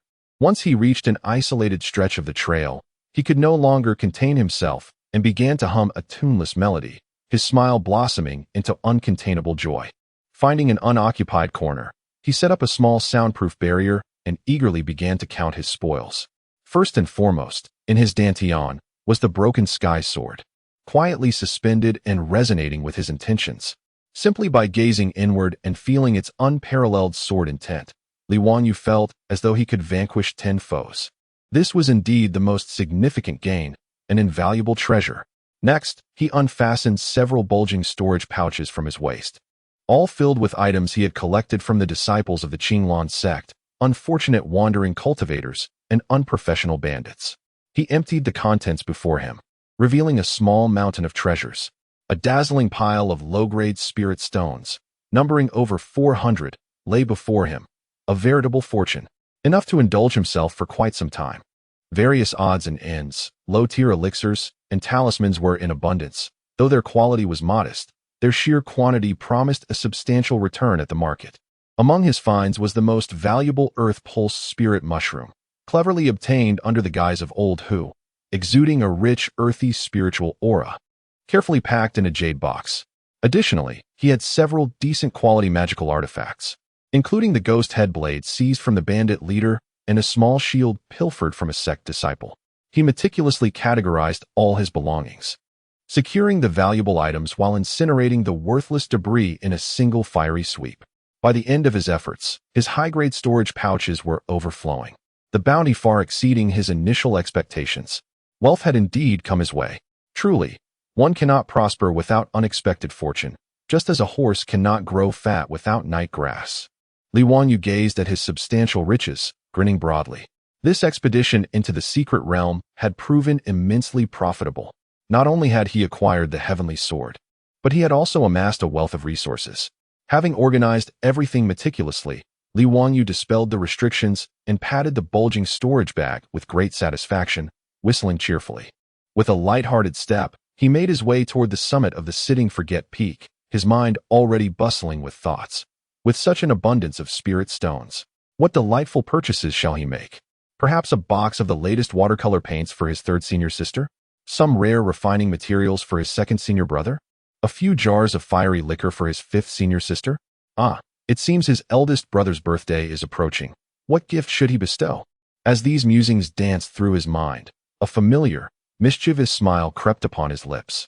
However, first and foremost, he must seek out his junior brother to share the thrilling tale of this adventure. He chuckled to himself, wondering if the sight of such a wealth of spirit stones would send him screaming in fright once more.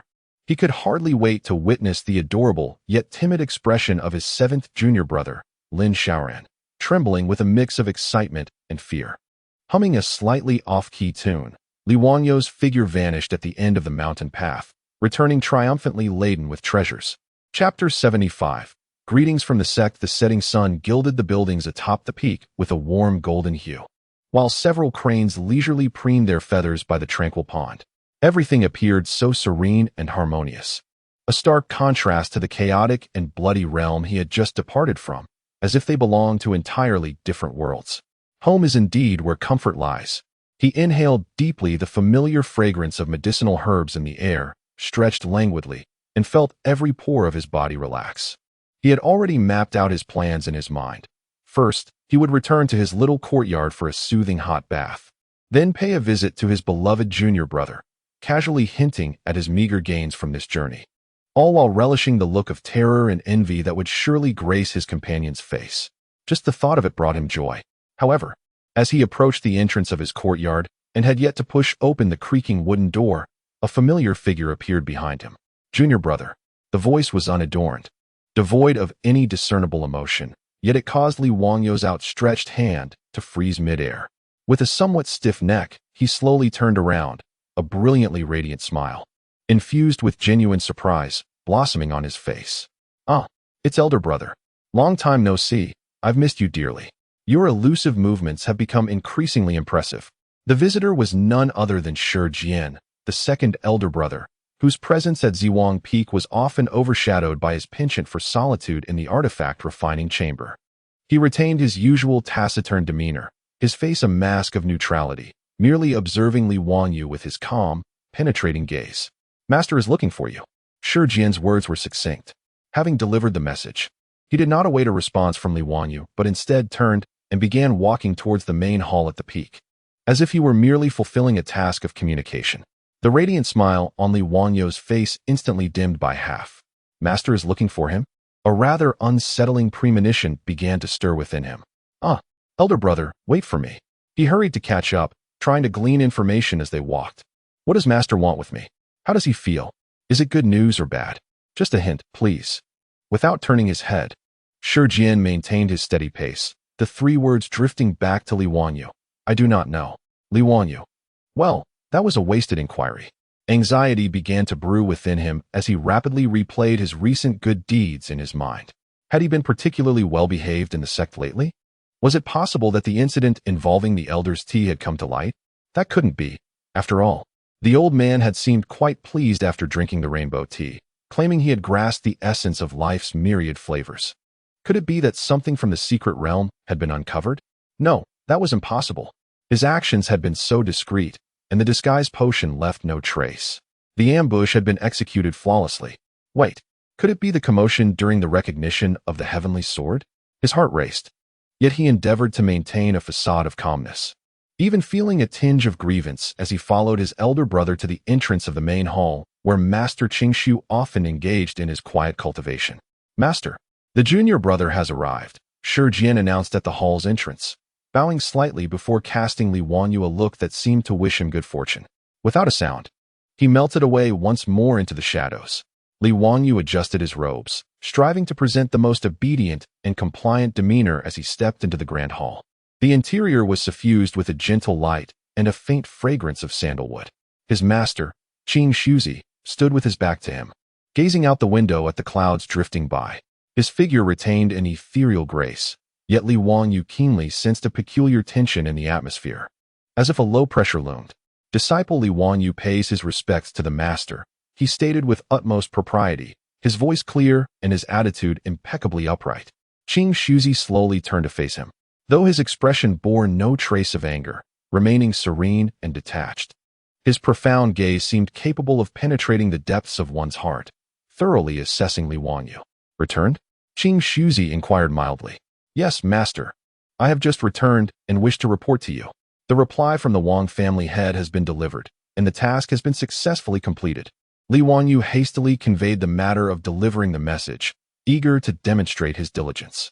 Qing Shuzi nodded noncommittally, then paced to his seat, lifting a teacup to blow away the froth before casually asking, I have heard that during your delivery, you also took the opportunity to visit the Yunwa's secret realm? Indeed, this was precisely the matter at hand. Li Wanyu's heart sank, yet he allowed a semblance of fear and shame to surface on his face, lowering his head as he murmured, Master, please see. I was indeed curious. Upon learning of the secret realm's opening, I couldn't resist the temptation to observe the excitement from the periphery and broaden my horizons. I recognize my error in venturing into such perilous territory without approval. I humbly request your reprimand. He proactively confessed his transgression, his sincerity palpable as he brushed over his unauthorized excursion to the secret realm, deeming it not a grave offense. Qing Shuzi sipped his tea without raising his eyelids. Oh, merely observing the excitement? Did you encounter any danger? Thanks to the master's benevolence, I merely wandered the outskirts, collected a few inconsequential herbs, and encountered a few low-tier beasts, all of which I managed to fend off by sheer luck. However, it was rather crowded, a bit overwhelming. Li Wanyu continued to play the part of the fortunate novice. Is that so? Qing Shuzi set down his teacup, his gaze once more fixating on Li Wanyu, his tone still flat, yet laced with an imperceptible scrutiny. However, I have just received messages from several old friends, indicating that the secret realm is quite tumultuous. Li Wanyu's heart tightened, his ears perked up. Qing Shuzi leisurely continued. It is said that within, a nefarious individual has emerged, notorious for ambushing others and stealing their storage bags, employing devious tactics and manifesting in various forms, inciting wrath among the populace. Now, various sects are in pursuit of this person's whereabouts. He paused, his gaze sweeping over Li Wanyu's face. It is said that this individual was last seen near the core area of the secret realm, and at that time, it seems you were also in the vicinity? Li Wanyu's heart nearly leapt from his throat. Goodness, how could the news spread so swiftly? Even the master is aware, and has pinpointed the general area of his last appearance? Yet he was acutely aware that at such a moment, he must absolutely refuse to admit anything.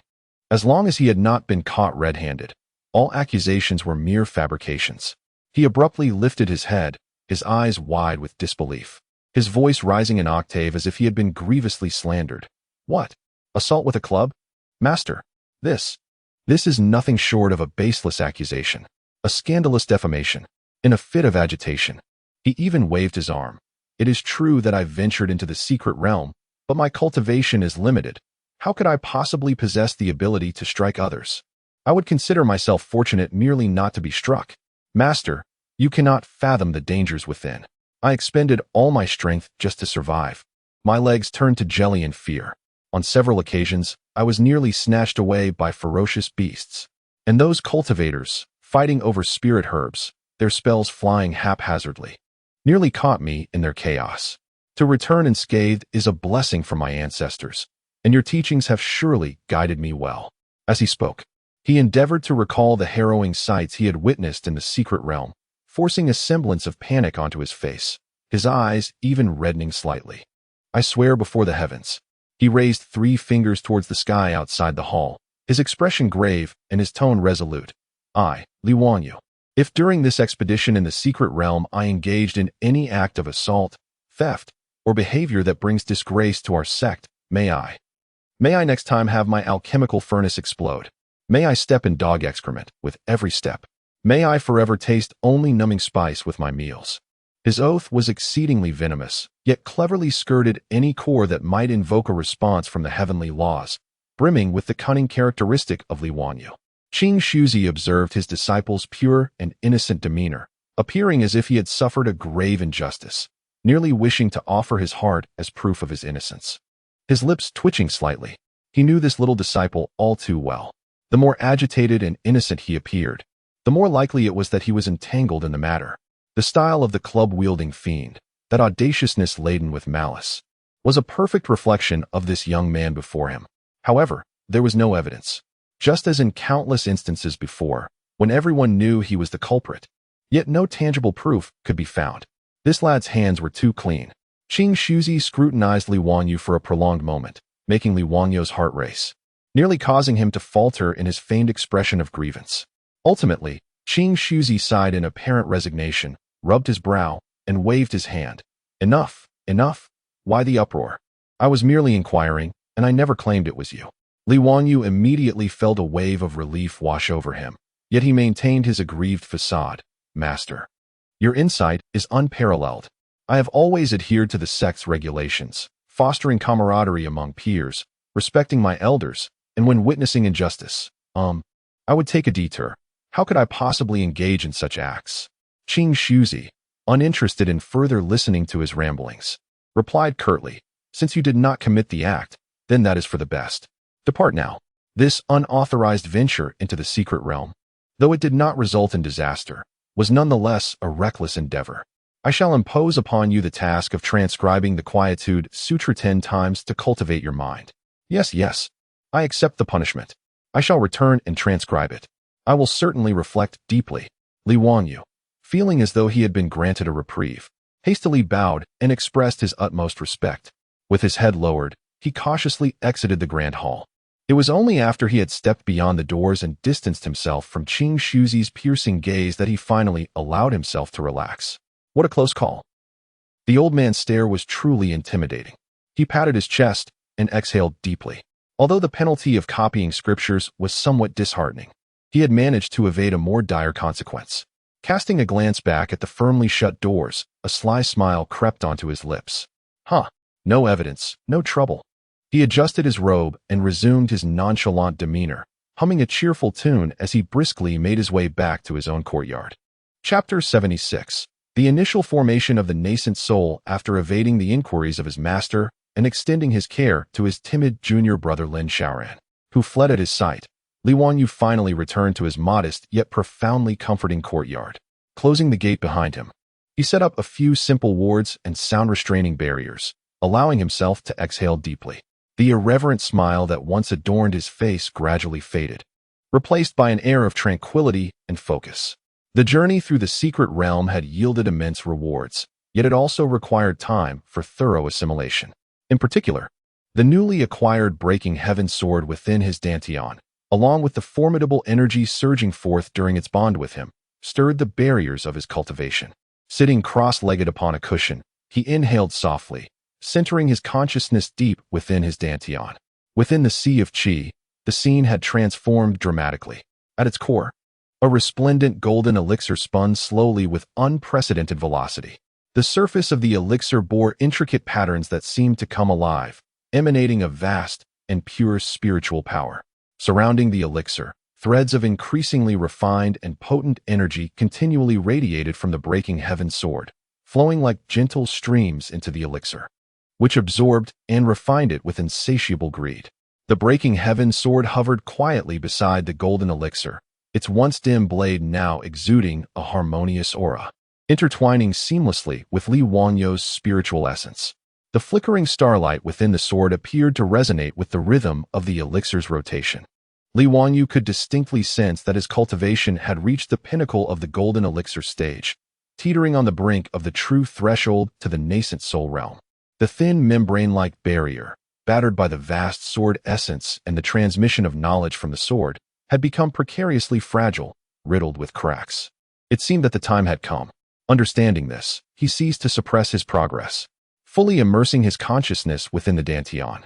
He activated the core technique of the sitting forgetting peak, guiding the immense spiritual power within him to mount a natural assault upon the final barrier.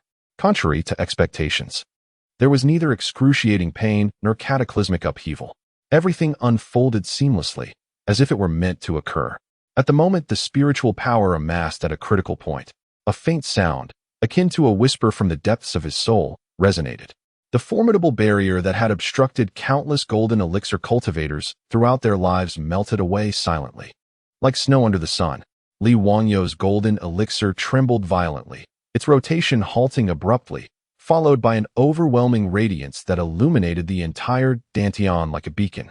Soon after, the myriad intricate patterns on the elixir's surface began to peel away, unfurl, and reorganize. The elixir itself, akin to an embryo nurturing life, began to rhythmically contract and expand. With each contraction, it compressed the vast spiritual power within and a fragment of Li Wanyu's divine essence to their utmost limits. With each expansion, it underwent subtle transformations. Time lost all meaning, whether it spanned an instant or an eternity remained uncertain.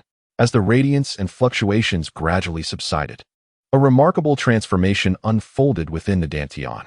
Where the golden elixir once resided, there now sat a diminutive figure, scarcely an inch in height. This figure, resplendent and translucent, appeared to be sculpted from the purest light and the most exquisite jade, with features that mirrored those of Li Wanyu himself, albeit in a minuscule and infinitely delicate form. The little being emanated a gentle yet vast wave of energy, eyes closed in serene tranquility, exuding an aura of majestic grace. This was none other than Li Wanyu's nascent soul. Though the nascent soul was still somewhat ethereal, the power it harbored far surpassed that of his perfected golden elixir, exceeding it by more than tenfold, a qualitative leap indeed.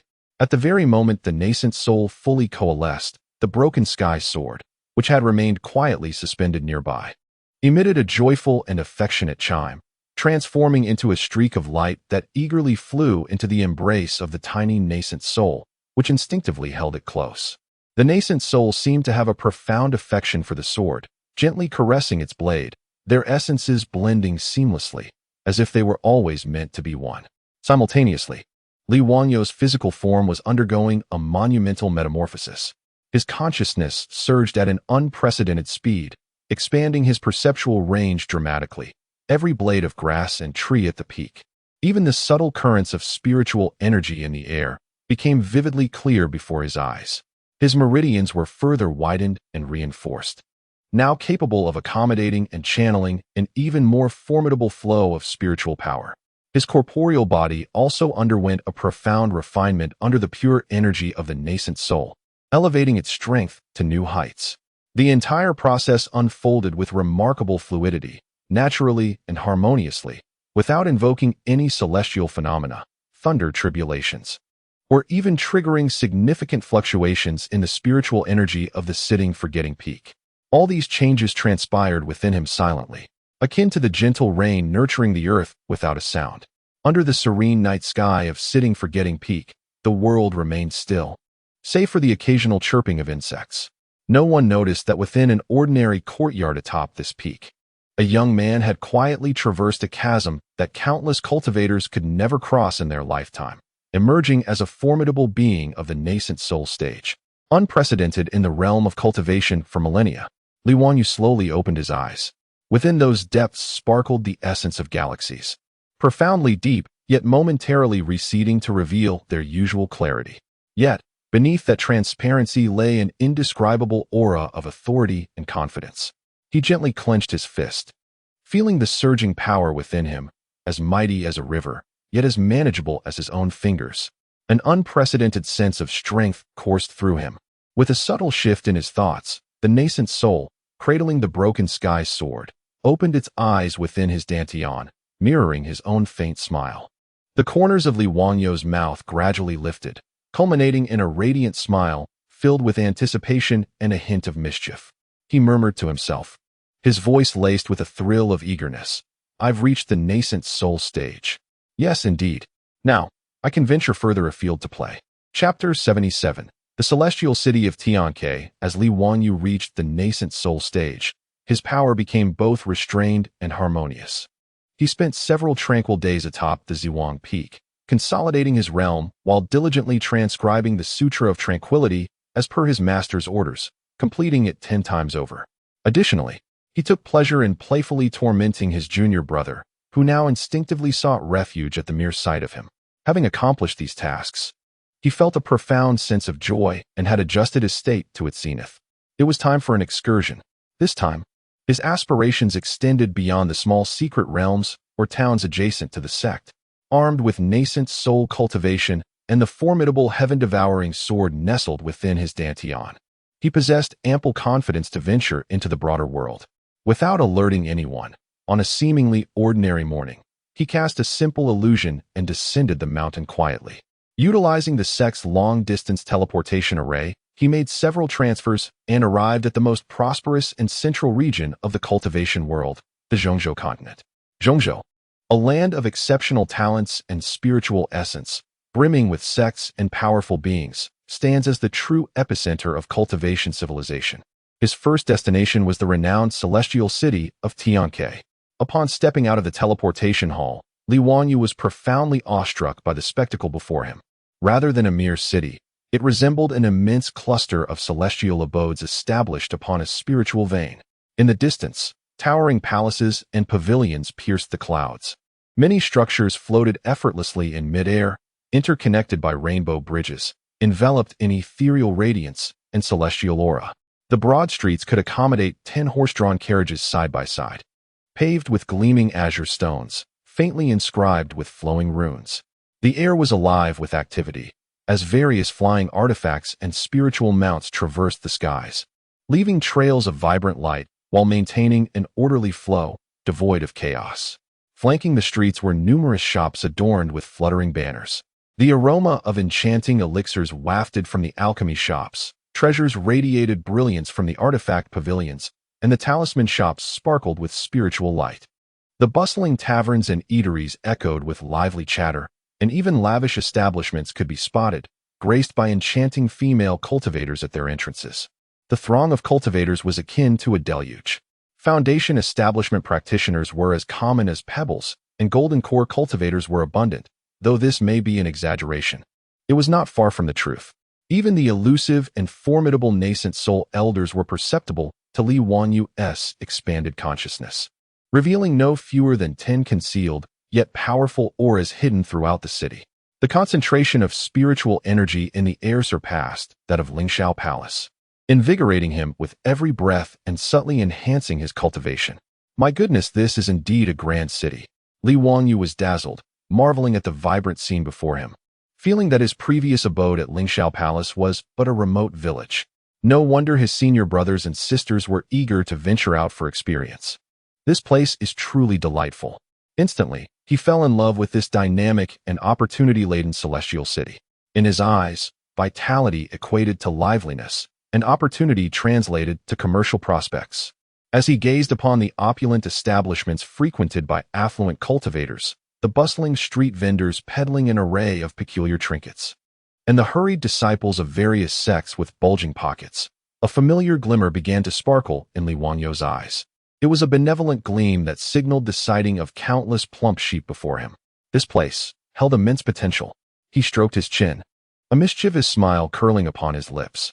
After selecting a tea house that appeared promising, he ordered a pot of spirit tea and settled by the window, attentively eavesdropping on the idle chatter of nearby cultivators to gather essential information about Tianke City, while simultaneously devising his plans.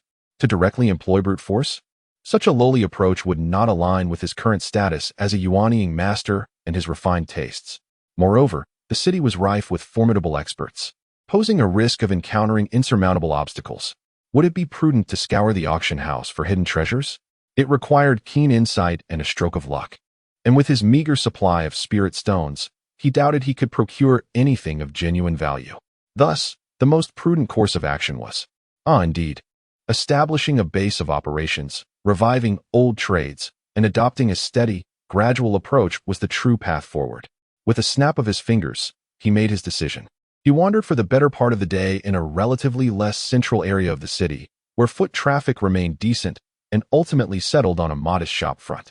Its location was not prime, but the rent was affordable, and the neighboring establishments seemed unremarkable. The previous owner, who had peddled low-grade talismans, had gone out of business due to poor management. The shop was small and somewhat antiquated, yet with a little tidying up, it could serve its purpose. Li Wanyu paid the rent with alacrity and received the keys. He personally set about cleaning the interior and exterior of the shop and procured some simple shelves and counters. As for the source of his merchandise, he was unperturbed by the low-tier materials, elixirs, and magical artifacts he had previously collected, which would serve well to embellish his facade while also facilitating the disposal of stolen goods. Once all preparations were in place, he acquired a plain wooden sign and elegantly inscribed for characters, Wanyu General Store. Observing the crooked yet spirited lettering of the sign, he nodded in satisfaction. Yes, the name suited his persona splendidly. He hung the sign at the entrance. Standing at the threshold of his modest Wanyu General Store, Li Wanyu surveyed the bustling flow of pedestrians with his signature, benign smile. Now, with a base established and a sign displayed, the next step. He stroked his chin, his gaze deepening with contemplation. It was imperative to ascertain the whereabouts of the black market within Tianke City and to uncover avenues for acquiring elusive intelligence. He had no intention of merely operating a store selling general goods. That was merely a facade, a convenient front for him to integrate into this city while clandestinely optimizing resource allocation. The truly significant enterprises often lurked beneath the surface. Chapter 78. Channels of disposing stolen goods. The Forget-Me-Not grocery opened quietly, devoid of any celebratory adornments such as flower baskets, firecrackers, or even a sign proclaiming its grand opening. Li Wanyu casually placed a reclining chair at the entrance and languidly settled into it, engrossed in a folk novel, indifferent to the streams of passers-by. Within the shop, the shelves displayed a sparse assortment of items. A few bottles of mediocre healing elixirs, several stacks of low-grade fireball talismans, and gentle breeze talismans, a handful of seemingly sharp yet soulless ordinary blades, as well as some peculiar ores and beast bones procured from secret realms, so obscure that even he struggled to name them. These were the least valuable and least troublesome products meticulously selected from the bulging storage bags he possessed. Items of genuine worth, such as a ghostly blade and a small shield, remained unexhibited. He leisurely passed 3 days, during which business was abysmally slow. Occasionally, a few wandering cultivators, drawn by the shop's name, would glance at the wares, then at the languorous young proprietor, before shaking their heads and departing. After 3 days, he had sold merely 2 fireball talismans, earning a meager 1.5 low-grade spirit stones. Li Wanyu felt no urgency. The shop was merely a fade, and he had no intention of amassing wealth through it. On the 4th morning, estimating that the observation period was sufficient and that the neighbors and patrolling guards had grown accustomed to this inconspicuous new grocery, he commenced his actions. He refrained from revealing too many items at once, instead dividing the goods he needed to handle into several portions. Adorning himself in the plainest of coarse cloth garments, he suppressed all traces of his cultivation aura, presenting himself as a low-level cultivator of the 3rd or 4th layer of chi refinement. His first destination was a scattered cultivator market in the eastern part of the city, a place teeming with a diverse array of vendors and relatively lax management. Finding an empty spot, he spread out a tattered cloth and displayed a few mediocre spirit herbs alongside some low-grade beast materials, pricing them slightly below market value. He lowered his head, adopting a timid demeanor, as if he dared not meet anyone's gaze. Before long, a discerning cultivator approached, quickly haggling and purchasing his items for a handful of low-grade spirit stones. Once the transaction was completed, Li Wanyu promptly gathered his belongings and departed without a trace of sentiment. His second stop was a moderately sized magical artifact recycling shop in the city. This time, he presented the small shield and a slightly damaged flying shuttle artifact. He portrayed himself as a down-and-out cultivator who had fortuitously stumbled upon a senior's legacy, yet was in dire need of funds, his eyes flickering and words vague. The shop attendant examined the items, finding no obvious markings, and offered a low price. Li Wanyu feigned struggle before reluctantly accepting, exchanging the artifacts for over 30 low-grade spirit stones. For his third stop, he ventured to the outskirts of a mundane gathering area in the southern part of the city, where some dubious pawn shops resided. He pawned 2 pieces of jewelry made from good materials, albeit devoid of spiritual energy, in exchange for a few spirit stones and some scattered gold and silver. Over the course of 5 days, he meticulously adopted 4 or 5 distinct disguises and identities, navigating through various districts and establishments in Tianke City. With utmost discretion, he gradually and quietly disposed of the fragmented, low-grade inventory in his possession, which may have had dubious origins. The entire operation was executed with extreme caution. Each transaction was modest in scale, and he ensured that neither his identity nor location was ever repeated. His techniques were so adept that he hardly resembled a mere 15-year-old boy. Ultimately, his storage pouch brimmed with nearly 200 low-grade spirit stones, while the clutter that once occupied his space had been largely cleared away. However, as he gazed at his replenished pouch of spirit stones, Li Wanyu furrowed his brow slightly. The efficiency of this method was woefully inadequate. Reclining on a chair in the sundry shop, he contemplated silently. This approach might suffice for disposing of low-grade rubbish, but it was laborious and time-consuming, with limited returns. Moreover, the frequency of such transactions could certainly attract the attention of those with ulterior motives. More critically, he possessed items that were not easily liquidated. For instance, the formidable ghost-headed knife, steeped in malevolent energy, seemed to be an artifact of robbers, making it unlikely that any reputable establishment would accept it, thus posing a potential risk. Furthermore, the highly prized earth-veined spirit mushroom, a genuine third-grade spiritual herb, held considerable value. However, presenting such items at a common shop would undoubtedly raise eyebrows, prompting inquiries about their origins and resulting in significantly undervalued offers.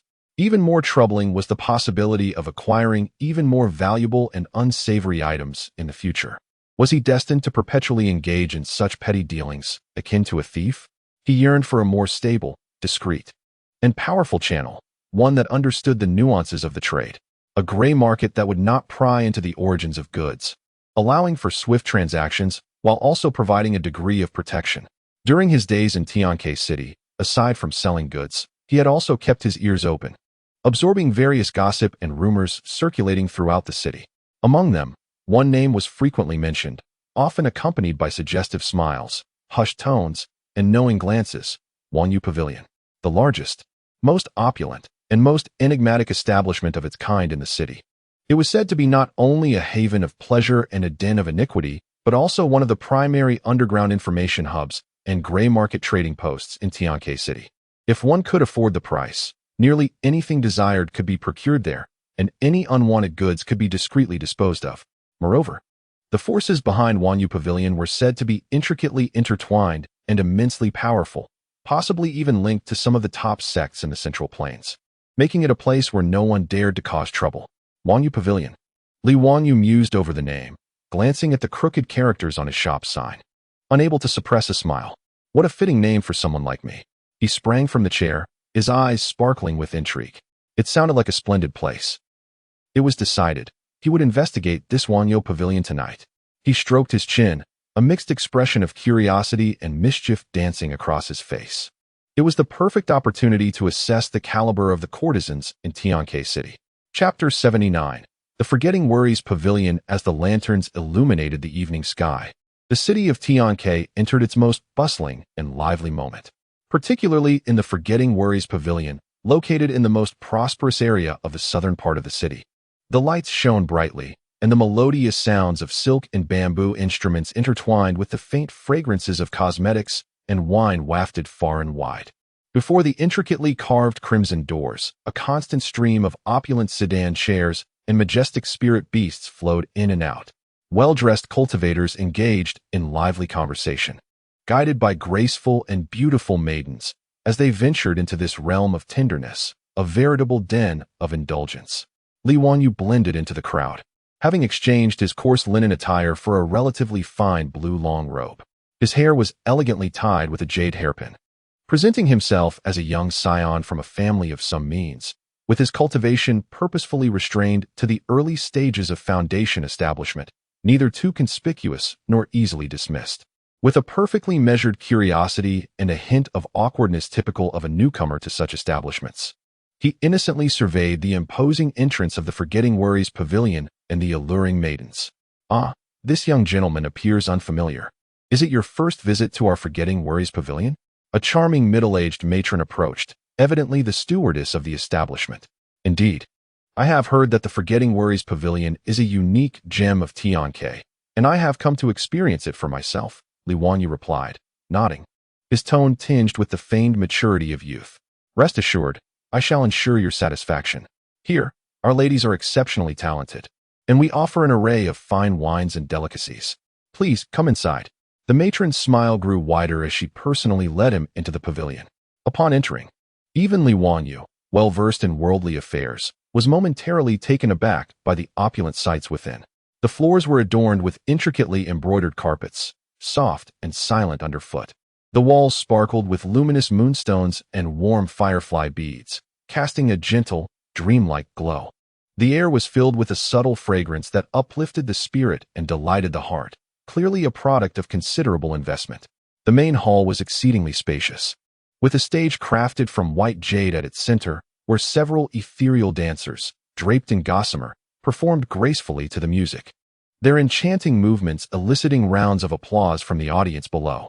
Surrounding them were numerous private booths separated by screens or beaded curtains, where many patrons had already gathered, exchanging toasts and laughter, accompanied by stunning women. The maidens flitted through the crowd like butterflies, serving exquisite wines and dishes with attentive grace. The entire venue buzzed with excitement, yet retained an air of refinement, luxurious without descending into vulgarity, truly deserving of its reputation. Li Wanyu was guided to a relatively quiet booth, where he settled down and ordered a pot of moderately priced spiritual wine along with several small dishes. He did not rush to inquire about the black market, but, like a true seeker of pleasure, leisurely poured himself a drink while genuinely enjoying the dance on stage. All the while his consciousness, like invisible mercury, silently spread out to gather various information within the venue. He overheard two affluent-looking cultivators at the next table discreetly discussing a mining venture, while on the other side, several disciples boasted about their recent training accomplishments. In a distant corner, whispers of clandestine dealings floated through the air, weaving a tapestry of truth and deception. Yet, his primary focus was swiftly captured by a woman who had just taken the stage at the center of the hall. Unlike the other flamboyant dancers and musicians adorned in heavy makeup, she wore a simple, elegant lavender gown, cradling an ancient guqin in her arms. Her beauty was unparalleled, yet her gaze bore a hint of gentle melancholy. She did not seek to flaunt her allure. Instead, she sat quietly, tuning the strings of her instrument in preparation for her performance. It was precisely this distinctive, serene demeanor that set her apart amidst the throng of lively entertainers. Akin to a blue lotus blooming in muddy waters, drawing the attention of numerous guests. This was Miss Yueyao, the current star performer of the Forgetting Worries pavilion, renowned for her artistry rather than for companionship. Noticing Li Wanyu's captivated gaze, the matron beside him smiled and introduced her, pride lacing her tone, remarking on the countless affluent patrons who spent lavishly just to hear her play. Li Wanyu nodded in acknowledgement. Soon, Yueyao's fingertips danced across the strings. The ethereal notes flowed forth like a mountain spring, instantly quieting the surrounding clamor. The melodies were both poignant and uplifting, showcasing her exceptional skill and captivating all who listened. Many guests ceased their conversations, immersing themselves in the enchanting music. Li Wanyu narrowed his eyes slightly, appearing to savor the performance, yet his keen gaze meticulously scrutinized Miss Yueyao. Her smile was gracious, and she handled the patron's compliments with poise and confidence, truly embodying the essence of a leading performer. However, Li Wanyu astutely discerned a trace of solitude and unyielding spirit lurking deep within her alluring smile, a dissonance that starkly contrasted with the opulent surroundings. What stirred his interest further was his profound perception as a nascent soul cultivator, revealing an exceptionally faint, yet intricately concealed fluctuation of spiritual energy emanating from her. This subtle aura was elusive, akin to a flickering candle in the wind, suggesting she had once possessed commendable cultivation, now seemingly scattered or confined, leaving only a pitiful remnant. Moreover, the characteristics of this residual energy hinted not at the cultivation of seduction or ordinary dual cultivation techniques, but rather bore the balanced essence of orthodox Taoist teachings. Now akin to a rootless reed, a former righteous cultivator, her powers diminished or restrained, relegated to a life of performance. Yet she had risen to stardom. Li Wanyu felt a surge of intrigue. This narrative was familiar to him. It was a common trope in tales. This woman undoubtedly harbored a story of her own. As the final notes of her performance lingered in the air, the hall erupted in applause. Miss Yu Yao gracefully rose, offering a slight bow to the guests below, her face adorned with a perfect yet distant smile. Accompanied by her maid, she cradled the jade guqin and slowly retreated backstage. Li Wanyu caressed the wine cup in his hand, watching as that delicate, lavender silhouette vanished behind the beaded curtain, his eyes glimmering with curiosity and a hint of intrigue. The foremost courtesan, her cultivation rendered void? How intriguing. He mused that his visit to Wanyu Pavilion might yield unexpected treasures beyond merely securing a means to dispose of stolen goods. Such a woman, rich in stories and past experiences, occupying a unique position, could perhaps serve as an excellent pawn if maneuvered wisely. Chapter 80. The predicament of Yu Yao. Li Wanyu lingered at the Wanyu Pavilion for a while longer, savoring the last drops of the divine liquor. He casually bestowed a few spirit stones upon several exceptionally talented dancers, presenting himself as a modestly affluent patron seeking a moment of amusement. However, his thoughts were already captivated by the recently departed maiden, Yu Yao. He summoned a seemingly astute maidservant, discreetly offering her a low-grade spirit stone, and inquired with a smile. The musical prowess of that young lady, Yu Yao, is truly remarkable. Might I request her to perform a solo piece once more? I am open to negotiation regarding the price. The maidservant accepted the spirit stone, her smile widening, yet a hint of reluctance clouded her expression. Young master, you may not be aware, but Sister Yu Yao only performs 3 times a day, and that was already her final performance for today. Furthermore, she does not meet with guests privately. Ah, what a pity. Li Wanyu feigned disappointment, casually probing further. I perceive that Miss Yu Yao possesses an extraordinary demeanor. Unlike an ordinary musician, is there some predicament she faces? Casting a cautious glance around, the maid lowered her voice. You possess a discerning eye, young master. Sister Yu Yao was originally the daughter of a respectable family, but I have heard that her family has fallen into misfortune, which is why she finds herself in this situation. The matron, out of compassion, has permitted her to perform solely for a living, which is a considerable act of kindness. Should you truly wish to hear her music, it would be best to return tomorrow morning. Indeed, Li Wanyu nodded in understanding, refraining from further inquiries. He rewarded the maidservant with another spirit stone and rose to settle his bill before departing. Yet, he did not venture far, instead pausing at a relatively quiet corner near the Wanyu Pavilion, where he concealed his presence and melded into the shadows, patiently awaiting his opportunity. He understood that a star performer like Yu Yao, even if merely a courtesan, could not remain within the pavilion indefinitely. There would be moments of respite or the need to venture outside. Sure enough, after approximately an hour of waiting, as the lively atmosphere of the Wanyu Pavilion began to wane in the late night, a figure clad in a simple cloak, head bowed, quietly emerged through a side door. It was Yu Yao. She appeared somewhat fatigued, clutching her chin. Her steps hurried as she made her way toward a secluded alley, away from the main street. Li Wanyu's eyes gleamed as he stealthily followed her. Yu Yao seemed preoccupied with her thoughts, oblivious to the presence of her pursuer. She wound through the streets and entered a residential area that appeared quite modest, finally halting before a small courtyard, where she produced a key to unlock the door. Just as she was about to step inside, a shadowy figure silently appeared behind her, a hand gently pressing against the vital point at the back of her neck. A gentle yet irresistible surge of spiritual energy enveloped her, momentarily paralyzing her already feeble ability to move. Yu Yao's body tensed abruptly, fear flashing in her eyes as the chain nearly slipped from her grasp. Do not be alarmed, Miss Yu Yao, I mean you no harm. A clear and tranquil youthful voice resonated from behind her. I merely seek a quiet place to converse with you for a few moments. The voice sounded youthful, devoid of any lascivious intent, yet the undeniable sense of power it exuded caused Yu Yao's heart to plummet. To subdue her with such ease was a testament to the assailant's prowess, far beyond her expectations. Li Wanyu gently pushed open the door, leading the stiff-bodied Yu Yao into the small courtyard, and closed the door behind him. The courtyard was modest, consisting of only a simple main room. The furnishings sparse to the point of being austere, starkly contrasting with the prestigious status of the Wanyu Pavilion's foremost performer.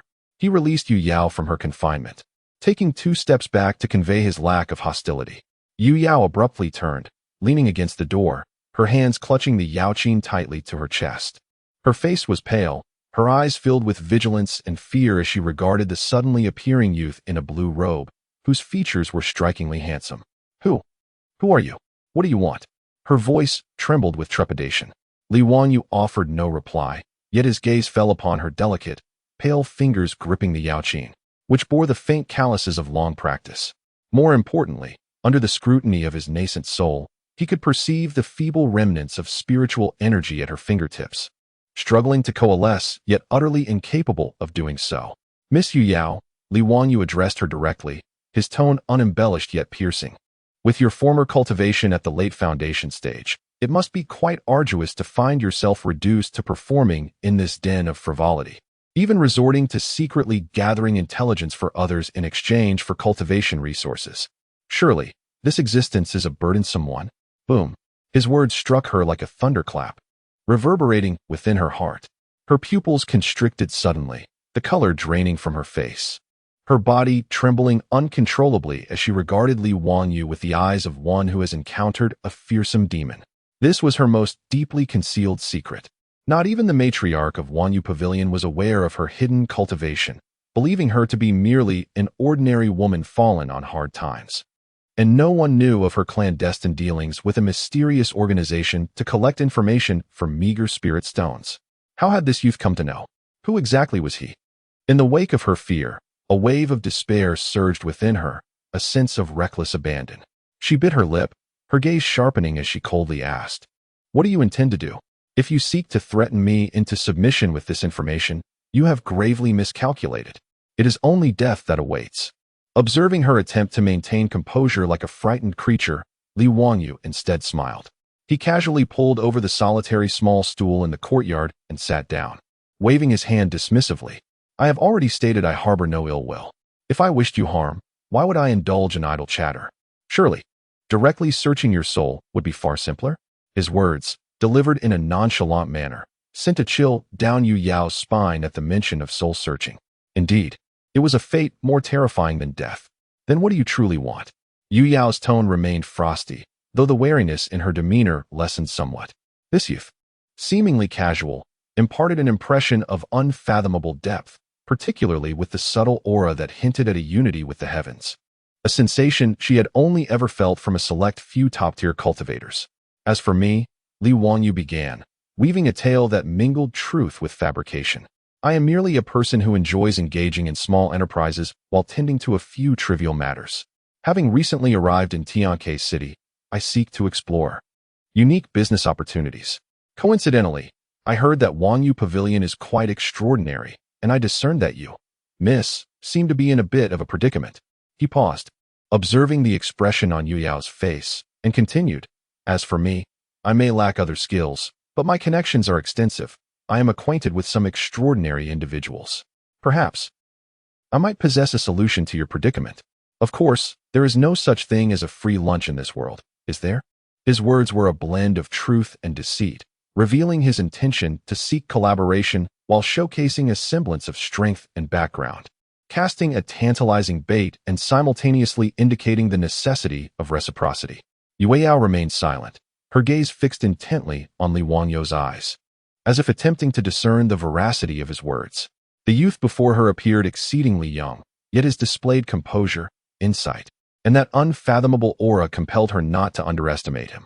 Especially the phrase about possibly alleviating her plight, which shone like a flicker of firefly light in the darkness, held an irresistible allure for her.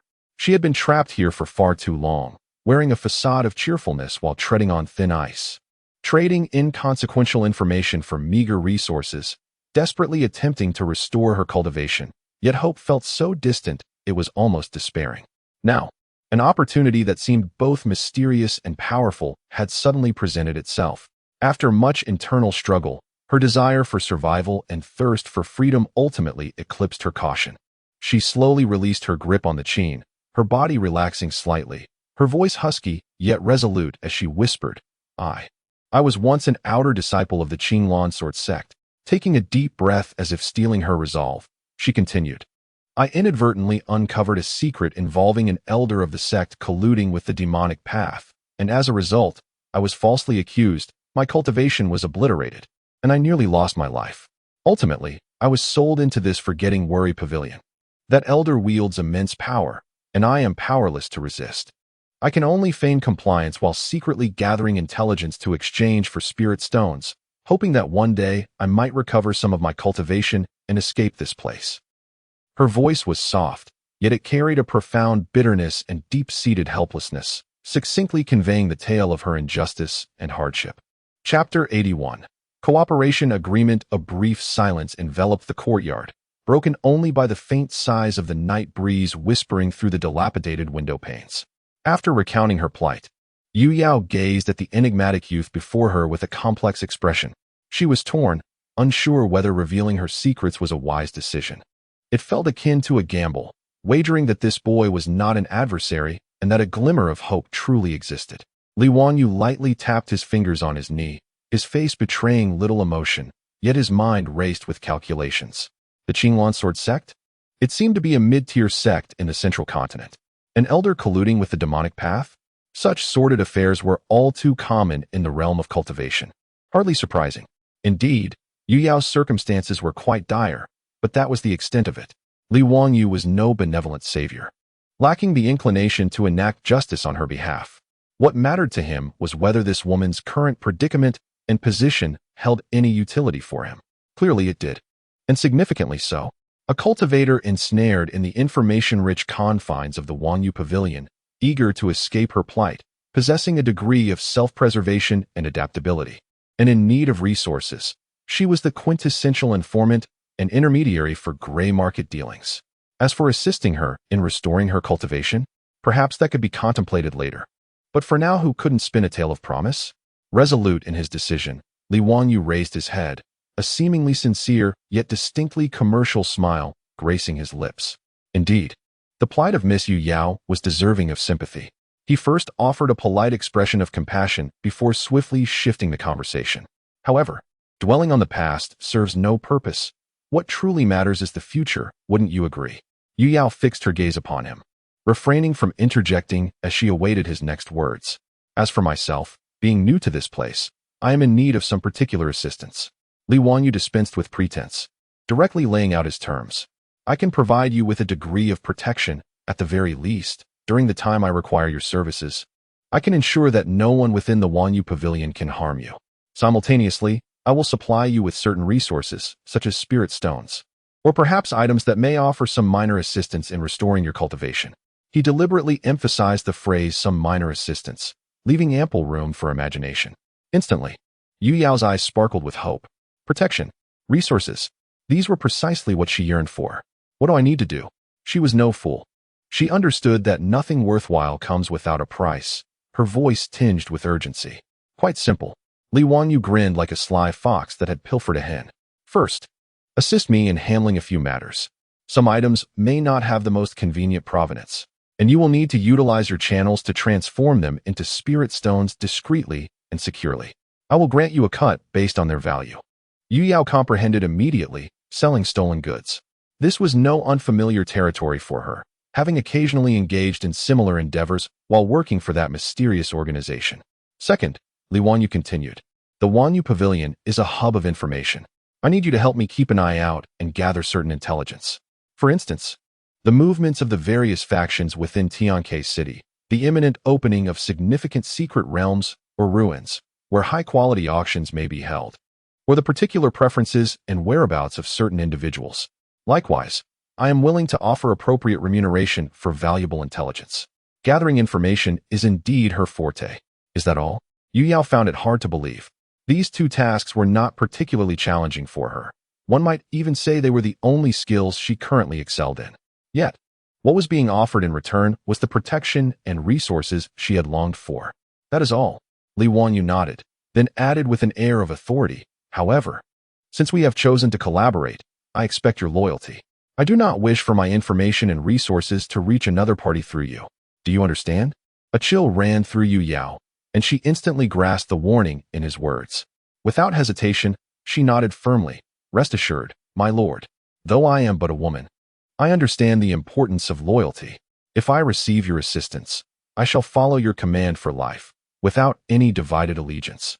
Her words were resolute, filled with gratitude, affirmation, and a desperate grasp on this lifeline. Li Wanyu did not comment on her declaration. Anyone could speak beautifully, but the key lay in actions. Nevertheless, he was confident in his ability to maintain control over the situation. Excellent, he said, rising to his feet. Then let us enjoy this collaboration. He rummaged through his storage pouch and produced a small cloth bag containing 50 low-grade spirit stones, which he casually tossed to Yu Yao. This is a portion of your advance payment and operational funds.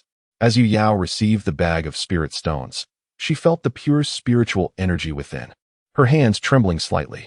50 low-grade spirit stones. The information she had painstakingly gathered over several months might not have yielded such a sum. Following this, Li Wanyu extracted a few more items, the ominous ghost blade, along with 2 artifacts obtained from secret realm bandits, which appeared somewhat valuable, yet bore an unmistakable stench of bloodshed. These are the initial items that require your attention.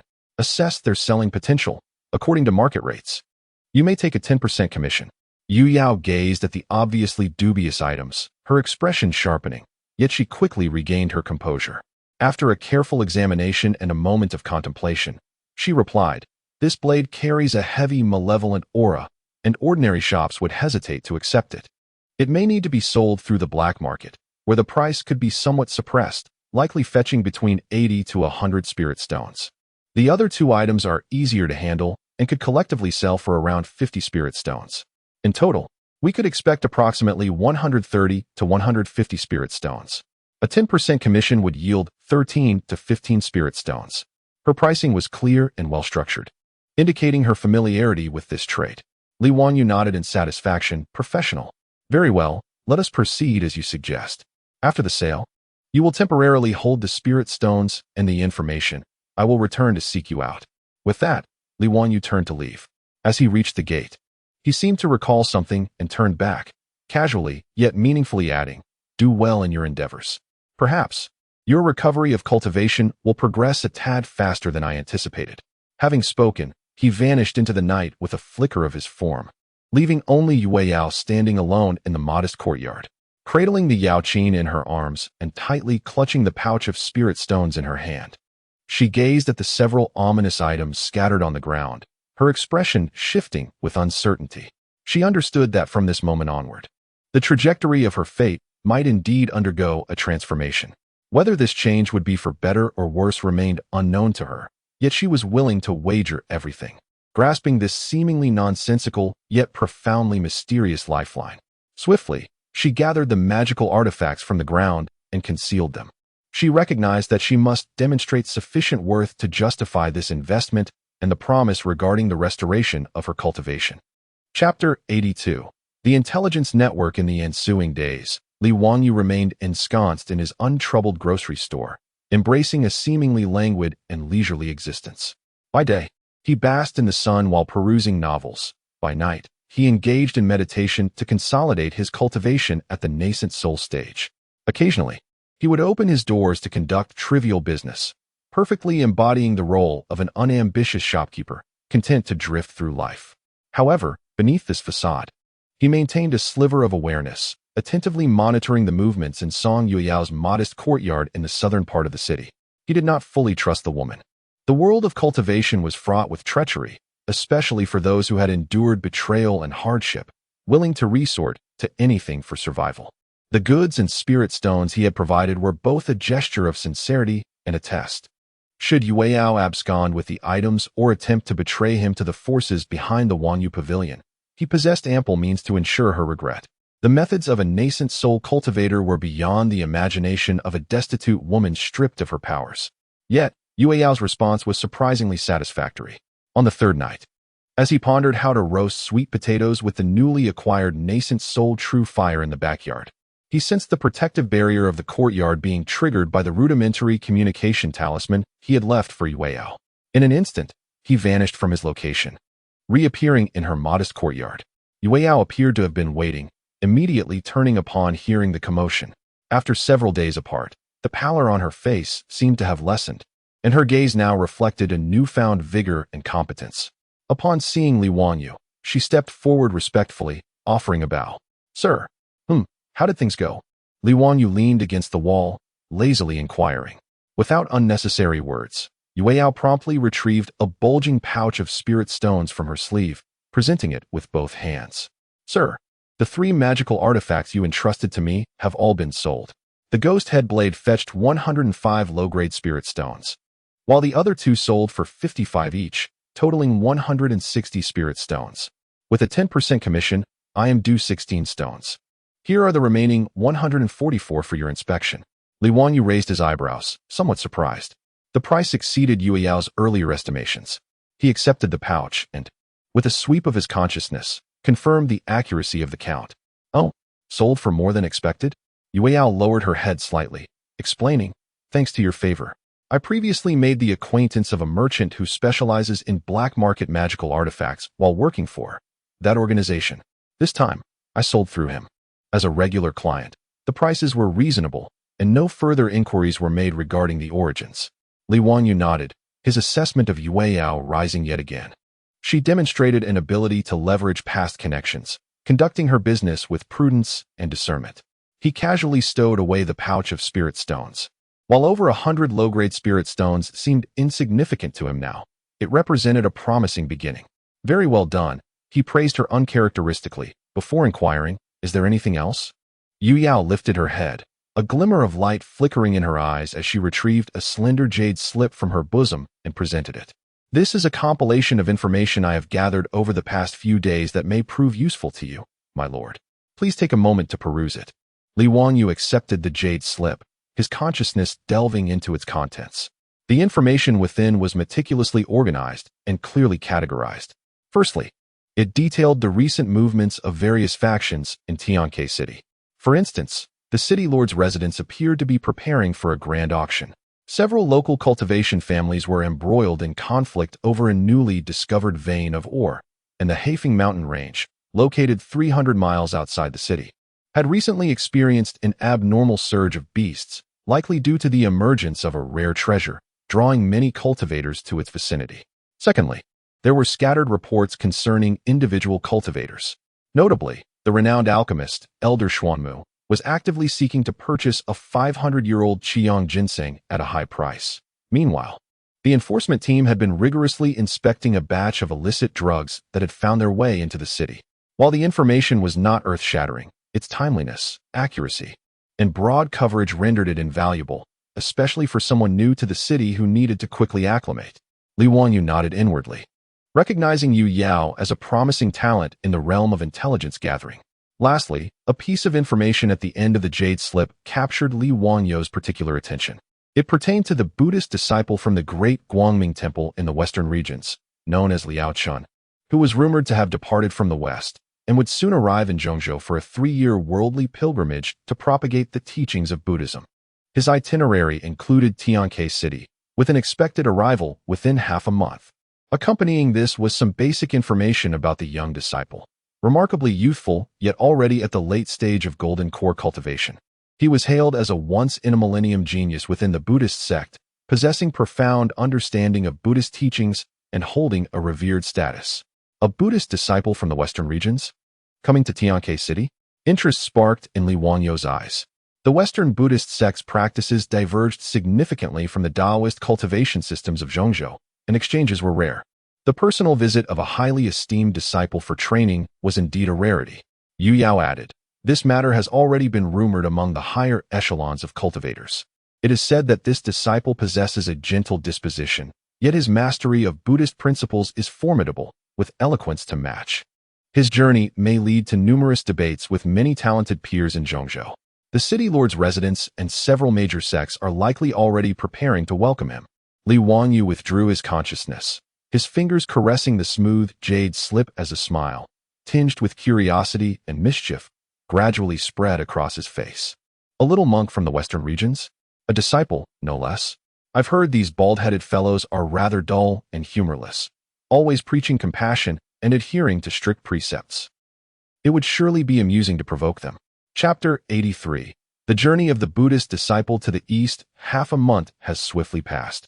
During this time, Li Wanyu has enjoyed a rather pleasant existence. Yu Yao has successfully assisted him in selling 2 batches of miscellaneous inventory, delivering several hundred spirit stones along with valuable intelligence, proving herself to be a reliable and capable partner. In return, Li Wanyu has reciprocated with the occasional gift of a few bottles of elixirs that possess minimal efficacy in reinforcing one's foundation, which has left Yu Yao immensely grateful and motivated her to work even harder. As for the business of Wang You's miscellaneous shop, it remains rather lackluster. Yet Li Wanyu relishes the tranquility of his days.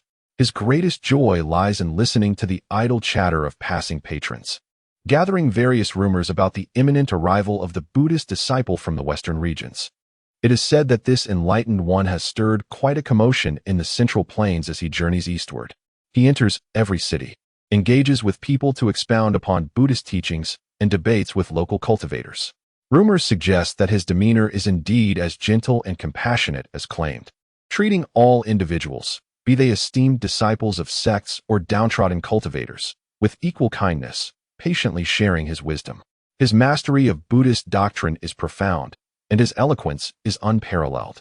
Several prominent golden core cultivators in the Central Plains have reportedly been subtly swayed in their hearts, contemplating the path of Buddhism after conversing with him. This has stirred quite the hornet's nest.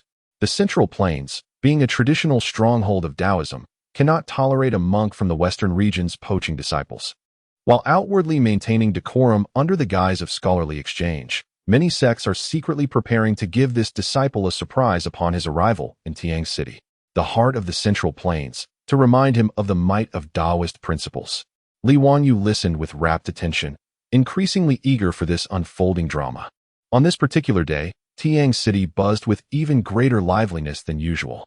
At the city gates, a throng of cultivators and common folk had gathered to witness the spectacle. He's coming. The Buddhist disciple from the western regions has arrived.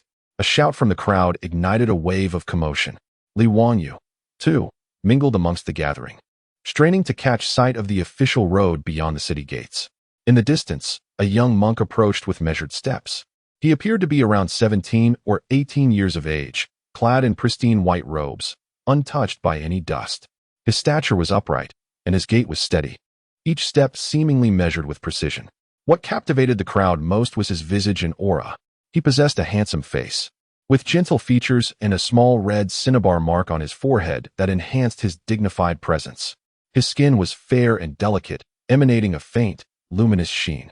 His eyes were clear and pure, resembling a sacred lake on the plateau, untouched by any impurities, radiating compassion and equality as he gazed upon those around him.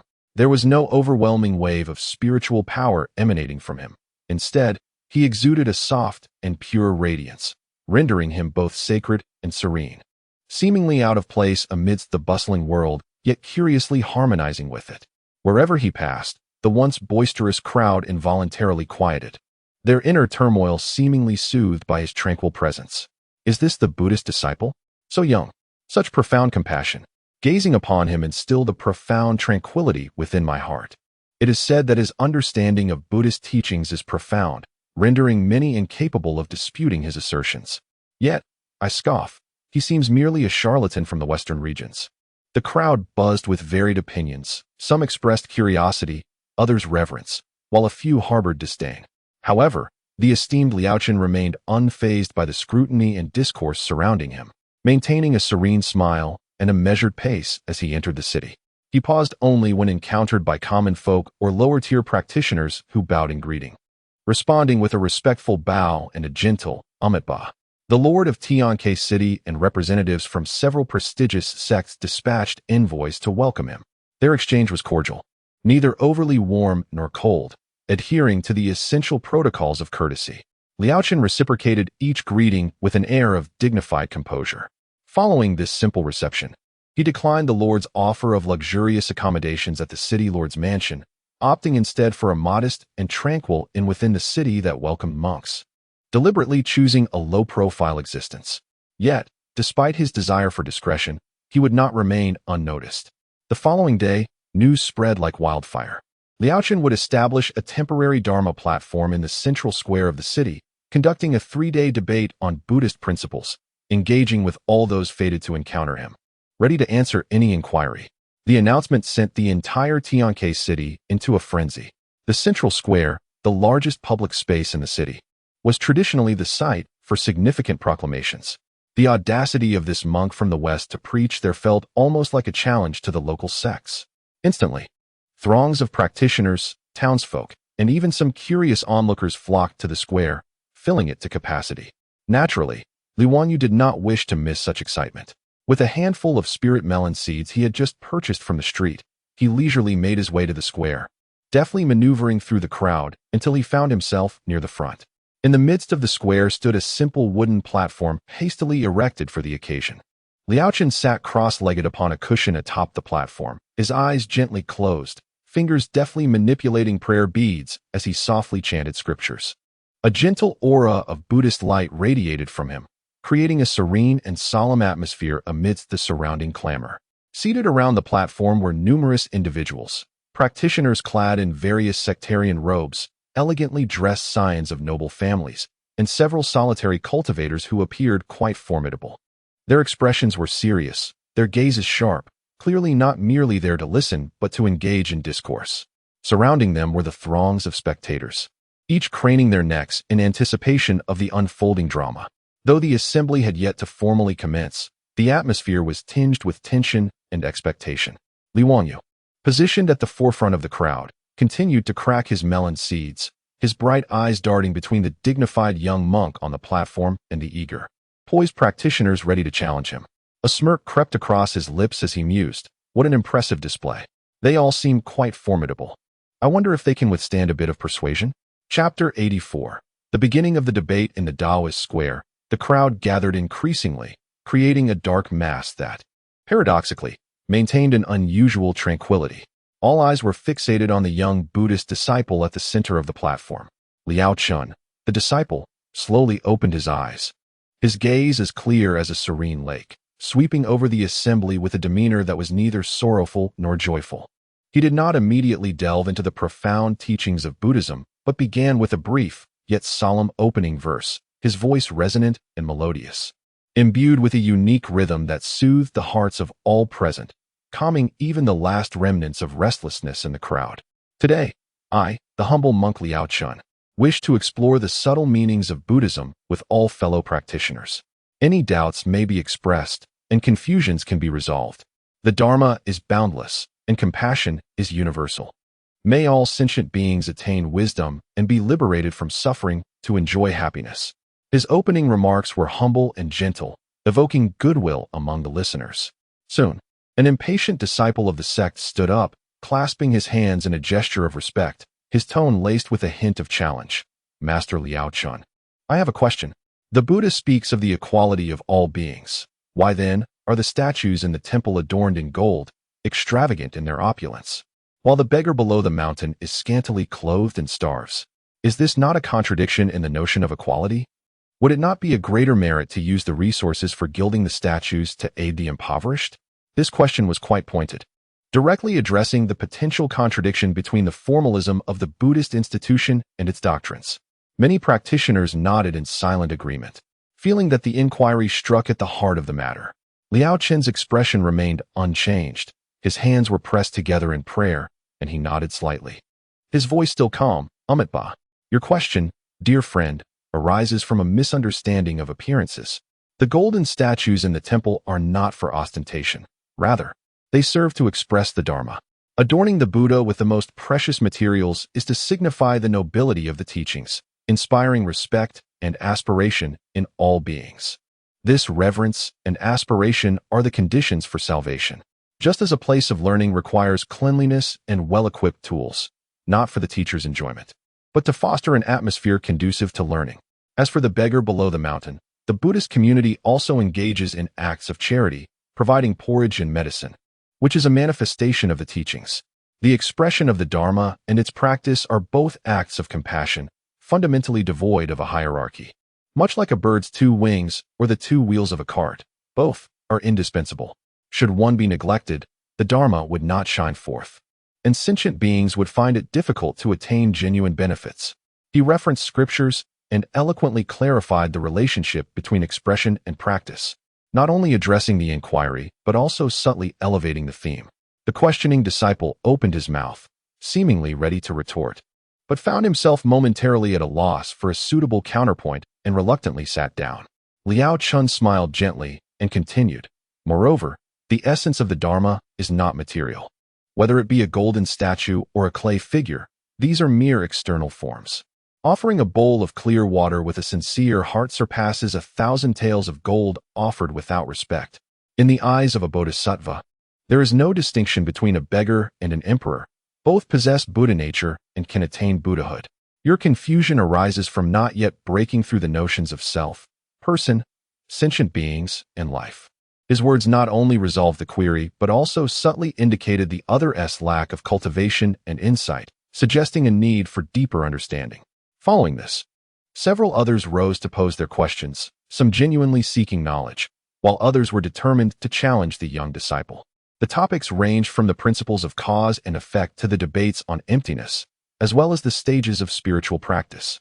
Liao Chun remained ever composed, effortlessly addressing any inquiry that arose. With references drawn from Buddhist scriptures, he adeptly dispelled doubts through exquisite metaphors and rigorous logic. His gentle demeanor belied a keen incisiveness, often piercing through the questioner's entrenched beliefs and cognitive barriers, leaving many flushed and sweating, only to bow in reverent acceptance, hands clasped in gratitude. Even a wandering practitioner of the golden elixir stage, who had initially arrived with the intent to provoke, found himself halted in contemplation after engaging with Liao Chun on the Zen principle of killing for the sake of preservation, and the idea that one must sever karmic ties without harming others. Ultimately, he bowed deeply in acknowledgement before retreating silently, seemingly enlightened. The atmosphere gradually transformed from one of skepticism and challenge to one of solemn reverence. Increasing numbers were captivated by Liao Chun's profound mastery of Buddhist teachings and his compassionate demeanor, listening intently, as if truly absorbing the Buddha's discourse. A gentle radiance enveloped the Dharma platform, and the sounds of chanting and debate seemed infused with a power to purify the soul. Many who had initially come merely to spectate now wore expressions of sincerity, silently praying. Li Wanyu, mingling among the crowd, had long since finished his sunflower seeds. With arms crossed, he listened earnestly, nodding occasionally, as though he found merit in the young monk's words. Yet those familiar with him knew that this demeanor often signified not agreement, but rather a search for fault. Indeed, as yet another questioner conceded to Liao Chun's wisdom and withdrew with a bow, a brief lull of tranquility settled over the gathering. Suddenly, a bright and somewhat languid youthful voice shattered the solemn atmosphere. "Excuse me, little master. What you said seems incorrect. I have a question I don't quite understand." In an instant, all eyes turned sharply toward the source of the interruption, a strikingly handsome boy at the front of the crowd, raising his hand high, his face adorned with a look of innocent confusion as he blinked at Liao Chun upon the Dharma platform. Li Wanyu's outburst had ripped open the serene ambience. It was Liao Chun's first encounter with someone interjecting so casually, even skeptically. Taken aback for a moment, he directed his clear gaze toward Li Wanyu. His hands pressed together in a gesture of peace. "Ba, what question do you have, good patron? Please, speak freely." Li Wanyu lowered his hand, scratching his head, and boldly inquired, "Little master, you keep saying put down the butcher's knife and become a Buddha on the spot. But I wonder, if an evil person has committed countless wrongs, killing many, and at the moment of death feels remorse and puts down the knife, can he truly become a Buddha? Conversely, what of those virtuous individuals who have devoted their lives to vegetarianism, chanting, and good deeds, yet if at the moment of death they inadvertently entertain a single wicked thought, do they lose all their merits and fail to attain Buddhahood? Is this not profoundly unjust to the good? Doesn't it encourage everyone to first indulge in wickedness, only to repent at the end?" Chapter 85. Sophistry. Li Wanyu's inquiry was astutely crafted, bordering on the absurd. Yet it served as a poignant probe into the intricate relationship between sudden enlightenment, repentance, and the fruits of spiritual practice within Buddhist doctrine. He had, in a most unadorned and direct manner, opened a seemingly contradictory discourse, presenting it to Liaochen. The square was instantly filled with a murmur of surprise. Many cultivators furrowed their brows, perceiving the youth's question as a deliberate provocation, a near sacrilege. However, a considerable number displayed expressions of contemplation. For this was indeed a common conundrum that troubled many novices of Buddhism. Liaochen, the enlightened one, exhibited a fleeting look of astonishment in his clear eyes, yet swiftly regained his composure. With hands clasped in reverence, his voice remained as soothing as a gentle spring. Ba, your query, though seemingly reasonable, fundamentally misinterprets the true essence of laying down the butcher's knife to become a Buddha and misconstrues the path of cause and effect. He paused momentarily, offering a patient elucidation. The Buddhist path emphasizes the law of karma. The retribution of good and evil is as inseparable as shadow and substance, devoid of fallacy. A wrongdoer must inevitably face the consequences of their misdeeds. A fleeting moment of repentance at the brink of death cannot erase all transgressions. Past wrongs must be atoned for. The notion of becoming a Buddha in an instant does not imply achieving the state of a Buddha instantaneously, nor indulging in boundless bliss, but rather signifies a fundamental transformation of one's nature in that moment of sincere repentance, effectively severing the roots of further malevolence and discovering the correct path towards Buddhahood. It is akin to a lost traveler finally discerning the way home, yet the journey back requires careful steps. Conversely, a virtuous individual, devoted to benevolence throughout their life, sows seeds of goodness, accumulating merit with profound roots and steadfast resolve. Would they truly forfeit their accomplishments due to a moment of ignorance at death? Even in the rare instances of distraction, their deep foundation cannot be compared to the transient repentance of a malevolent person. Consider the mighty tree and the tender sapling. Both endure the storms, but the tree remains steadfast and immovable. Buddhism does not condone wrongdoing. Rather, it elucidates the suffering that arises from malevolent actions, offering every sentient being, regardless of their past, a chance for repentance and a hopeful path towards virtue and liberation.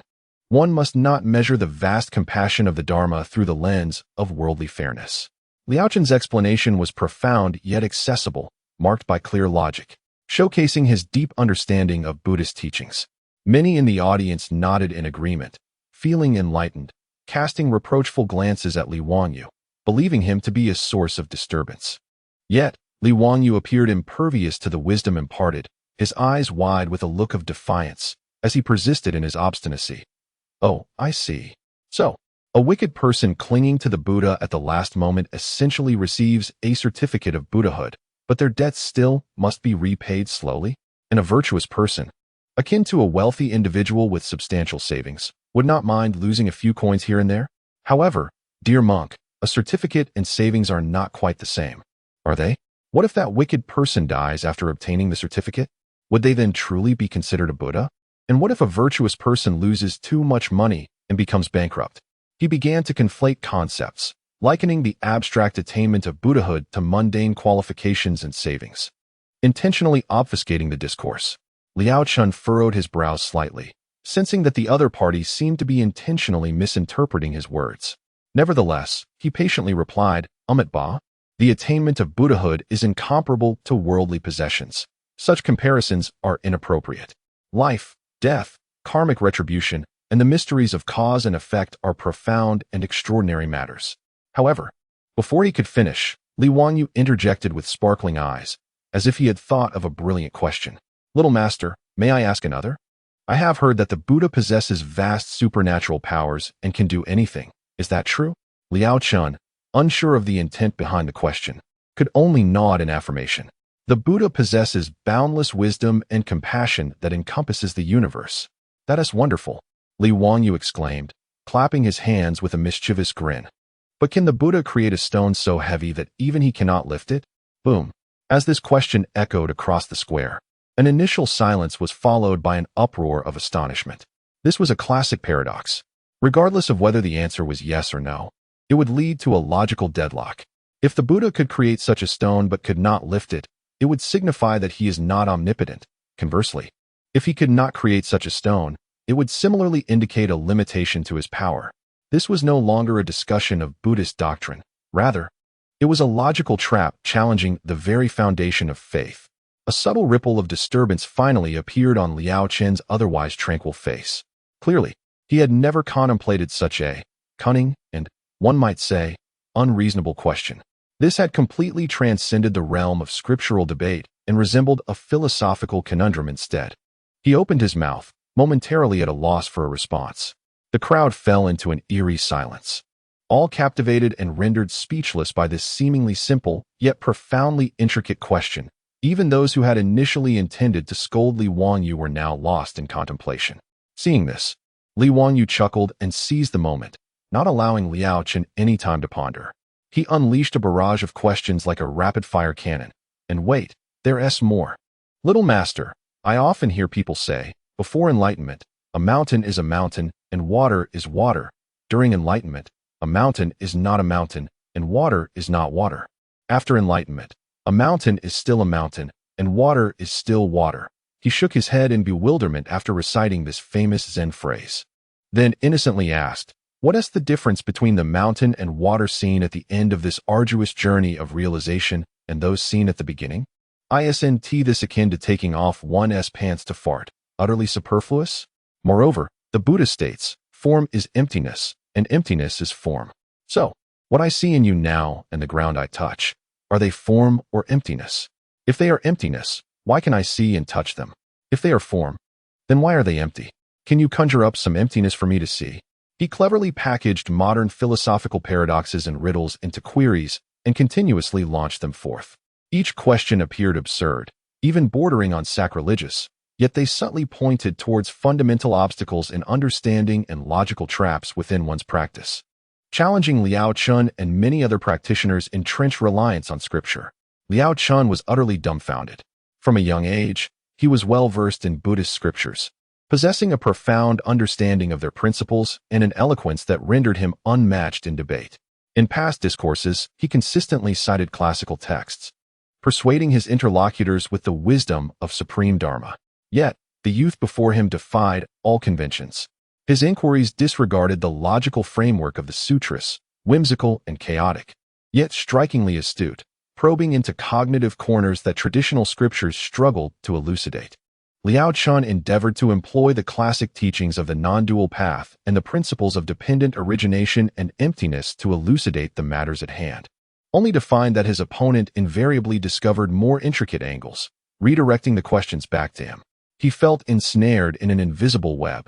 The more he struggled, the tighter the bindings became. Standing still, with a slight furrow in his brow, confusion surfaced in his once clear eyes for the first time. He realized he could no longer provide an immediate, satisfactory response rooted in the exquisite principles of Buddhism that would convince both his adversary and himself.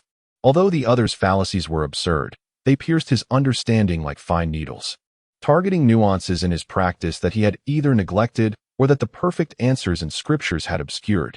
He found himself lost in contemplation, momentarily oblivious to his surroundings and the multitude of gazes upon him, fixated instead on the seemingly nonsensical questions, striving to uncover profound answers within the vast wisdom of Buddhist teachings that could truly unravel these convoluted arguments. All eyes were drawn to the pensive disciple on the Dharma seat, as well as the curious young man in the blue robe below, creating an atmosphere that felt peculiarly charged. Chapter 86. Feigned surrender. All eyes were firmly fixed upon the slight furrow of the brow and contemplative demeanor of the Buddhist disciple, Liao Chen, as he stood upon the platform, stirring a tempest of astonishment within the hearts of the onlookers. This monk, who had journeyed eastward with unparalleled eloquence and had scarcely encountered a rival, was genuinely rendered speechless by a seemingly inconspicuous youth, who posed a series of peculiar and intricate queries. Moreover, the youth's questions had left him in a prolonged silence, utterly at a loss for words. Who, one might wonder, was this remarkable individual? Upon reflection, the inquiries he had presented seemed rather difficult to refute. In an instant, a myriad of inquisitive, astonished, and even reverent gazes converged upon Li Wangyu. He relished the intensity of the surrounding scrutiny, his heart soaring with delight, yet his countenance maintained an expression of innocent curiosity. tinged with an air of anticipation as if awaiting the sage's response. However, his mind was as clear as daylight. One must know when to stop. Excessive probing could lead to dire consequences. Should he push the young monk too hard, causing a rupture in his serene disposition, the repercussions could be profound. Perhaps even inciting the venerable monks of the Great Light Temple in the western regions to pursue him to the ends of the earth. Yet, his objective had been met. He had successfully pried open a minuscule fissure in the seemingly impeccable heart of the monk. That was sufficient. Just as Liao Chen's brow tightened further and the murmurs of the audience began to swell once more, Li Wanyu suddenly slapped his forehead with a sharp crack, startling those around him.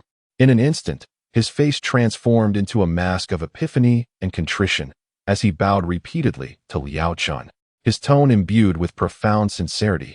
"Oh dear, how foolish of me. I have been so narrow-minded. You are absolutely right, esteemed master. The profundity of Buddhist teachings is vast and intricate, far beyond the grasp of a mere mortal like myself."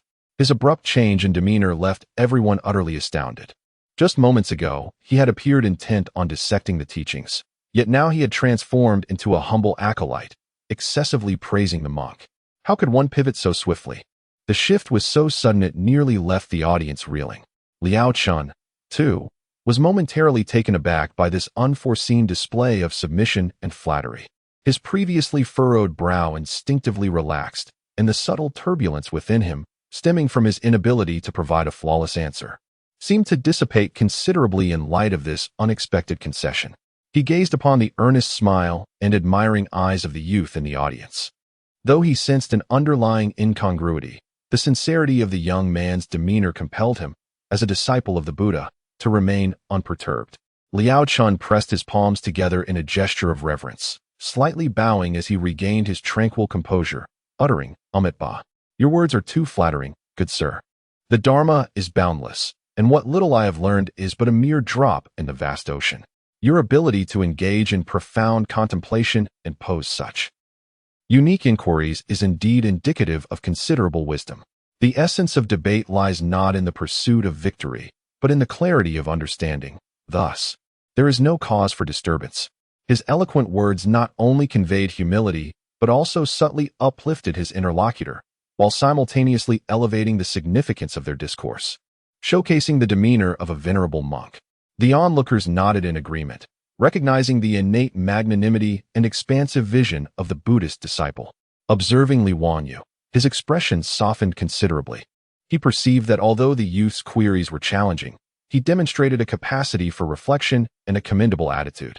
What appeared to be an impending impasse in their debate seemed to dissolve, as if Li Wanyu had deftly navigated the situation with light-hearted banter. With a chuckle, he clasped his hands in a gesture of respect, exclaiming, "Master, your generosity is commendable. Please, continue your teachings. I shall refrain from interrupting and will surely ponder your insights upon returning." With that, he swiftly retreated into the crowd, almost as if fearing that Liao Chen might reconsider and engage him in further discussion. Liao Chen watched the youth's figure vanish amidst the throng, his mouth opening slightly before he resignedly shook his head and uttered a Buddhist chant. Although the young man had willingly conceded, maintaining the decorum of the gathering, Liao Chen's initial doubts had not abated. Rather, they deepened. This individual exhibited peculiar behavior and erratic thought patterns. His seemingly nonsensical inquiries each struck at the very heart of the path to enlightenment, revealing a complexity far beyond their superficial appearance. His concession was delivered with an unsettling abruptness, almost theatrical, exuding an enigmatic quality. Considerable wisdom. Perhaps, in a different sense of the term, Liao Chen mused silently, etching the figure clad in azure into the depths of his memory. Chapter 87. Knowledge arises from practice. The debate at the Dharma assembly, stirred by Li Wanyu's antics, concluded with his eventual concession.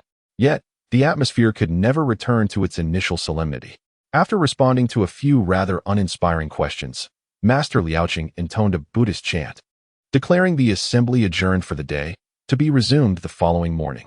The audience, still buzzing with intrigue, gradually dispersed, many animatedly discussing the recent exchange of clever arguments and concessions, speculating on the origins of the young man in the blue robe.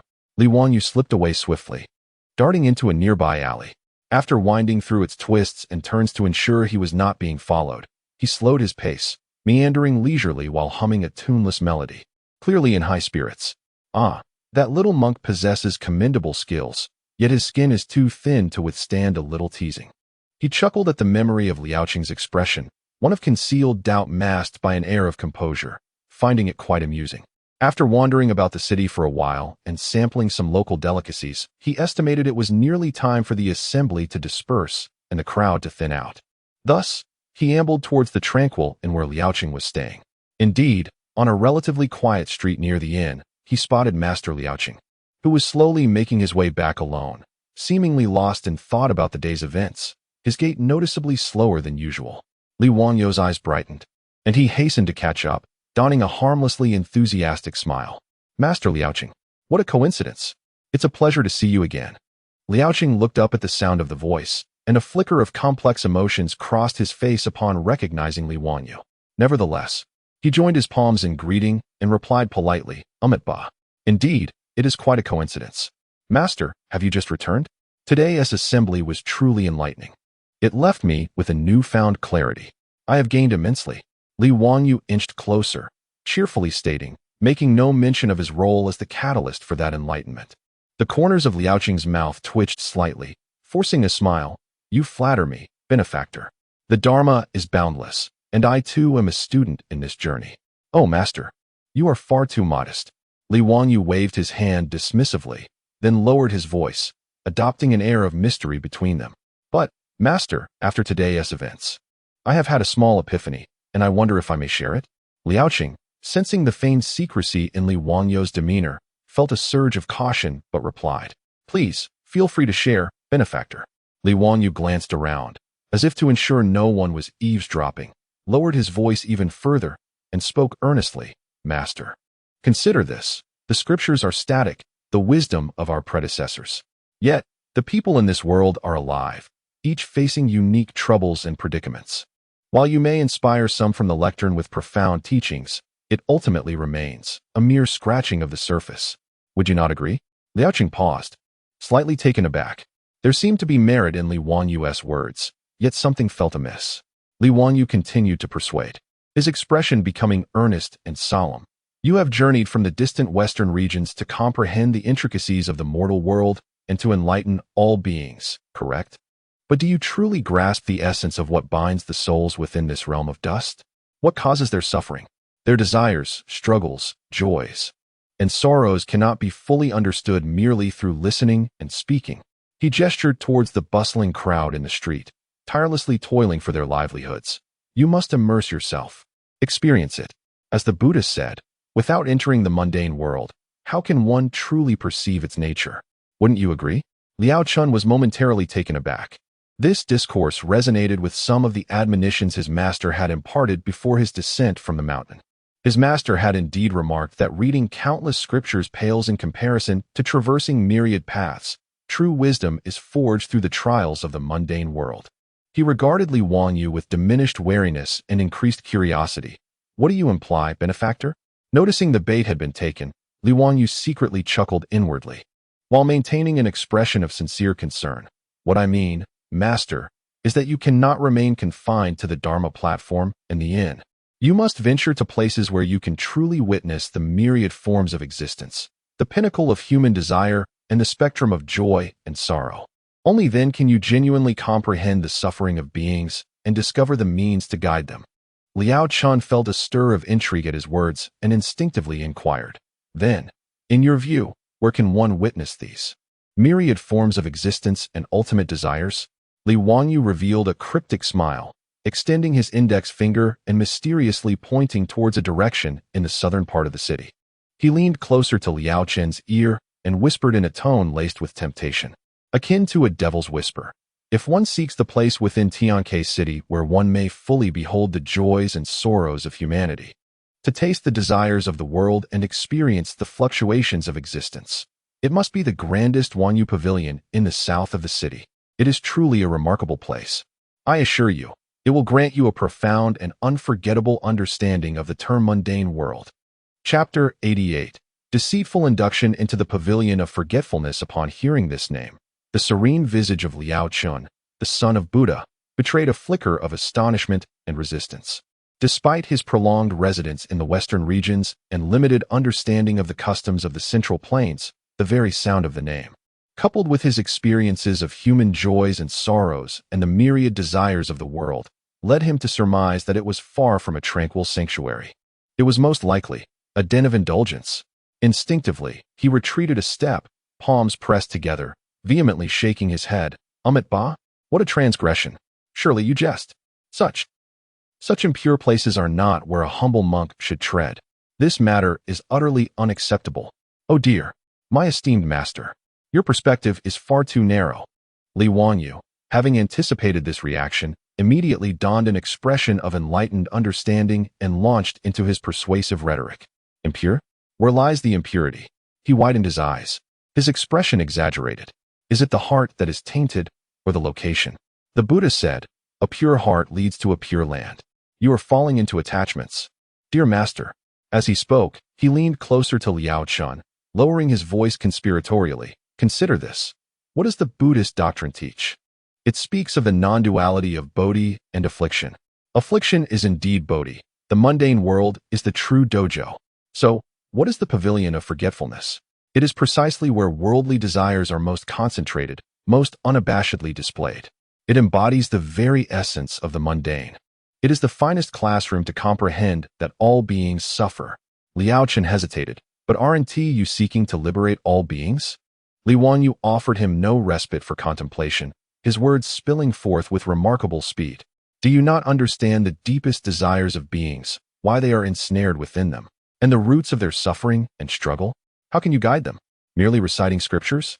What difference does that make from mere theoretical discussions? Moreover, Li Wanyu seemed to have struck upon a brilliant point. That place is the ultimate test of your resolve. Sitting in the temple, amidst the flickering lamps and ancient Buddha, it is only natural to find tranquility. Yet, amidst a riot of blossoms and myriad temptations, if you can maintain your inner peace, that is the true test of resolve. That is the real embodiment of unmoved by the 8 winds. Does this not surpass your solitary cultivation by 100-fold? He cleverly reinterpreted the concepts from Buddhist scriptures, elevating a mere visit to a brothel to a profound exercise in refining the heart amidst worldly distractions and discerning the illusions of life. Liao Chun was thoroughly ensnared by this twisted reasoning. Having been unsettled earlier by challenging questions during a debate, he had begun to harbor a subtle doubt about his own teachings, contemplating whether mere scripture was indeed sufficient to address the myriad complexities of worldly phenomena. As he absorbed Li Wanyu's lofty discourse, he felt an unsettling dissonance, yet subconsciously sensed, perhaps, just perhaps, there was a modicum of truth to it. The non-duality of bodhi and affliction, the mundane world as a dojo, to guide others. One must first understand them. These profound truths held merit, yet, must one truly venture into such a place to understand others? The turmoil of conflict was vividly etched upon Liao Chun's countenance. Reason and discipline admonished him against proceeding. Yet deep within him lingered a quest for a more effective path of cultivation. Coupled with the innate curiosity of youth towards the unknown, a curiosity he vehemently denied, skillfully ignited by Li Wanyu. Observing his indecision, Li Wanyu sensed the opportune moment had arrived and resolved to add one final persuasive element. With a sigh, his expression grew solemn, and his tone bore a touch of compassion. Alas, esteemed master, this is for your own good. Consider, in this Tianke city, whom do you enlighten at your teachings? Most are those already inclined towards virtue or merely idle. But what of the pitiable souls truly ensnared by desire, unable to extricate themselves? Will they come to heed your sermons? No, they remain within that forgetting worry pavilion. If you do not venture there, how can you possibly guide them? The Buddha said, if I do not enter hell, who will? You have yet to enter hell. You merely shrink from the threshold. This compassion lacks the requisite resolve. The words, if I do not enter hell, who will, struck Liao Chun's heart like a resounding hammer. Indeed, what do personal reputation and comfort amount to when weighed against the grand aspiration to liberate the suffering masses? If one does not dare to take this step, how can one speak of universal salvation? The struggle etched on Liao Chun's face gradually faded, replaced by a near-heroic determination.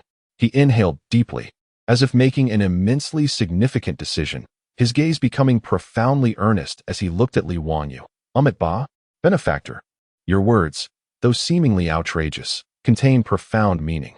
To save sentient beings, I shall accompany you to witness this realm of insatiable desires. May I glimpse the suffering of the masses and find the opportunity for salvation. His declaration exuded righteous grandeur, as though he were not about to visit a brothel, but rather to sacrifice himself in the face of a tiger. Li Wanyu inwardly reveled in delight, while outwardly presenting a visage of a master finally enlightened. Giving a thumbs up, exactly. The master possesses great wisdom, courage, and true compassion. Let us go. I shall lead the way and ensure your journey is worthwhile. With enthusiasm, he guided Liao Chun, turning towards the southern part of the city, where the lights shone the brightest and most opulent. Liao Chun, grappling with a tumultuous blend of anxiety, curiosity, self-doubt, and an inexplicable sense of heroism, followed closely behind Li Wanyu. His moonlight-colored monk robe stood in stark contrast to the increasingly amorous ambience of the surroundings. As he walked, he silently recited calming mantras, attempting to soothe his racing heart, wholly unaware that he was stepping into a meticulously crafted trap set by a nefarious schemer. Chapter 89. Into the pot. As the night deepened, the vibrant clamor of the southern district of Tianke City surpassed that of the day. Approaching the vicinity of Wanyu Pavilion, the air grew increasingly saturated with the fragrance of cosmetics and the scent of alcohol. The lights shimmered with a tantalizing allure, while the melodies of stringed instruments intertwined with the playful banter of men and women echoed incessantly. Liao Chun, the Buddhist disciple, trailed closely behind Li Wanyu, his heart racing with apprehension. He observed the women clad in revealing attire, their charming smiles beckoning patrons, and the drunken male cultivators, swaying as they entered and exited various establishments. A rush of heat surged to his head, his cheeks flushed, and his heart pounded like a drum. He could do nothing but lower his gaze to the tips of his shoes, repeatedly reciting the heart-purifying mantra in an attempt to dispel the pervasive enchantment surrounding him. In contrast, Li Wanyu appeared unfazed, occasionally casting flirtatious glances at passing maidens, eliciting a chorus of playful rebukes. "Master, do not be so tense," Li Wanyu remarked with a suppressed chuckle as he glanced back at Liao Chun. "We are merely here to observe the sentiments of the populace, conducting academic research. With a mind free of distractions, one is unburdened by worldly concerns, correct?" Liao Chun was too fatigued to retort, hastening his mantra's recitation. At last, a magnificent edifice came into view, towering several stories high, adorned with intricate carvings and illuminated by brilliant lights. The entrance bustled with a throng of guests, and a colossal gilded plaque declared in flamboyant script the three characters, Wanyu Pavilion. The sultry melodies and laughter spilled forth from within like a tangible essence. Liao Chen's steps came to an abrupt halt, his complexion paling to an alarming degree, and his breath grew labored. The spiritual senses of the Buddhist realm screamed in alarm, warning him that ahead lay a place of great terror and profound descent. Is this the place?" Liao Chen's voice trembled slightly. "Indeed. What do you think? Quite grand, isn't it?" Li Wanyu replied with a sense of pride, then gestured toward a dimly lit alley nearby. "However, let us take this route. The front entrance is too crowded and noisy. I know of a quieter back entrance, more suitable for scholarly individuals like yourself to conduct a thorough investigation." At that moment, Liao Chen's mind was a tumultuous whirlpool, desperate to escape this dreadful experience. Upon hearing Li Wanyu's words, he felt a surge of relief and, without a second thought, followed him into the shadowy alley. The alley felt like a different realm compared to the bustling main street, dimly lit and significantly quieter, with only the distant echoes of the street's clamor faintly reaching them. After walking a few dozen steps, nearing the alley's end, the walls of the Wanyu Pavilion's rear courtyard came into view. Just then, Li Wanyu, who was leading the way, suddenly halted with an exaggerated gasp, pointing excitedly at a corner ahead, his voice brimming with astonishment and curiosity. "Oh, disciple, look. What is that? Glimmering with golden light. Could it be a Buddhist relic fallen to the ground?" A relic? Liao Chun, already in a heightened state of tension and distraction, instinctively believed him when he heard such a pertinent term related to his expertise exclaimed in such a tone by Li Wanyu, who was guiding him. Instinctively, he turned his head towards the direction pointed out by Li Wanyu, his eyes widening as he strained to search in the dim light. A ludicrous thought briefly flickering in his mind. Could there truly be a Buddhist treasure manifesting here? However, all he could see in the corner was a few withered leaves and a dozing stray cat. There were no glimmering relics to be found. Alarming.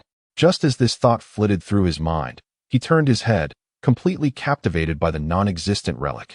In that fleeting moment, the back of his head was left defenseless, and Li Wangyu, who had been lying in wait, sprang into action. His movements were as swift as lightning, silent as a whisper. The specially crafted club, renowned for its past exploits, slid from his sleeve, accompanied by a barely perceptible rush of air and a faint arc of electricity, striking precisely at the back of Liao Chen's head. The force was expertly calibrated, sufficient to render a late-stage golden core genius from the Buddhist sect unconscious in an instant, yet not inflicting any serious harm. Bang! Liao Chen felt a sudden jolt at the back of his head, hardly registering any pain. Darkness enveloped him abruptly. All thoughts severed in an instant, and without a sound, his body succumbed to the ground. Li Wangyu was prepared. His other hand swiftly reached out to support Liao Chen's limp form, preventing a louder thud as he collapsed. All done, Li Wangyu chuckled to himself, assessing the club in his hand, thoroughly pleased with his technique. His skills had become increasingly refined, with precise force and exceptional results. He glanced around. The alley remained eerily quiet and deserted. Efficiently, he hoisted Liao Chen and nimbly slipped toward a secluded side door in the back courtyard of the Wangyu Pavilion. This was a spot he had previously instructed Yu Yao to scout and discreetly leave a latch. With a gentle push, the small door opened obediently. He slipped inside and quickly secured the door behind him. The back courtyard served as a storage area for the Wangyu Pavilion and a passage for maids and servants. And it was just as tranquil now. Relying on a rough map obtained from Yu Yao and his formidable sensory perception, Li Wangyu carried Liao Chen, deftly avoiding all patrolling guards and busy servants, silently making his way to the second floor.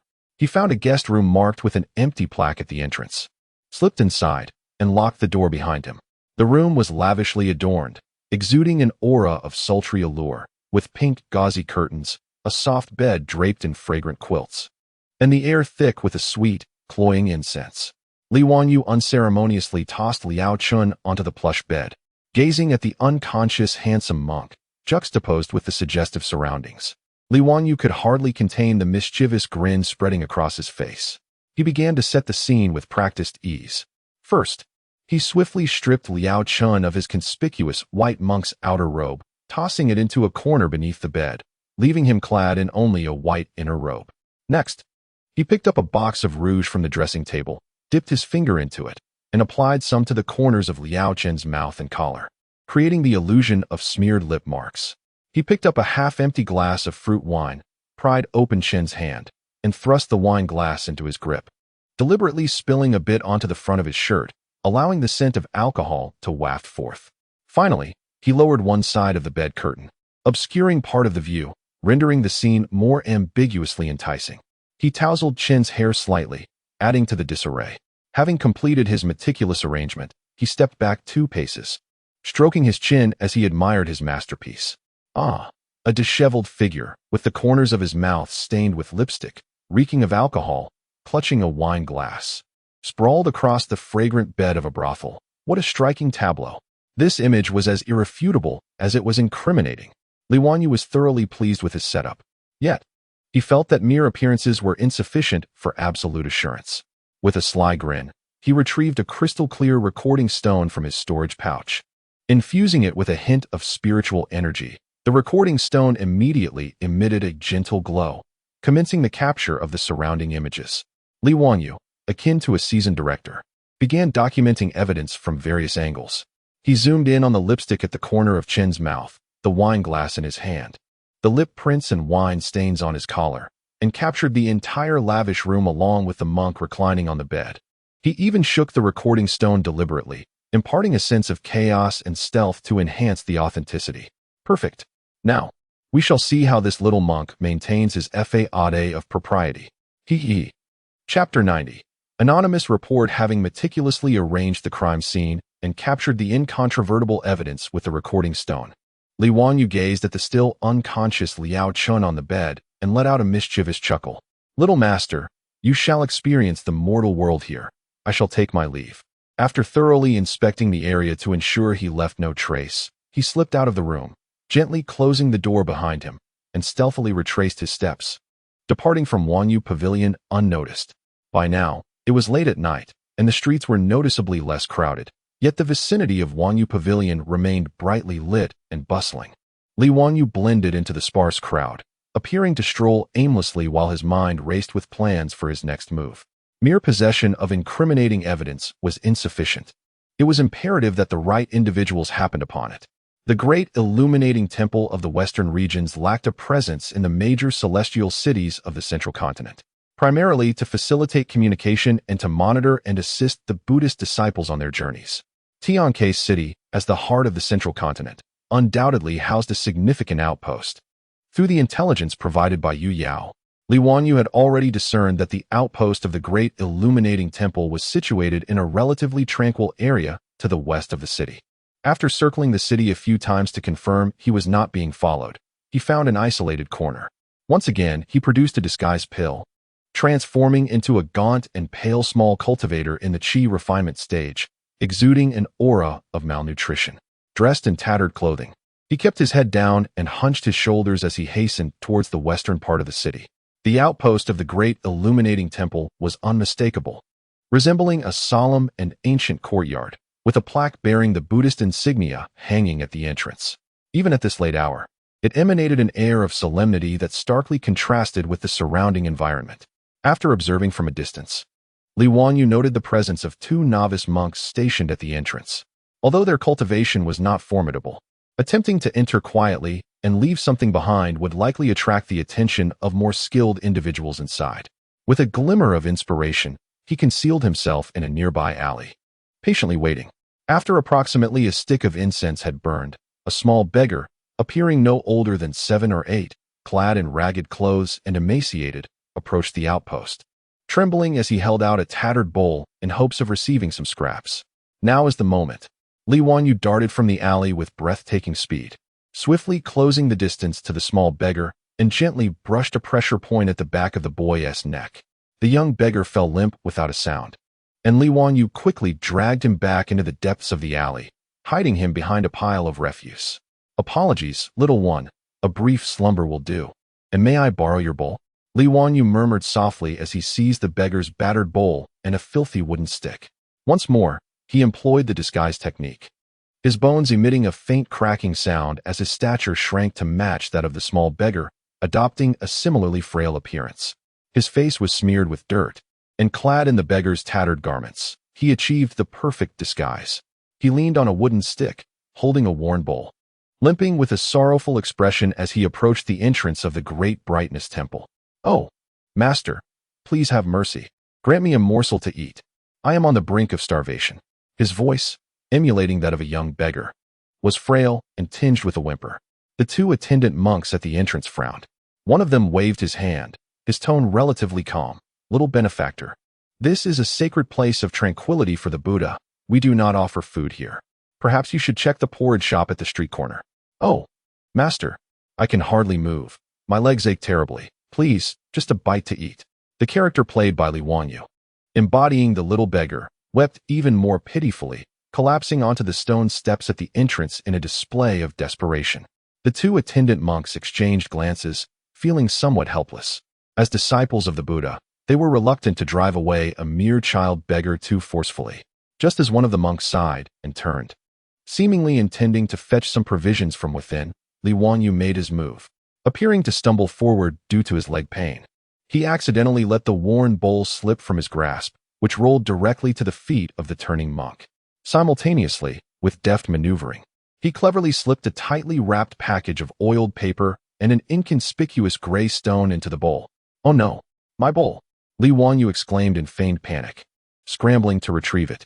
The monk, hearing the commotion, instinctively turned back, and upon seeing the bowl at his feet, bent down to pick it up. As he lifted the bowl and sensed something within, he paused in surprise. In that instant, Li Wanyu had already struggled to rise, snatching the bowl back. Bowing repeatedly, "Thank you, master. Thank you, master. I shall not beg any longer. I will leave now, right away." With that, he clutched the bowl and, leaning on his stick, limped away in a hasty and awkward manner, vanishing around the street corner in the blink of an eye. The monk watched the direction in which the little beggar had disappeared, shook his head, and thought little of it, assuming it was merely the mischief of a child or a fleeting scare. As Li Wangyu turned the corner, he instantly returned to his true form. Discarding the worn bowl and stick, gazing towards the great brightness temple with a triumphant smile playing on his lips. Task accomplished. Inside that oiled paper package was a letter of denunciation he had meticulously prepared. The handwriting was scrawled and awkward, resembling that of an uneducated individual. And the content was exceedingly shocking. To the venerable monks, that little master named Liao Chun who came from the west is not what he seems. He is currently in the third room on the left side of the Wanyu attic, reveling with a young lady and drinking merrily. His trousers are nearly undone. We witnessed this with our own eyes. Attached as evidence, what we found, for your perusal, from a concerned citizen. Moreover, the stone containing the image had been subtly altered by his spiritual awareness, rendering the visuals somewhat blurry and shaky, especially the close-up of Liao Chen's face, allowing for recognition while obscuring any clear signs of makeup or wine stains, thus enhancing the characteristics of a surreptitious capture. After completing all of this, Li Wangyu felt a surge of joy, humming a little tune as he strolled back, preparing to find a vantage point to witness the unfolding drama. He firmly believed that, given the Buddhist sect's stringent adherence to its precepts, particularly in the case of someone like Liao Chun, a disciple of the faith, such a concrete report would undoubtedly incite an immediate uproar. Indeed, it was not long before, in less than half an hour, the once tranquil and solemn courtyard of the Great Light Temple erupted with terrifying waves of Buddhist power. Within those waves lay boundless fury and an incredulous, violent aura, as if a slumbering, wrathful deity had suddenly awakened. Scoundrel! A thunderous roar echoed from within the courtyard. Almost instantly, the great doors of the courtyard were flung open. 3 elderly monks clad in yellow robes, their countenances ashen and their eyes ablaze with fury, burst forth like 3 bolts of golden lightning. They radiated an overwhelming presence characteristic of the nascent soul stage, their wrathful aura reminiscent of the mighty Vajra, sending shivers down the spines of all who witnessed. Leaving them bewildered, the leading monk clutched tightly a gray shadow stone and the incriminating report. Ignoring everything around them, the 3 were resolute in their mission, transforming into beams of golden light, darting with astonishing speed towards the direction of the worry-free pavilion in the southern part of the city. As they passed, a tempest arose. The formidable Buddhist might palpable, leaving behind a trail of astonished gazes. Chapter 91. Caught in the act within the Forget Worry Pavilion. The atmosphere remained alive with song and dance, a scene of intoxicating revelry. The guests, ensconced in their soft embrace, remained blissfully unaware of the tempest that was about to descend upon them. On the 3rd floor, within a meticulously arranged boudoir, Liao Chun slowly stirred from his stupor, his eyelids fluttering as he emerged from a state of unconsciousness. A dull ache throbbed at the back of his head, prompting an instinctive urge to rub it. However, as he lifted his arm, he became aware of something cool and solid clasped in his hand. He gazed down in bewilderment to discover an exquisite white jade goblet, remnants of an amber-hued liquid lingering within, exuding a cloying aroma of sweet wine. Liao Chun. A sudden jolt of realization struck him, fully awakening him. Where was he? In a panic, he scanned his surroundings. The pink gauzy curtains, the suggestive lighting, the sweet incense, and the soft silken bedding. This was certainly not the tranquil meditation chamber where he had been staying. His heart raced as he noticed his white monk's robe was missing, leaving him clad only in a white undergarment, which was dampened in a large patch, reeking of alcohol. The corners of his mouth and collar were sticky, seemingly smeared with something that carried the fragrance of rouge. A sense of foreboding coursed through him. He attempted to rise from the bed, but the effects of the narcotic and the blow to his head sent him reeling, causing him to collapse back down. Just as he found himself in this state of utter disarray and panic, bang! The seemingly sturdy wooden door of the room shattered with a thunderous crash, splinters flying. 3 old monks, their faces ashen and hair disheveled, with eyes blazing as if they might emit flames, burst in like 3 furious arhats, radiating an overwhelming aura of wrath. The foremost of the monks clutched a gray stone of remembrance tightly in his hand. The once intimate and suggestive atmosphere of the room was violently torn asunder by the ferocity of their presence. Liao Chun, utterly startled by this abrupt upheaval, found his mind blank, instinctively clutching the goblet as if it were a lifeline, even though it was pulling him into an abyss. As the three monks stormed in, their eyes swept over the entire chamber. The pink, gauzy curtains, the sweet incense, the soft silken bedding, a quintessential den of indulgence. Then they beheld the bed, their disciple, Liao Chun, disheveled, reeking of alcohol, his mouth and collar smeared with rouge, grasping a goblet with a look of sheer panic and confusion, coupled with the evidence captured within the stone, though blurred, was unmistakably damning. In that moment, all the threads of evidence converged perfectly, forming a truth they were loath to accept, yet could not deny. A disgrace. The leading monk, Liao Chun's master-uncle, the revered Master Hong Ren of the disciplined court, let out a heart-wrenching roar, his voice laden with boundless anger and disappointment. The two elder monks beside him trembled with rage, pointing at Liao Chun, their fingers quivering. Liao Chun, how dare you? How dare you commit such a heinous act that tarnishes the sanctity of the Buddhist faith? Liao Chun was jolted from his stupor by a thunderous roar that left his ears ringing, and he was engulfed by an overwhelming sense of fear and injustice. No, it's not true. Uncle Master, esteemed uncles, please let me explain. I have been wronged. In a flurry, he cast aside the cursed wine cup and struggled to rise from the bed, his voice trembling with emotion and incoherence. Someone knocked me out. They brought me here. I know nothing. I truly did nothing. However, in the face of the irrefutable evidence before him, his pleas sounded feeble and absurd. Knocked you out? Framed you? Master Hong Ren's fury turned to cold laughter, his voice piercingly icy. Who could possibly render you unconscious at the late Golden Elixir stage? Who could have moved you from the inn to this den of iniquity without your knowledge, and arranged all of this for you? Liao Chun, do you think we are mere children? He abruptly hurled the image stone to the ground, pointing an accusatory finger at Liao Chun. Look at yourself. Disheveled, reeking of alcohol, entangled in scandal, caught red-handed, and with this image stone as proof. What more do you have to say for yourself? I. Liao Chun gazed at his disheveled appearance, inhaling the stench of alcohol and the scent of perfume. Recalling Li Wangyu's sincere smile before he lost consciousness, he felt utterly bereft of defense, as if he had jumped into the yellow river and could not cleanse himself of the shame. A profound sense of grievance and despair surged within him, and tears streamed uncontrollably down his face. Crying now are we? A voice of another elder monk cut through the air harshly. You've broken your vows, deceived your elders, and still dare to argue. You have brought disgrace upon our great, bright temple. The commotion had already drawn the attention of those in Wanyu Pavilion. The matron, guards, and several curious guests gathered around. Their eyes widened in disbelief as they beheld the scene inside the room, murmuring amongst themselves. My goodness, is that truly the son of Buddha from the western regions? Has he really come to solicit a prostitute? Caught in the act of infidelity? TSK. He usually pretends to be so lofty, yet turns out to be a hypocrite. Truly, one cannot judge a person by their appearance. These whispers pierced Liao Chun's heart like daggers, leaving him cold and filled with mortification. Master Hongren surveyed the growing crowd and listened to the unbearable gossip, his expression darkening further. He understood that this matter could not linger here. Otherwise, the reputation of the Buddhist sect would be utterly shattered. Suppressing his raging fury, he gestured sharply to the two elder monks behind him, his voice chilling and devoid of emotion. Seize this scoundrel. Suppress his cultivation. Take him back to the station and keep him under strict surveillance. Await further instructions.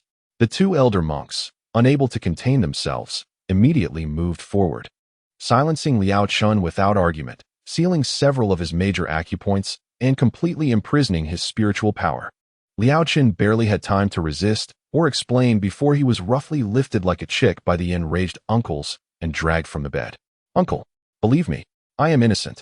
Liao Chun struggled in vain, his cries filled with despair. However, his only response came in the form of the cold, furious gazes of his masters and the scornful, mocking, and gleeful looks from the surrounding crowd. Thus, before the watchful eyes of many, disheveled and weeping, he was forcibly dragged from the worry-free pavilion and unceremoniously shoved into a carriage that had long been prepared. In that moment, All dignity and reputation crumbled to dust, shattered beyond repair.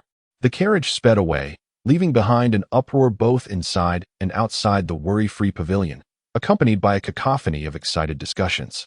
It is easy to imagine that before the night is over, the scandal of the Western region's Buddhist disciple being caught in a brothel would ripple through the entirety of Tiankai City, sending shockwaves throughout the entire realm of cultivation.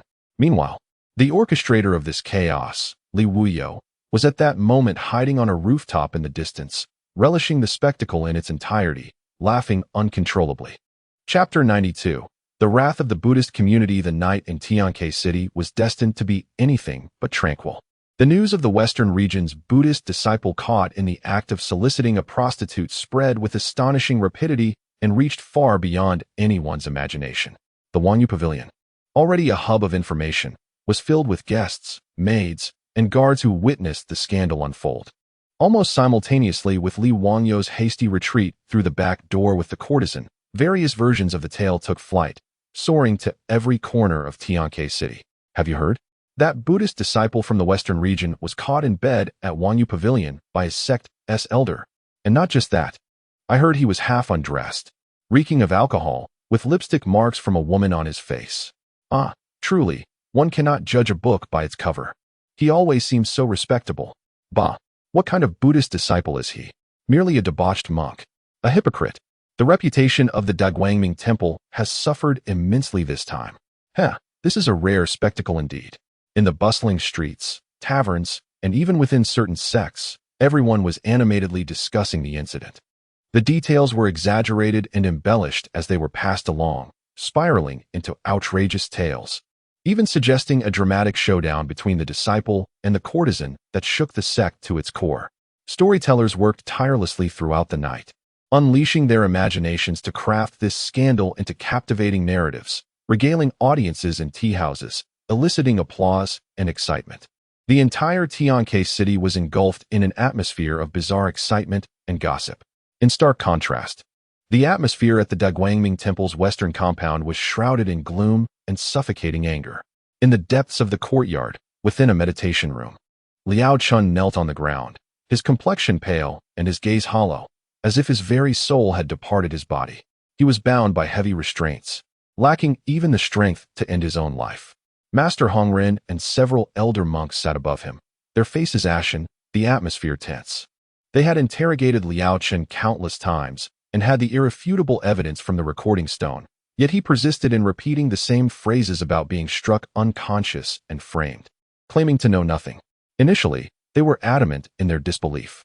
However, seeing Liao Chun's expression of wrongful despair, even as he showed signs of a crumbling resolve, particularly given his inexplicably subdued golden elixir-level cultivation, evidenced by a bump on the back of his head, doubt began to creep into the hearts of the elder monks. Could it be that someone truly conspired against him? Yet, even so, this could not alter the facts. A Buddhist disciple caught in the act of soliciting, with the recording stone as proof, has brought a storm upon the city. This was an unprecedented disgrace. Regardless of the truth, the millennia-old reputation of the Daguangming Temple had sustained an unparalleled blow. The faith of countless followers was wavering. The face of the Western region's Buddhist community was being ground into the dirt, even if it were indeed a case of wrongful framing. Master Hongren suddenly slammed the table, causing the sandalwood surface to disintegrate into powder. His voice, hoarse and filled with boundless fury and frustration, echoed his own lack of resolve and insufficient determination, leading him to be easily misled and ensnared in such a clumsy trap. Why then, did that villain not ensnare someone else, but specifically target him? Although this reasoning may seem somewhat fallacious, the other venerable monks present found themselves unable to counter it. Indeed, a fly does not alight on a seamless egg. If Liao Chun had possessed steadfast will and remained unmoved, how could he have followed others to such a place? This matter must not be allowed to rest. Another elder monk, gritting his teeth, declared that first, Liao Chun must be severely punished to uphold the sanctity of their order and provide an account to the world. Second, the mastermind behind this treachery must be uncovered. Whoever it may be, they must be met with a fate of dismemberment to quell the grievances of the Buddhist order and restore some semblance of reputation. Yes, we must identify the hidden instigator. The assembly of monks echoed in agreement, directing their immense humiliation and anger largely toward this unseen adversary. Soon, the Great Radiance Monastery showcased its formidable power and thunderous methods as a premier sect of the Western regions. Firstly, they publicly announced, Buddha's disciple Liaochen, having neglected his cultivation and allowed his heart to be tainted, has committed grave transgressions against our precepts. Effective immediately, his title of Buddha's disciple is revoked, his cultivation is forfeited, and he is to be confined to the Thunder Sound Monastery for contemplation, never to emerge for life. Of course, this was merely a fade for external communication. The specifics of his punishment would ultimately be determined by the abbot upon return to the monastery. Yet a show of authority was essential. Secondly, they issued a high-level decree for the capture of the one responsible. The bounty notice lacked a specific likeness but described the suspect's characteristics: a young male, adept at disguise, skilled in stealth, cunning in thought, with unknown cultivation level, possibly having had contact with Liaochen. Those who provided effective leads would be rewarded with 1,000 high-grade spirit stones. Capturing or slaying this scoundrel would yield a reward of 10,000 high-grade spirit stones, along with a favor from the Great Radiance Monastery. The issuance of this bounty once again sent shockwaves through Tianke City. 10,000 high-grade spirit stones, and a favor from the Buddhist order. Such a reward was enough to drive even the most seasoned cultivators into a frenzy. In an instant, the entire Tianke City shifted from a passive spectatorship to a fervent hunt. Countless cultivators, their eyes ablaze with fervor, began frantically searching for any suspicious clues. The city lord's residents and various sects felt the immense pressure from the Great Radiance Monastery, compelling them to cooperate in the investigation and dispatch personnel for thorough inspections throughout the city. In no time, the currents of intrigue surged through Tianke City, creating an atmosphere of tension and alertness. Anyone who appeared even slightly young, cunning, or skilled in disguise would draw countless scrutinizing gazes. Meanwhile, at the heart of this tempest, our hidden instigator, Li Wanyu, was engaged in his own pursuits. Within the bustling Bai building, the largest tea house in Tianke City, the air was alive with chatter. On the elevated platform, the storyteller reached a thrilling juncture. There stood the disciple Liaochen, pulling the waist of the renowned beauty from Wanyu Pavilion. Flashing a charming smile, Bodhisattva, allow this humble monk to guide you to paradise tonight. Laughter and cheers erupted from the audience below. In a corner of the tea house, Li Wanyu savored the most inexpensive spirit tea and a plate of sunflower seeds, thoroughly engrossed, occasionally applauding enthusiastically or offering playful hisses at the storyteller's overly outrageous embellishments. A relaxed and contented smile adorned his face, as if the tempest sweeping through the city and the exorbitant bounty on his head bore no relation to him whatsoever. Indeed, this segment was quite commendable, brimming with imagination. As he cracked sunflower seeds, he nodded in appraisal, noting that the details were still insufficiently rich, and resolved to suggest to the old man to incorporate more descriptive actions next time. Chapter 93. The Witch Enters the City. The tumultuous uproar in Tianke City, ignited by the scandal involving the Buddhist disciple and his visit to a brothel, has continued to simmer for several days. The fervor of discussions on the streets shows no sign of waning. The wanted posters from the great Guangming Temple remain affixed to the city gates and bulletin boards, prompting countless ambitious cultivators to search day and night. The atmosphere within the city is imbued with a peculiar blend of tension and excitement. Amidst this chaotic backdrop, a magnificent carriage, drawn by 4 jet-black steeds adorned with a single horn and emanating flickering dark flames beneath their hoofs, glided slowly through the southern gate of Tianke City, flanked by a cadre of formidable guards. The arrival of this entourage immediately captured the attention of all present at the city gate. The steeds were clearly not of ordinary lineage, exuding a fierce and imposing aura, tinged with a hint of demonic energy. Each guard bore sharp eyes and pronounced temples, their cultivation levels no lower than late Foundation establishment, while the team leader radiated the oppressive presence of the Golden Core stage, acting discreetly yet unable to conceal his formidable essence. Yet, what drew the most attention was the carriage they diligently protected, crafted from a peculiar dark purple metal. It was intricately engraved with complex and enigmatic demonic patterns. The windows were obscured by thick curtains, rendering the interior's details indiscernible. yet it inexplicably exuded a disquieting sense of pressure. Could it be people from the demonic sect? What a grand display! Those demonic patterns resemble those of the Yuming sect or the Heavenly Demon Palace. How dare they brazenly enter Tianke City? Are they not afraid of being besieged by the righteous sects? Hush! Keep your voice down. Did you not notice that the city guards did not dare to stop them? They must have an impressive background.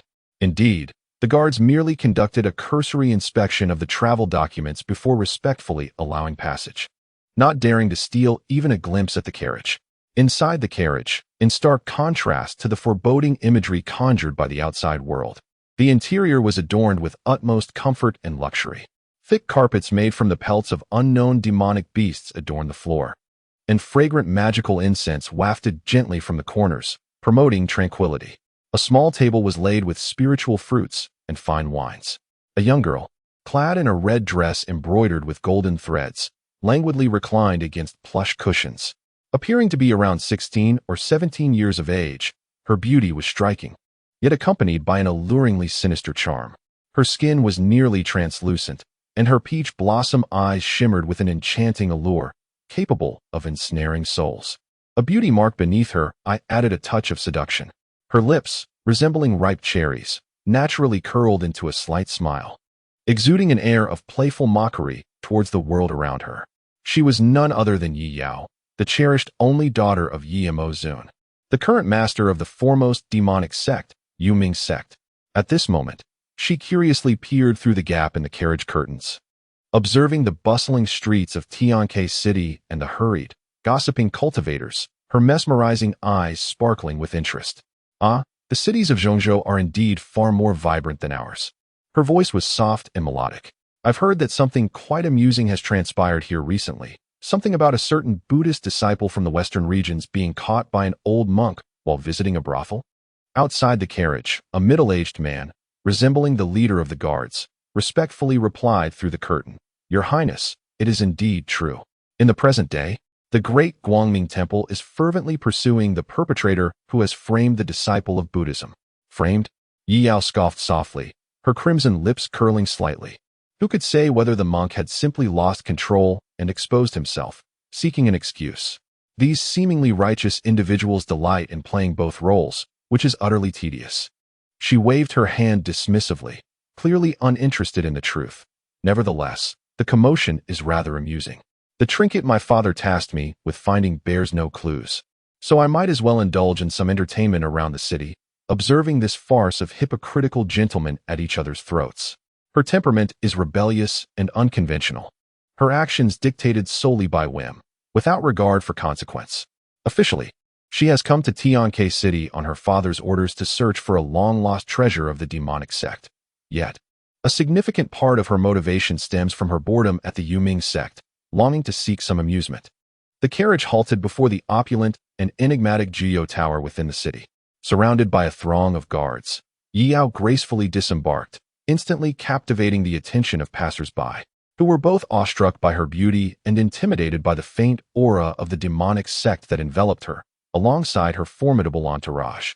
Unfazed by the gazes surrounding her, she reveled in the sensation of being the center of attention.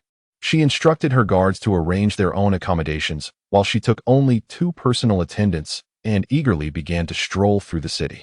She found little interest in the serious alchemy shops or artifact pavilions, instead gravitating towards the bustling marketplaces and squares, delighting in the gossip surrounding the Buddhist disciple incident. As she wandered, she came across a market stall run by a wandering cultivator. The place was a cacophony of voices, hawking wares of all kinds, both genuine and counterfeit. A veritable jumble of goods. Just as she was finding the scene amusing, her gaze was drawn to a humble stall tucked away in a corner. It was rather rudimentary, with a tattered cloth laid on the ground.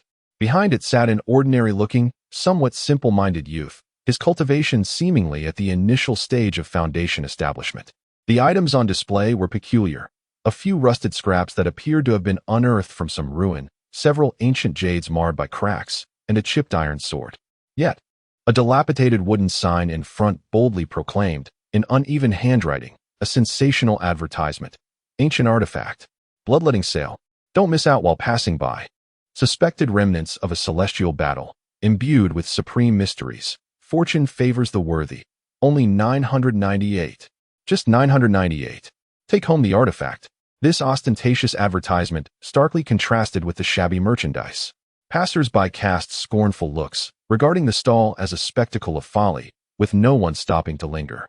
However, the young stall owner remained undeterred, passionately gesticulating as he engaged a novice cultivator, who seemed bewildered and fresh to the realm of cultivation.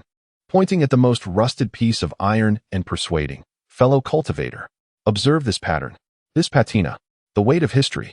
This is undoubtedly a core fragment of an astonishing ancient artifact, unearthed by my ancestors over 3 generations of archaeology. Seeing you, I feel a connection. Today, I am offering a remarkable price of 800 inferior spirit stones. If you miss this opportunity, you shall regret it for a lifetime." The young cultivator was momentarily taken aback by the vendor's persuasion, gazing blankly at the iron piece. Night Yao could not suppress a chuckle at this comical scene. This fraudster is rather unprofessional. His deceit is clumsy, yet his audacity is commendable. Perhaps her laughter drew attention, or perhaps it was mere coincidence. The young vendor, fully engrossed in his sales pitch, instinctively lifted his gaze towards the source of the laughter. Night Yao's attention, too, shifted from the bewildered young cultivator to the vendor's face. Their eyes met briefly in the air, and in that moment, it seemed as if an invisible spark had flashed between them. Li Wanyu, the vendor, maintained a demeanor of simplicity and warmth. Yet deep within his gaze flickered a barely perceptible hint of astonishment and wariness. This woman, her aura is peculiar, inscrutable, and she is no ordinary cultivator. Meanwhile, the playful smile at Night Yao's lips faltered slightly as a glimmer of intrigue flickered in her peach blossom eyes. This fraudster's gaze, how fascinating. He appears simple-hearted, yet conceals something beneath, not merely a common rogue. Their gazes, however, swiftly parted. Li Wanyu promptly lowered his head again, continuing to enthusiastically entice his prospective customer as if nothing had transpired. Night Yao, too, nonchalantly averted her gaze and continued her stroll, as if she had merely encountered an amusing spectacle. Yet, in the depths of their minds, both had instinctively labeled each other, not an ordinary person. Chapter 94. The first encounter. Nitsuki suppressed the flicker of curiosity about the swindler and continued to meander through the bustling market. She held no interest in the so-called fragments of ancient artifacts, a clumsy ruse only capable of deceiving novice adventurers. Her attention was soon drawn to a relatively quiet stall ahead. The stall owner was a weary old herbalist, and displayed a dozen fresh spirit herbs still clinging to the earth. Most were of average quality, but one particular herb, entirely verdant with natural silver veins on its leaves and exuding a faint, refreshing aura, caught her eye. Was it the shadow vein grass? Nitsuki's eyes sparkled with intrigue. This was a relatively obscure, yet notably useful third-grade spirit herb, a key ingredient in concocting several high-tier magic elixirs, and was seldom seen in the central continent. Just as she was about to inquire about the price, another figure darted in front of her, hastily approaching the stall and pointing at the shadow vein grass with a boisterous tone. "Old man, how much for this herb?" It was none other than Li Wanyu, who had just been peddling ancient artifacts. Unbeknownst to her, he had packed up his stall and wandered over here. The old herbalist lifted his weary gaze and replied lethargically, 300 low-grade spirit stones, fixed price." 300? Why don't you go rob a bank? Li Wanyu exclaimed dramatically, his expression exaggerated. "This is worth at most 100 spirit stones. Look at the leaves, they're already wilting. 50. I'll take it for 50 spirit stones." The old herbalist, infuriated, huffed in protest, "What do you know? This is freshly picked shadow vein grass. The medicinal properties are perfectly preserved. 300 spirit stones, not a coin less. 80, 280, 100, 250. As the two haggled, a delicate voice interjected, "This herb, 300 spirit stones, I'll take it." Nitsuki stepped forward gracefully, not even glancing at Li Wanyu, and addressed the old herbalist directly, a petite and exquisite spirit stone pouch appearing in her hand.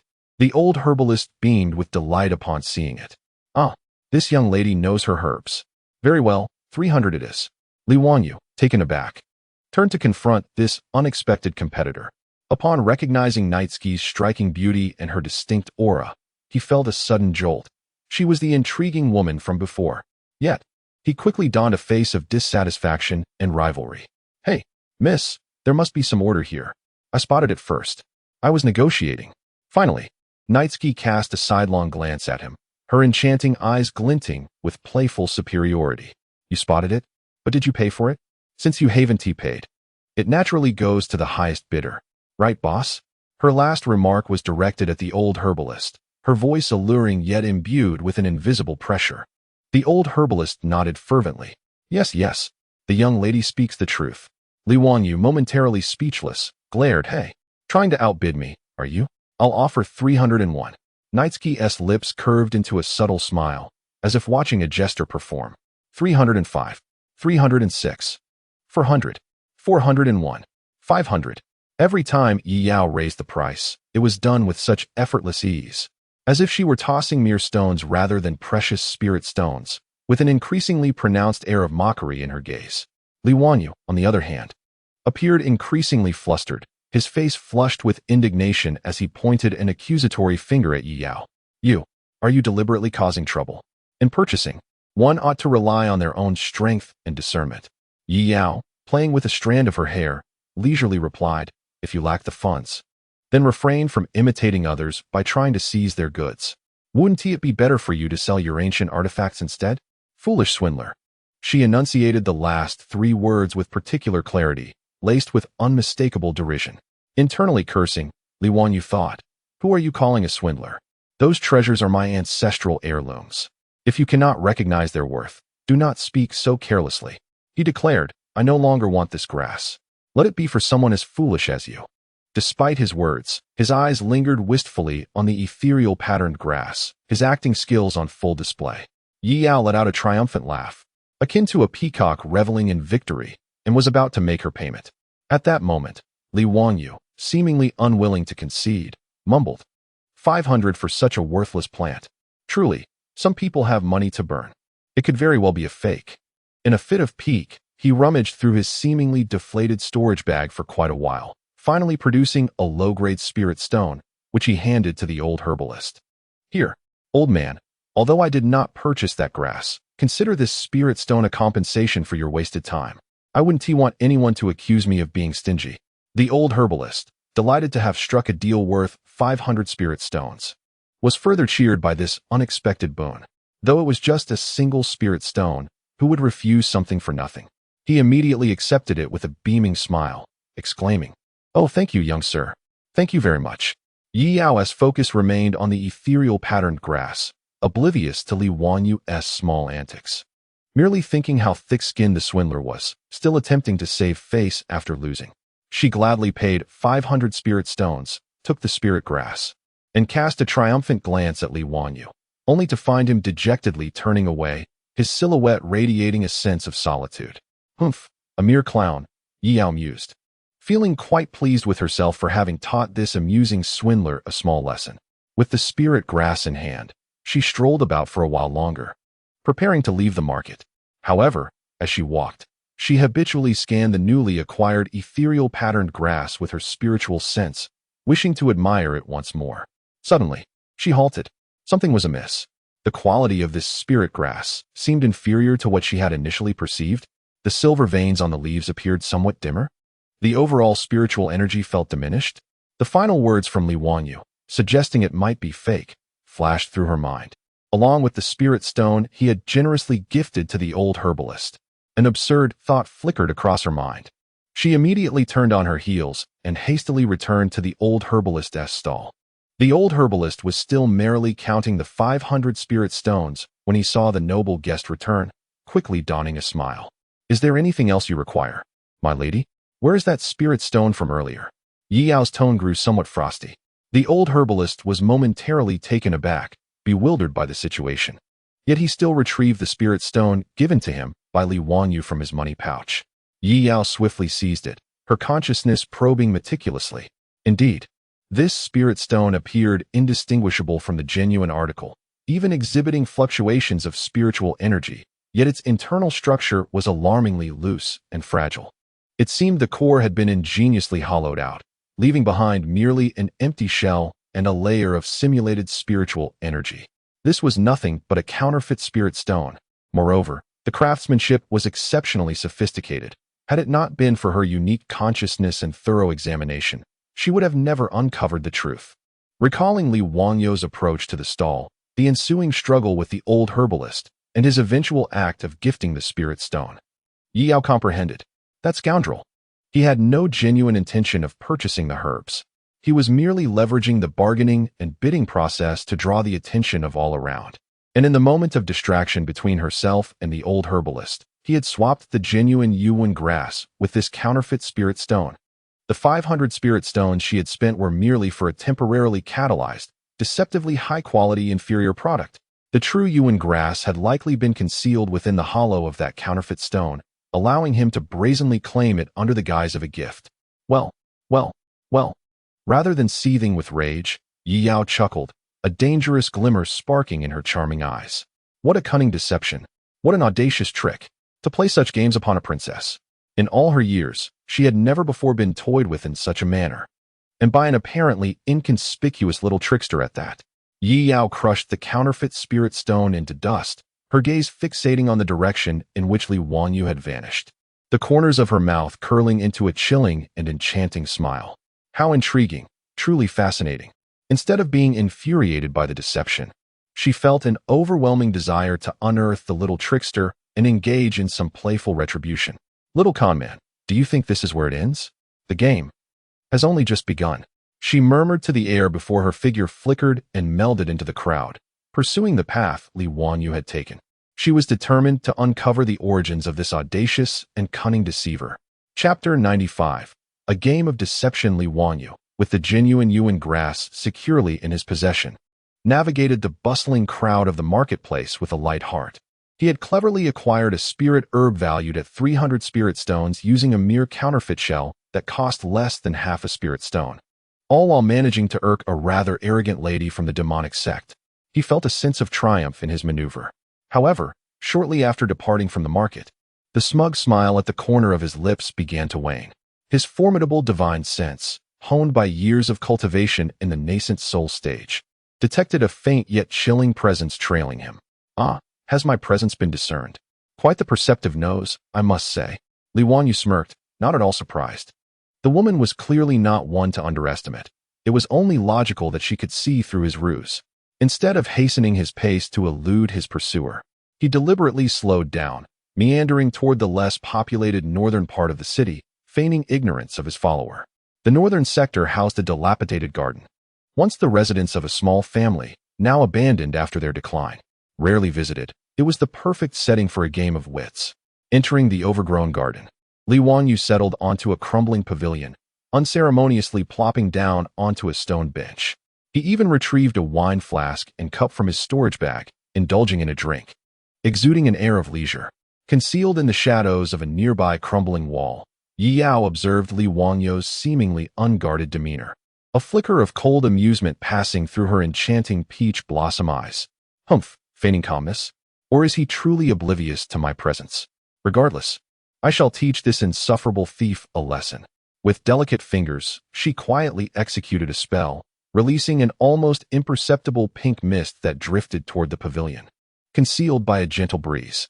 This was her sect's unique 1000-day drunken love goo, colorless and tasteless, capable of infiltrating unnoticed.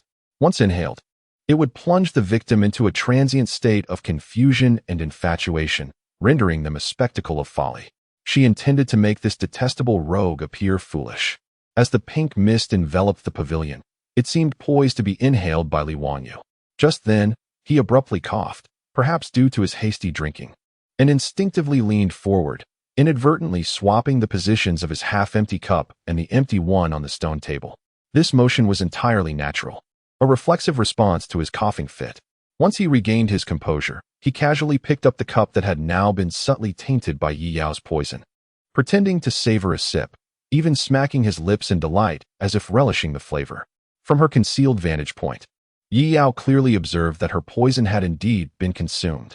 A proud smile crept onto her lips as she awaited the unfolding spectacle. As time slipped by, Li Wanyu remained leisurely drinking in the pavilion, even crossing his legs comfortably and humming a little tune, his eyes clear and devoid of any signs of being enchanted. What could be the matter? Yi Yao furrowed her brow slightly, pondering whether the dosage was insufficient or if this fellow possessed a unique constitution. Undeterred, she once again formed a hand sign, preparing to increase the dosage. At that moment, Li Wanyu, seemingly weary of sitting, stood up, stretched lazily, and ambled toward a nearby dead old tree, seemingly seeking to rest against its trunk. Just as he passed beneath the tree, a water bag, cleverly concealed and suspended from a withered branch, suddenly burst. Yet, instead of water, it released a thick, foul-smelling mire from the swamp. It cascaded directly onto Li Wanyu's head. If he were to be doused, even without sustaining injuries, he would undoubtedly end up in a foul mess, reeking horrifically. However, just as the mire was about to descend upon him, Li Wanyu's figure flickered. His speed was so remarkable that it appeared as though a faint afterimage lingered in his place. The mire, without any hindrance, passed right through his form, splattering onto the ground where he had just stood, emitting a dull thud and a repugnant stench. Meanwhile, Li Wanyu's true self had, unbeknownst to anyone, already appeared 3 steps away, patting his chest with an expression of relief, his face adorned with a teasing smile as he cast a glance in Yi Yao's direction. TSK. What a foul muck. How unpleasant. He even exaggeratedly pinched his nose, fanning the air. Yi Yao's pupils constricted. What incredible speed. No, this was not merely speed. It resembled a form of short-distance spatial displacement. This fellow truly concealed himself deeply. The trap she had meticulously set was effortlessly evaded by him. A distance apart, their gazes collided once more in the air. This time, there was no hint of prior caution, but rather an unmistakable air of combat and rivalry. How intriguing. Yi Yao, instead of being angered, smiled, her figure like a red butterfly in the night, silently drifting from behind the broken wall to land not far opposite Li Wanyu. Little thief, your skills are commendable. To evade this princess's mud attack. She smiled charmingly, as if she had not been the one to cast the spell and set the trap moments ago. Just average, third in the world. Li Wanyu retorted with a grin. Unable to compare to you, dear lady, what with your spells and mud play, such childlike innocence. You. Yi Yao was momentarily taken aback by his words, her delicate face cooling slightly. But she soon broke into an even more enchanting smile, her expression sharp and captivating. It seems that without showing you some true colors, you remain oblivious to the heights of heaven and the depths of the earth. Before her words had fully settled, she flicked her elegant hand, and 3 needle-like shadows, as fine as cow hair, shot silently toward 3 vital points on Li Wanyu. Li Wanyu seemed to have anticipated this moment, his steps enigmatic and swaying as if intoxicated, deftly evading 3 venomous needles. In the same motion, he flicked his fingers, unleashing a gust of energy aimed at Yi Yao. With a delicate laugh, Yi Yao twisted her supple form, effortlessly dissipating the oncoming force. As her flowing red gown billowed, several ethereal claws, imbued with corrosive energy, lunged toward Li Wanyu. Unperturbed, Li Wanyu extended his fingers like a sword, exuding a sharp intent that effortlessly tore apart the clawed illusions. In the desolate garden, the two exchanged blows for several rounds, their figures dancing amidst the interplay of crimson and azure, as their strikes collided and dissipated. There were no earth-shattering explosions or dazzling spells. Yet the inherent peril and intricacy of their duel surpassed that of ordinary cultivators. Li Wanyu's seemingly casual maneuvers consistently outsmarted his opponent, neutralizing attacks at minimal cost, while his unpredictable movements were often accompanied by sharp repartee. Yi Yao's magical prowess was equally elusive and multifaceted, at times ghostly and at others as cunning as a serpent, enhanced by her enchanting visage and smile, rendering her a captivating opponent. However, after an intense exchange, neither could gain the upper hand. Li Wanyu remained cautious, unable to discern the depths of Yi Yao's magical abilities and their subsequent transformations, while Yi Yao was equally astonished by Li Wanyu's unfathomable strength and elusive movements. Feeling as though he were an eel, perpetually slipping from her grasp. Following another straightforward clash, they abruptly separated, standing 10 paces apart. Yi Yao's breath was slightly hurried, yet her red lips curled into an even more excited smile. Li Wanyu maintained his languid demeanor, as if he had merely engaged in a warm-up exercise. With her alluring peach blossom eyes fixed intently on Li Wanyu, Yi Yao exclaimed, as if she had discovered a most delightful toy. Her voice laced with breathlessness and intrigue. Little thief, You are indeed quite interesting. It has been ages since I encountered someone so formidable and entertaining. She adjusted her slightly disheveled hair and playfully cast a flirtatious glance. Hey, after all this time, I still do not know your name. Do enlighten me. Chapter 96. Humiliation. The breathy and playful inquiry of Yi Yao drifted through the desolate garden air. Li Wanyu grinned broadly, revealing a set of pearly whites. What is my name? I remain unchanged in both name and surname. I am the honest and trustworthy young lord of Tianke City. Li Wanyu, proprietor of the Forgetting Worries General Store. What do you think? Is my name not quite tasteful? His self-introduction was a blend of truth and jest, devoid of any expectation that his counterpart would take him seriously. Yi Yao, however, merely scoffed. Li Wanyu? Forgetting Worries General Store? You? Honest and trustworthy? What a farce. She doubted that this was indeed his true name, finding his fabrication to be rather lackluster. Believe it or not, Li Wanyu shrugged, then swiftly shifted the subject, his gaze taking on a mischievous glint. Now that we've exchanged blows and gotten to know each other, isn't it time to conclude this little escapade? I've business to attend to at my store and no time to play dress up with you. Trying to flee? Yi Yao's alluring, dangerous smile widened as her enchanting eyes narrowed. You toyed with a princess, and now you wish to leave so easily? Nothing comes so cheaply. Today, you shall kneel and beg for mercy, calling out Andy. I was wrong 3 times, or I shall write your name. Yi Yao, backward. Before her words had fully escaped her lips, she raised her jade hand, unleashing a dark, crimson magical cord that sliced through the air with a piercing sound, aiming directly for Li Wanyu's legs. This magical cord was not a physical entity, but rather a manifestation of pure demonic energy, and once ensnared, it would infiltrate one's meridians, sealing away their spiritual power, a most nefarious trap. Li Wanyu seemed to have anticipated her relentless pursuit, exclaiming, "Ah, I can't win. The wind's too strong." While he vocally pretended to flee, his body retreated swiftly, appearing frantic, yet he deftly evaded the binding cord at the last possible moment, retreating while engaging. He made his way deeper into the garden, heading toward the ruins of a dilapidated palace. Yi Yao, riding the wave of excitement, would not allow him to escape so easily. With a commanding shout, "Nowhere to run," she transformed into a red shadow, pursuing him relentlessly. Confident in her agility and magical prowess, she was determined not to let this slippery thief slip through her fingers again. The chase was swift, and in the blink of an eye, they vanished into the ruins. Inside, the remnants of walls and broken columns were scattered, the dim light obscuring their vision. Li Wanyu, in a state of panic, darted into a relatively intact side hall.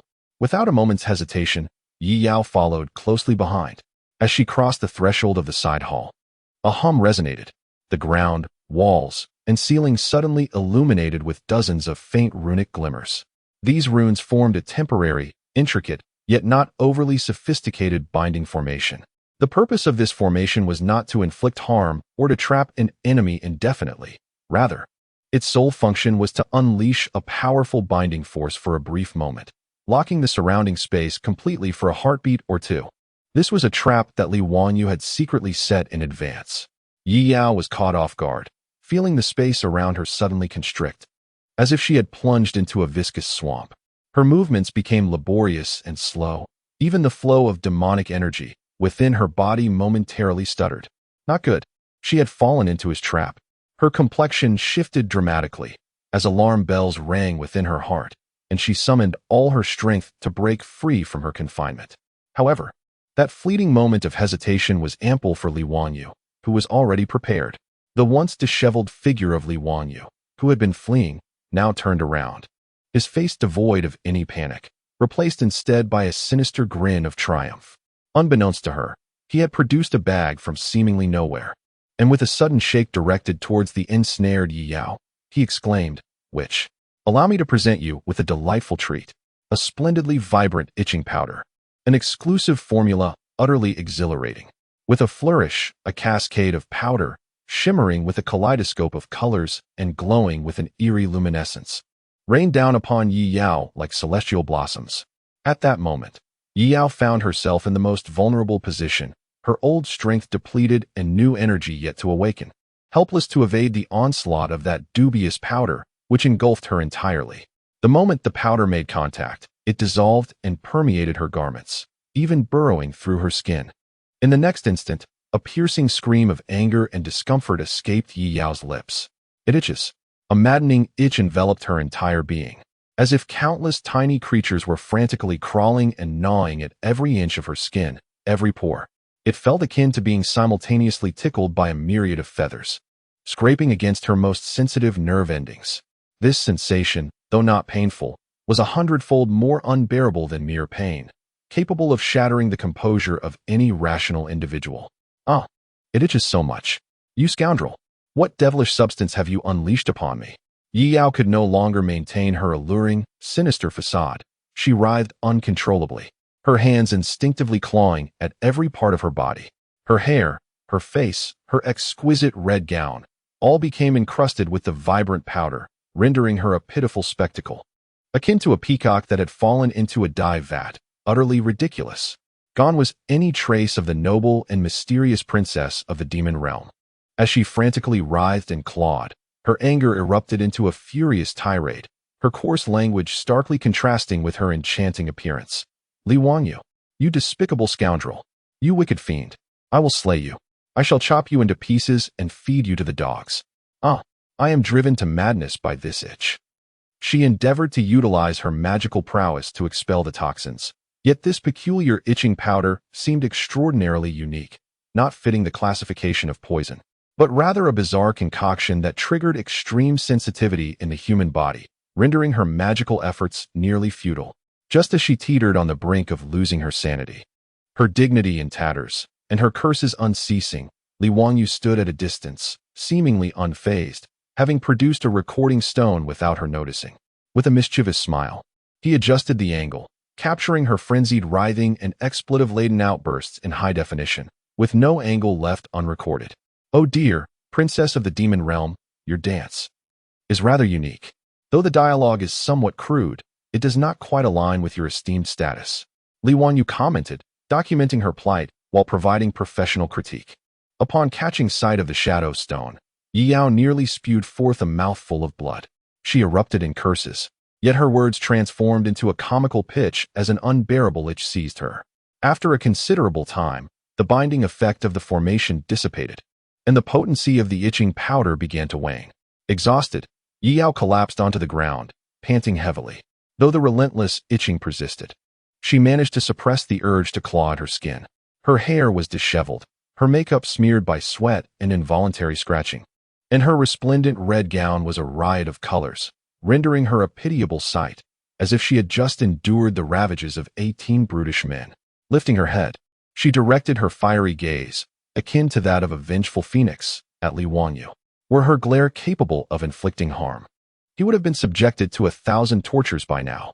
Yet, Li Wangyu remained unfazed, grinning as he waved the still glowing shadow stone in front of her. He approached Yi Yao, crouching down and addressing her with an infuriatingly nonchalant tone, Demonis. Imagine if this captivating footage of the princess of the Netherworld sect performing an impassioned dance while uttering exquisite phrases were to accidentally circulate. What if your fellow practitioners of the demonic arts, or even your esteemed father, the demon lord, were to lay eyes upon it? TSK, TSK, TSK. Would you still retain the dignity befitting the foremost princess of the demonic realm? Will you still be able to navigate your existence within the demonic sect thereafter?